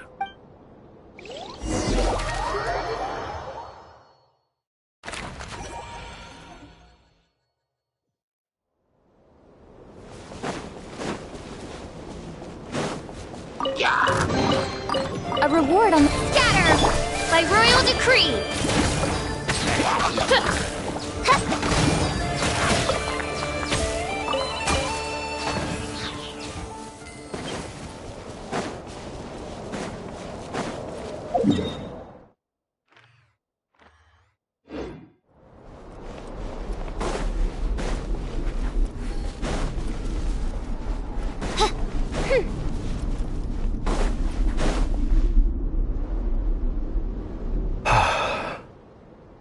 Something on your mind? Miss Columbina, was it? I believe that's how the others addressed you. That's right. Names are funny things. Have you always been called Dainsleif? Yes. I take it your own name has a more complicated history. I have a different relationship with names than other people. To be honest, I'm not even sure that Columbina is my name. At least, not in the same way that Dainsleif is yours. But it's what everyone calls me, and I go along with it. A lot of my life has been that way. I get so used to things that I forget to question why they are so. I never used to think much about where names come from, or what they mean to people. Maybe something's wrong with me. You're different from other people. I sensed it the first time we met. You're more perceptive than most. I'm sure your long life and rich range of experience explains that. Do you ever find yourself missing Conria, Mr. Dainsleif? Difficult to answer.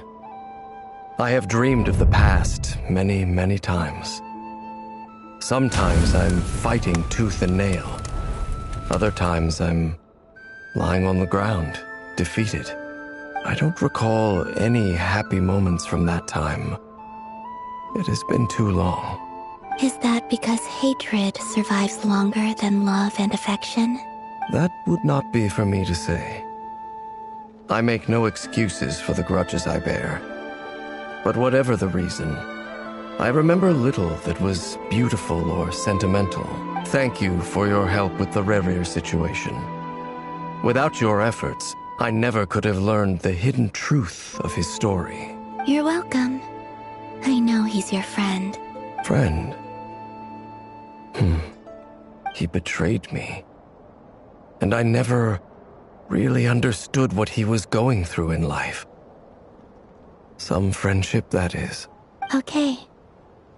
So, do you plan to fight him with us? You see, you're torn. Now you know what really happened. You see the things he's done in a new light. I need some time. Of course. I completely understand. Anyone else in your position would feel conflicted too. Actually, I went through something similar myself recently. Something happened that changed my perspective on a situation. A situation I took for granted at the time, but now I feel very grateful for it. You mean the Harbingers who still support you, even though you've left the Fatui? Yes. I always thought they were only helping me because Harbingers are forced to work together. But then I abandoned them. A warrant was even put out for my arrest. Yet even now, they support me. Which means I was wrong about them all along. Clearly, they view you as a friend. I feel a little guilty now. I regret not seeing their help for what it was, and not treasuring it. I see the guilt that you're feeling now, because I feel it too. Hopefully, talking about it will do us both some good. Have you noticed that the Traveler and Paimon are over there? I think they've been listening. Huh. Shall we say hello? Sure. Hello. Ah! It caught us!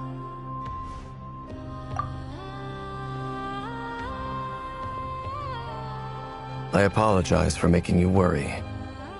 No doubt you wish to know where I stand on the plan to take down the Recher of Solnari. I'm afraid I need a little time, but I will seriously consider joining you.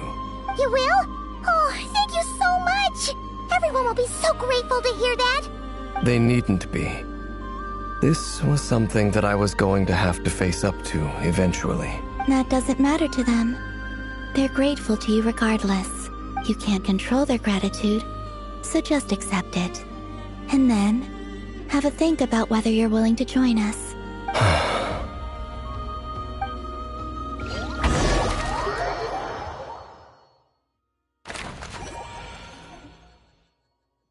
It's nearly showtime! Let's go rendezvous with the others. You know the place.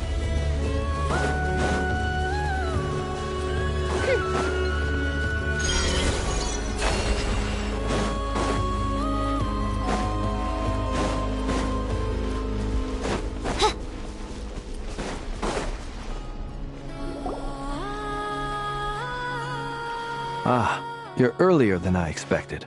Hey, Flint's! Been waiting here long? Not too long. I came a little early so I'd have some time to think. Are you nervous about the battle? Quite the opposite. I'm reminiscing on my past battles. When I was awakened by the Radniki, I had not touched a weapon in many years. I felt like the battlefield was not where I belonged.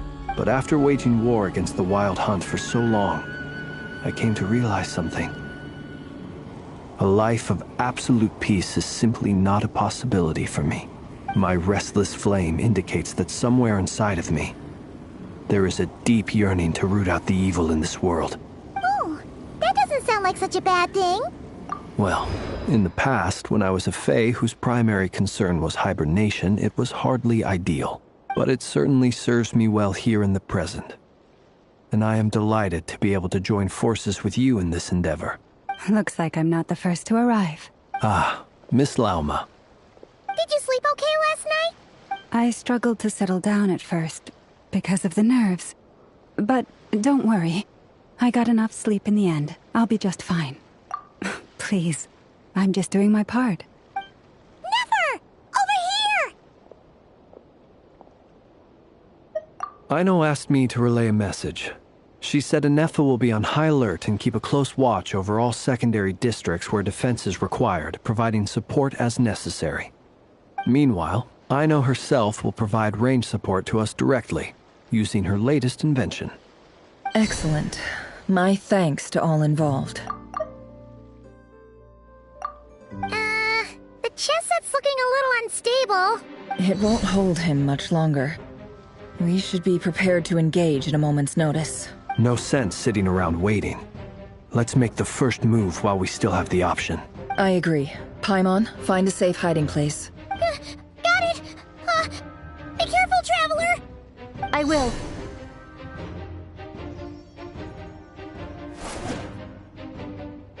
Everyone, take your positions as soon as the battle starts. Every ounce of strength we have in our bones, let us bring to this fight. Ready? Let's go.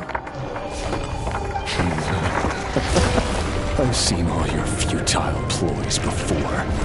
You have become the authors of your own demise.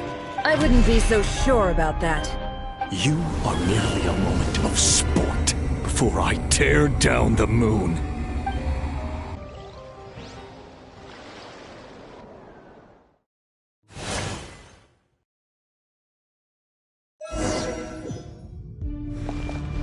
Stay on. Moonlight betrays you. You too. Let me help you guys. Big fist! Pathetic. It all adds up. Leave this place. Stay your hand. You to hunt him down. Water jet!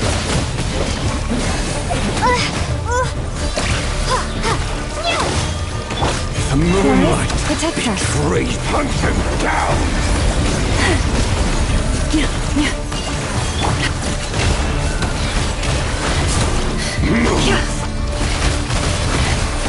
No more lies. The mystery unravels. It all adds up.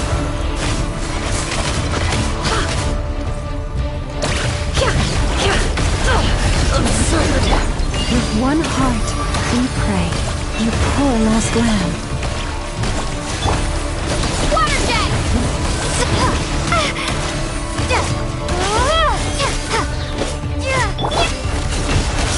Time to go clean. No more lies. Pathetic. Seek within. Can't hide the truth. Wipe out! Moonlight's all futile. Be silent. Hunt him down. Close your eyes. It began with the moon, and so shall it end. The moon will protect you.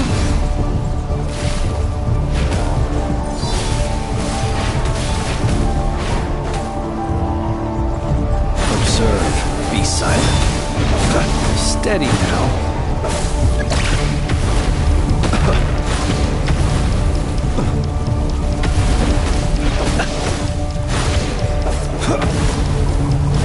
Do you see now?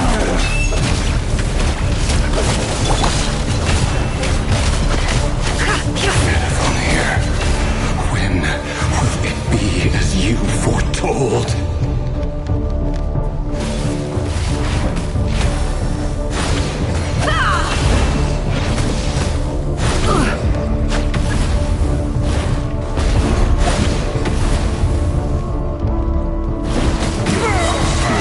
Welcome here. The long sleep beckons. Close your eyes. Be silent.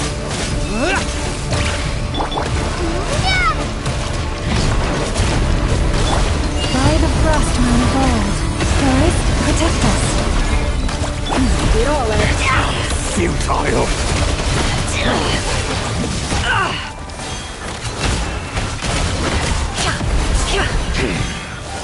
Hunt him down. No more lies. Close your eyes. Are you quite finished?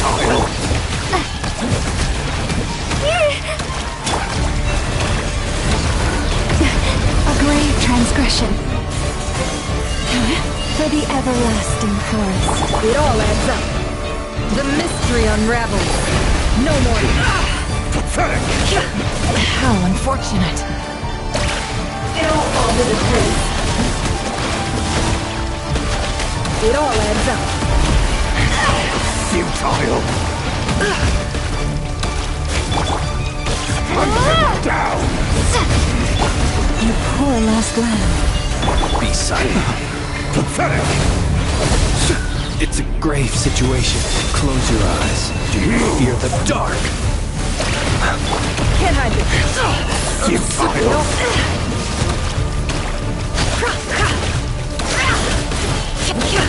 Can't hide it. The deception ends here.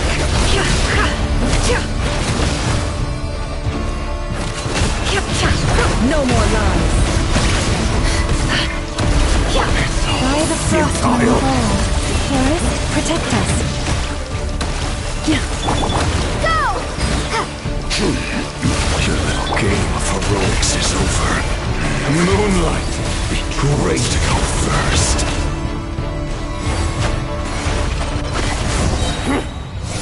Now, get out of my sight! No! We've been separated. Take. You okay?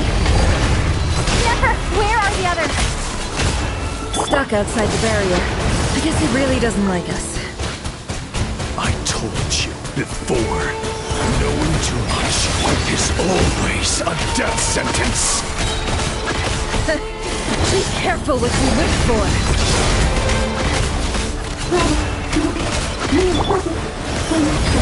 Lauma!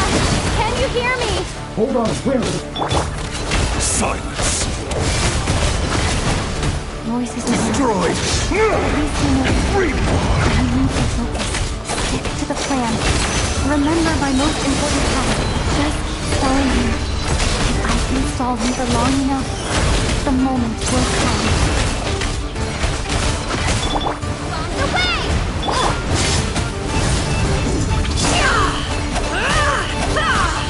Can't hide the truth. Let's see what you're made of.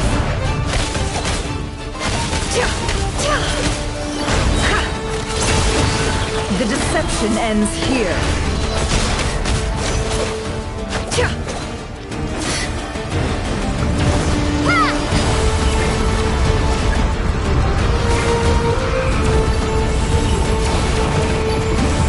I've got this.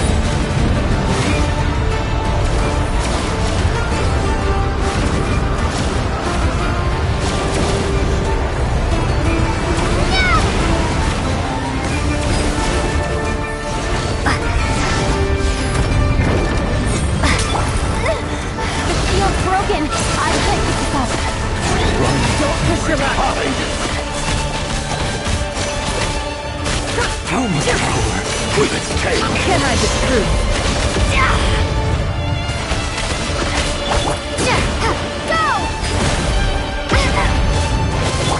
No more lies. Seek within. It all adds up.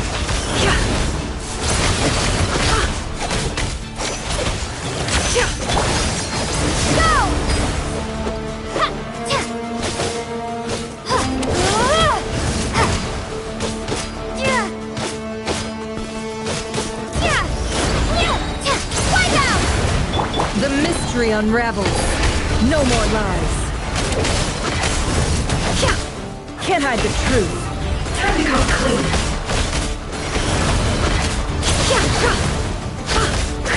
It all adds up.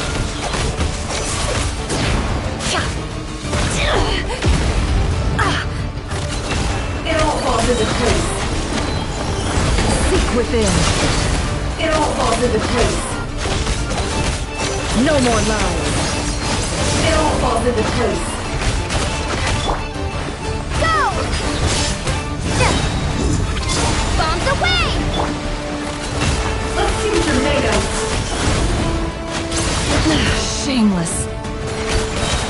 The mystery unravels. It all adds up. Time to come clean.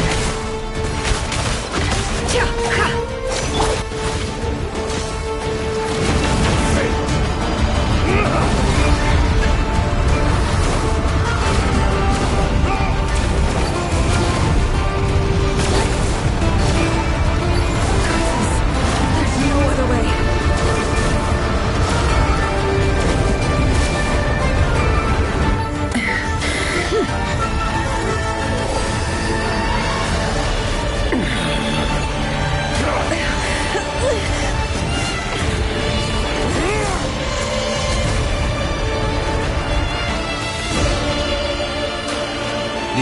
to defeat Rarer is to borrow his own power. That means Columbina will have to disappear while you two bear the brunt of his attacks. You have to hold on.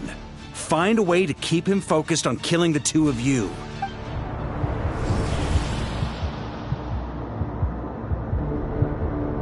Never! Your eyes are bleeding. Soon you will be powerless to resist. And then, I will reduce you to dust. But that dust will plague your memories. Come on, keep holding on. Any other tricks up your sleeve? Let's see them.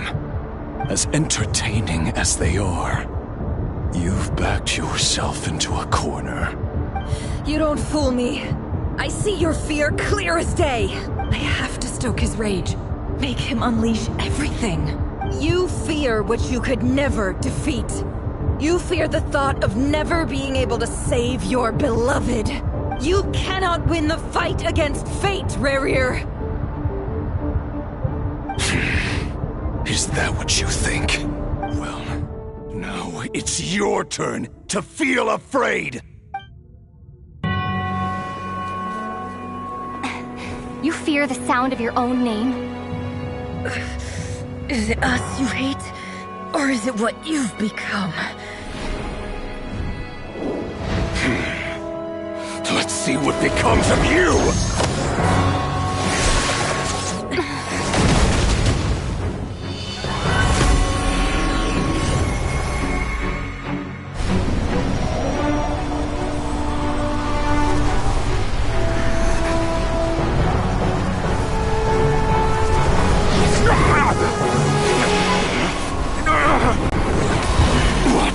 Happening? That power. I've seen it before.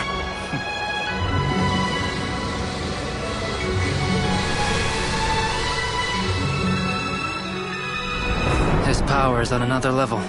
We'll need to use an alchemical array to convert his power into a usable form. Then quickly channel it into Columbina, rendering her powerful enough to compete with him. I'll join you. I can help. If I release enough abyssal energy into a confined space, it'll create a potential difference, allowing us to extract a huge amount of elemental energy. Next, I'll synchronize with everyone's minds using Pyro, then give you temporary access to their abilities and fields of view. But it won't last long. Can you see? Well enough. So, we have a student of Gold Rhine-Daughter in our midst. How about that?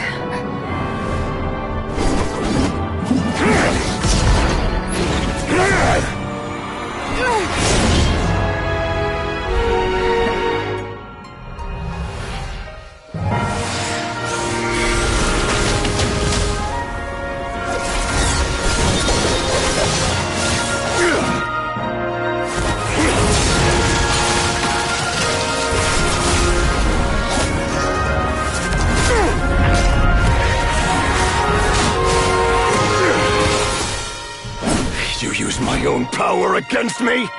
Just like how you stole Kuvaki. Look familiar?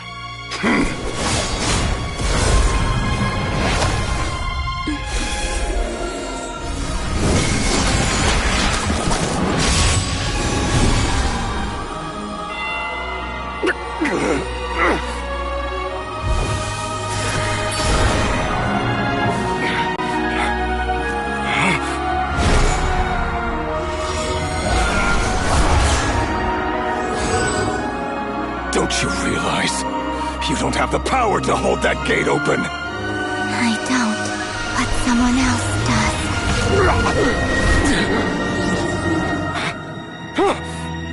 Goodbye, Rarir.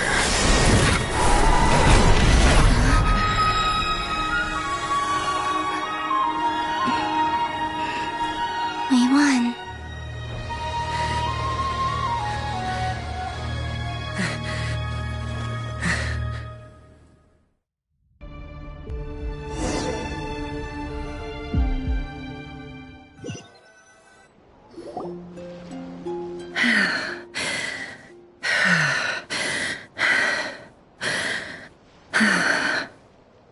Nefer, how are your eyes?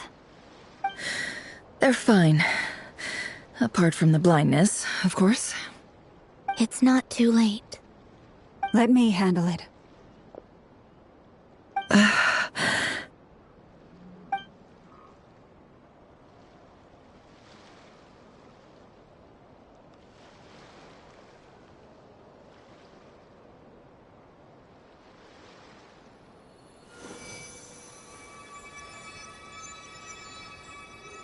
Miss Nefer, it's not like you to lose your composure. That was the most reckless thing I've ever seen you do. Reckless how? The situation was critical. Our lives were at stake. We had to do something. Even so. Okay. I guess you're right. Under the circumstances, it was a wise decision. You traded your eyes for an incredible victory. In business terms, I suppose that's a huge return on investment. I'd be hard-pressed to argue otherwise. Still, I don't like this outcome, and I don't want you to lose your sight for good. People suffer when they make sacrifices they shouldn't have to make. Whether that means faith, strength, or in this case, your ability to even see. I had hoped you could win without sacrificing so much as a single hair on your head. Thank you. Really. All done. Don't try and open your eyes just yet. We'll see how you're doing in a couple of days. Until then, please follow your recovery plan to the letter. I'll send full details through Yehoda. For now, just get yourself home, relax, and rest. My dear friends, we have fought bravely and achieved a spectacular victory. A dark cloud has been lifted from the skies of Nod-Krai. All in this land will be grateful for what you have done. The moon will remember this day. Thank you both.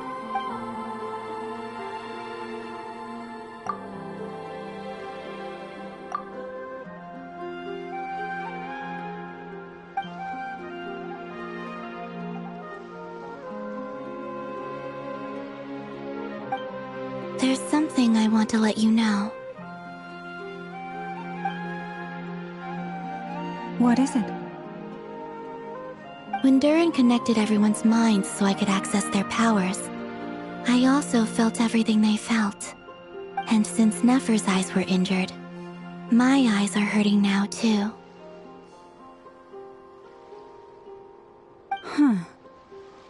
Hold on. Let me try. I only feel the pain.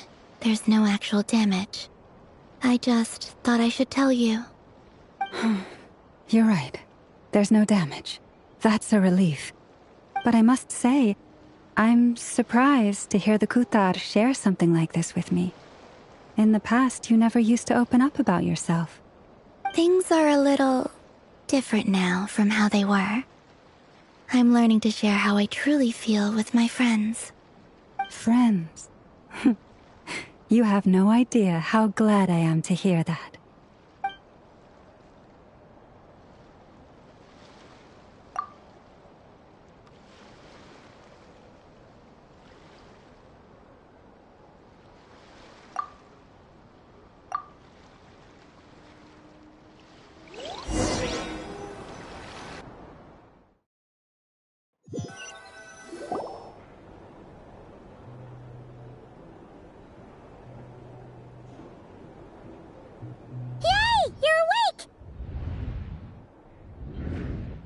How are you feeling? Any aches and pains? Did you sleep well? I'm doing all right, Paimon. No need to worry about me. Phew! Well, that's good. Paimon's been sitting on the edge of the bed worrying about you for ages. You slept a whole day and night. Poor Paimon had to eat all by her lonesome. Glad to hear you didn't starve. How was the food? Well, it wasn't the same without you there to share it. Honestly, Paimon just can't relax when you're not your usual self. She couldn't enjoy the food and settle down to sleep. Well, I'm back to normal now. Oh yeah, and Albedo swung by earlier. He said to tell you to head to the tavern when you woke up. Varker and the others are organizing a victory feast and they want to celebrate with you. He also dropped off some medical supplies, but you seem fit as a fiddle, so guess you won't be needing those. If you're feeling up to it, let's head over now. Wouldn't want to keep them waiting.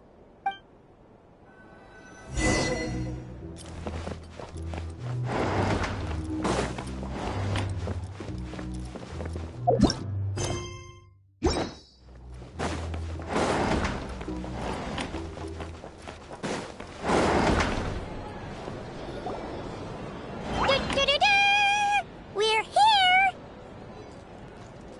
Oh, Traveler and Paimon! Perfect timing! We were literally just saying how there's no way we're holding this victory feast without you any longer, and we would have postponed it till tomorrow. How are you feeling today? Much better, thanks. Don't worry about me.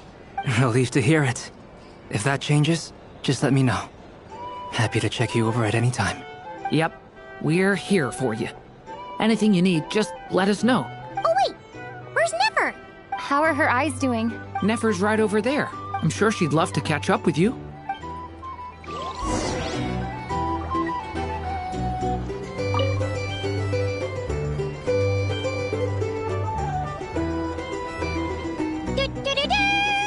We're here!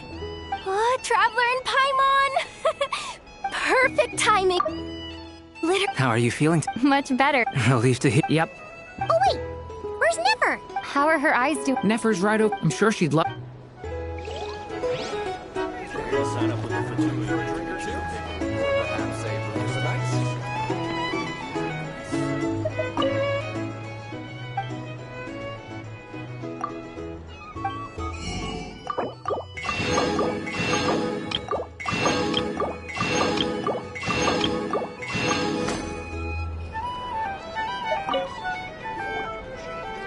I thought of 1,000 ways to congratulate you, but now you're here, words are failing me.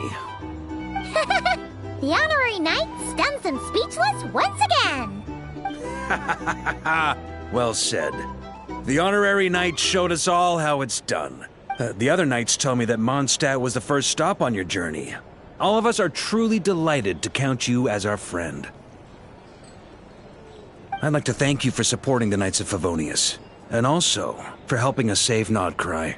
Nonsense! Of course I'm gonna mention it.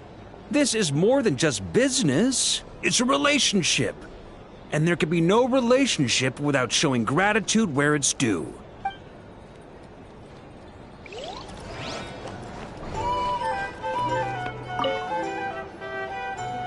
Hello, you. Recovered from the battle?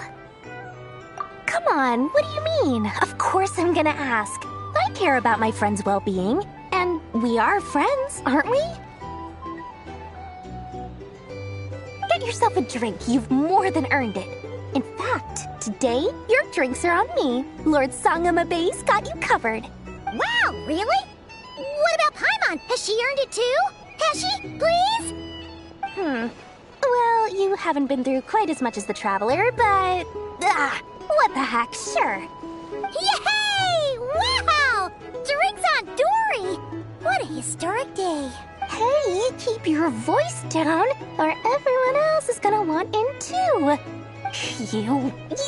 Have you heard anything I've been saying recently? Doing business in Nod-Krai has been an absolute nightmare. If I'm buying for everyone, oh... Okay. Paimon will speak more quietly. Jeez. That's more like it. Don't you forget. Lord Sangamabe doesn't just go around buying drinks for anyone and everyone.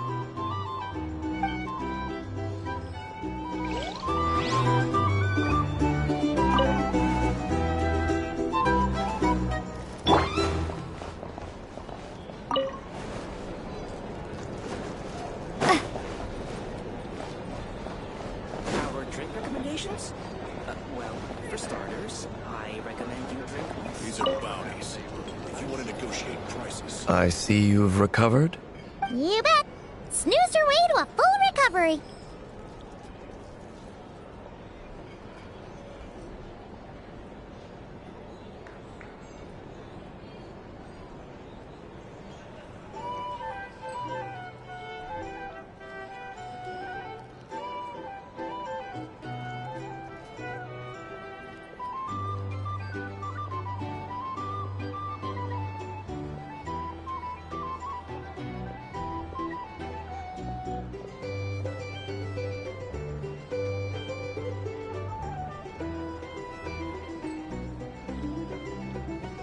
Glad to hear it.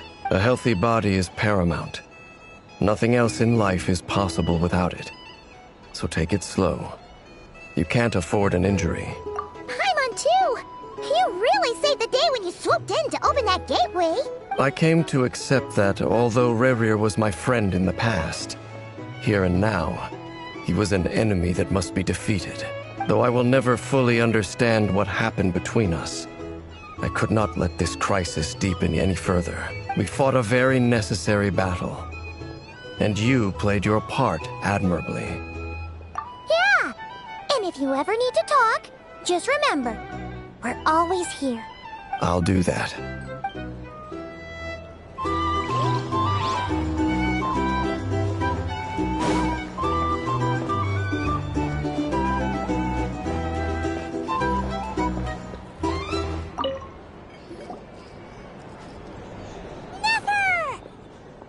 Traveler, Paimon, are you recovering well? Turns out that moon chanter has some real talent after all. My eyes were mostly recovered after just a couple days' rest. I can actually open them again now. Yeah, but you gotta be careful. Lauma says not to strain your eyes while they're still healing. Yes, thank you. I'm well aware. Yehoda, could I borrow you for a moment? I could do with an extra pair of hands. Oh, sure. Coming. Did you hear that? I gotta go help Lauma for a second. You guys chat among yourselves. I'll grab us some drinks on the way back. Paimon, you still like 'em sweet? You bet! Make it extra sweet, because Paimon's earned it. Sure thing.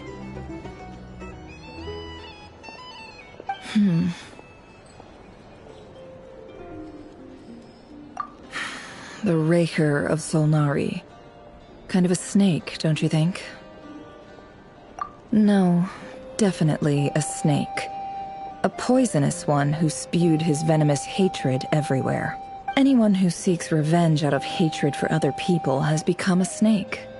That's something my dad used to say. Perhaps. I'm sure it sounds like a very wise and open-hearted perspective to your ears. But me? I think hatred is a perfectly justifiable emotion. What else is left when everything you depended on in life gets stripped away? Something's gotta fuel that drive to keep on living. If you're worried about me, you can nip that in the bud. I'm not someone who gets stuck in the past. It's just... I suddenly feel like I was wrong to call my father a liar. He was just a fool. That's why the Academia turned their back on him, and why the other tribes ganged up on him. Oh, Father. How much better things could have been if you were a skilled liar. Look at the Ibis King. Thoth is a fiendishly cunning liar. And yet, strangely, he feels more like a father to me than my real dad ever was. He's never brought it up, but I'd bet he feels the same way. Why else would he give me the power to perceive the truth, while at the same time training me in the art of deception? Well, King Deshret banished him to Aru, which is essentially a prison, and posed 3 questions to him. He promised that he'd have his freedom if he could find the answers. His response was to take on a physical form and approach me, hoping that I could become his envoy and search for one of the answers on his behalf. Did he really think I'd fall for that? He's stuck there. He can't make me return what he gave to me.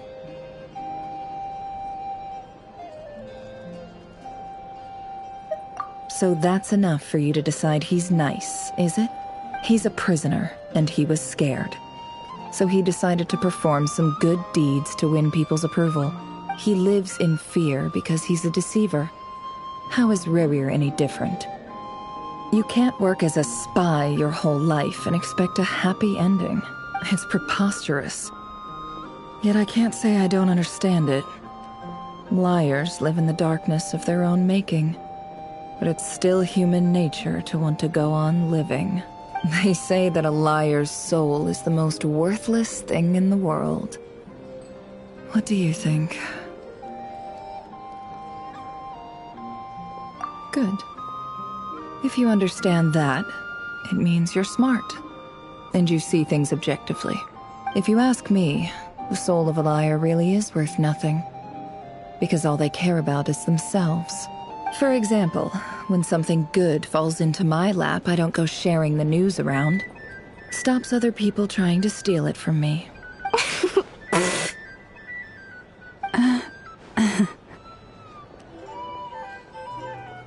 So be it. They have sharp ears. I can't keep anything from them. Oh, is that what it looks like? Well, you all know my past now. And I can't simply eliminate everyone who knows too much. So I guess I just have to put up with you. For the foreseeable future, at least. When you find yourself in a situation you can't control, the safest play is to keep calm and start monitoring everyone involved like a hawk. In the intelligence world, you need to have a sense of perspective and play your hand accordingly. If you understand what's at stake, please ensure my secret is safe with you. I trust you'll respect my wishes as a friend. But don't forget, I will also be watching you like a hawk. Very good. Oh wait! Now that the panic's over and we've all calmed down, Paimon suddenly remembered something. After all that build-up, our mystery ally never showed up even once.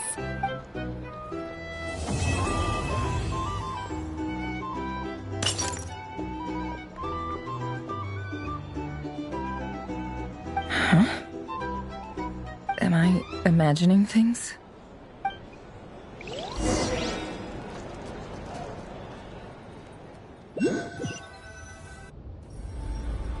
So, that close colleague who stayed behind with you? What's he been up to recently? Don't know, don't care. I get more normal human interaction from hanging out with Bosco too than him. Although, now you mention it, he hasn't bothered me in a while. I wonder if... If he's disappeared without a trace, it's the biggest gift he ever gave to the world. But I somehow doubt that's what's going on. He won't lie low forever. So we'd better stay on guard.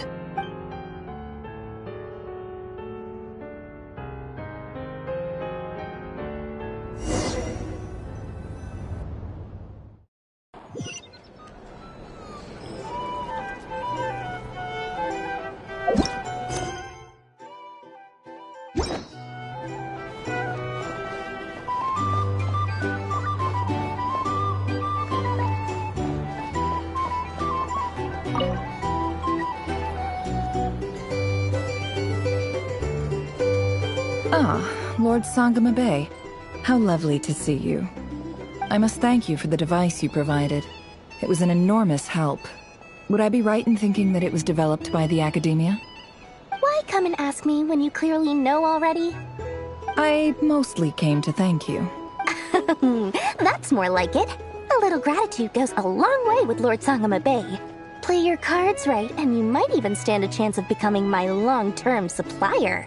The chance to work with such a kind and charitable investor as yourself would be a great honor for the Curatorium. Huh? Charitable? Who said anything about charity? First time hearing about it. Let's see. The first plot of land you purchased in Nod-Krai, your desert interests, and... Stop! What do you think you're doing? Exposing my investment history! It's nothing to hide from. They're all perfectly legitimate investments. And some of the land you purchased was with the intent of building a sanctuary? Yes, I heard about that too. How did you... You're a curious case, Lord Sangama Bay. You don't like people finding out about your good deeds, do you? But I'm afraid no matter how hard you try to keep things under wraps, where there's a will, there's a way. You did it for Sumeru, didn't you? It was empty land that was gonna go to waste otherwise. I figured if I built something there, it might at least get some use in an emergency. Disasters are capricious things. They strike without any warning. I've lost family to a disaster before, and I don't want to lose any friends or business partners if I can help it. My elder sister used to dream of finding a sanctuary. Somewhere with plenty of food, water, and medicine. Where everyone could live happy lives. It was something I looked into, but after discussing things with the Dendro Archon, I decided on a more effective strategy. The tech people handled the tech, and Moneybags provided the Mora. It just made the most sense. It's a pity that so few people know the truth about you. Everyone says that you view everything in terms of Mora, and all you care about is growing your own wealth. So, what's the problem with that? Everyone wants to be rich. It's human nature. So yes, I love Mora, and it's nothing to be ashamed of. But surely you have dreams of your own beyond just making Mora. You don't get it, do you? My dream is to invest in other people's dreams. And, you know, make a nice little slice for myself along the way. Just thinking about it makes me happy. That sweet, sweet sound of Mora. Thank you. For the device? And the pendant. Oh, that. I was just returning a favor. Don't worry about it. Seems like we've both been away from home for a very long time. Yeah. So long that I barely remember what my family even looked like. That would be your mother, father, and sister? Yeah, though it's been years since my sister passed away. It's not like I want to forget them, obviously, but memory can be even more ruthless than the most calculating business person. Beyond a certain point, if something isn't helping you, it just gets rid of it. My sister can't help me now. Slowly but surely, her face is fading from my mind's eye. It's become a vague impression. Not everything will fade. When loved ones pass away, the beautiful memories are the ones that last the longest. Yeah, that's true. If you ask me, that's the one silver lining in all of it. Well, that, plus, I'm sure that life is much better now than it was back then. Oh, absolutely. I have tons of Mora, a big beautiful house, business is booming, and I'm as happy as can be. You've got a lot going for you too. Boss of the Curatorium of Secrets? I'm sure there's plenty of Mora to be made in that line of work. I appreciate the vote of confidence.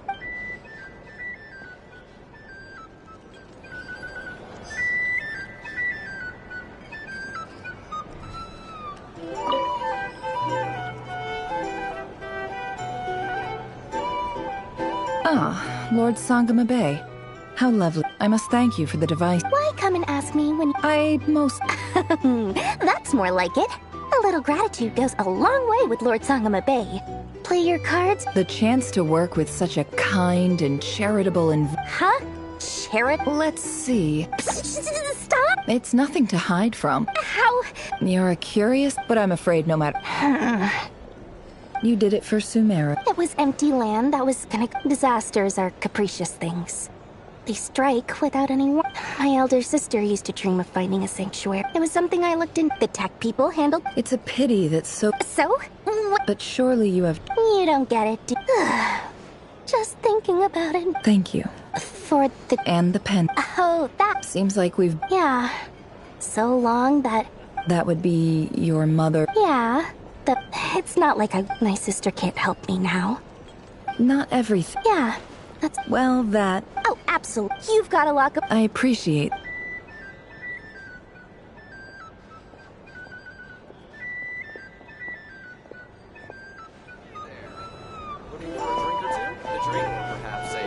Some information? Either way, I'd be happy to oblige.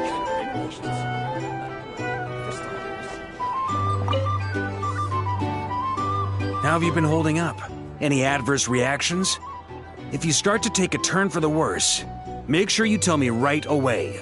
You don't need to worry about me, Grandmaster. I'm fine. I mean, I barely did anything, so... What? You're too humble, young man. You played an indispensable role in the battle for Nod-Krai.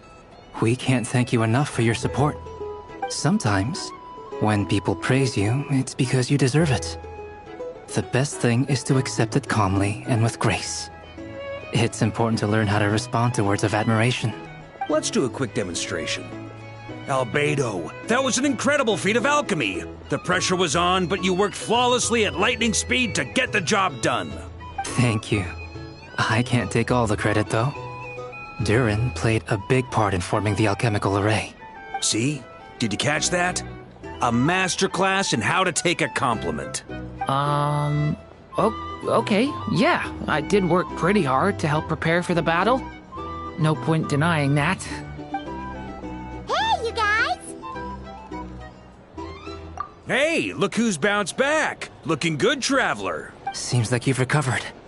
You won't need to take any more medication. Can I get you a drink? Huh? You know how to order at a bar now? You've sure learned a lot recently. Handling a drinks order is ridiculously simple compared to alchemy. Don't worry, I'll blend into society yet. Paimon believes it.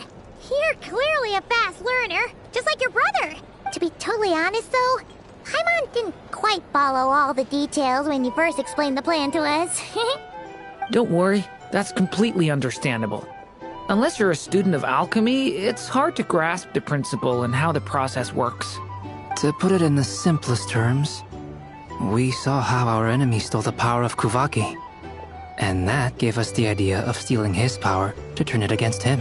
When facing an enemy you have no hope of defeating, it's best not to engage them in battle.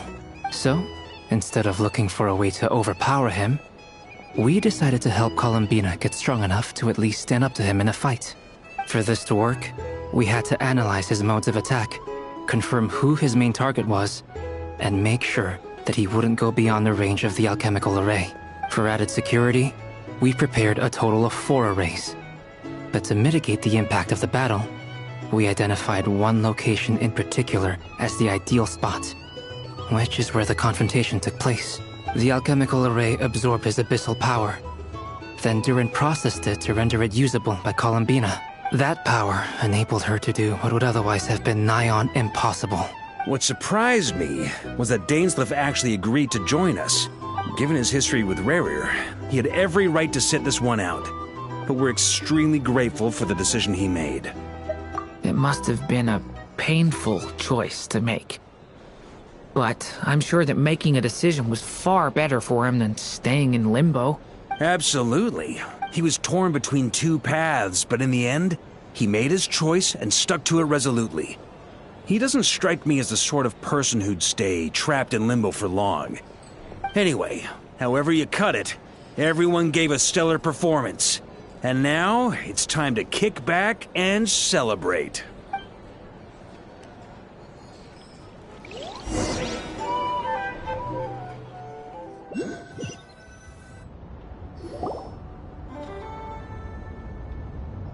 That's the only reason you're here. Yes. I've thought a lot about it. And I've realized that you, me, and Arlecchino should be friends.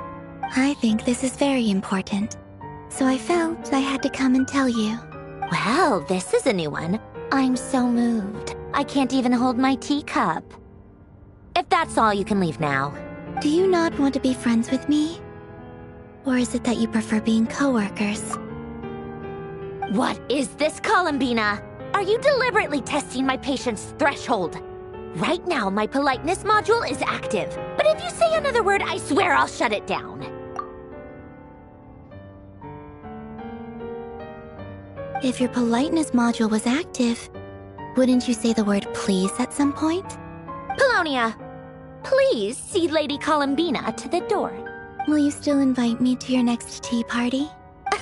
What? Yes, I think you will. Bye-bye, dear Sandrone.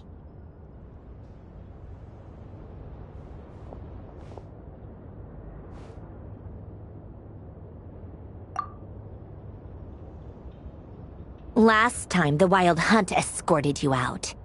Would you rather I handled it myself this time? We just wanted to, see how you were doing now that it's all over. Why? Out of concern for my safety? I hope you didn't seriously think that the Rehir of Solnari would be able to lay so much as a finger upon me, given how prepared I was. Mostly because you kind of helped us out, so we just wanted to check you were okay. Looks like all your robots are fixed, huh? Oh, don't you worry about that. Tea time is already a write-off. The visitor before you managed to kill my appetite. If you're in the mood for tea, go ahead and help yourself. Otherwise, it's going to waste. My coasters are still missing in action, though. Use this notebook instead. Whoa! Pretty hefty notebook. Look at all those calculations. You can ignore those. They're just dumb scribblings. I doodle and write in my free time. Sometimes I remember the distant dreamlike past. Sometimes I imagine the far-flung future.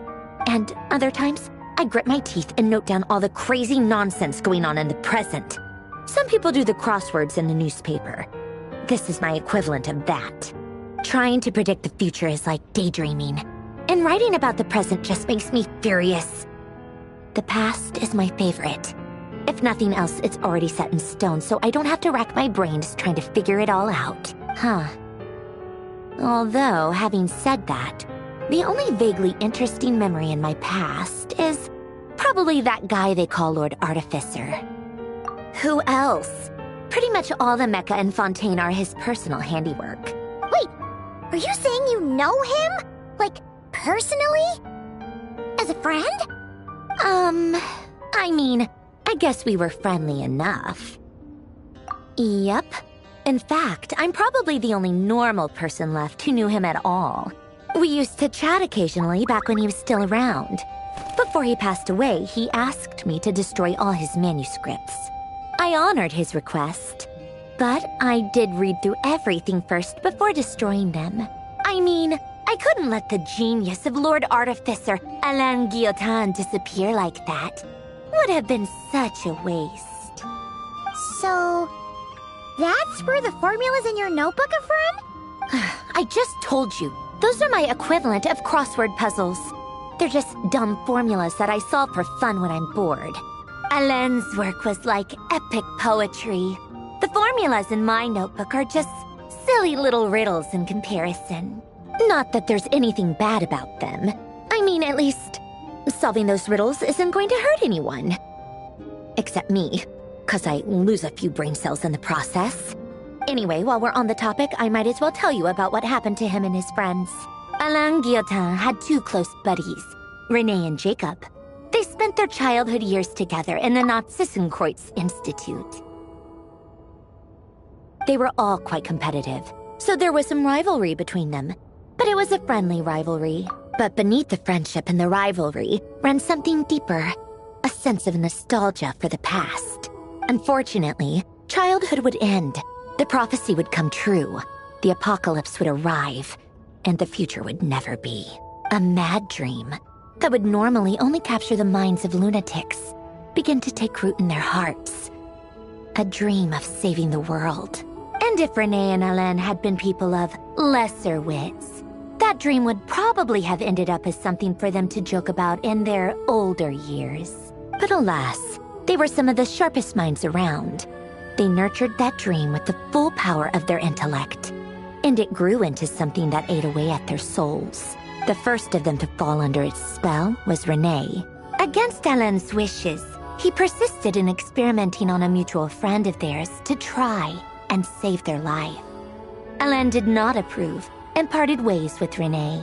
It's complicated. Alain wanted to believe that Renee only did what he did for the sake of their friendship. But when he told me about what happened, I could tell he still had some suspicions about Renee's motives. Perhaps the seed that would grow into a nightmare had already sprouted in Renee's mind. Even then, the next time they met, Renee's soul had been completely engulfed by the dream of salvation. His futile attempt to change the tide of fate only resulted in a wave that swallowed up the world, even before the apocalypse came. And although that wave died down eventually, I hear that it just recently came back with a vengeance. As I understand, Renee wanted to live out his dream of salvation once more. But I'm told that the attempted resurgence finally died out for good. At long last, Renee awoke from his deluded dream. Though of course by then it was far too late. What do you think of Renee? Do you admire his transcendent genius? His view that any price was worth paying to achieve the lofty goal of saving the world? Or do you despise him? dismiss him as an evil madman who wrought havoc on the lives of everyone around him as he pursued his delusional dream.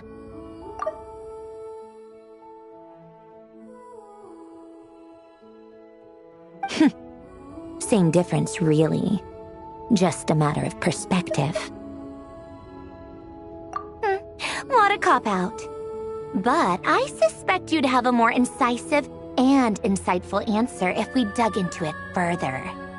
I don't like fanatics who give up their whole lives for their ideology.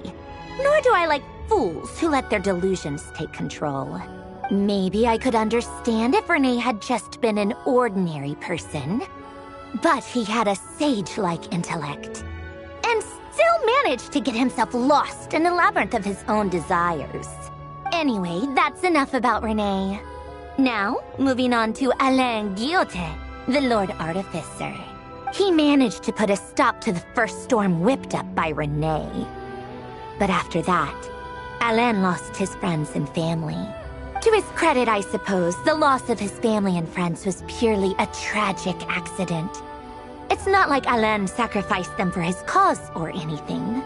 After that, the only thing supporting his work was the same dream that had dragged his closest friend down to the abyss. But although the desire to save Fontaine drove him to found the Fontaine Research Institute, Alain continued to reject any form of transcendental knowledge or power. He was suspicious and fearful of it, having seen the way it had affected his closest friend. I think that formulas and machines derived solely from human intellect were the only thing that gave him a sense of spiritual comfort. Yet Alain's intellect was simply too great. It barely left him space to breathe in his lifetime. Once he realized that the end of his life was approaching, he finally accepted the truth. The Notmaingenshinaccoun Institute needed someone, and a human being, to see its story through to the end. He quit working on his formulas, trading them in for the fairy tales that had played such a formative role in his childhood, but which he barely touched in his adult life. He told me that the director of the Notmaingenshinaccoun Institute used to read those fairy tales to the children as bedtime stories. Apparently, they worked wonders at sending kids off to sleep. I think that all he wanted at that time in his life was to be able to sleep deeply without being plagued by depression. By that point, nothing else really mattered. At the very end, he laid down to rest in the ruins of the former Notmaingenshinaccoun Institute orphanage, while the Fontaine Research Institute he had founded continued tirelessly with its work. Many years after that, tensions over competing dreams would once again cause a rift, this time between members of the Fontaine Research Institute. But the actions of those fools had nothing at all to do with Alain. And that is the story of two people from the Notmaingenshinaccoun Institute who both wanted to save the world. One went all in on his fantasy of salvation without ever looking back, and ended up calmly sinking to the bottom of the deepest sea. The other sought desperately to burn bright in his life, even though he wasn't sure where he was going. I do sometimes wonder, why is it that people like them have such grand hopes of saving the world? Even the grandest tree starts as a tiny seed. So perhaps, for each of them, their mission to save the world began with a very simple desire: to save themselves. They were young children with friends and family who mattered to them, desires to explore the meaning of life, ambitions to have a successful career. They didn't want to see all of that taken away in one fell swoop. Or maybe they just wanted to find something to anchor themselves within the chaos, to stop them getting quietly swept away by the storms of life. But instead, the search for their own salvation took them down the rocky road laid out by fate. Do you think the desire to save oneself is enough of a justification to try and save the world?